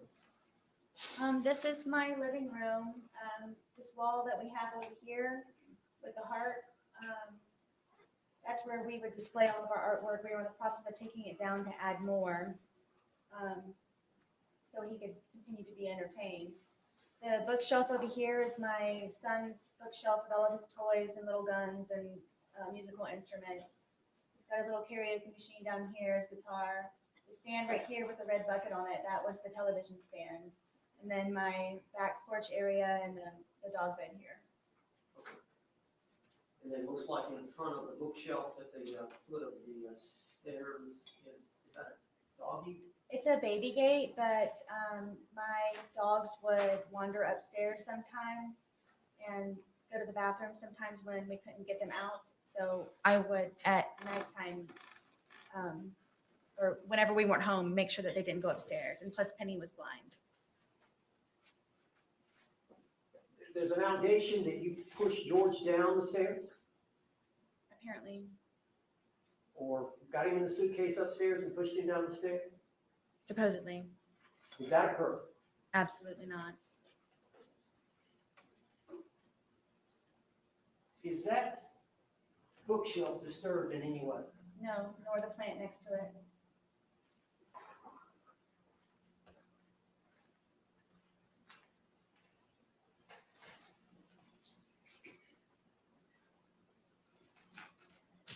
I'm showing you composite, 2 photographs, identification M. Did you look at those two and see if you recognize them? Yes, this is me sitting on the back porch with my dogs. And as you can see that we are both drinking. All right, who's taking the picture?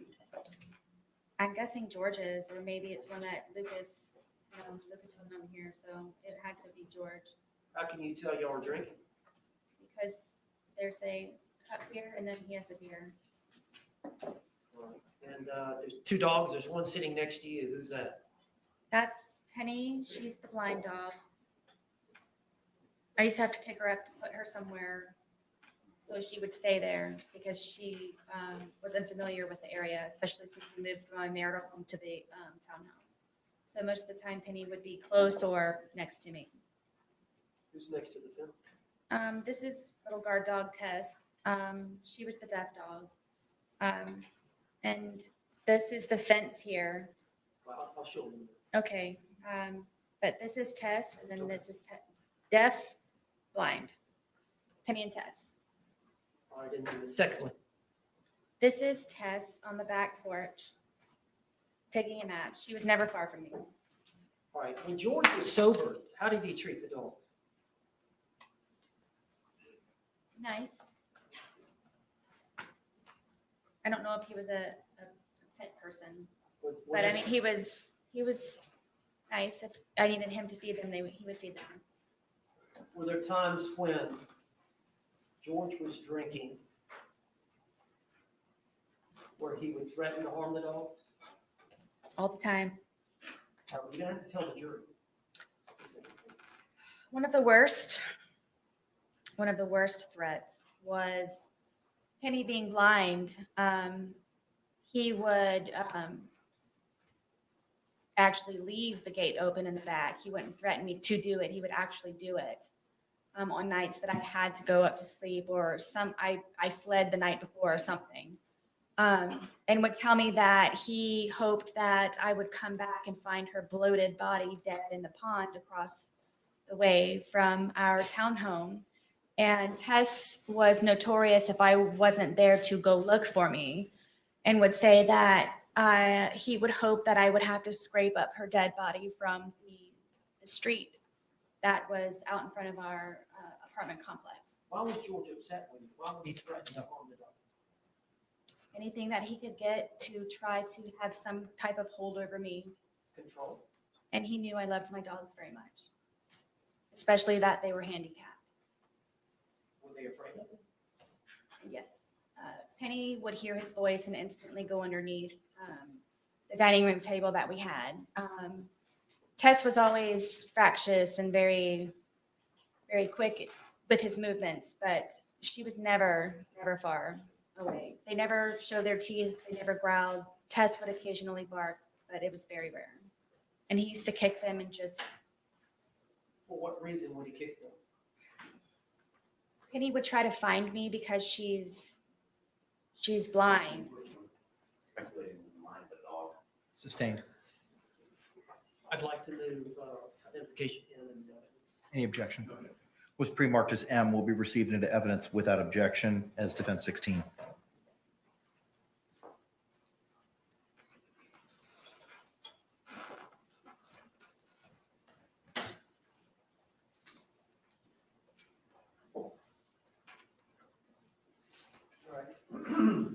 describe this for the jury?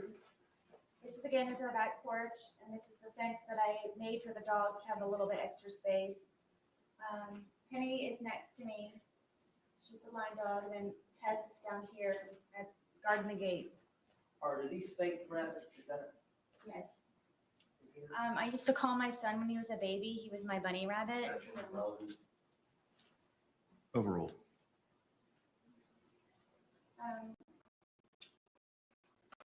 He was my bunny rabbit, so I used to collect bunny rabbits, and so I have rabbits here and there throughout my house and in my little garden area. Or this is the alcohol y'all consume? Yes. And this is a close-up of which one? This is Tess. She's the deaf dog. How old were these dogs at that time, 2020? Gosh, maybe 9, maybe 10.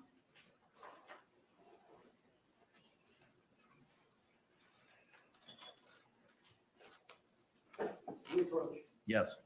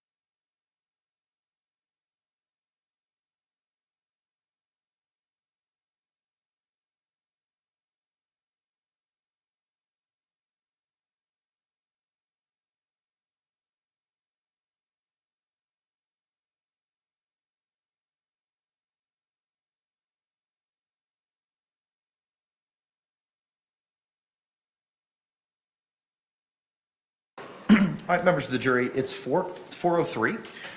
By show of hands, would you like to take an afternoon break at this point in time?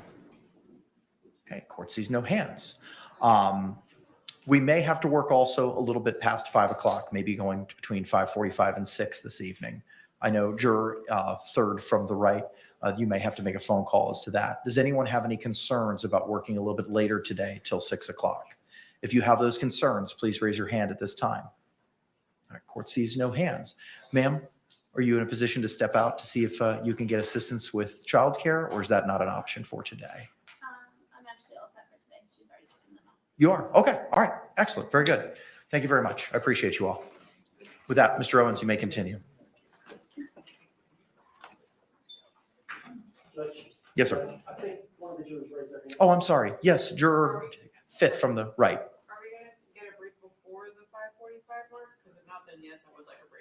Then I tell you what, let's go ahead and take it at this time.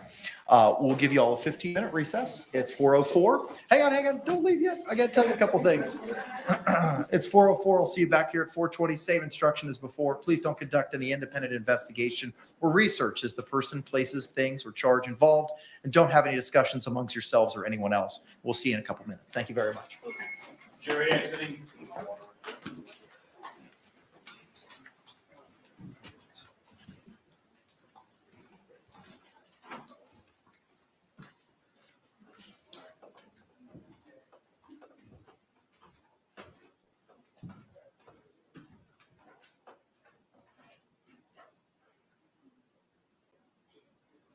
Y'all can be seated. Thank you.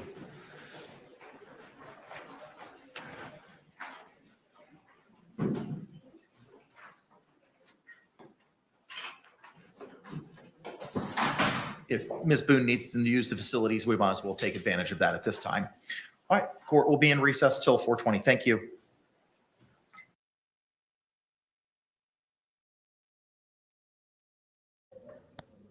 Okay, little recess break.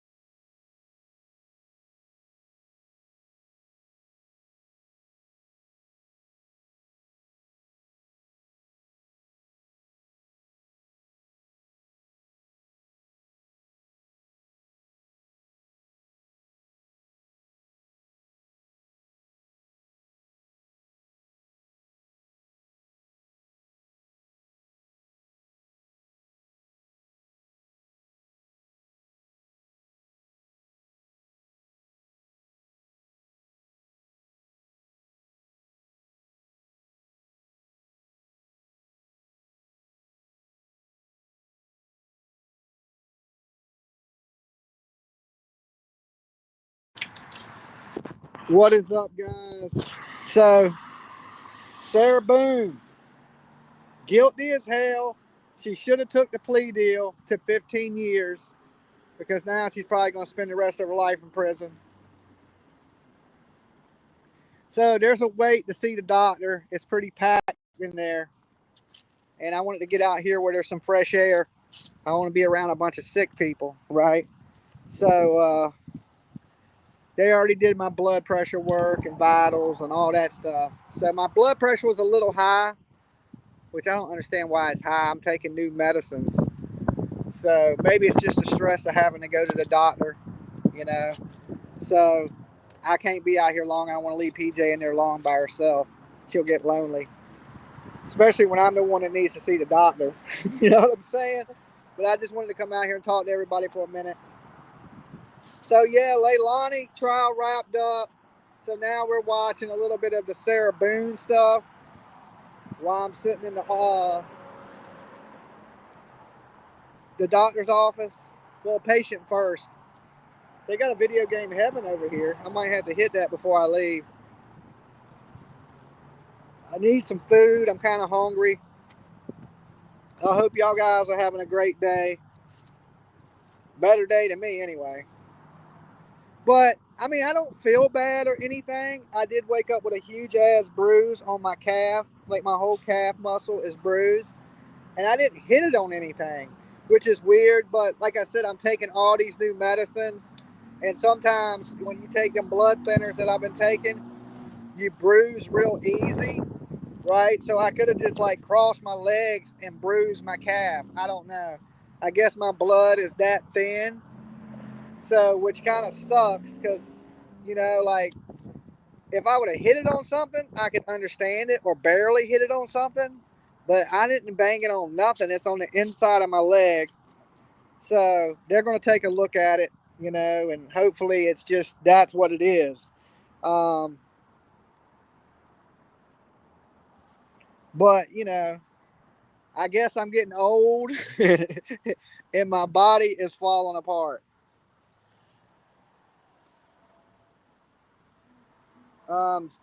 Could be from just sitting all day. Maybe on my calf, though. And, you know, I've been having problems with my hip. You know, there's this part of my hip. It's like a sharp pain, and it's in my, like, I guess my upper thigh. And that's been kind of like true. I just thought it was the way I slept because I slept on the couch. And I was like, you know how my couch has two lazy boys. So I thought I slept on maybe like the wooden part or something. And so I'm gonna talk to them about that too while I'm in here. I'm like, oh my God. Or it's just I'm old and falling apart. Now I got some tiny bruises on me from doing stuff around the house and in the yard. My leg is pretty damn big. So I don't know, maybe it's a busted blood vessel or something. I don't know. I'm not a doctor. Same thing I told the nurse in there. She said, what brings you here? I said, I ain't no fucking doctor. If I knew that, I wouldn't have to come to the doctor. So I explained to her that I woke up and I had a big ass bruise on me in a spot I didn't hit. And I just want it checked out to make sure I'm okay. You know, like I said, I had a heart attack less than 60 days ago. I just want to make sure my blood is flowing the way it's supposed to be. It ain't no possible blood clot or anything like that. And I have been sitting a lot, which is a little sketchy. You know, maybe when I do these streams with the Leilani stuff, I'm going to have to get up and walk around maybe every half hour or so, just, you know, keep my blood flowing through my body.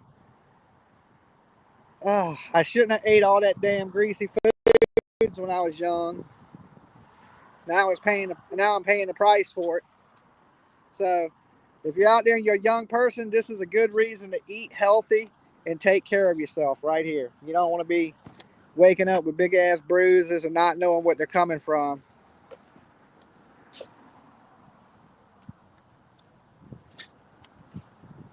And definitely all you guys who've donated to the super chats today, thank you so much.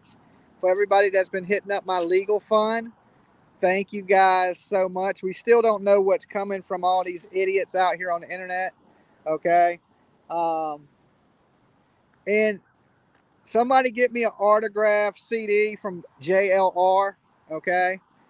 I heard he's the best rapper on YouTube these days. And I'm definitely going to have to hire his law office. Okay. The law office of JLR investigates. Okay.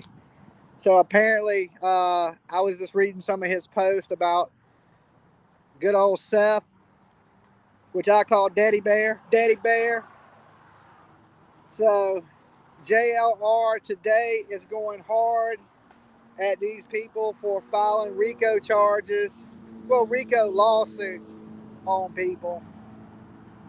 You know, apparently Seth is also taking lawsuits on people, which I don't get. Like, you know, if you're mad at the internet, stay off the internet. But if you got, like I said, if you got a buck or two extra, y'all want to throw on to that criminal fund, that's just in case anybody comes for me. I doubt they do. I hope they don't. You know, why drag me into your nightmare? But if they do, I want to be prepared for anything that could happen. So maybe later tonight when I stream and we get into true crime, I'll share a little bit more of that. Last night I just picked a little bit of fun about it, joking around. And, you know, a lot of people left hate comments like, you know, you're raising money for something that hasn't happened and things like that. And I'm thinking to myself, what am I supposed to wait? If somebody was running at you with a knife, would you let them stab you, right? Or would you take a defensive posture and be ready to defend yourself? I think most people would be ready to defend themselves. And to me, if you got a bunch of unpredictable people out here and there's no telling what they could do, you be prepared for it.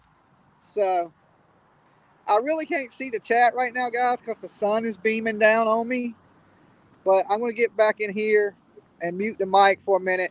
Court should start back in just a second. Sarah Boon had to go to the damn bathroom to drop a deuce. So as soon as she's done doo-dooing with her sludge knuckles, we'll be back here in the case. So hopefully the doctor gives me some good news that it's just from the blood thinners. It's just a bruise. I'm going to be okay. I need to stop stressing. But, you know, once something's wrong with me, I got anxiety.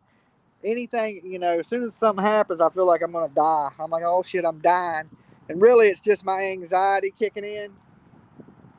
So, all right, I'll see you guys in a few. I'll leave my camera on, but I'm going to cut the mic off.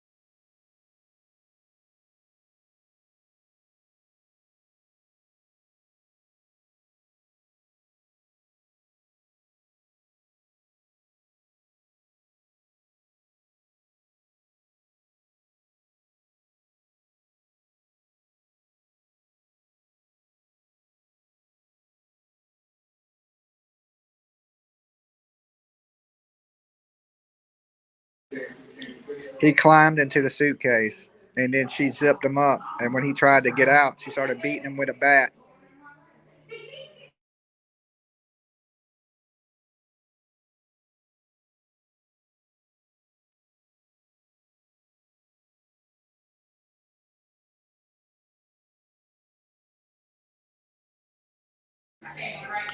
I'm in the doctor's office, guys, so I have my mute on.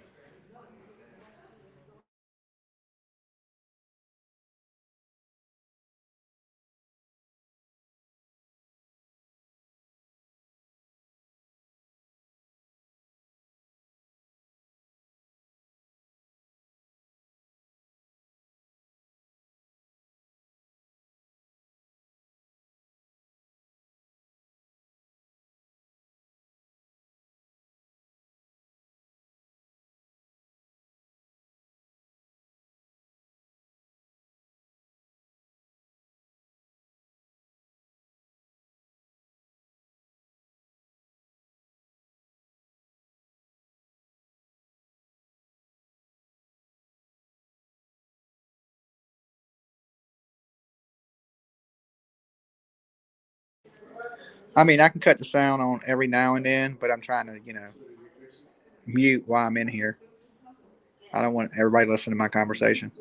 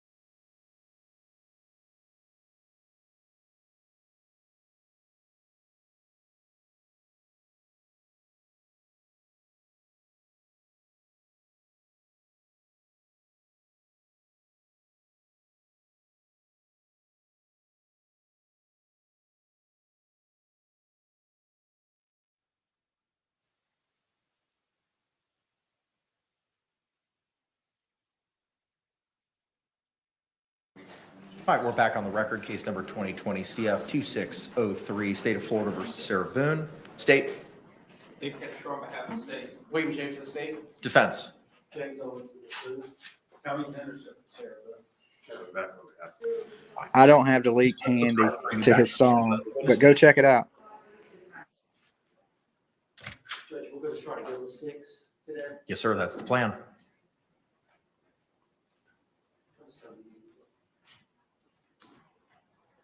Much of the case, I mean, it's how it goes.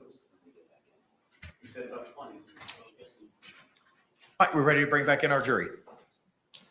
Yes? All right, let's do it. Oh, Judge, hold on. Oh, she's up there. I'm sorry.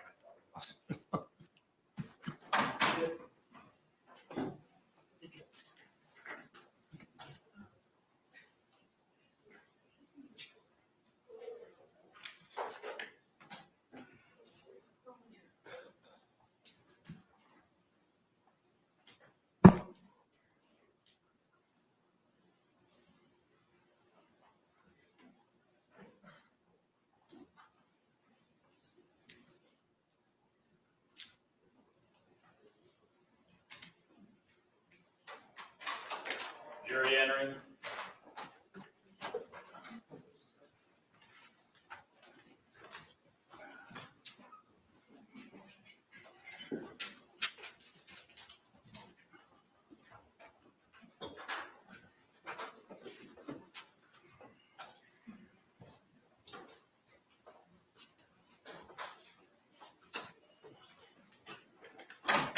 State, do you recognize our jury? Yes, Your Honor. Defense, do you recognize our jury? I do. All right, y'all can be seated. Thank you. Again, members of the jury, if you could. Oh, wait.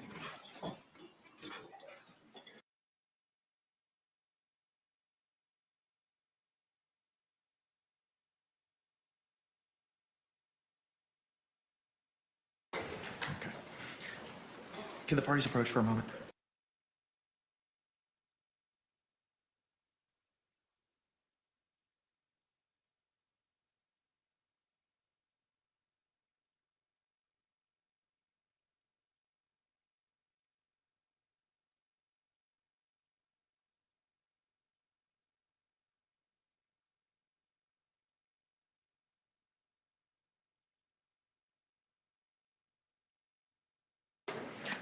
All right, members of the jury, again, if you could just raise your hands to confirm that you complied with the court's instructions during the last break. Record reflect all hands have been raised. All right, with that, Mr. Owens, you may continue your inquiry, sir. Just based on the court statements, identification A, I'd like to, this is one of the photographs that we introduced. Is this injury to your ear? Yes.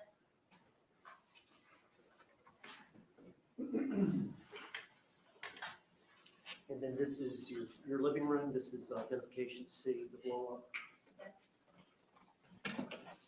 Yes. If you're just coming in, this is the Sarah Boon case.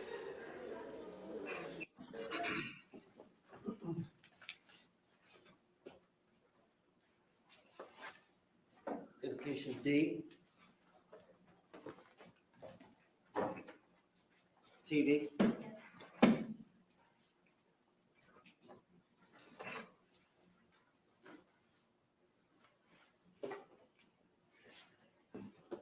Identification E. Is that your arm? Yes.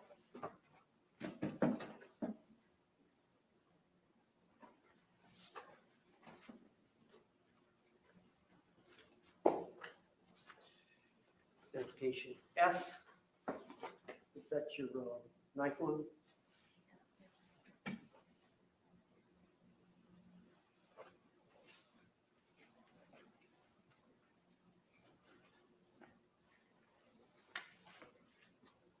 Identification G. Is this the curtain rod?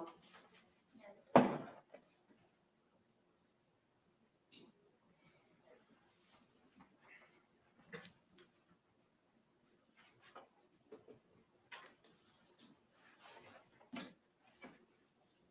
Identification H. This is the eye.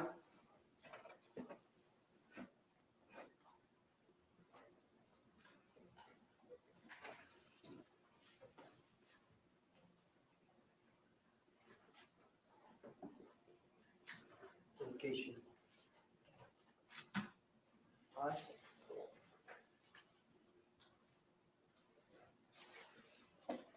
See your face shot, Yes. the lip, the eyebrow.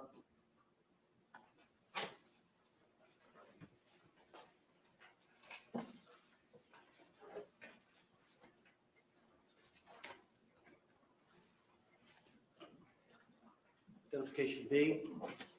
And this is the back patio of the dog. Yes.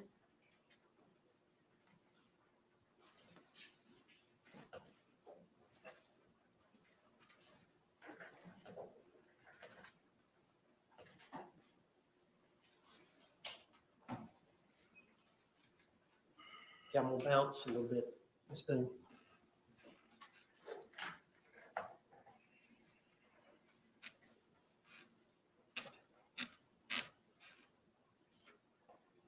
Let me go back to the night earlier in the evening when I think y'all may have been out on the back patio and you had suggested to George to call the children, but then did he call his brother or his brother called George? Do you remember? George called his brother. Okay.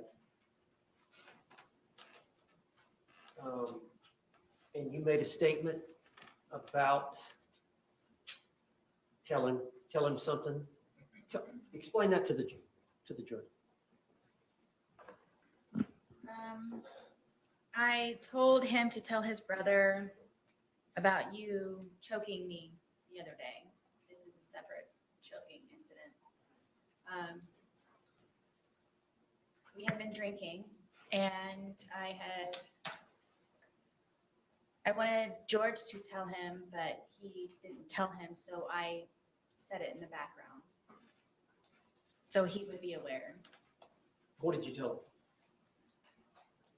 Tell him why you choked me, or that you choked me. Now,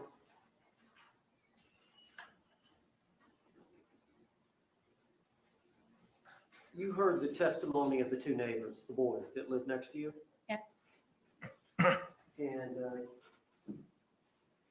you heard that they were actually questioned. I think the audio, they were audio interviewed. You heard from Detective Copsel. I think it was 2 or 3, a couple of days later on the 25th of February or 27th of February. yes, And you heard their testimony earlier this week, yes,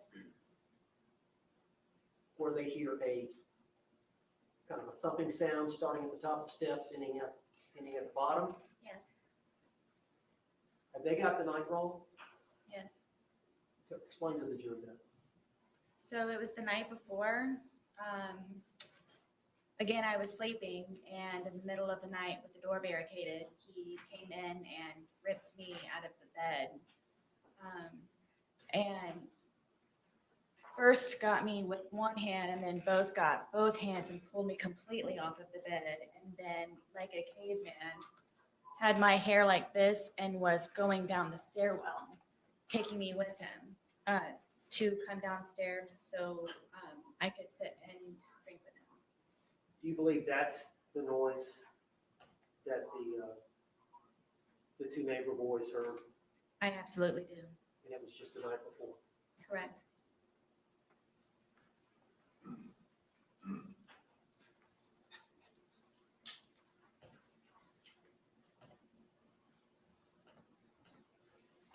Now, some of the time when this abuse occurred, you called the police, Yes, and other times the police were not called. correct. I want to refer to you the first time, I believe, you mentioned the 911 call. I believe that was July 25th of 2018. Yes, And that was the incident in which George had kicked you in the eye, stomped me, yes. stomped you in the eye, and you had grabbed his neck. Yes, I was able to get my arms out from him pinning me down with his knees and grab his neck. So law enforcement came and investigated, Yes, and both of you were arrested. correct.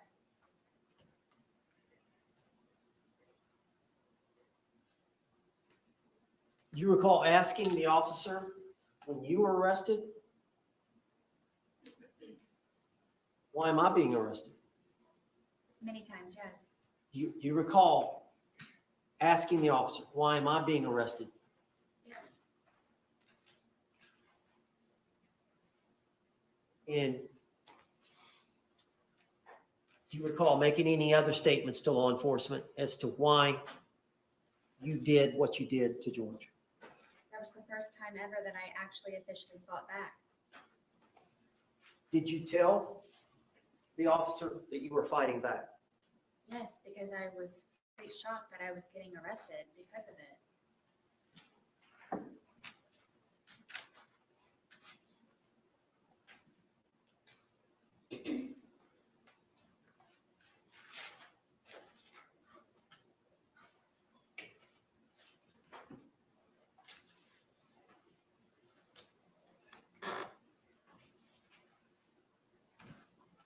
Now, on the 2-minute video, the suitcase video, you mentioned to him think you said something, I can't breathe. He said, I can't breathe, and you said, that's how I feel when you're choking me. Were you referring to an isolated incident of the night before, 2 nights before, or whatever, or were you referring to in general? In general, the more than 2 or 3, 4 times that he had done it. Okay. And then the part about cheating, he didn't physically cheat on you. No, he did not. Okay. And just, I don't want to go into a lot of detail, but what are you referring to? George was, I believe, addicted to pornography, and a lot of that would be found on my phone from him supposedly wanting to call up job interviews. And as a solution, I sat him down and I explained to him, to me, that's you visualizing yourself with someone else, or at least having a pleasurable moment with someone else or watching other people. And to me, I told him that I considered that cheating on me. Okay. And so he would download that on your phone? Yes.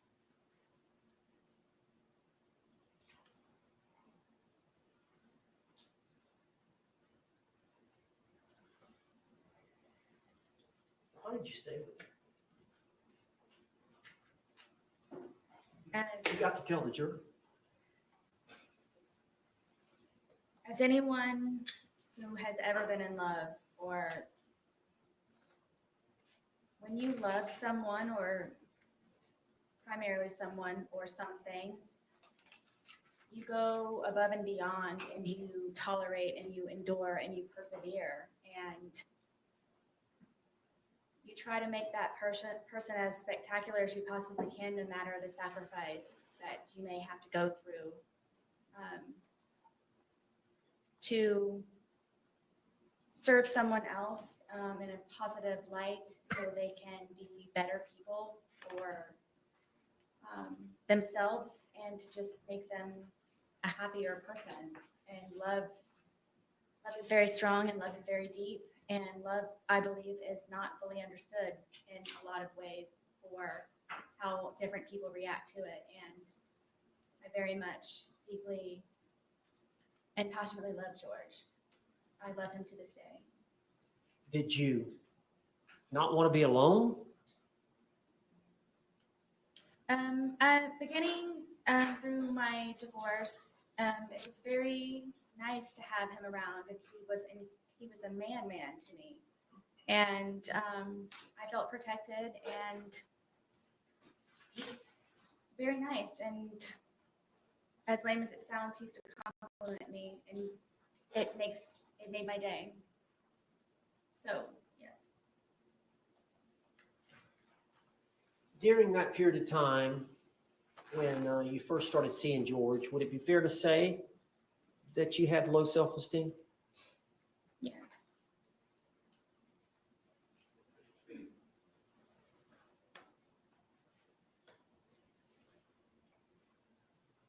Now, we talked about this previous arrest where you told the officer you were fighting back and you got arrested.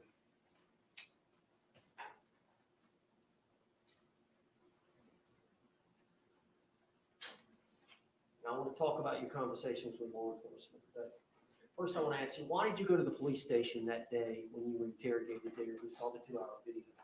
Tell the jury. The day of the incident, the detective Copsell gave me her business card with her personal cell phone number on it, and said if I happened to remember anything or anything that I would like to add to the day, for me to not hesitate to give her a call. So throughout the rest of the evening, something was off. I didn't feel comfortable with what she told me and how she told it to me. How long were you at the scene? Gosh, all day, from the moment that they were there to the moment that the coroner's van drove off. All right, when it ended, did you stay in your home? No, I raced inside and collected some pajamas and a toothbrush, and I went over to where my son was at my ex-husband's house. Did you take the dogs? I didn't even feed them. It was so fast. All right, and then once you got over to your ex-husband's, what happened? as it relates to Detective Copley? Something just wasn't sitting right with me, and I had a suspicion that she just wasn't being honest with me, so I took it upon myself. Sustained. So you called her. Tell us about that. I called her and I told her that I felt that she was being dishonest with me. She originally had told me that due to her being pregnant, it would just be a lot easier for her to have me come down to the station to pick up my phone. The original plan was for she and Detective Loman to return the phone to my apartment. But she said that it would be a lot easier for me to just come down and pick it up because I remember when I was pregnant. That's what she said. You remember when you were pregnant. So I said, I feel that you're tricking me and I feel that you're being very sneaky about something and I don't believe that you're being honest with me. And I said, regardless, I'm still going to come. Sustained. So you agreed to come, but you understood it was to get your phone? Correct. All right, you came that afternoon to the station? I did. And the original agreement was they were to come to you? Correct. All right. When you got to the station, what happened? I thought I was just going to be picking up my phone. My car was there. I had everything in my car. It was just a regular, I'm just going to go in, maybe sign something and pick up my phone. And there's people that are over here at the windows. And I thought that I was supposed to go over there to get my phone. And Detective Lowen came down and said that my phone was upstairs. So if I would just follow him upstairs, that's where my phone was. And then I was taken into I guess it was an interrogation room, and they told me to sit down, and that then I guess the interview or interrogation began, and I just simply was getting my phone. Sarah, tell the jury why. Yes.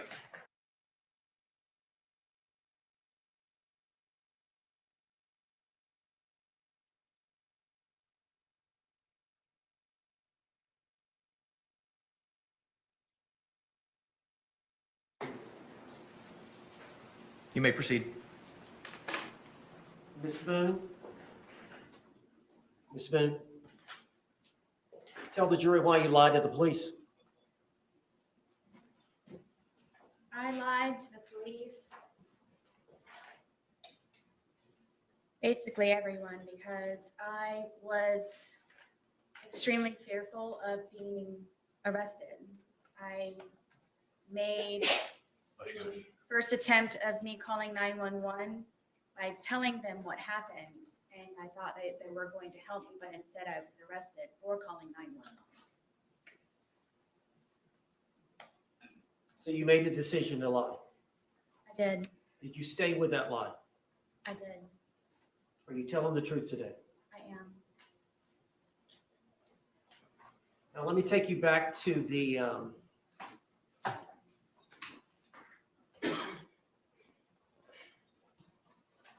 to this incident.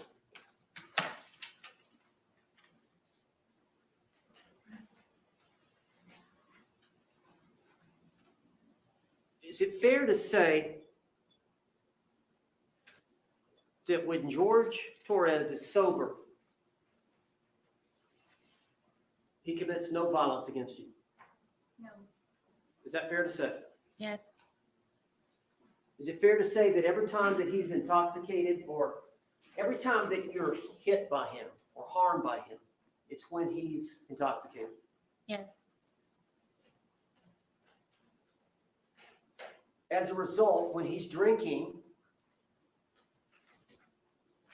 does it change your outlook? Yes. Could you explain that to the jury? I'm always fearful, paranoia. Why? Because I try to protect and defend myself for fear something happens at the last ultimate second. But you're always that way, fearful. Is it because of these prior incidences? Absolutely. Do you try to placate him? All the time. What do you mean? With the puzzles and the painting and feeding the ducks across the way at the pond, listening to music, trying to go for a walk on the trail, anything that I possibly can. I told you I was running out of things to entertain him with. Why do you think, George, what bothers him? Sustained. Does he tell you? Sustained.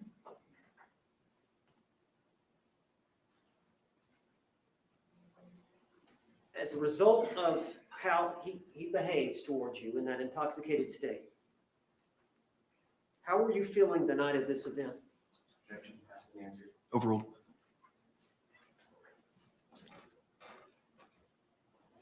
Extremely nervous, anxiety galore, just, I can never relax. When he's drinking? Yes. And the state of intoxication that he was at the time of this event, is that the state that scares you the most? It's the tone, yes. There's a lot of alarms and red flags that go on throughout the day or night or whenever it is that we are drinking. Sustained. Tell us about that. How that does that heighten your sense of safety? At all times. But especially when he's drinking? Oh, yes, all the time. And then his mood? Yes, it depends on what mood he's in that day. Well, do you have like a sixth sense of how he's doing? Yes, I knew George very well. Sustained. Can you tell us what you mean by that? Sixth sense, or knew him very well?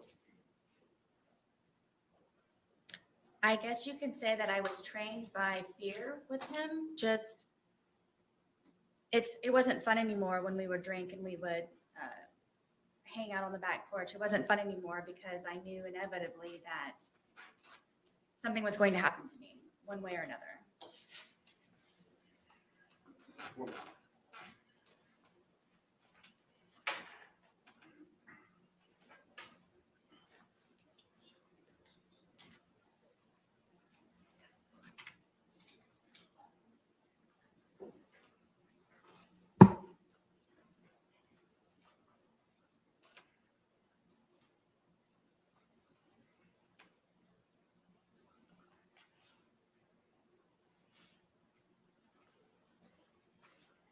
Ms. Boon, you know, those bruises that we saw of him, they look pretty deep.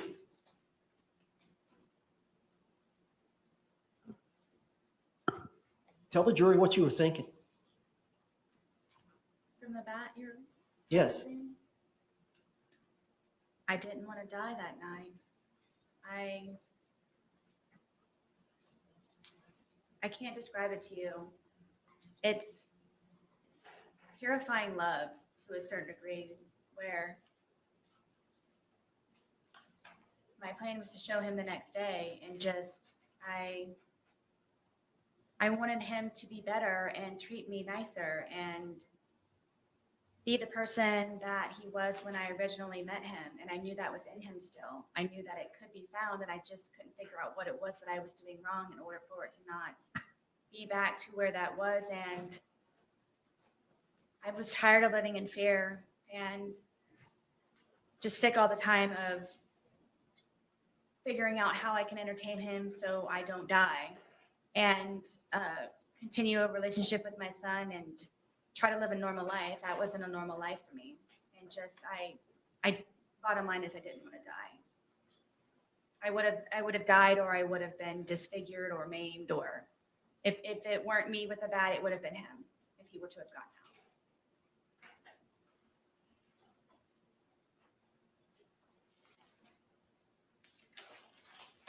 That's all. Any cross-examination?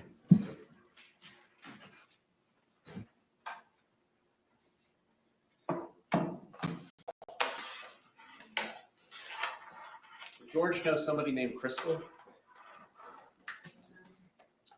you ever mention Crystal in your text messages about being one of his bitches? I don't know. I don't remember. How about Christine? Did George know a Christine? I don't know. How about a Pamela Erickson? These may have been people that he was communicating with on whatever the platform was. On your phone? I believe so, yes. And did you find these communications? I believe I found one or two of them from some of them. And did you send a long letter to his family to relay to him about George and his girls that he was cheating on you with? I believe so.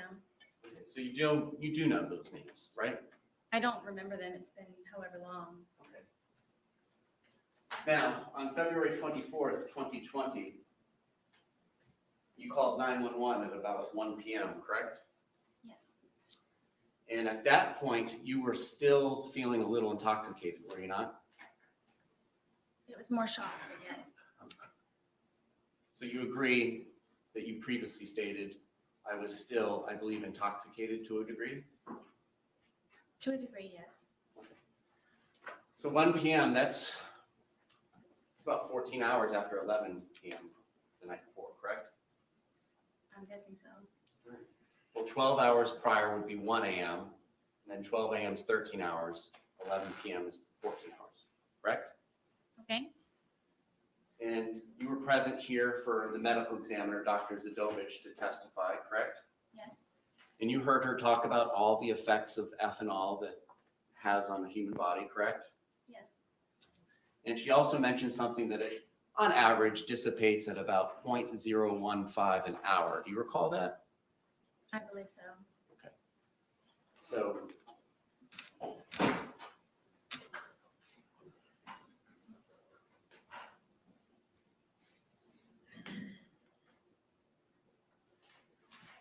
would it be fair to say that if you're still feeling the effects of the alcohol at 1 p.m., so that's 14 hours, 0.01. I'm not very talkative. I haven't seen the doctor yet.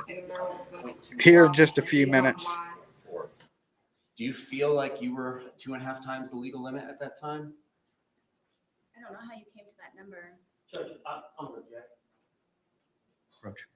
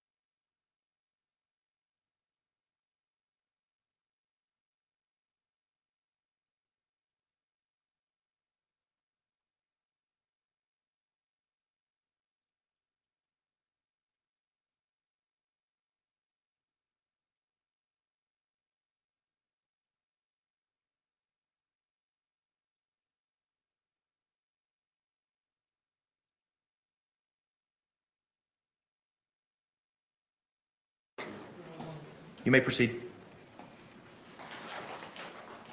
So you testified earlier that you all had about half of one of these bottles left from the night before, correct?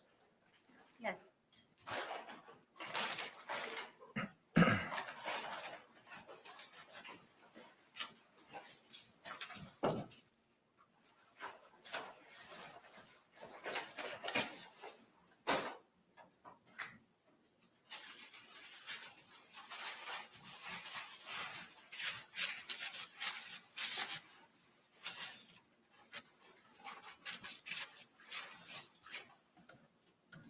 And so would you agree that this is one of the 3 bottles that was purchased between February 22nd and the 2 that were purchased on February 23rd of 2020?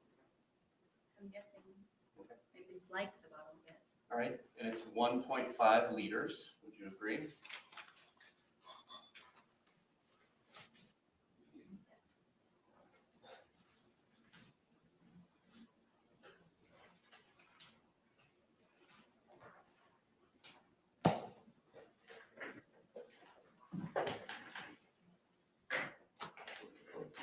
And when you say half, were we talking about the top of the label was left from the day before? Oh goodness, no. All right, a little less, halfway through the label? It's right about. Okay, about halfway through the label. So in addition to halfway through the label, which you began consuming after going to public at about 12:15, correct? So you all would have began consuming around 12:30, is it fair to say, when you got back? I can't call exactly. Okay. And after finishing what you all had left over from Saturday, the two of you consumed two 1.5 liter bottles, correct? I'm not sure about the second bottle that he purchased, if it was empty or not at the time. Well, you did mention that the police would find two empty bottles in the top of your trash, correct? Yes. And we did all see that in the photographs, correct? I don't know, CC. They only had so many witnesses. I guess they thought they would take longer today, but it went a lot quicker than I guess they thought, so they wrapped up early. Correct. All right. So that's 3 liters of wine between 200 pounds split between 2 people over the course of a day, correct? Yes. And you testified today that you were intoxicated at the time that this occurred, the videos between 11 and 11:30 at night, correct? Yes, at some level, yes. Now, what does that mean to you? Previously, have you indicated that that means the room is spinning? Do you ever recall saying that? I do. So what was your level of intoxication at this point in time when the first video was filmed at 11:12 p.m.? Do you mean from lack of sleep or alcohol? From the alcohol. What was my level? What were you feeling? Did you have trouble with your balance? I was more tired than anything. Did you have trouble with your balance? I don't believe so. So you were able to flip a suitcase over with a 100-pound man in it, right? I mean, yes, it happened, Okay. How about your speech? Do you feel like your speech was slurred? clearly. How about your inhibitions? Do you feel like you were doing things that you wouldn't do when you were sober? I wasn't thinking about that. Well, on reflection, do you feel like this is something you would have done when you were sober?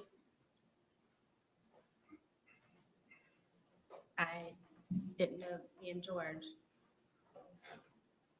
I'm just asking you, looking back on this, when he's in the suitcase and you're telling him how you feel, and then you wait 11 minutes and you film another 22 seconds, and then you go upstairs, upon reflection, is that something you would have done and left him in there had you not been drinking?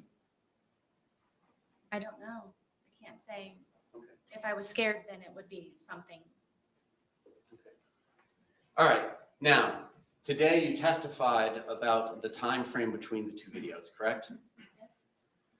So you came down from the shower where you were hiding, correct? Yes. And as you're coming down the stairs, before you even get to the bottom of the stairs, you can kind of see over your shoulder or towards your right that he's trying to hide in the suitcase, correct? Yes. And the lid is down, but it's not closed, and you can tell he's hiding in there. It's not a great hiding spot just yet, right? Correct. And so you come over to him and you're laughing, right?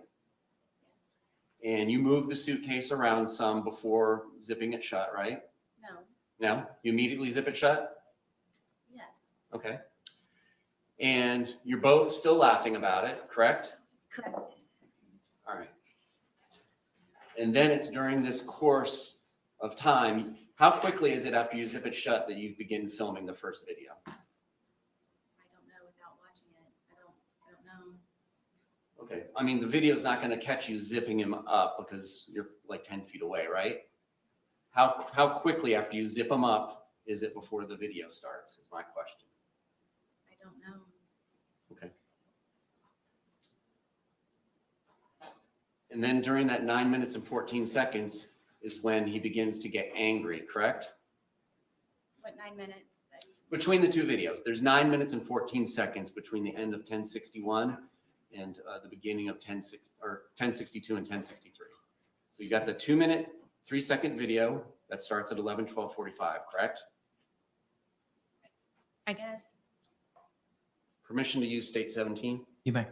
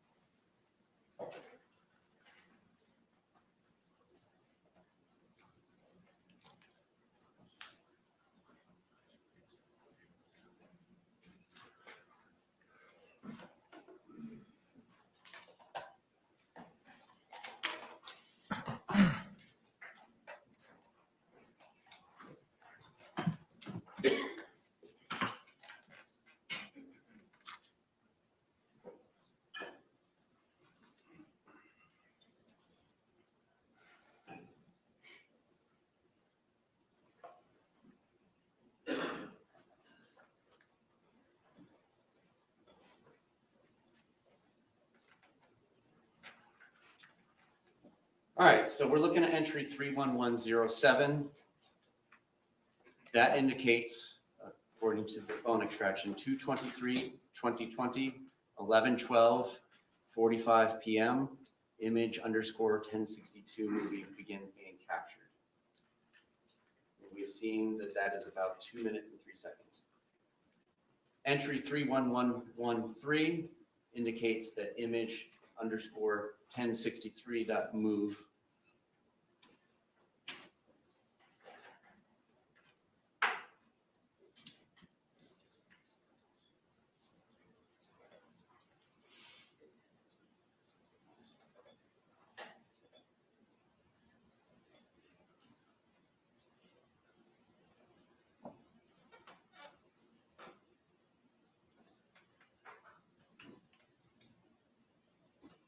disconnected.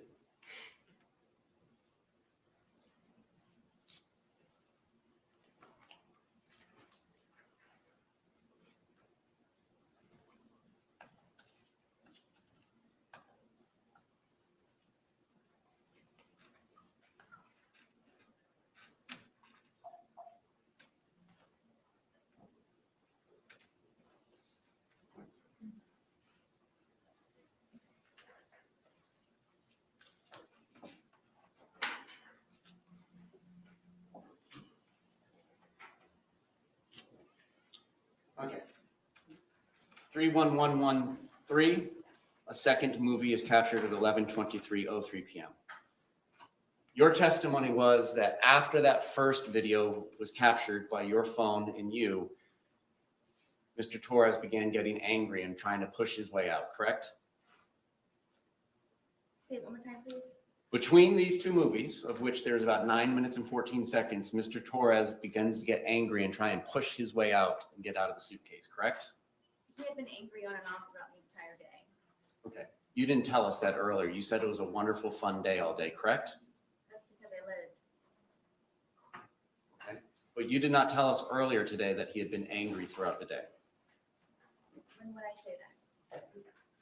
You described your entire day of doing puzzles, arts and crafts, and outside by the dartboard, and you said it was a wonderful day and everything was fun until he was in the suitcase. Did you not testify to that earlier today? I did. My specific question between these two movies is, this is when he begins to get angry and trying to push his way out and to get out of the suitcase, correct? Angry again, yes. And he was expressing his anger in what manner? How did he say this? At which point throughout the day? Ma'am, you know very well that I'm talking about between these movies. Please answer my question. Between these two movies, how did he express his anger with you? Told me that I was going to fucking die. Okay. Now this is happening after he's already told you several times he cannot breathe in the suitcase, correct? Correct. And he's been in there for whatever brief amount of time it took you to zip him up, and the laughter stops, and then you go over to begin to film, correct? And you're filming, your purpose of filming is to kind of teach him a lesson. This is your chance to say something to him when he can't say anything back to you, correct? No, Correct me. there was no lesson to be learned. It was just, I wanted him to try to understand how I felt, so maybe he could progress in being a better person the next day. So you wanted him to understand how you felt in the past, and that's not teaching a lesson? I just wanted him to understand. All right, and so immediately prior to zipping him up and putting him into the movie, you had been upstairs, correct? I'm sorry? Immediately before coming down and zipping him up and then filming the first of the two movies, you had been upstairs in the shower, correct? Yes.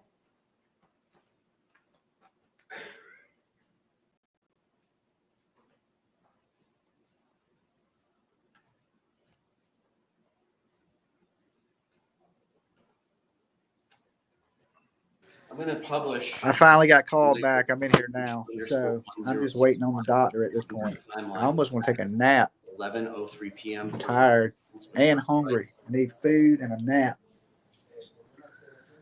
So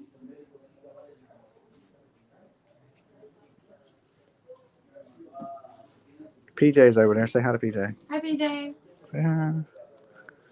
Y'all see her? No, they don't need to see me. All right. Does this appear to be the suitcase that's in question in the two movies that are filmed at 11:12 and 11:23 p.m.?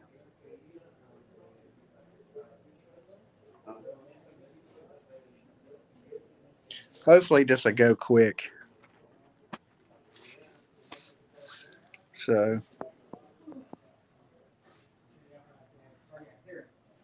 Okay, thank you. Ain't no problem. I'm just sitting back here waiting for the doctor to come in.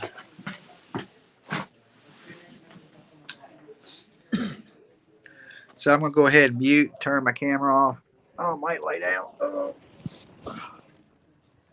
This is image That's a lot more 1061 taken at 11:03 p.m. 31 seconds. Does this appear to be the suitcase that's in the two videos that were captured at 11:12 and 11:23 p.m.? Correct. Did you take this image at 11:03 p.m.? I don't remember if I did or not. And again, we had, and by we, I mean you and Mr. Torres, two 1.5 liters bottles of wine and plus whatever was left over from the day before, correct? Correct. So you don't remember taking this photograph? I don't. Do you remember whether or not Mr. Torres was in here? I don't remember taking the photo. Okay. So what is your memory of what happens between 11:03 p.m. and 31 seconds when that image is captured, and then when the movie starts at 11:12:45? What do you remember? I don't. Do you remember anything from that night? I do. You told the police on February 25th, 2020, when they first showed you the video, that you didn't remember taking that. You remember that? I do. And your testimony is you do remember taking that video, I do. but you don't remember taking that photograph 9 minutes prior. Correct. Is there something, did you have more to drink in those 9 minutes? I did not.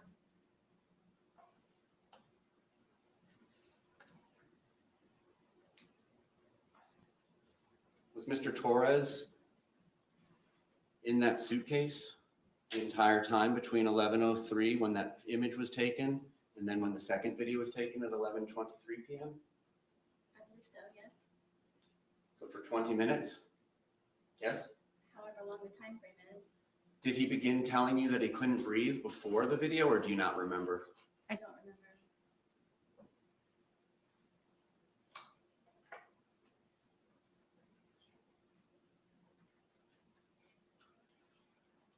Now, you testified moments ago that your two neighbors must have misremembered which night the loud noise was, correct?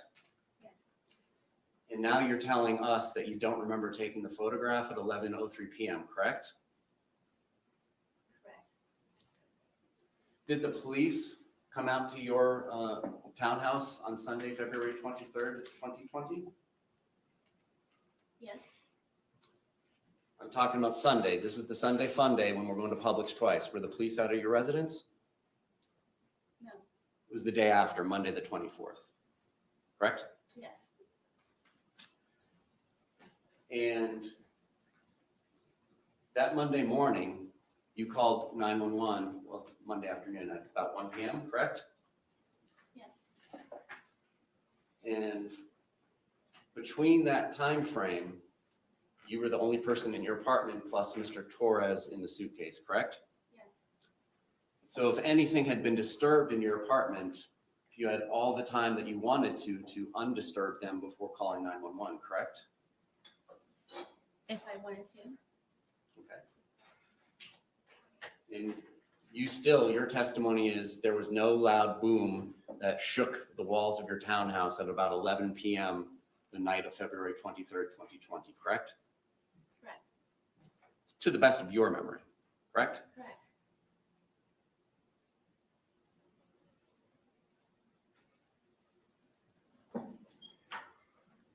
Now, that second video is 22 seconds where you just hear him say Sarah and you don't say anything, or you're familiar with that video, correct?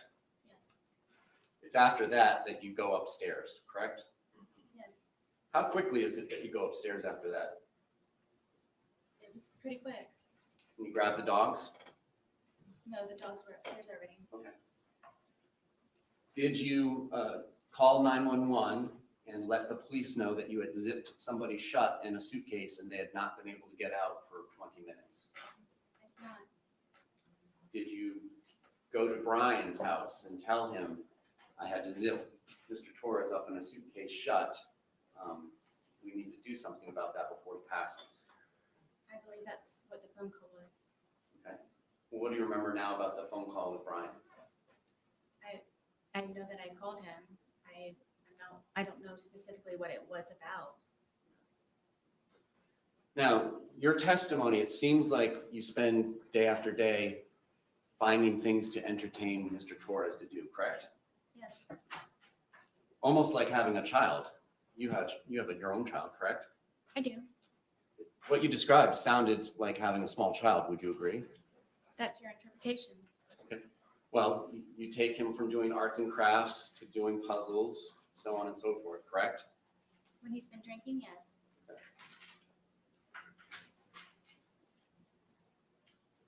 And Mr. Torres was notorious for doing some of these things, correct? What do you mean? Well, you described Mr. Torres as being notoriously known for doing things. You described your ex-husband, Brian Boon, notorious for doing things like nagging and calling all the time. You remember your testimony calling people notorious for doing things? Yes. What would you say people would say you're notorious for? I don't know.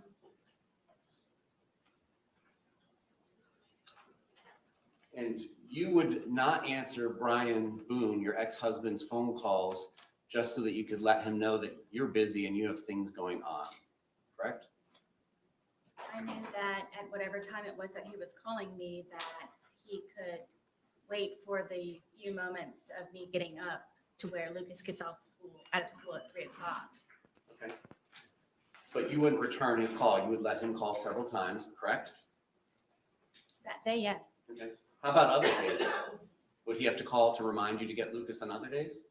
He wasn't reminding me. He was just making sure that Lucas was covered for a pickup or drop off. All right. You didn't mention to the sheriff's office on either February 24th or February 25th about going to Publix with Mr. Torres at noon or 12:17, did you? I don't recall. So the best evidence of that would be the recording of those interviews? Correct.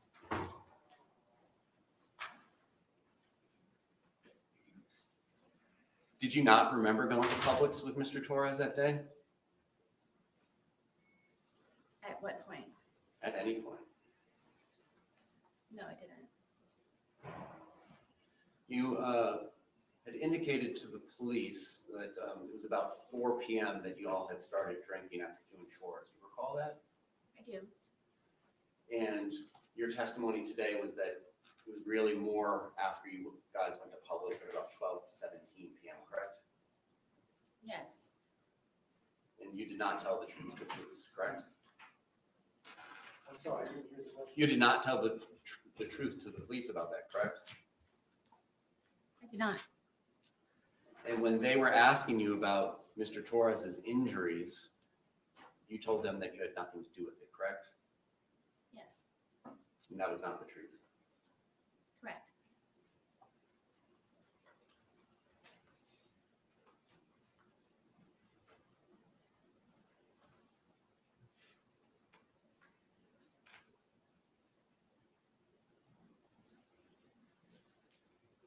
What did you all have for breakfast on the 23rd? I don't remember. Did you all have lunch? I believe we had leftovers from, I think, something that we had in the fridge. And do you recall what those were? Not at this point, no. And then I believe you mentioned having a sandwich of some sort for dinner. No, I believe it was for, I'm guessing he and I ate at the same time.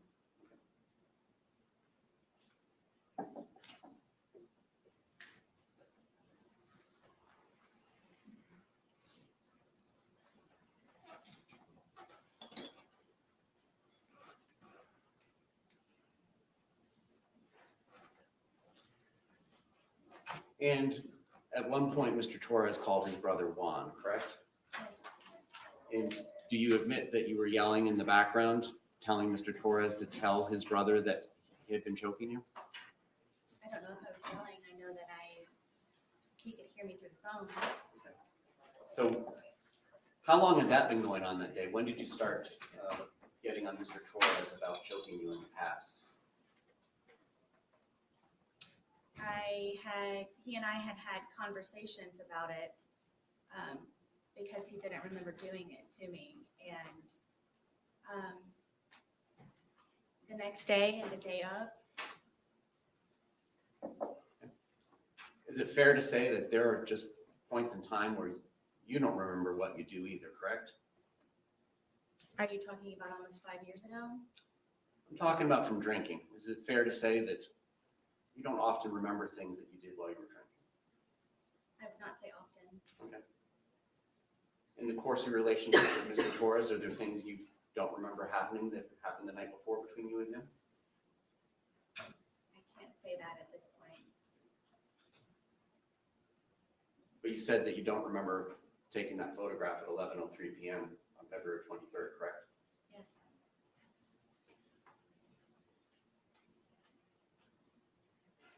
Was there anything else that you were telling Mr. Torres that he needed to tell his brother?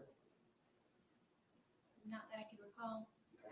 Was there anything you were telling him that he needed to tell his daughters?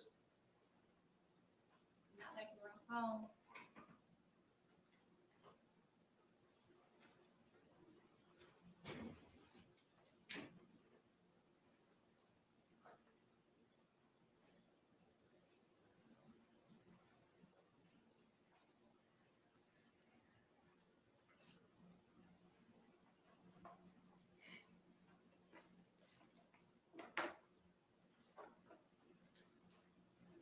Now, you indicated that Mr. Torres would use your phone to look at pornography. Correct. Were there ever any points in times when it was you that was used looking at pornography? If I was, it was to go back and look to see.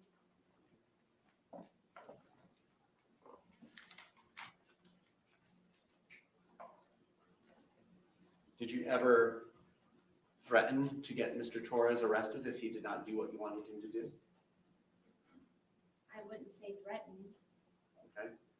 Well, were there ever points in times where you would like him to call you or return a call? And if he didn't do that, you would threaten to get him arrested?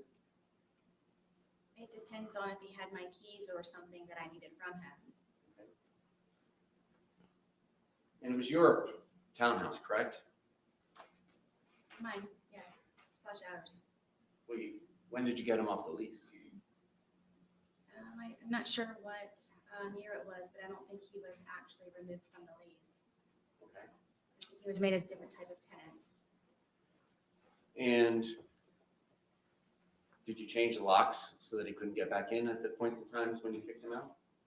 I did sometimes. And then would you leave the key in the hiding spot that he was aware of? There were multiple hiding places. On any of the 911 calls, did you ever mention that Mr. Torres was aware of where you kept your keys and that's how he got back into the house? No, I needed to. He would never break into my home. All right, and it's your testimony that you did not push him down the stairs, correct? Yes. And in fact, it was him that dragged you down the stairs the night before, correct? Yes. Now, by dragged, did you leave your feet? Yes. And did you get scrapes on your knees or anywhere from the carpet? I'm not sure. Did you get any injuries, like bruises or abrasions or scrapes? I was missing a wad of my hair. Yes, that was on the stairwell. And you agree that you were photographed on February 24th when the police came out, correct? The day of the incident? Well, the afternoon after the incident. We're not sure when he passed. Yes. Some of those photographs showed ashtrays inside your house. I thought you said you guys couldn't smoke inside your house, We couldn't. but you did, right? Sometimes, yes.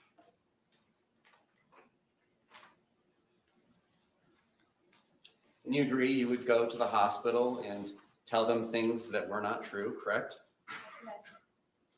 There were times where you would go to the hospital and leave without getting treatment, correct? Yes. And is it fair to say that you often had alcohol in your system when you were going to the hospital, correct? Sometimes.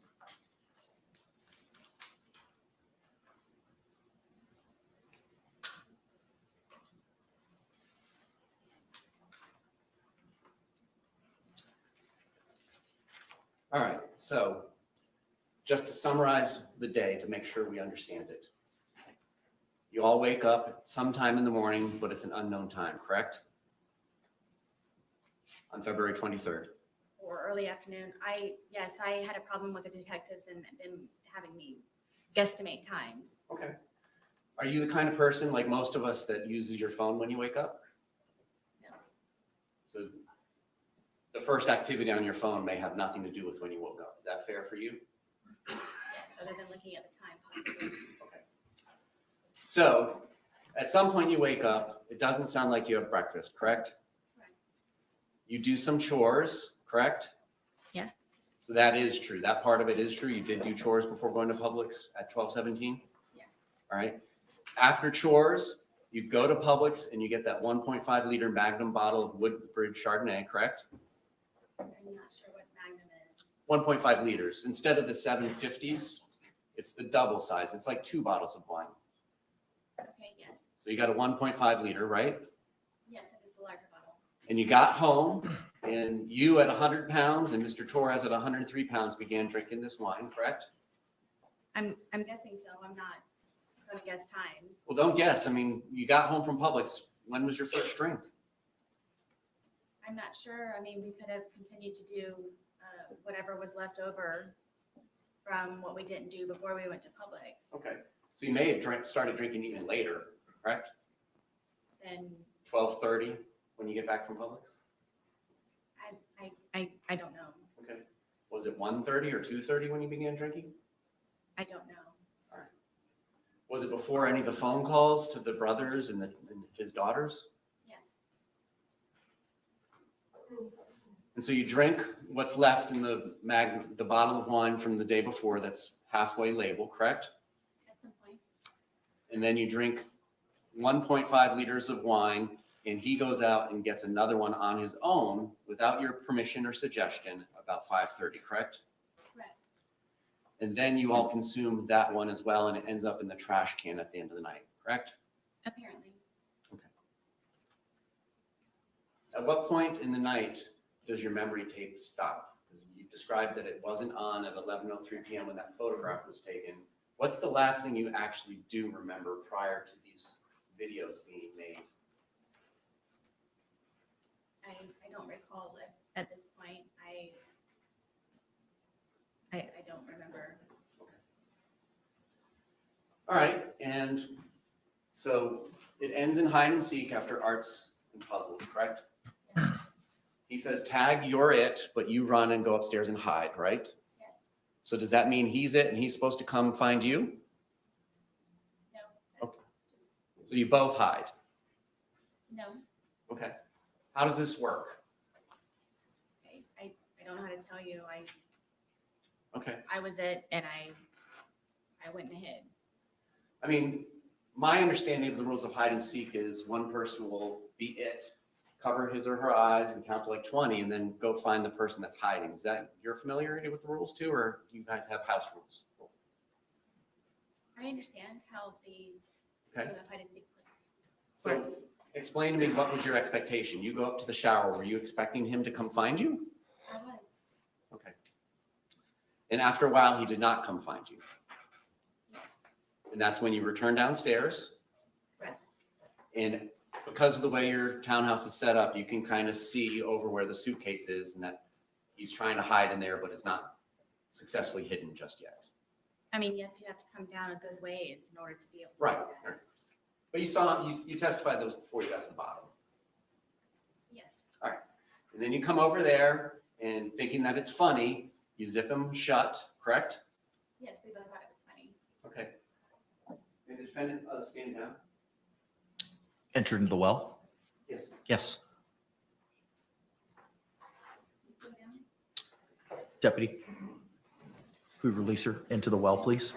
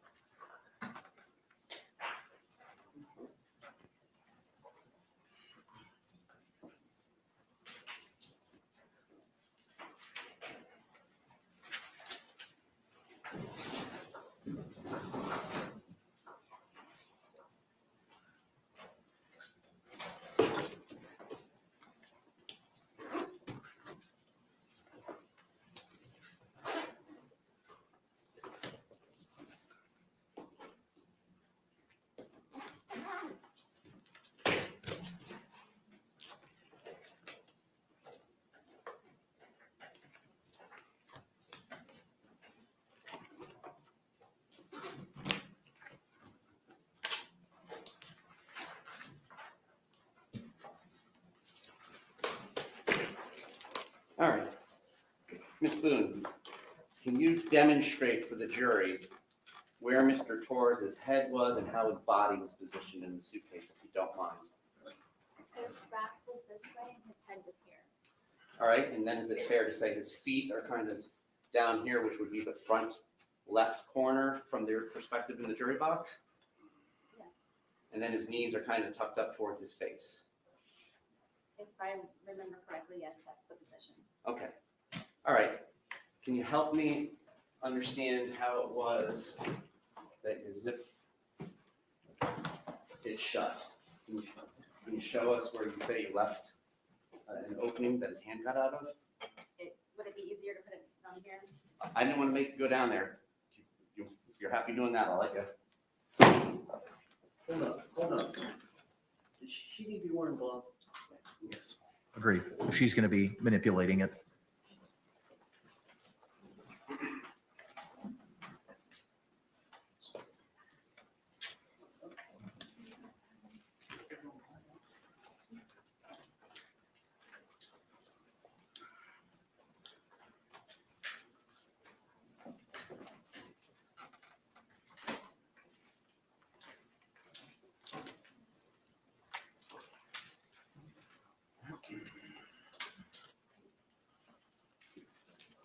What do you want her to do?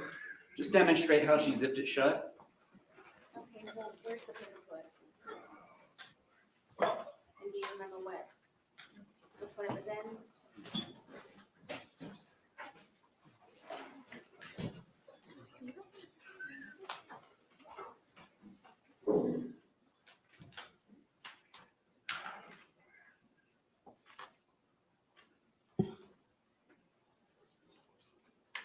This side.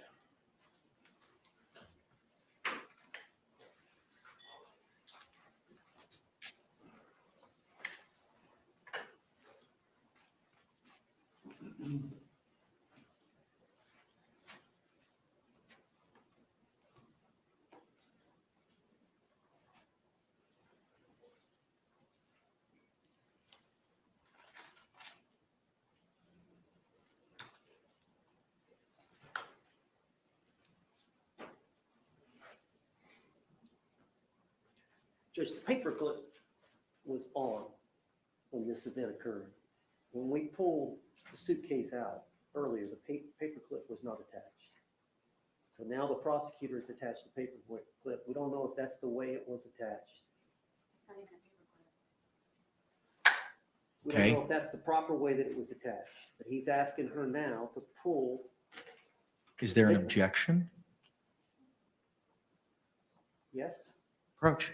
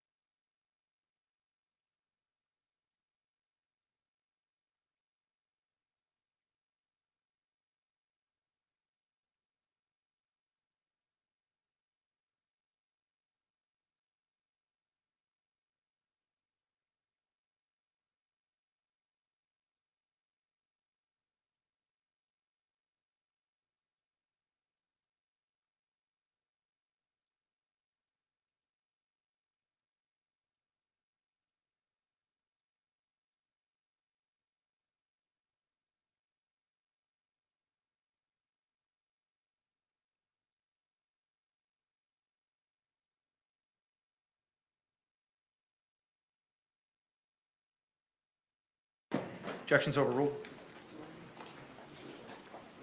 All right. If you feel most comfortable, sir. Madam Clerk, are you ready? Can we see how it was that the two zipper parts were positioned when you say that Mr. Torres was able to get his hand out? If you want me to do it, I'm fine to take your direction. From what I remember, this is how the suitcase. This is how the suitcase looks.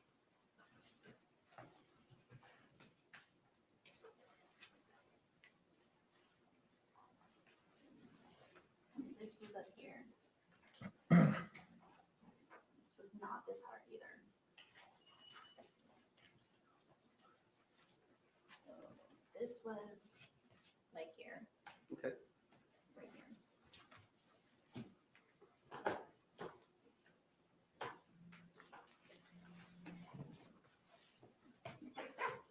About right there, ma'am? Sure. I assume this one was much closer? It's not over there? Where do you, You asked me where I zipped it. when you say that it was zipped shut, show us. Are you talking about how I zipped it or? When you're done With zipping the it hole. shut and he's inside of it, where are the zipper components?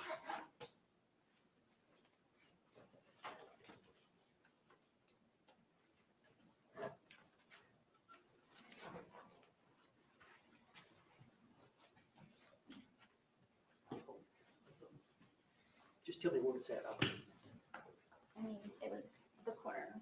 I mean, the corner was cut open. I mean, it's not.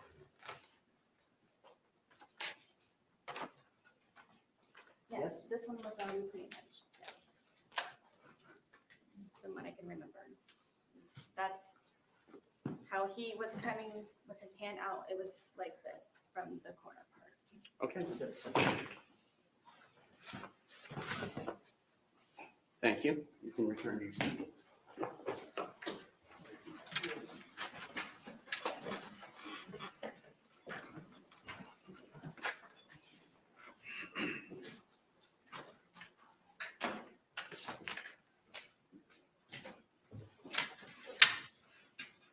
Did you ever change the position of those zippers once you put it in that position? I did not.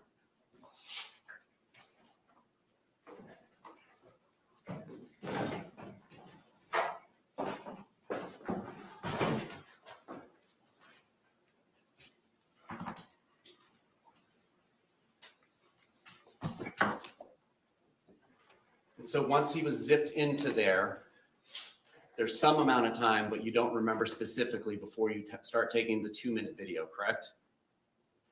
Yes.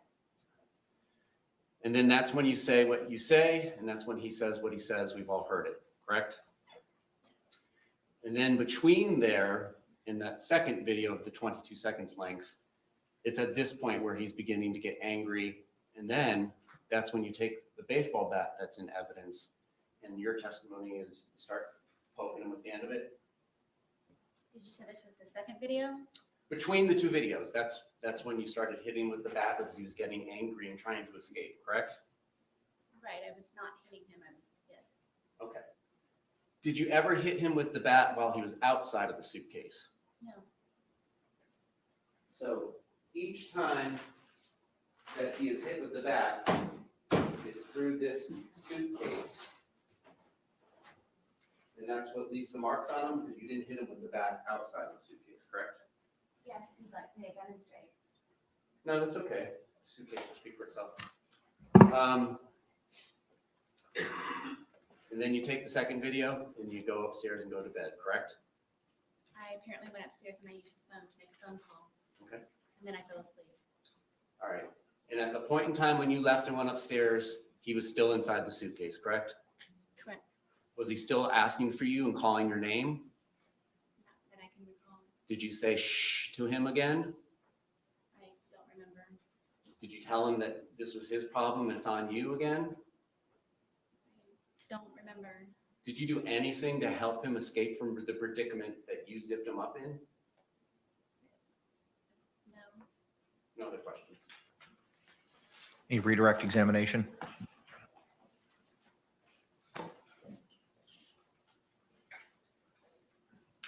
Ms. Boone, he just asked you the question that you poked him and you didn't poke it. You poked, every time you poked him hard with the bat, he was inside the briefcase, The suitcase, yes. the suitcase. But you remember when he put his hand out, did you not hit him in the hand outside the suitcase? Yes. Okay, so that was the only time the bat touched Mr. Torres's body outside the suitcase. Yes. Was when you hit him with a hand. But all the other injuries were with you poking him pretty hard. I mean, you bruised your hand, correct? Doing that. Thank you. Ma'am, you can return to council's table. Judge, can we approach you? Just a moment. Let me get her situated at table, and then we can approach.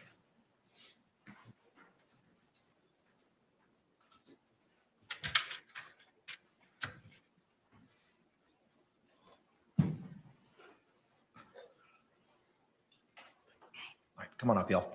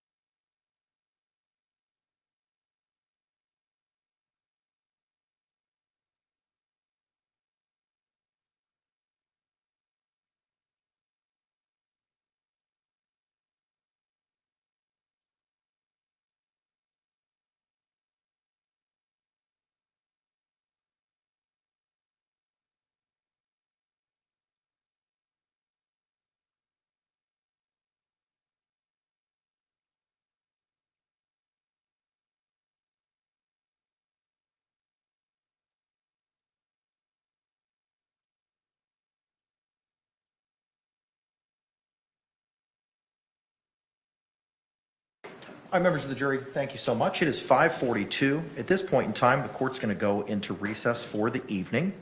I thank you again for your continued service and your attention in this matter. We're going to start tomorrow again at 9 a.m. here in 12 Alpha at the Orange County Courthouse. I'll read you another instruction. I know you've heard it. I'm sure you're sick of it, but I got to keep reading it. So thank you. Jurors, you must not conduct any investigation on your own. This includes reading newspapers, watching television, or using a computer, cell phone, the internet, any electronic device, or any other means at all to get information related to this case or the people and places involved in this case.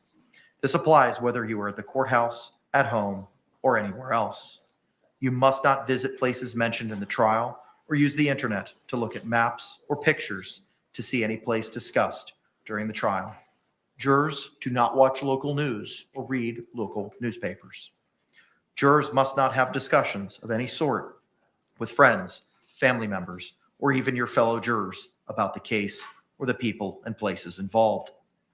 So do not let anyone make comments to you or ask questions about the trial. I want to stress again that just as you must not talk about this case face-to-face, you must not talk about this case by using an electronic device. You must not use phones, computers, or other electronic devices to communicate. Do not send or accept any messages related to this case or your jury service. Do not discuss this case or ask for advice by any means at all, including posting information on an internet website, chat room, or blog. With that, members of the jury, I'm going to excuse you for the balance of the evening, and thank you so much.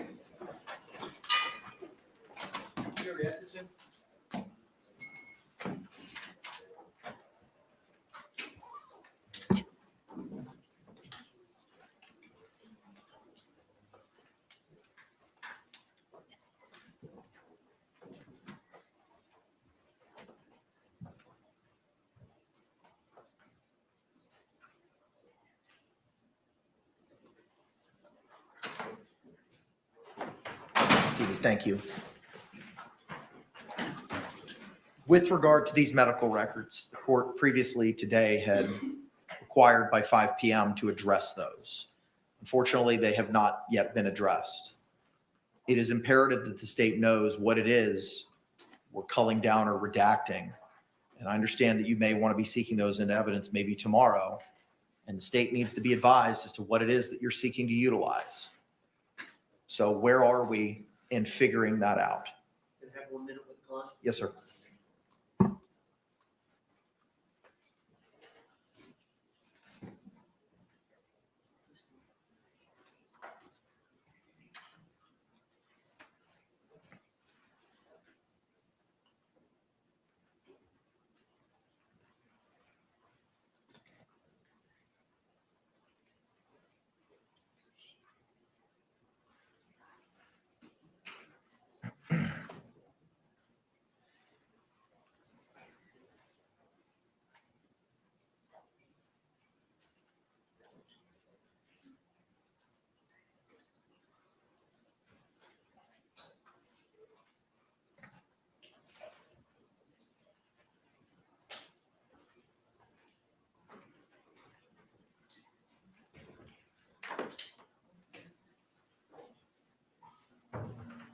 Judge, we've had discussions with Ms. Boon, and she claims that every time that he went to the hospital and the medical records would show that it was in relation to some type of domestic violence involving her, we've expressed to her that we do not wish to pursue it and introduce those records of George Torres, of his medical records of the different times he went as it relates to their difficulties.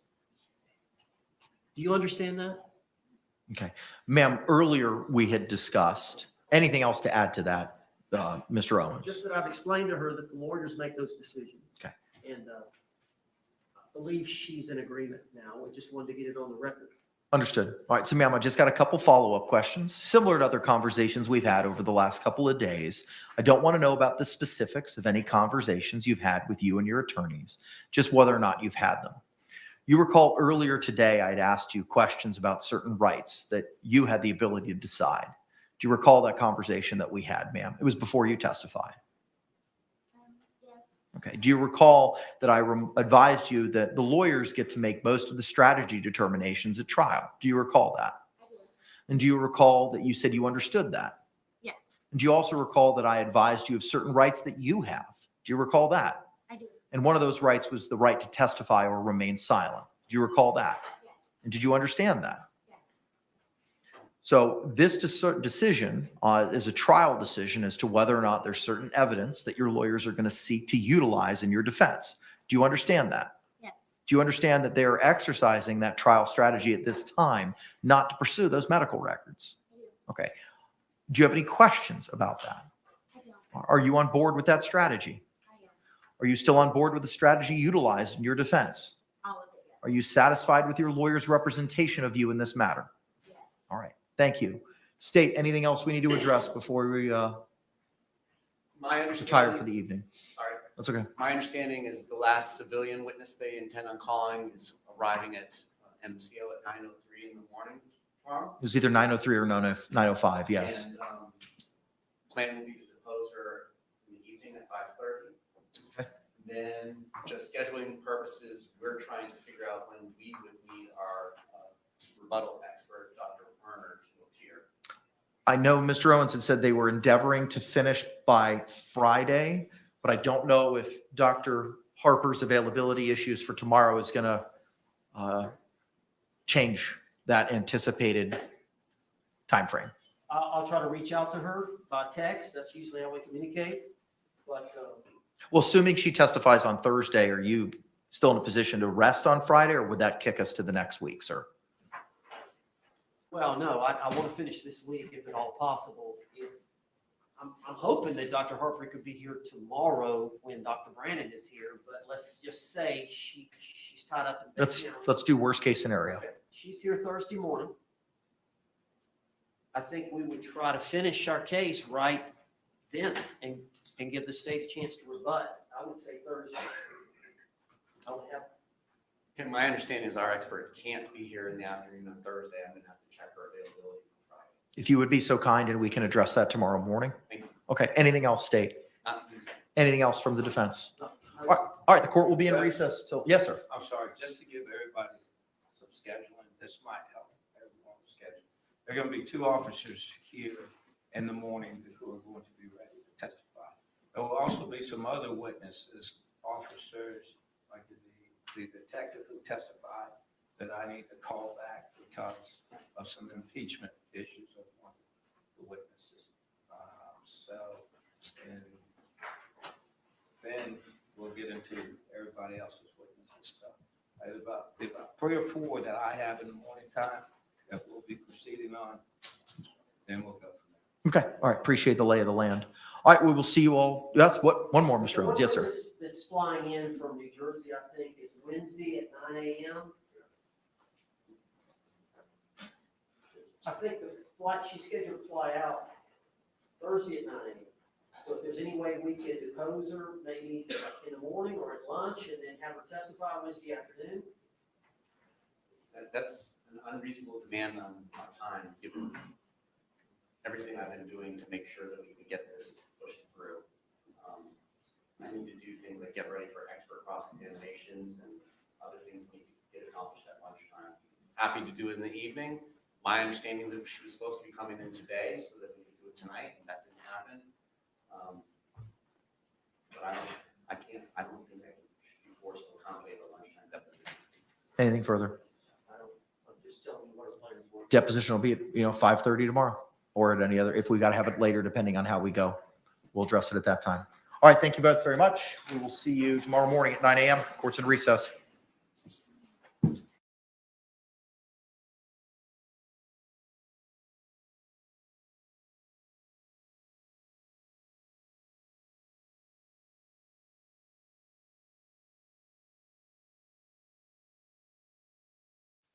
Hello? Can y'all hear me? Please tell me if you can hear me. I'm like an old lady, y'all. I don't really know how to work this.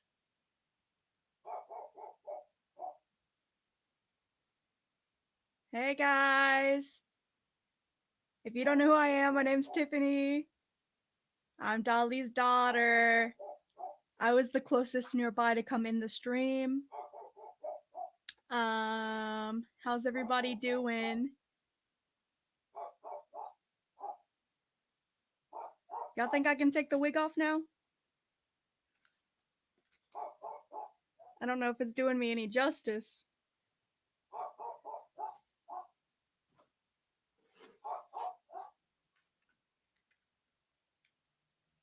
Hey.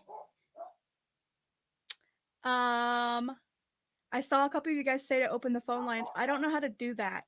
So y'all are just gonna have to talk to me in the comments and I will answer.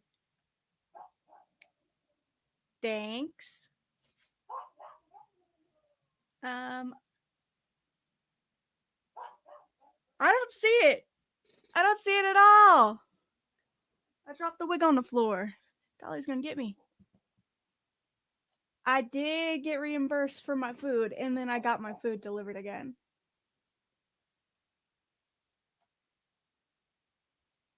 I got my food. Y'all don't need to worry about me.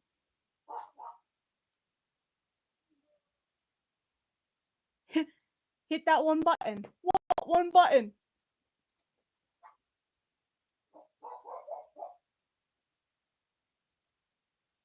What do you guys think about the suitcase? I was watching a little while I was driving over here, and that's great. Jimmy? Jimmy? Jimmy?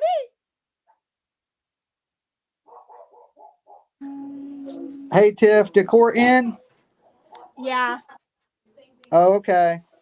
I see you're at the house. Yeah, I came to take over for you. Okay, but the Sarah Boone case ended? They called recess till tomorrow at 9 a.m. Oh, okay. All right. Well, I'm still in the doctor's office waiting to see the doctor. I'm holding it down. Okay. I'm too scared to leave. Ivana's PJ's dog is scaring me. Oh, okay. Well, chat it up with everybody. I'll I am. talk to Everybody you keeps when I trying to leave make here. me open phone lines, but I don't know how, so I'm not going to. Do you want me to tell you how to open the phone lines? You can text it to me. Okay, Or- no, I'll tell you right quick. Go to the channel. You see your screen, right? Add another page and open up Google Voice. On the one the court TV's on. No, add an extra one to the one you see StreamYard on.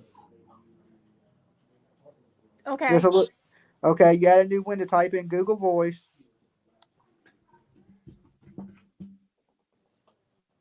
I feel like a boomer.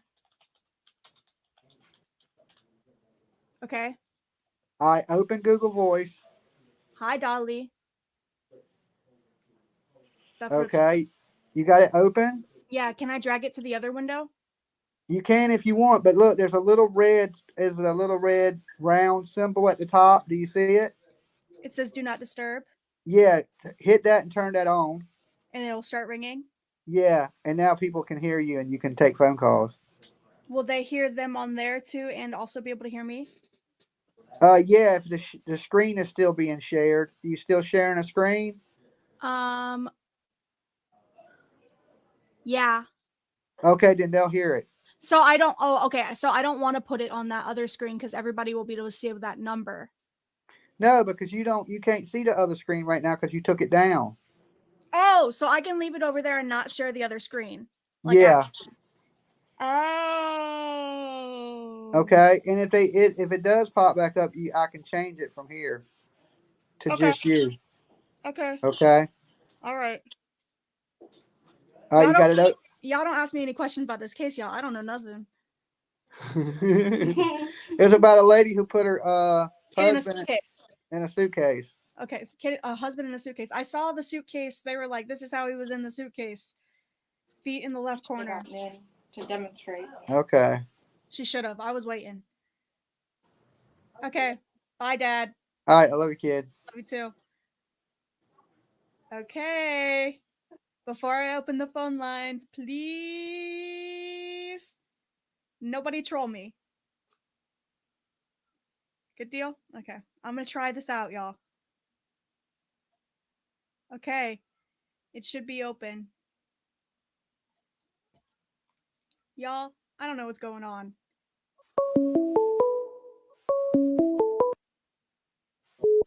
Dolly. Hi, Tia. How are you? Who is this? I'm doing good. It's Granny Bassmaster. Hi, Granny Bassmaster.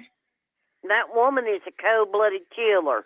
I believe you. I don't know what's going on, but. Oh, she's a cold-blooded killer. Can you give me a little rundown? She killed him. She What? let him crawl in the suitcase and closed him up and then took a bat and beat it. Oh my He's God. trying to get out. Oh my God. He suffocated to death. A grown man or a kid? Grown man. Oh my God. Her boyfriend. Oh my God. Oh my God. And it was Yeah, she was was it like, laughing. She videotaped it too. oh wait, I think I saw this on TikTok. Yeah, she videotaped it. Oh my gosh. I know. I know. You think she's gonna go to jail? Oh God, yes. She should have took the deal that they were going to give her. 15 years. She would have been out probably after about 7. She would have come up for parole. Now she's going to be in there for a long, long time. Because she didn't take the deal? Because she didn't take the deal. That is crazy. It is crazy. Oh man. And Leilani, Lord, Papa thinks Leilani looks real good as big as she is. He likes them that size. He does. He always has. That is so He likes it that they got a lot of junk in the trunk. If he can slap it on Christmas Day and it don't quit moving until New Year's. He likes that. Oh man. That's right up his alley. I follow that case a little bit. Not much. I don't have a lot of time for true crime and like crimes these days because it makes me paranoid. But I follow I followed that one a little bit. Well, the one with the suitcase made me have a panic attack. I just can't imagine dying in a suitcase. I cannot imagine that. That would be horrendous. Oh, But I just wanted you to know you are a pretty little girl. thank you. And don't you forget, Papa always says this. Do not lose too much weight. Nobody wants to play with bones but dogs. I got you, Granny Bassmaster. Well, it was nice talking to you. Nice talking to you. I love you. Bye. Have a great day. That was fun. Did I do that right, y'all? Hold on. Tell me if I did that right before I accept any more calls. Did y'all hear everything okay? Hey, Mama Fee. Okay. Y'all, I'm not meant for this life. I got anxiety. Okay, calls are back on. It's going okay. Okay. Hello. Tiffany. Hello. Jack Wolf. Hi, Jax Wolf. Hey. How you I'm just going to be on here for a quick second. I just kind of want to give you a rundown. Okay, thank you. So, Sarah Boon. Okay.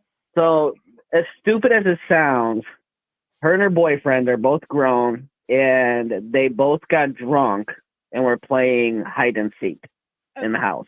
Okay. It's weird. So, they were painting as well. They were all just, she said they were playing. Anyway, so what happened is he got in the suitcase and she zipped him in. Okay. But because she was drunk, she sat back and recorded on her cell phone, like a vengeance. Like, he's like, Sarah, I can't breathe kind of thing. And she's like, I couldn't breathe when you choked me. I couldn't breathe when you cheated on me, you know, that kind of thing. Okay. But in her testimony, she said that when he was trying to get out of the bag, she would take the bat and jab him in the hand with it, so he'd have to go back in. Oh my God. So, yeah, they also say that she threw him down the stairs when he was in the suitcase. Was he Now, small? Was he a small guy?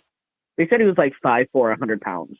Oh man. She said she was like 93 pounds, something like that. So yeah, they were really kind of small, but there's been a long history of domestic violence between them. Mm. So I think maybe so what happened is she said that it was broken, so she thought he could get out, and she went upstairs and went to bed. And so when she woke up, she came down, she was like, I didn't see him, and she's like, oh shit, he's still in the suitcase. So then she opened it up and he was dead. And so she called 911. And then when she turned her phone over to police, she had forgotten that she recorded The video. it. Yeah, she forgot. She recorded it and they pulled it right off her phone and showed it to her in the interrogation. So that's the rundown of what happened. I've been following it for like 4 years, and she's gone through like, yeah. So she's gone through like 8 public defenders or 8 lawyers. They all quit on her because she's difficult to work with.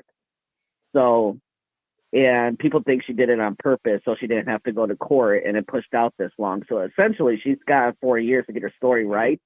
But he was an abuser. That is a fact. Like there's been like records that he was abusive. So I guess, was it justified, or because he was in the suitcase, should he have called 911, or is she better off have killed him? You know what I mean? Like, is it like a self-defense thing? She said, so basically, because he was locked in the suitcase and she left him in there for so long, she was afraid to let him out to see what he would do. You know what I mean? So she didn't want him to get out because he was abusive. So, but she was also drunk. She went upstairs, passed out, slept in. Then he was dead in the suitcase. So do you think she knew she was going to do this day, or do you just think it was time and place? I think it was time and place. Honestly, I think after so long, I think she just kind of got tired of the cheating because he was cheating on her. She got tired of domestic violence. For some reason, he got in the suitcase. To everybody, all turtles, don't climb in suitcases. Don't climb in. I don't understand. Absolutely not. Don't climb in suitcases. Don't trust anybody with a mustache. I don't know if you watch Call Me Chris, but I love Call Me Chris. I do not watch. So, so, But they always call me Chris. They make jokes like with true crime and Dateline. They say, "Don't trust anybody with a I mustache." agree. I So, don't trust anybody with yeah. that either. But anyways, no, I think it was time and place. I think it was an opportunity to her, but I think she was also very drunk, and that's why she forgot that he had gotten in the suitcase and everything. Sleep and But, yeah. but is being drunk a good defense? No. Like, did she actually know that she was doing it? Yeah. And because there's been a long history of abuse, is it justified? But just like because short legs, she makes a good defense that he was very abusive. Yeah. He was. And he probably taught her, don't call 911, don't call 911. But at the same time, Not to like according to like, you can't kill evil with evil. right, well, according to the law, at the time of his death, he was zipped up in a suitcase. He could have called 911 and his life could have been saved. That's the law. You know what I mean? Yeah. But to everybody who's been in abusive relationships, we're like, yeah. You know? So, but yeah, that's the case. That's the rundown. I appreciate it so much. No worries. I've been following it for like 4 years. If I forgot anything, the chat will fill you in, or somebody will call in and let you know. But I'll let somebody else call in. I got some things to do, but I'm listening. Thank you so much. Bye. All right, thanks. Bye. Okay. Well, now that I got the rundown, I'm gonna find a jacket really quick. It's cold in here. 1 second, y'all.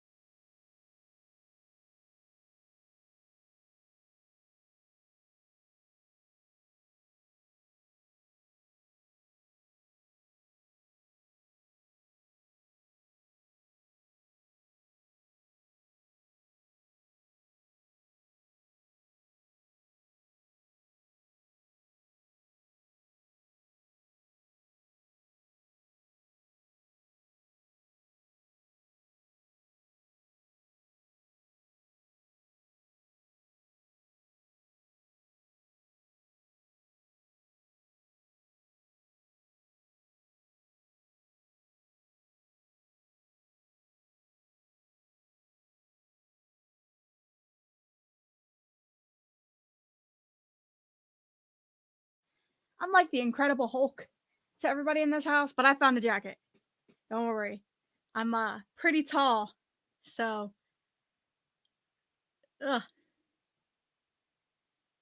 it's gonna continue tomorrow from what I've seen in my 10 minutes I was sitting here.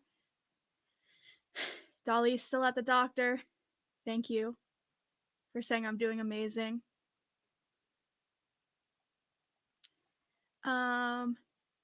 I'm doing the one thing Dolly doesn't do and reading the comments.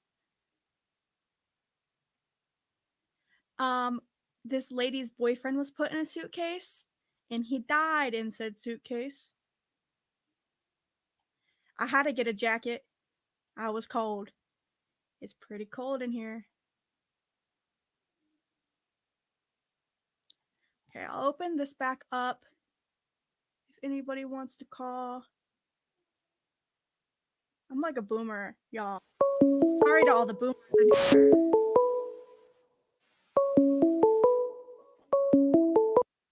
I see it saying I'm receiving calls, but it's not popping up.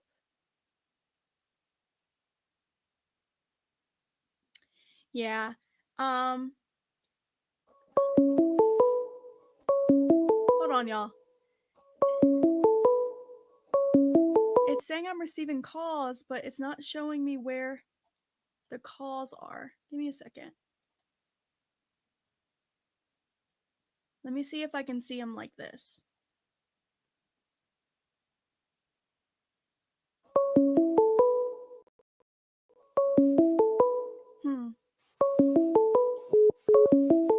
It says I'm getting a call, but I can't find where it's coming from, y'all. Okay, hold on. Let me... I told y'all I'm a boomer. I cannot see where the calls are coming from. Let me see if somebody can answer me.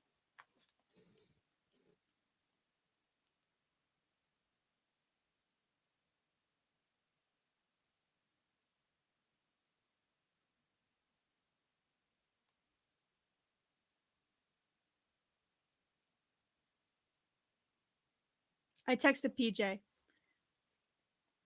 Thank you. There is a new Dolly in town.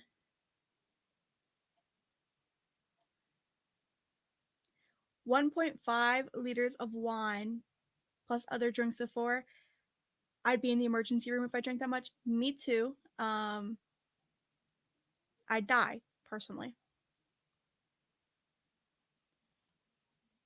I am taking over the show. I just think I'm not saying abuse or like, that's not what I'm saying. I'm not saying addiction isn't serious. Alcohol is a crazy one to me. Lola's out there yelling at me right now. Lola doesn't really like me, y'all. Contrary to popular belief. She's not.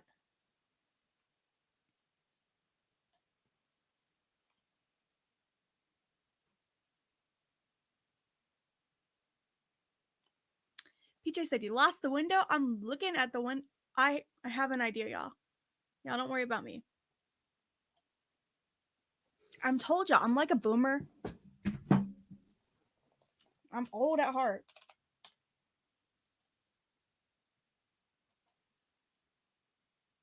Okay. Oh. What the heck is this?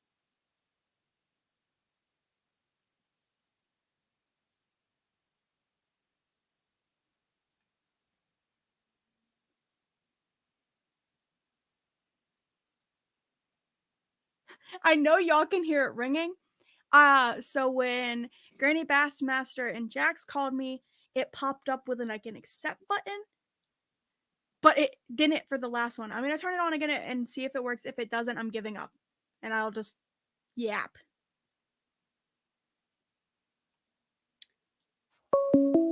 It popped up that time, see? Hello, this is Tiffany. Hello. I'm not meant for this one. What's your name? Hello. Hello.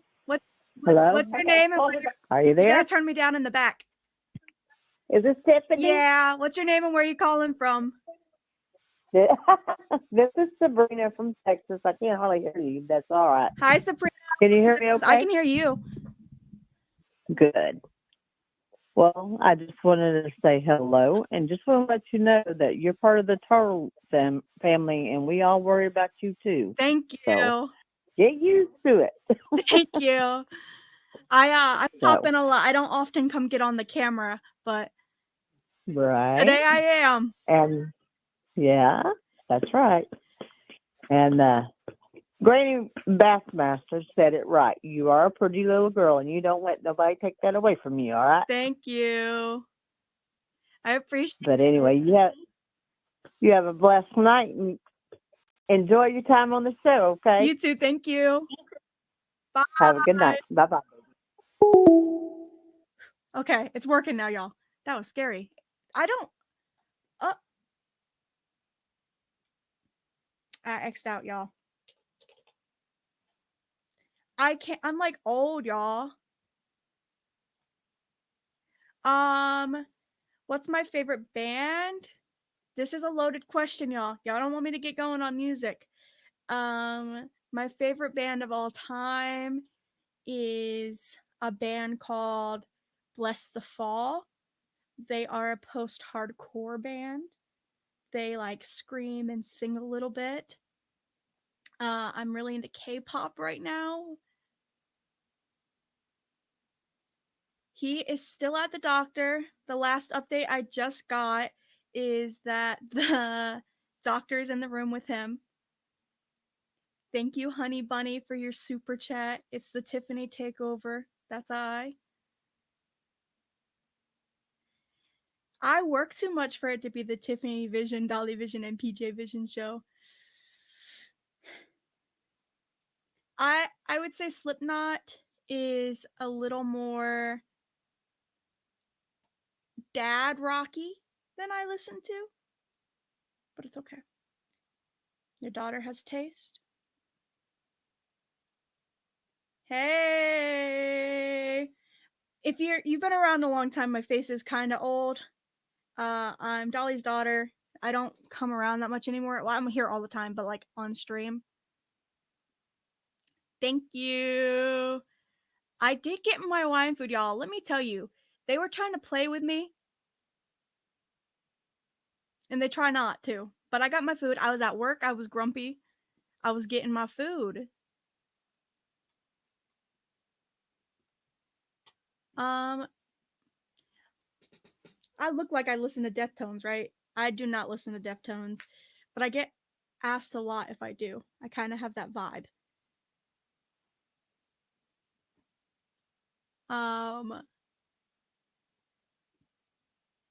So I got curry katsu chicken, and most Hawaiian food comes with white rice and macaroni salad.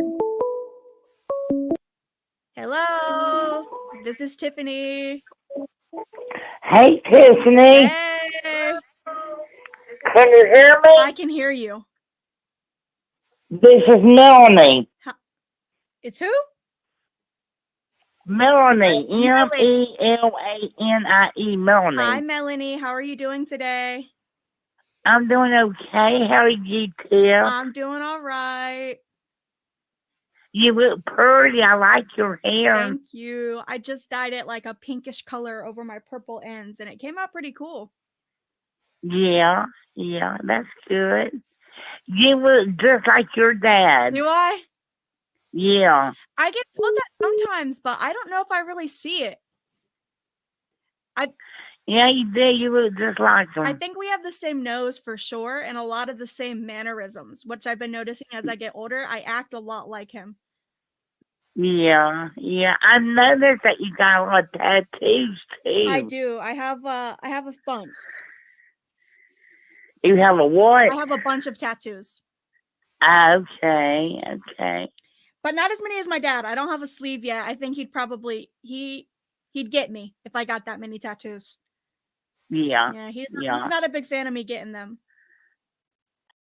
He don't like you getting tattoos. Or piercings. He doesn't really like the colored hair either, but I'm grown now, so yeah. He kind of has to get over it.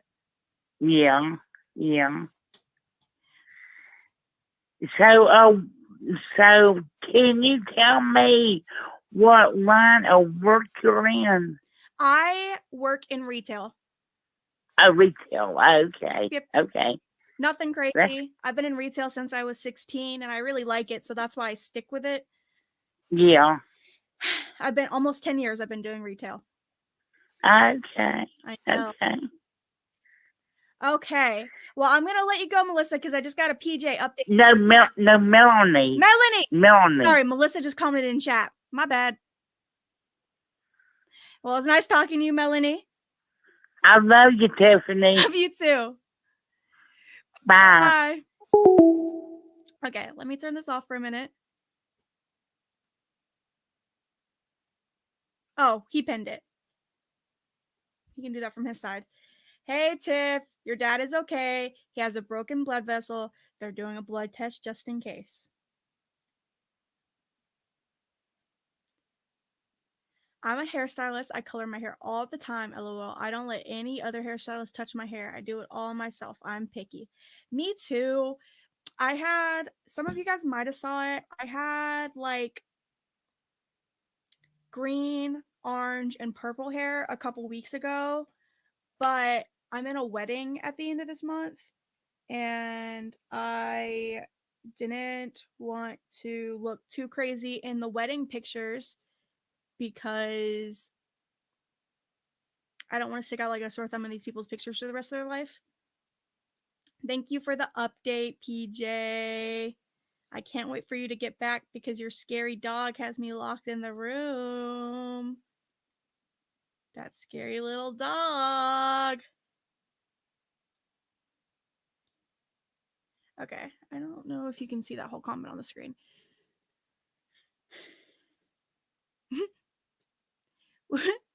Remind him it's not a clot, or it would be not be bruised. A clot is when the blood has not left the vein, and a bruise is when it's out. He so could dye your hair. Very demure. Very mindful.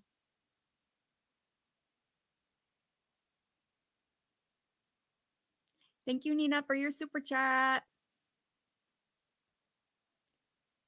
I missed one of these while I was on the phone.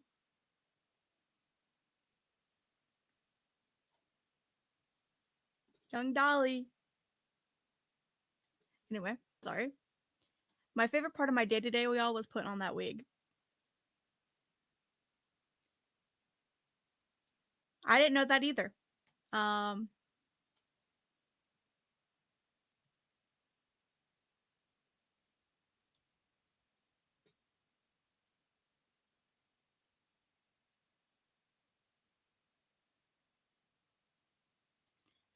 Yeah. PJ does so much. The way that lady be running around, I'll walk in the house, PJ be on every side of the house in like 2 seconds. I'm like, it's hard to keep up with her. You can't offer to help her either. She doesn't want help. She just runs around like crazy. I think that's what she needs to do. I need to find out her zodiac sign. On blood thinners long term, you get bruises and break out everywhere.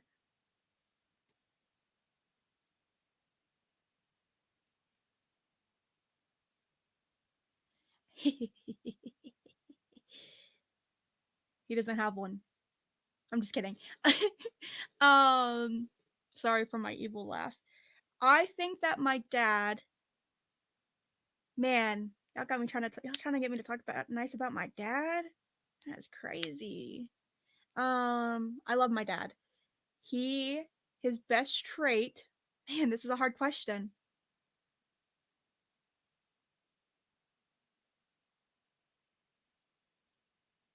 Y'all got me stumped. I think my dad's best trait is his funny personality, but not funny how y'all think he's funny, because y'all don't know Dolly outside of YouTube. Y'all know Dolly on YouTube where he's a character. Basically, like Jimmy acts the same IRL, but he's funnier outside of the stream, but not funny like he's making jokes. His mannerisms are so funny. He acts so silly without knowing. Like, he'll be doing something, he'll just be sitting there and he'll be like twiddling his thumbs, and I'm just like, man, that's the funniest thing a man's ever done. I wouldn't say it's humor. I wouldn't say it's humor.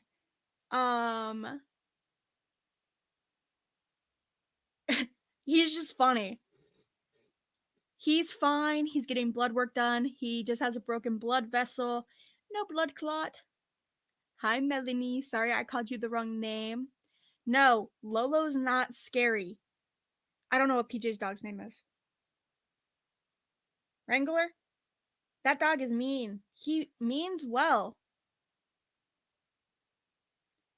He attacked me last week, though, and I had to get antibiotics. I got a scar. Y'all can't see it, but I have a scar right here right now because he attacked me. I will never listen to my dad's advice about relationships. Not that I don't love him and PJ. I ain't ever listened to that man about nothing. It's my job. I'm an only child. I'm the only girl. I'm grown. I can't listen to Jimmy. Y'all think so? I don't think so.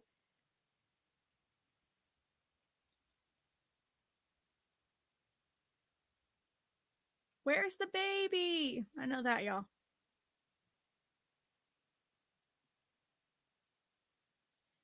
No, I will not listen to Jimmy. I don't know. I think I'm also pretty funny, but like in a funny way, not in a like I don't try to be funny way. Like I'm just funny. And I have a strong work ethic. That's my best trait. I call him dad sometimes, but this is a kind of funny story actually. When I was a teenager, my dad was breaking the law with me and my friends. He would drive too many of us to the movies at one time. Like he'd drive all the way from his house, like 25 minutes, 30 minutes to my house to drive me and my friends to the movies. Then he'd drive home and then drive us back from the movies.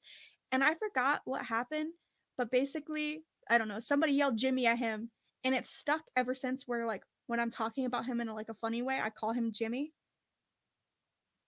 I love him to death though, but that's why I call him Jimmy. Thank you for your support, Nina. I'm doing all right. Besides being locked in this room by the scary dog outside.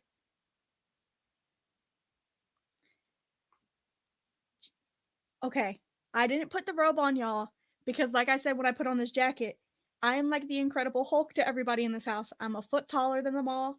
I'm quite wide. I ain't fitting in that robe. I really am not. I think this is PJ's jacket. I'm not fitting in the robe. I'm getting old, y'all. I am an only child. I was the first granddaughter and also the last granddaughter.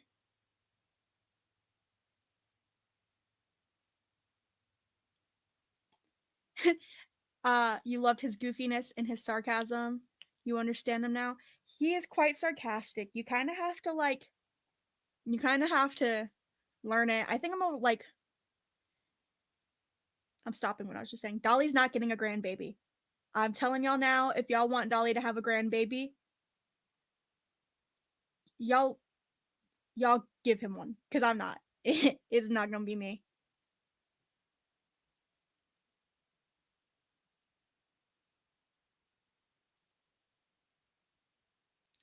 I can't do it. It's something about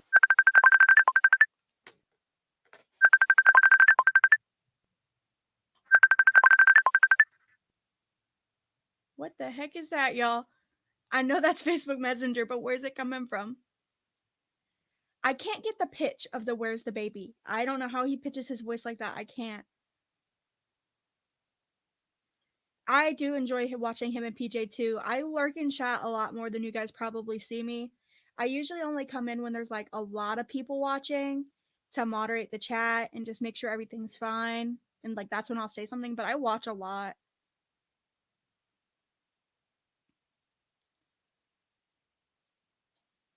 I adore your relationship you have with your dad. When mine got sober when I was 24 and pregnant, he reminds me of your dad goofing off and living on us. Yeah, I love my dad. I think we've always had a good relationship, which, not to overshare, but I think we have. It definitely got better as I got older though, and I got out of my angsty teenager phase, which I'm sure everybody can relate to.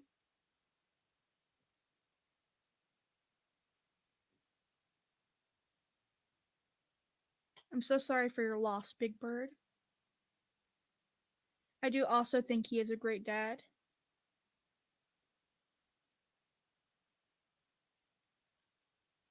Hold on, let me scroll back. Sorry, y'all. I'm trying to catch up. I don't think I'm personable enough to be on YouTube, which often, like, I just don't think I can do it. How tall am I? I know I just said I was a foot taller than everybody. I'm only 5'5", but I'm still pretty tall.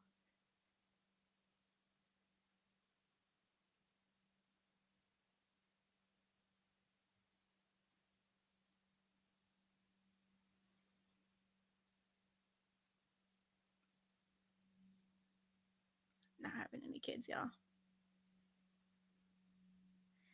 150 years is crazy. That's actually insane.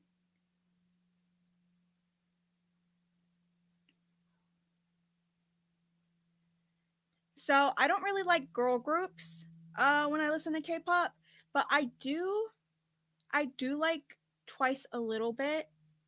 I'm more into like ATEEZ and Stray Kids and stuff like that, and like TXT.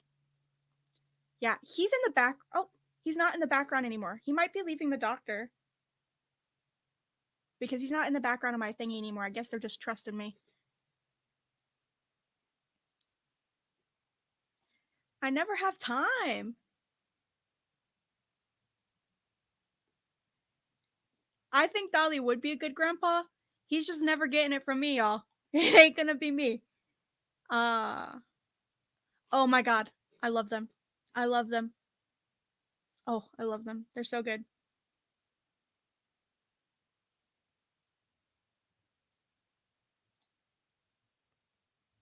10.5 grandkids is nuts.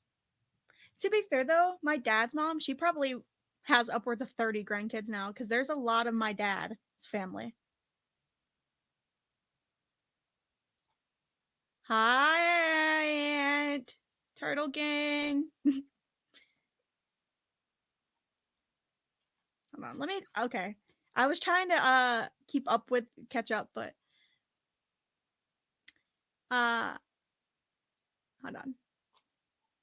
I love you, Aunt Turtle Gang.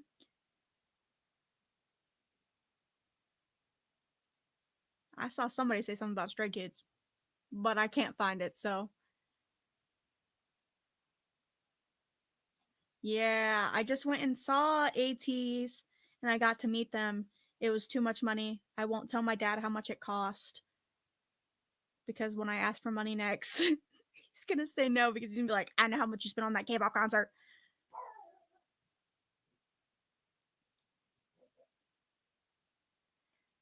I don't know if she shares her name online, so I didn't want to say anything. Thank you, Aunt Turtle Gang. I'm gonna make Jimmy give me that.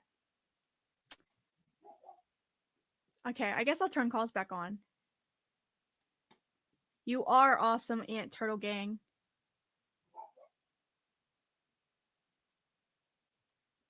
I love my Aunt Turtle Gang. None of my piercings hurt. And then my tongue piercing did hurt. I had my tongue pierced 3 times, but I kept thinking out. I really like 17. There's 2 names.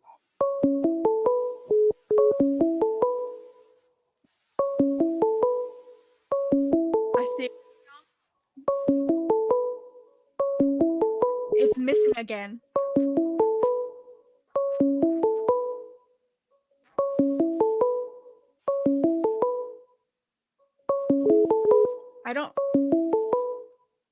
I don't know where it's coming from, y'all. Because I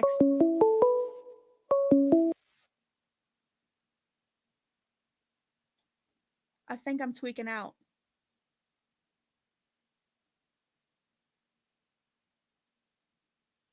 Yeah, every time I like pause it and I bring it back up, the little like answer button goes away.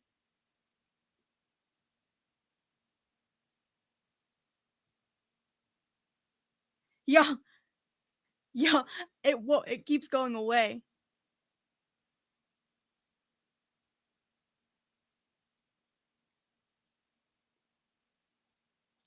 ATEEZ's UK tour starts in January. I love you too. Okay, but people in chat do know her name, so I guess I don't have to call her Aunt Turtle Gang.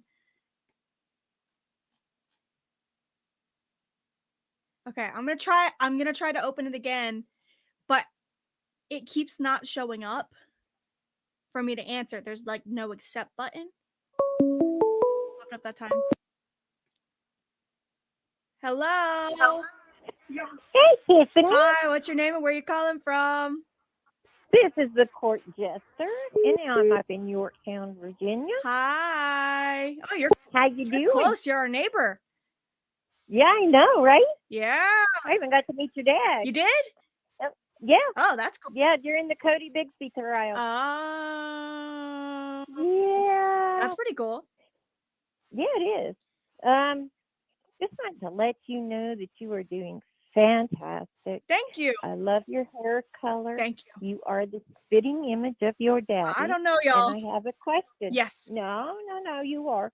I have a question, and that question is, how do you like your new promotion? So I haven't gotten a promotion in a little over a year. But I thought your dad said you were supposed to be training. I'm getting one. In probably a week or two, I'm going to start training to get this new position, which is going to be really cool. I think I can't say what it is because they'd give up where I work, and I don't really want to share where I work online. But I think it will be really cool and give me a lot of experience to grow. Oh, yeah. And be able to branch elsewhere when I'm ready to. There you go. He also said that you're heading to college, too. I guess. I don't really. It's going to be a tight schedule. Yeah, because I work full time because I do live on my own and I do have my own bills to pay. But I do want to try to make time to start school. Oh, there you go. Because there you go. I mean, retail. I love retail, but malls and stuff are dying out. So that they are, because everybody's going online and doing online shopping. Everyone's going online. So I'm gonna try to start. I was gonna try to start at the beginning of the year, but I don't know if I'm gonna be able to start at the beginning of the year or the middle of the year. I am gonna start school next year for sure, though. There you go. There you go. What are you looking to take up? I think I'm gonna go to school for dental hygiene. Oh, wonderful. Because there will always be a career in that, and I think I like it. I love teeth, which I know sounds weird, but like I have a teeth tattoo on my arm. I wear like a tooth earring and my cartilage piercing. So oh, wow. I love teeth, and I think it's really cool. So there you go. There you go. Yeah. Okay, well, it was nice talking to you, and I hope I get to meet you like my dad one day. Oh, we're going to make it happen. Okay. All right, thanks. It was nice talking to you. You too. Bye-bye. Bye-bye. Okay.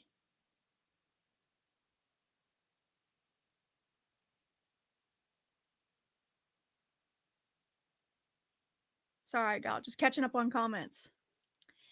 I don't fly. I'm too scared to fly anywhere. So I won't be at CrimeCon because I'm too scared to fly. One day I'll get on a plane, but it's not today.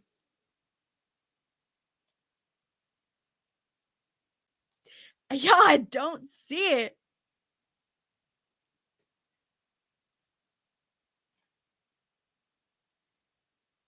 I think it'll be fun. And then, like, even if I don't want to do it, I can stay in retail, but I'll have a backup, which is my plan. Just to have a backup because I don't want something to happen and then I not have a backup. And then my dad's big thing is he's not always going to be around. Y'all, he hits me with that all the time, especially since his heart attack, and I can't even be mad at him. Whatever. I can't swim either. I used to know how to swim. Funny story. I used to know how to swim. And then one time I went camping with my friend and she pulled me underwater and I've never been able to swim again.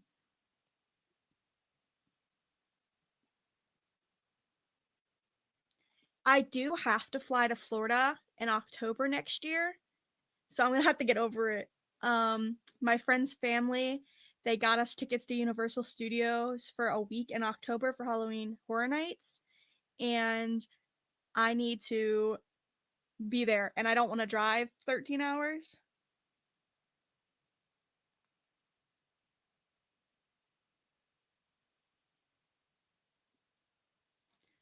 My friend, on her first flight, she flew from Virginia to Chicago for a concert. She fainted. And now I'm even more scared than I already was. Okay. I'll X out of this again and then maybe take another call.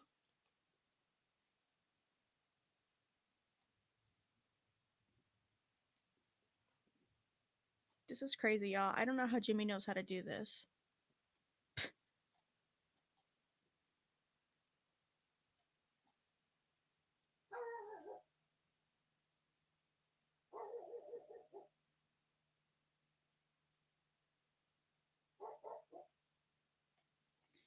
It's just my biggest fear is falling. Like I don't even ride roller coasters.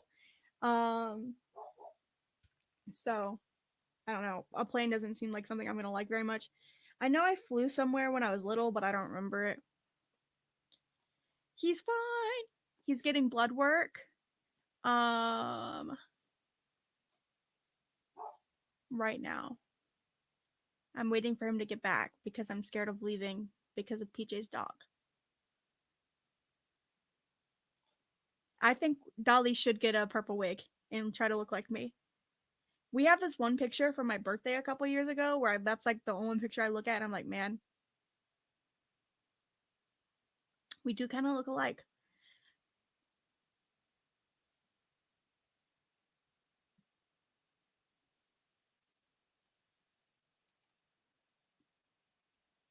I know we're not.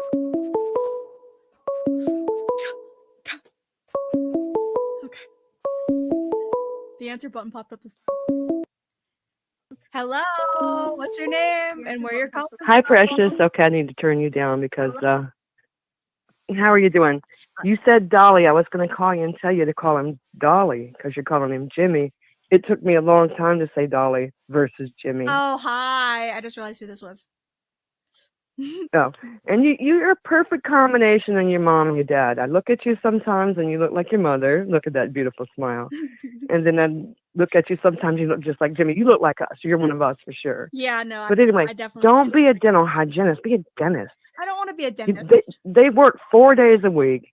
It costs $20,000 in good insurance just to go to the dentist. Yeah.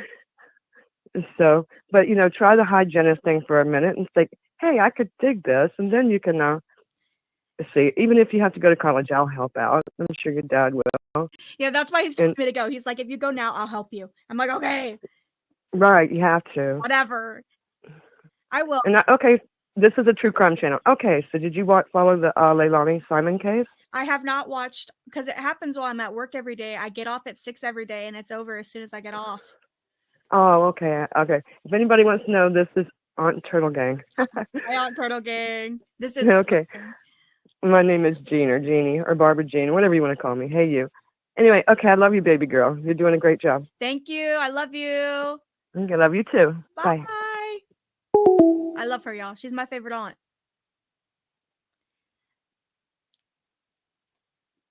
Somebody said in chat, he said he's on his way home. That dog is so scary. If y'all could see that little monster. Huh.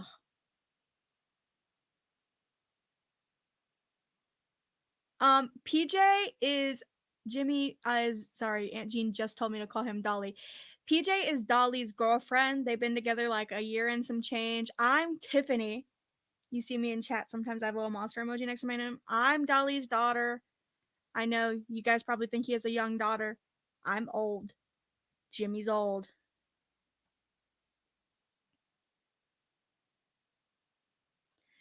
Thank you.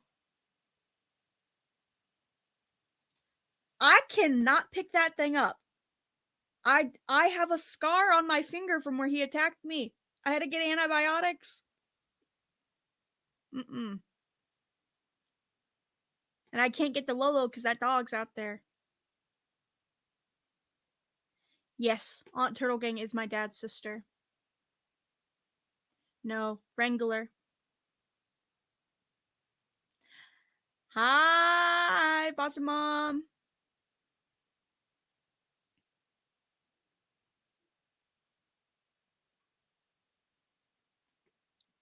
I'm old, y'all. 24. I got 1 foot in the grave. He's not even an ankle biter, bro. That thing, I walked in. I don't know if my dad showed him, but I picked up these 2 like horror babies from him from Spencer's when I was in DC, and I brought him back. And I walked in to give him to him, and the dog broke out of the crate and he jumped like 15 feet into the air. And he latched onto my back of my leg and he bit all of my fingers, and this one is the one that hurt the worst. I'm old. I ran. I ran in, and that's why I'm locked back here.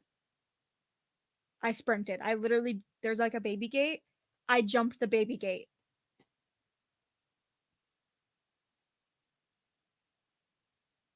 I don't know what the last time I was on the camera was.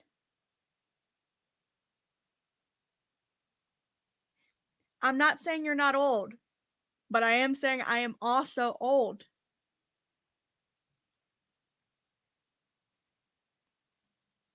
Okay. Let me open up this for another one. I was trying to figure out who that was. I was like, I recognize that voice. And then she said that I look like my mom. I was like, oh, that's my Aunt Turtle Gang. Y'all don't know what my mom looks like, and y'all will never know what my mom looks like. But I do think that I also look not a lot like her. I am saying I am old. The plan is that when PJ gets back and I can make sure that dog isn't breaking out at me, I'm gonna run out the front door. He does. That dog, he is not right. I'm 24 now, and there's a lot of things I would change, but I'm almost 25.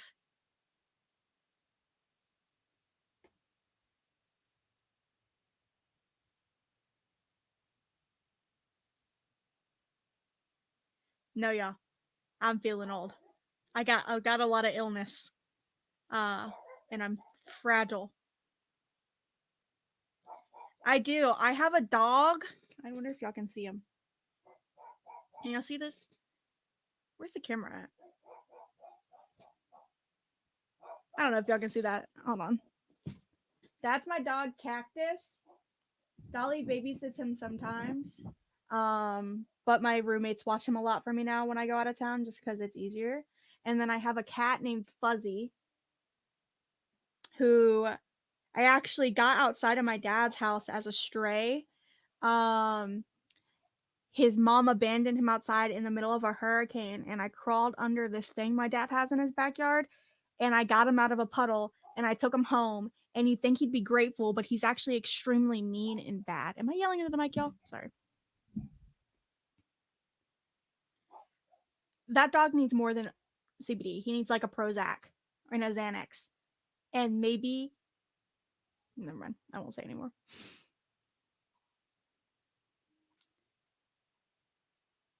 I love my pug. Y'all don't want to know. But long story short, I have a lot of stomach issues, which cause me a lot of problems. I've gotten a couple surgeries.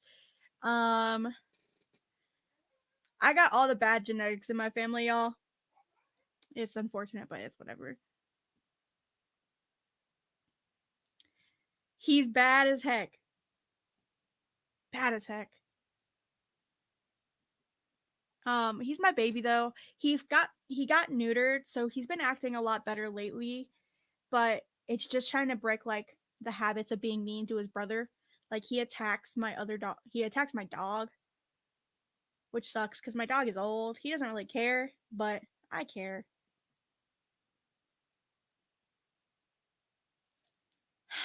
I think wiener dogs are so funny.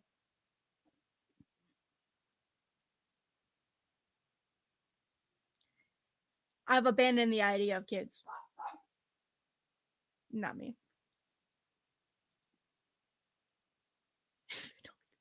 You're the cutest one. It's crazy. I do love him. He's a silly little guy.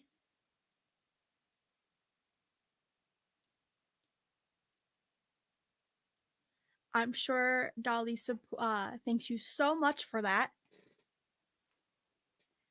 I know I see a lot of familiar names in here, but I also see a lot of new names, which is cool.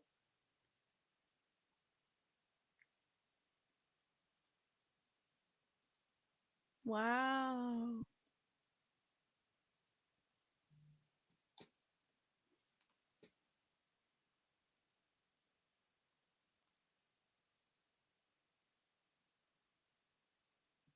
Huh. My dad had to. Oh, that makes sense. I thought it was because he lived in Boston. My dad had 2 Boston Terriers when I was little. He had one named Luke when I was really little. And then he had TT, which old turtle members or whatever, turtle gang might remember. She was fat. And she passed away of very old age. She was old as heck. Jimmy Jams. That's also why I call him Jimmy, because going Jimmy Jams is really funny.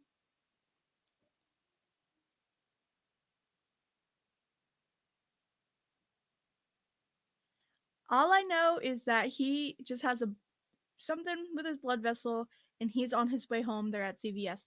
Ooh, I wonder if they'll bring me a candy bar.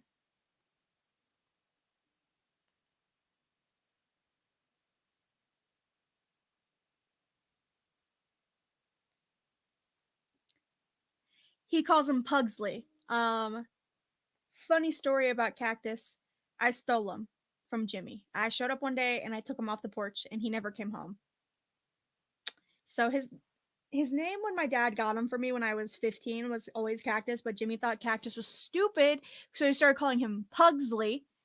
And I think that name is stupid, so we kind of beefed about it, but his name is Cactus. I did have a pit bull named Benji when I was born.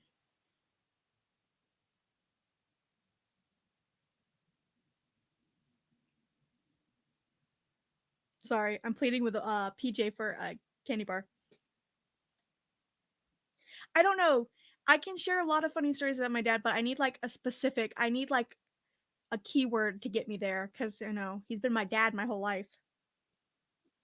Snickers?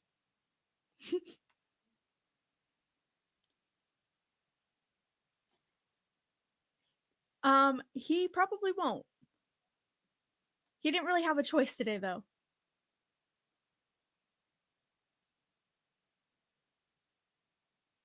Oh, my dad messaged me back. I messaged PJ, I want a Snickers.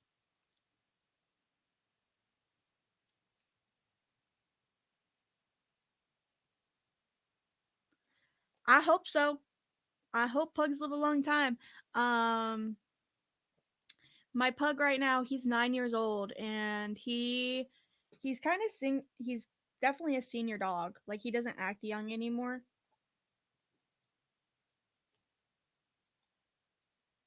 Okay. Oh, I'm trying to open the call lines back up, but my brain's not working. Okay. Oh. Oh. Y'all, I'm a boomer.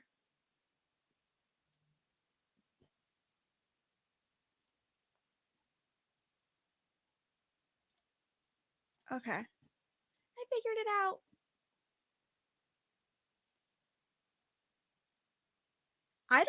Do I have a southern accent?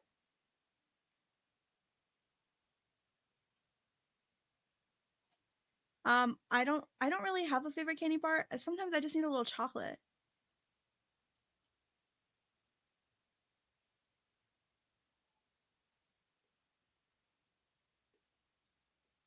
Thanks.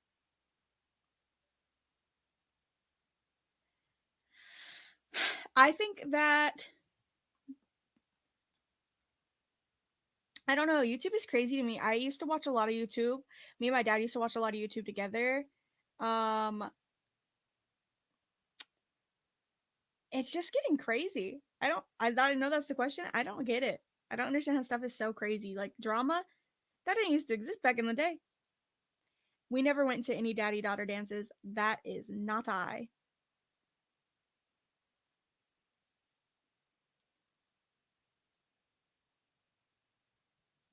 Did he fall off the longboard? Can somebody tell me? Well, my pug is 9 right now, and he's doing pretty good. So if you take care of him, he's probably fine. Probably gonna be fine.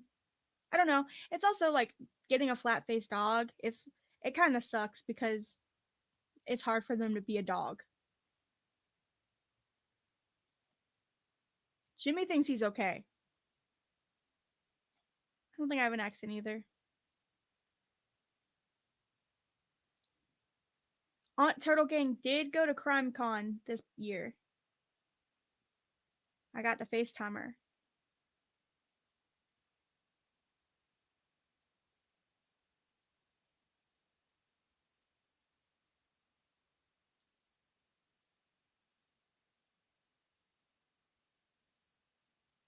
He didn't. Oh, okay.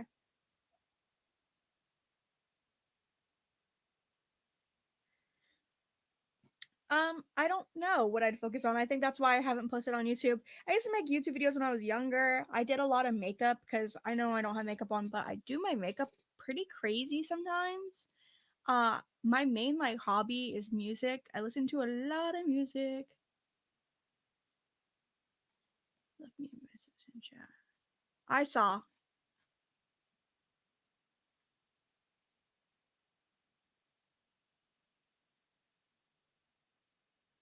I did not. When they were at Crime Con, I was in DC for a concert, a K-pop concert. So I wasn't there.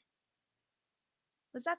Was Crime Con in May or was it in August? Because I know I was in DC, but I don't remember what concert I was there.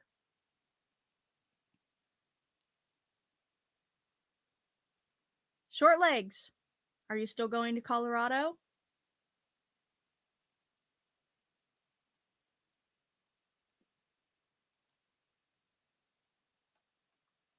We so strayed so far away from this case, y'all. Put one in chat if you think that lady's going to jail for murdering her boyfriend in the suitcase. Yeah, I was in DC for P1 Harmony.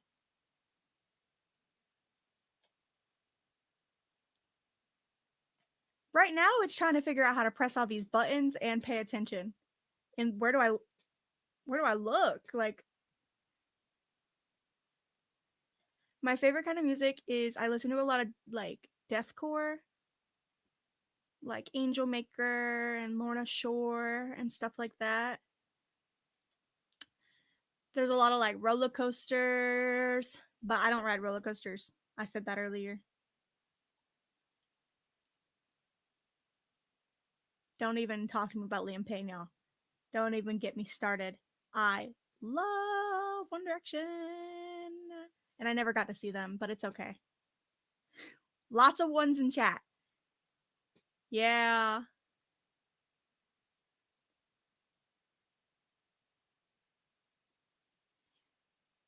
How did I put a picture on my phone?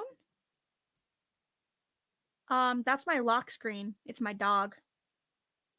I just set it as my lock screen. Lots of ones. 2. So you don't think she's gonna go to jail for him. You don't want to go to Colorado. That's really far away from me. You could always do a vacation.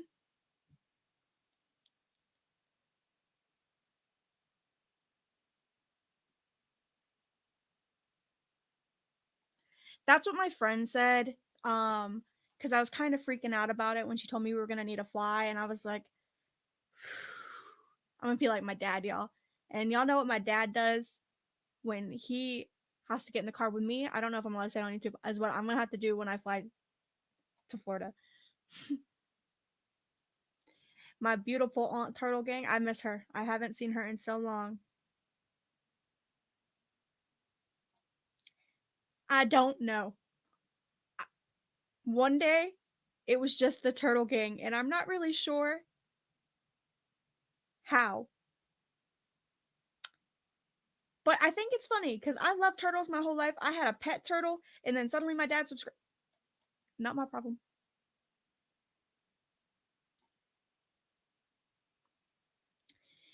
She definitely is. She has done some cray stuff during this trial, firing all of those attorneys, trying to defend her. It's been a mess.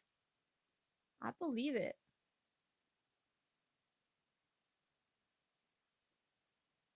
We might be soul sisters.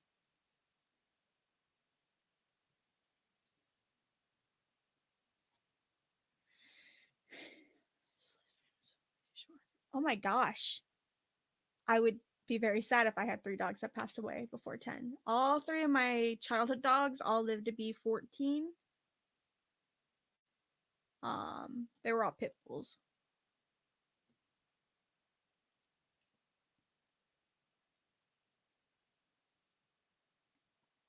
I love him.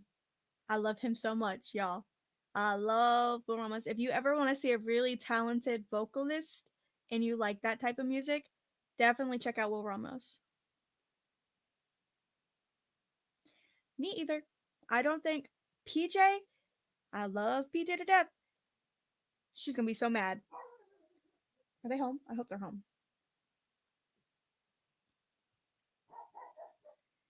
That is crazy. I've been to Idaho. I, with my mom and my stepdad, I have done 2 cross-country road trips. So I've been to most of the U.S. states that you can drive to. 10 years? I'm thinking 15. I drive really good, y'all. I drive in a way that keeps me safe from bad drivers.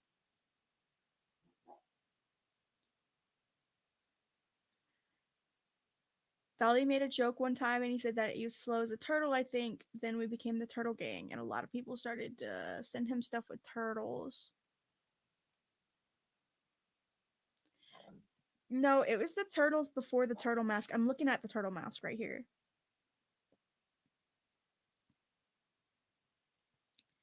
No, I'm not. I can play enough instruments if I have to. I can play ukulele pretty well. That was the first instrument I learned on my own. My dad forced me to learn how to play bass. He made me play violin.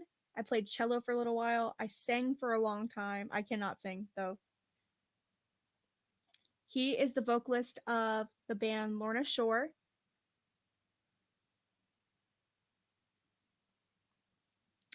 She is crazy, though. Why didn't the court request a psych exam? I don't know, y'all. Why don't y'all think the court requested a psych exam?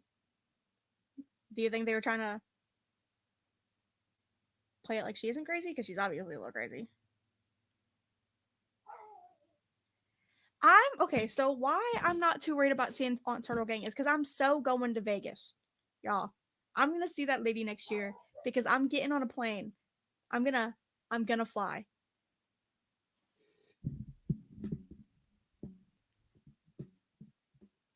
I pulled it as close as I can, Stephanie. It's also set up like Jimmy's 15 feet tall, but he's not. What's everyone thinking about mom murderer? Can somebody in the chat tell me what this means? And I'll tell you what my opinion is. You don't have to have a passport. You have to, starting in January or something, you have to have a real ID. Sorry, I was trying to figure out the name. The Cheetah Girls, like Disney Channel Cheetah Girls. I've seen the Cheetah Girls in concert. If we're talking about Disney Channel Cheetah Girls, I saw them with Allie and AJ. My dad took me. I know. I want to see her so bad.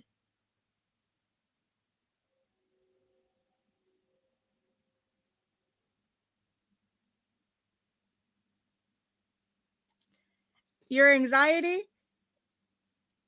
You're going to get angry as soon as you get into the Denver airport. You're going to explode. I don't go slow. I drive at a normal pace, maybe 10 over. I am still live. My favorite state I've been to is New Jersey or Pennsylvania. I love New Jersey. One of my good friends lives in New Jersey, and I go and see her sometimes. 10 doctors. Nice to meet you, Amy. My dad was in a band called All Has Fallen. They're pretty good. I don't know.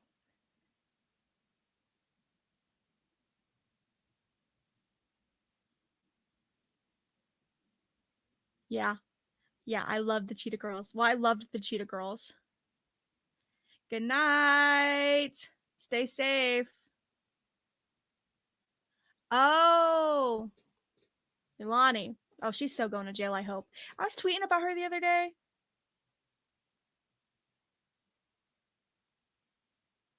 Y'all, she has to go to jail. No, but my friend flies into the Denver airport pretty often, that airport right over there, and she FaceTimes me from it. And it looks overwhelming.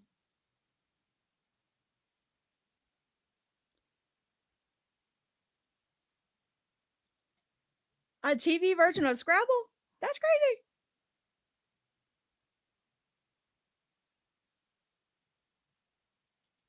Hitler's is crazy.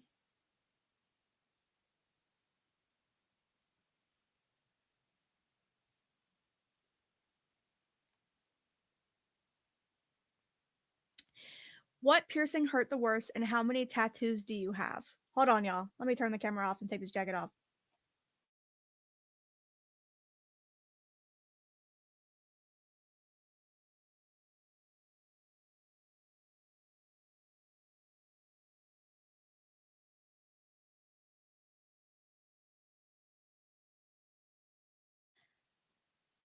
Okay, for piercing, the one that hurt the worst was my tongue. I had my tongue pierced 3 times.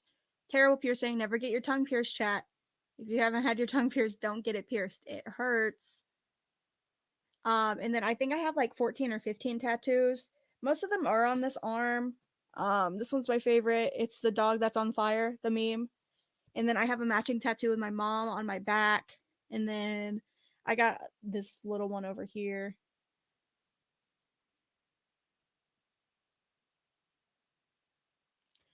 The show's on the CW channel. I didn't know the CW was still a channel. I won't show my actually important tattoos on camera. But at least I'll be easily identifiable if y'all need to find me. They were pretty good, especially for the time. Don't worry about what Tim said. It doesn't matter what people say. Yeah.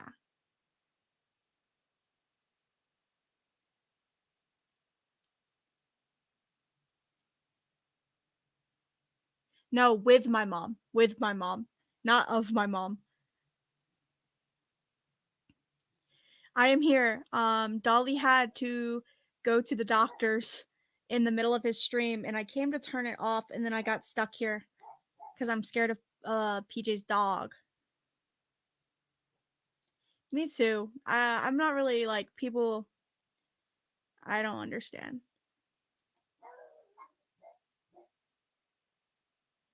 "65 tattoos is a lot. I have a lot of ear piercings too, but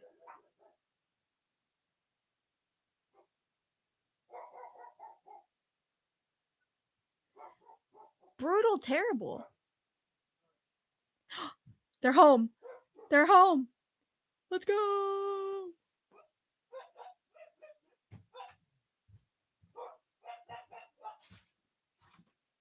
I've been watching you. You're a natural. Really? Mhm. Wow. Okay. Okay. Well, You want me to take over for a minute? yeah. Okay. Got to get out of the chair? Yeah, you gotta get out of the chair. Yeah. Okay. Hold on. Bye, y'all.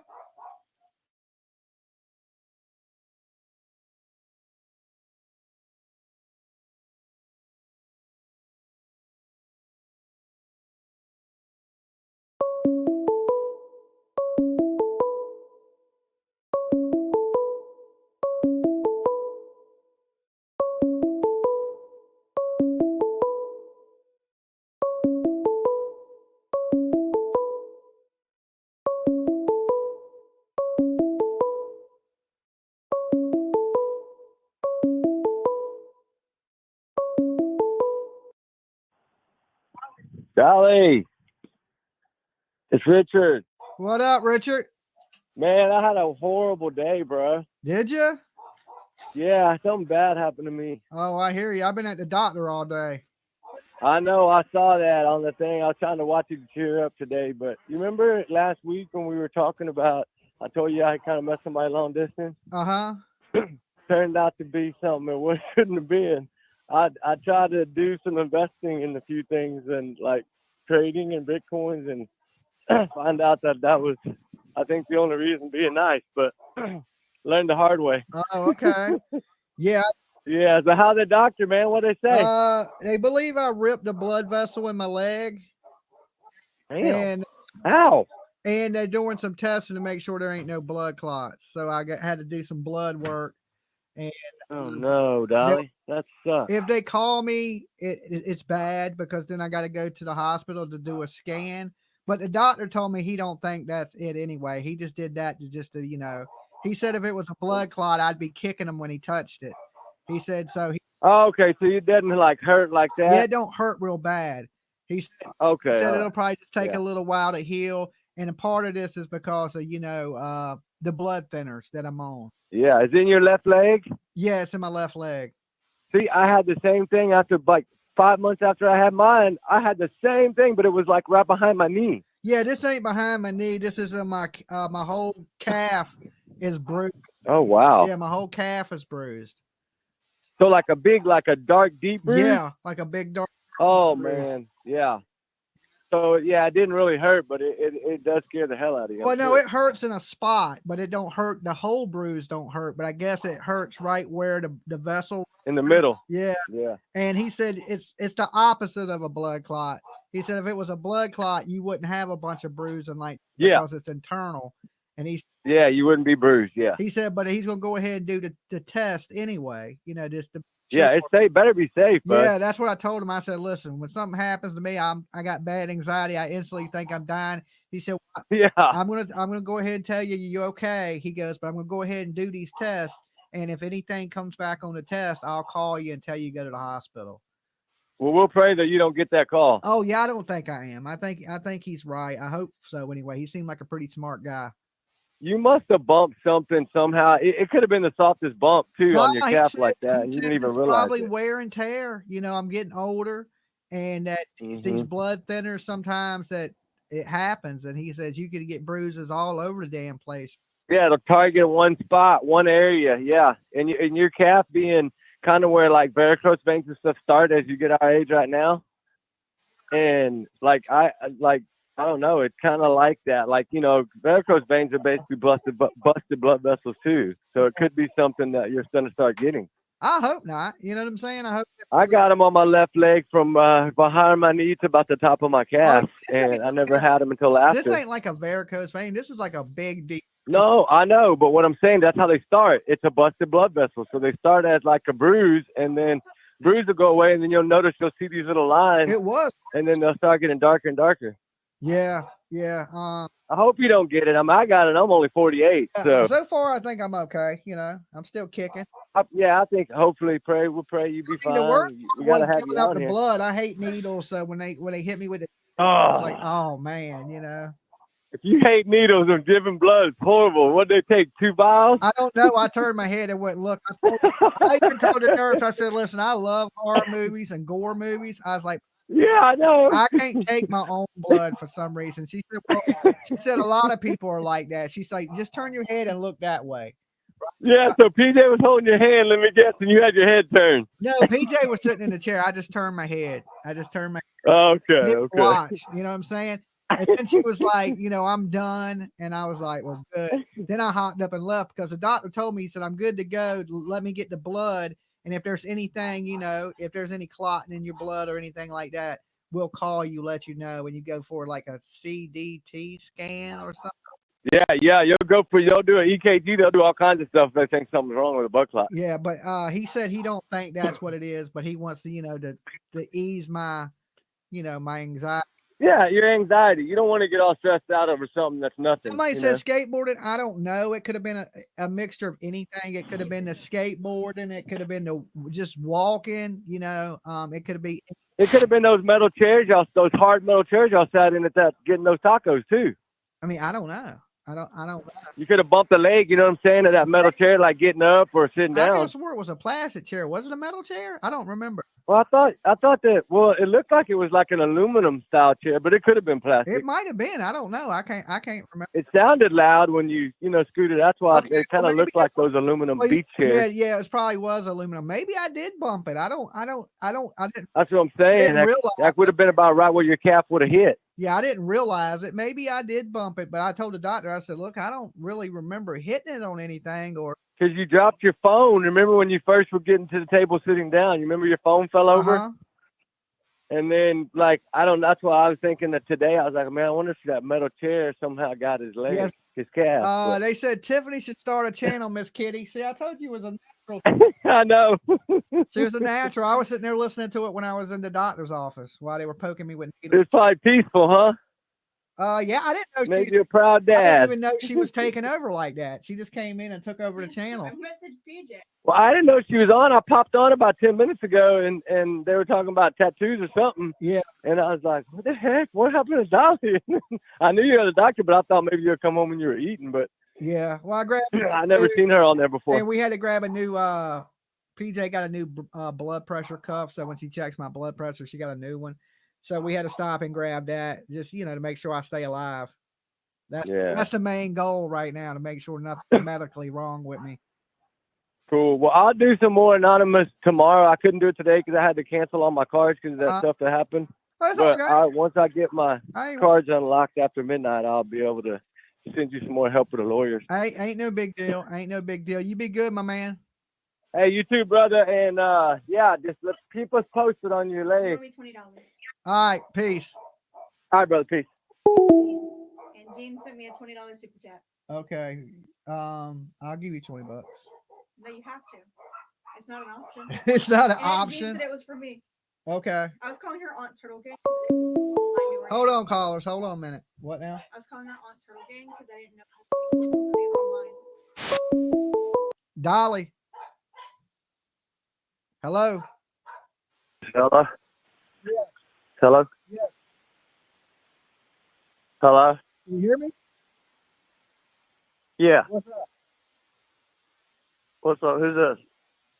Dolly. You called me. Hello? I called you? Yeah. Oh, I didn't mean to. Who's this? This is Dolly. Dolly? Yeah. Did you? Okay, I didn't mean to call you. I'm working. Okay. Did you? My phone was in my pocket and it just started ringing. Oh. I might have pocket dodged you, but I'm at work. Okay. All right. Well, I won't keep you, man. Do you know who I am? Who? No, I don't. Oh, I'm a YouTuber. Who are you? I'm a YouTuber and I'm live on YouTube right now. Oh, no, I don't know who you are. I'm at work. Okay. Well, check out Dolly Vision on YouTube. That's who you're talking to. Okay, cool. All right. Peace, bro. All right, bro. All right. That was random. He said, I'm at work. My phone called you. I don't know who you are. So, all right. I had the phone lines closed too. That was a little strange. I'm telling you, that's what was happening. Yeah, like the phone lines are closed. Why are they still ringing? Dolly. Okay. I don't get it. Let me close it. Let me close that. All right. So look, guys, it's been a good day at court. Dolly's still alive. Little scare, right? A little scare. You did great, Tiffany. Everybody says. Yeah, thank you for filling in for me. Thank you for filling in. Like I said, I'm just waiting to get some blood work back. It won't be back. It's going to take 24 hours, so I won't know until this time tomorrow. But they pretty much believe that it's just a torn blood vessel that somehow or another, through walking, doing something, that is basically just a big ass bruise. Okay, where the blood is kind of, took over my damn calf muscle. So I'm alive and doing good. I sat in that doctor's office for a good bit. Okay. A good bit. So, it is what it is. All right.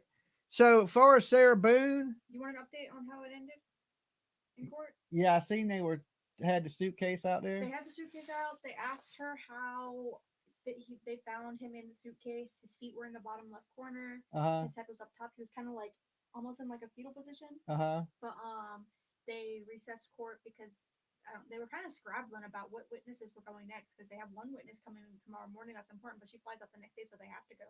She has to go, but they have other witnesses that have to go tomorrow. So they're kind of scrabbling about who's witnessing tomorrow. Okay. Well, my whole thing is she was offered a deal for 15 years and she's already been in jail for 4. She probably should have took it. Somebody told me that. Yeah. I called her the wrong name, though. I don't remember what it was.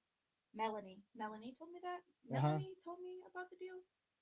Okay, well, yeah, she was offered a deal. She should have took that deal because, she could spend, I think she's charged with 2nd-degree murder and it carries 40 years. So she probably should have took the deal for 15. And then, of course, Leilani Simon, they wrapped up early. The drug dealer came in and testified, What did he say? Huh? Did he say she was buying drugs? Buying drugs and he was sleeping with her. Ooh. He showed his identity online? No, they wouldn't show him. Oh, okay. Then they gave him immunity to testify. So she was sleeping with the drug dealer, cheating on her boyfriend. And, of course, she threw the baby away. So we will continue tomorrow morning about, let's see, well, I'll be here with you guys about 9 a.m. Eastern Standard Time. I also will be back tonight to talk some true crime. All right. So I'm probably be back around 10:30 so I can chill out with Tiff and hang out with PJ, all that stuff, get me a nice hot shower. And I will see you guys then. And just remember, if you haven't liked this video, and a big thank you, a super big thank you to everybody that donated towards my legal fund, just in case any of these crazy people try to sue me. We have a defense system. And the last time I looked, it was over $1,500. Okay. So thank you guys. We're going to continue to raise that because, a defamation attorney is one of the most expensive attorneys you can get. Right. So we're going to keep raising on that fund for the rest of probably this week. And we'll probably hit the way we're going. We'll probably hit our mark. Okay. Within the week, which is good. And like I said, I'm going to set that fund aside. If anybody comes after us, we will have that in place. Also, like I said, I'll see you guys later tonight. And just remember, if nobody loves you, Dolly does. Dolly's out. Bye. Tiffany says bye. And PJ, I'll say it for her. Bicycle. All right, guys, later.